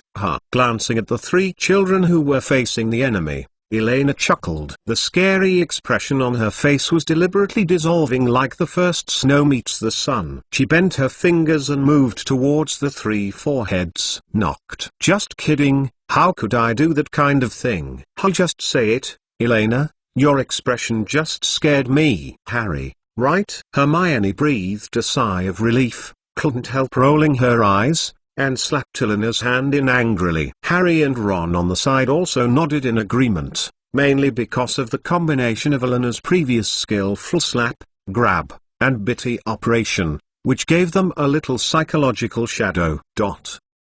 "That's it, I almost thought it was real." "Yes, it's really scary." Elena blinked. It seems that during the time she was away, the trio had introduced themselves to each other and completed the initial small group construction, without the damage caused by the 2 magical comparisons. At least the first impression is not as bad as in the original book. But little Lori Hermione actually dared to pat her with her hands. "This is not okay." From the beginning, the family crossed out will have to distinguish the right to speak clearly. Elena thought for a while and said softly, "Not to mention that toads are toxic.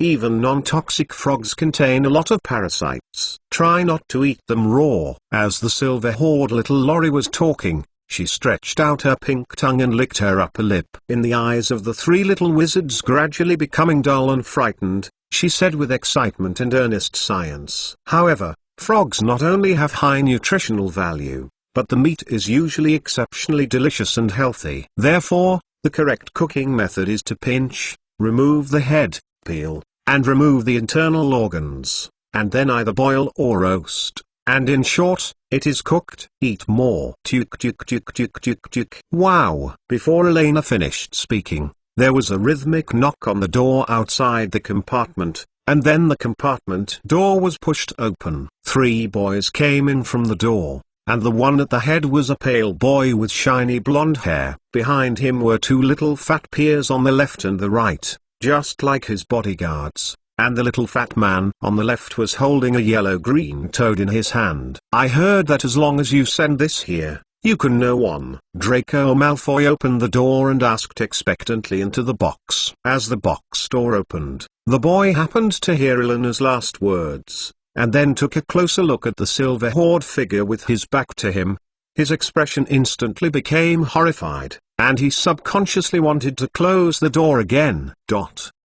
Sorry, we went wrong, snapped. The compartment door was firmly grasped and could not be closed again. Elena turned around. Her LKWA eyes glanced at the toad in the hands of Xiao Pangdun at the back, and then moved her gaze back to the blonde wizard in front of him. Unexpectedly, it was the little Malfoy in the group who found Neville. Toad. Yo, Draco, meet again. Don't rush to leave. The world is amazing. What do you think? It will be available on January 1st, please order first. Extraordinarily important, I will try my best to code words, spell it. If you don't steam the steamed buns, you will have dignity and dreams even in the same world.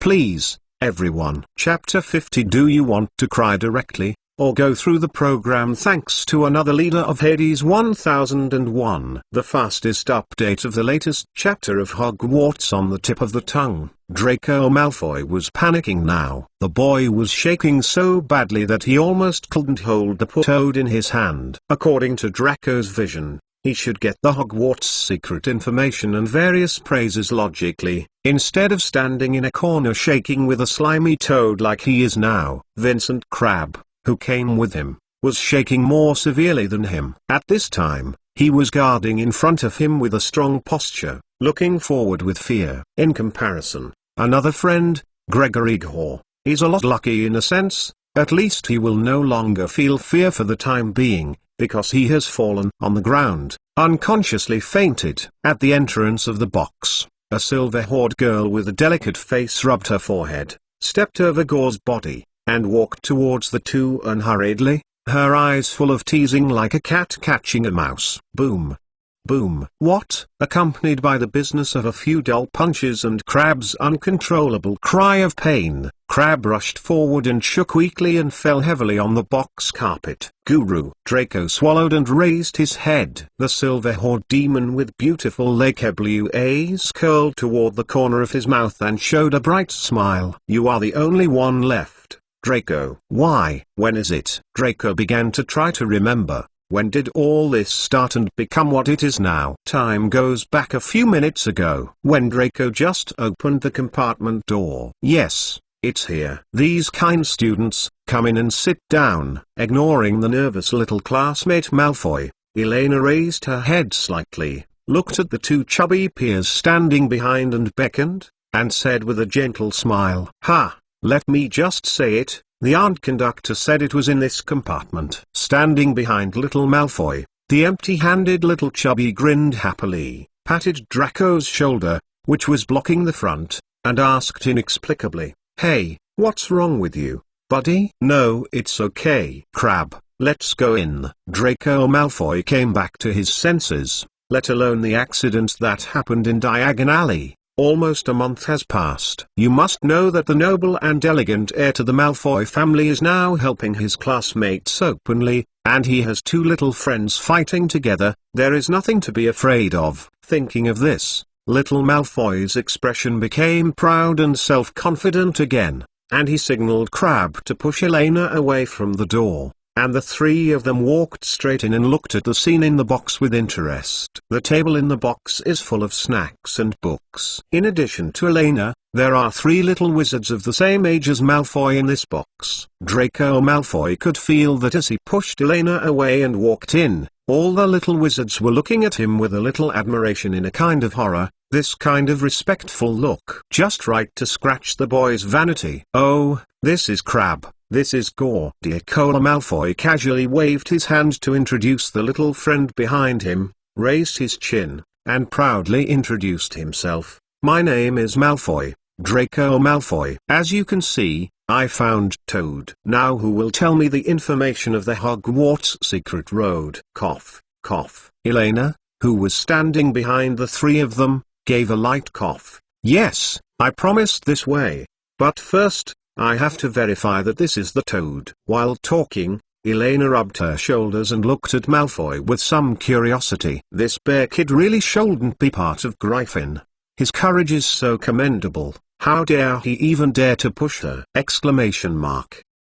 Verification? There was no such requirement before. Draco frowned, turned around quickly, and said displeasedly, "Yes, I just added a new rule a second ago." Elena shrugged and replied slowly, looking over Draco's pale cheeks, and nodding behind, "Granger, is this Toad the one you were looking for, not the other classmates?" "Your pet?" "It should be. I'm not sure. I have to ask Neville. I mean Neville Longbottom, the owner of Toad." Hermione took a close look at the yellow-green Toad in Crabbe's hand, and replied hesitantly, "Hey, look a little more clearly." Gore reached out dissatisfiedly and grabbed Hermione's arm, trying to pull her from the seat. "Don't touch her." Before Gore's hand touched Hermione, Elena rushed forward and appeared between the two of them, raising her arm to separate Gore's hand, and staring at the little chubby in front of him, cold. Leng said, "Speak well, don't move your hands." Elena glanced at the little brown-haired Lolita who was shrinking behind her, and tilted her head towards the door. "Hermione, you can bring Neville over and take a look. We'll be waiting for you here." But Hermione Granger calmed down and glanced hesitantly at the atmosphere in the box. "Let you go?" Elena frowned. "Oh, you guys, don't fight." Looking at Gore and Crabbe a little uneasy, Hermione nodded obediently and ran out quickly. "Stop. Neither of you can go." Gore yelled roughly and moved his steps to try to stop Hermione. It is a pity that Elena once again dexterously stood in front of him and stopped him. "Get out of the way. Don't get in the way." After being repeatedly blocked, a trace of anger appeared on the little fat man's face, and he stretched out his hand and waved forward, hitting Elena's arm hard, making a slap, and pushing the girl back and staggering back a step away. "What are you doing? What is the ability to bully girls?" At this time, Harry and Ron on the side finally reflected, and the two stood up and yelled loudly. When Ron and Harry stood up, Crabbe dropped the Toad in his hand and looked at them eagerly. "Oh, you guys want to fight, don't you?" Draco Malfoy sneered with his arms folded. Looking around, after Hermione left, it was now 3-3. There are 3 boys on their side, and 2 boys and 1 girl on the opposite side. Crabbe and Gore were much bigger than Harry and Ron, and Draco wouldn't be afraid if the girl hadn't had the magical riots like last time. "This is our box. If you want to fight, you have the ability to come to us." Harry said that he wasn't actually as brave in his heart as he was on the outside, but since his friend was bullied, he could only bite the bullet. While talking, Harry winked at Ron, and the two stood in front of Elena tacitly, looking at the sturdy Gore and Crabbe with a guard. "Oh, you 2 boys who are not as tall as me, what can you do blindly?" The little silver-haired Lily who was guarded behind the 2 men softened her eyes, stretched out her hand, rubbed the heads of the 2 boys in front of her, said angrily, pulled the 2 away, and walked to the front with a grin. "Hey, fatty, you took the initiative to attack me just now, right? And you want to bully Hermione?" Elena moved her fist and said maliciously, her tone trembling slightly, with an uncontrollable excitement and evilness. As the girl spoke, she glanced at the back of her left hand. There were no traces on the smooth skin. "So what?" Gore curled his lips and said nonchalantly, "It's okay. I want to say, thank you." The girl smiled slightly, her eyes condensed suddenly, recalling Bernard's words in her mind. "When fighting, don't think about any bells and whistles. First, hitting a punch with your full strength will give you an advantage. I saw Elena suddenly shifted her center of gravity and stepped forward. She suddenly flashed directly in front of Gore. She exerted force under her feet and twisted her whole body strength into a single strand through her back and spine. It spread to her right hand and slammed it with her clenched fist. Gore's belly. Boom. There was a muffled thumping sound from the box. Vomit. Gore's eyes bulged, and his body bent down like a cooked prawn. He only felt as if his stomach had been hit by a hammer, and his stomach and intestines rolled violently. Before he could react, Elena clasped the little fat man's shoulders with her hands and moved her weight forward, bending her knees and hitting the boy's chest mercilessly. Boom. Do not. In the muffled sound, Gore almost closed his breath in pain. This severe beating he had never experienced before caused the little fat man's tears to quickly gather in his eye sockets. He raised his head blankly, preparing to beg for mercy with a whimper, and suddenly found out. A white forehead became bigger and bigger in his sight. Bang. Cut. I really don't fight. Elena shook her dizzy head, then dropped the unconscious Gore on the ground, and said something disgustingly. As a child from an orphanage, fighting is a common occurrence. As the eldest sister Elena, in order to protect other children in the orphanage from being bullied, she naturally inevitably takes the lead in gang fights. Under the guidance of the father Benitez, who was born in the Brotherhood, and the magic of the half-V blood to strengthen the body, Elena, with a strange sound, apart from the few big fish in the lake, is about how to interact with the bear. The children mingle on top and have extremely rich combat experience. Gurux 4. Seeing Gore, who fell to the ground in less than 3 seconds, and the silver-haired little lorry who exuded a terrifying aura, the 4 little boys in the box swallowed heavily. Ron and Harry, who were about to rush to help, glanced at each other, saw a fluke look in their eyes, and awkwardly retracted the feet that stepped out after thinking about it carefully. They should not have offended before. The place of classmate Elena. Elena squinted her eyes happily. Since Dumbledore half coaxed and half asked to sign the unbreakable vow, she hasn't fought for a long time, but it's a pity that the little boy from a family of sorcery did not fight too often. I was blind to the description that seemed so powerful in the original work. Then, next, the silver-haired girl raised her head intently, showing a cute little tiger tooth at the corner of her mouth. She looked at Crabbe and Drake, who were about to shake into a sieve with a little excitement. She licked her lips and said softly like a demon whispering, "Since there is a fight,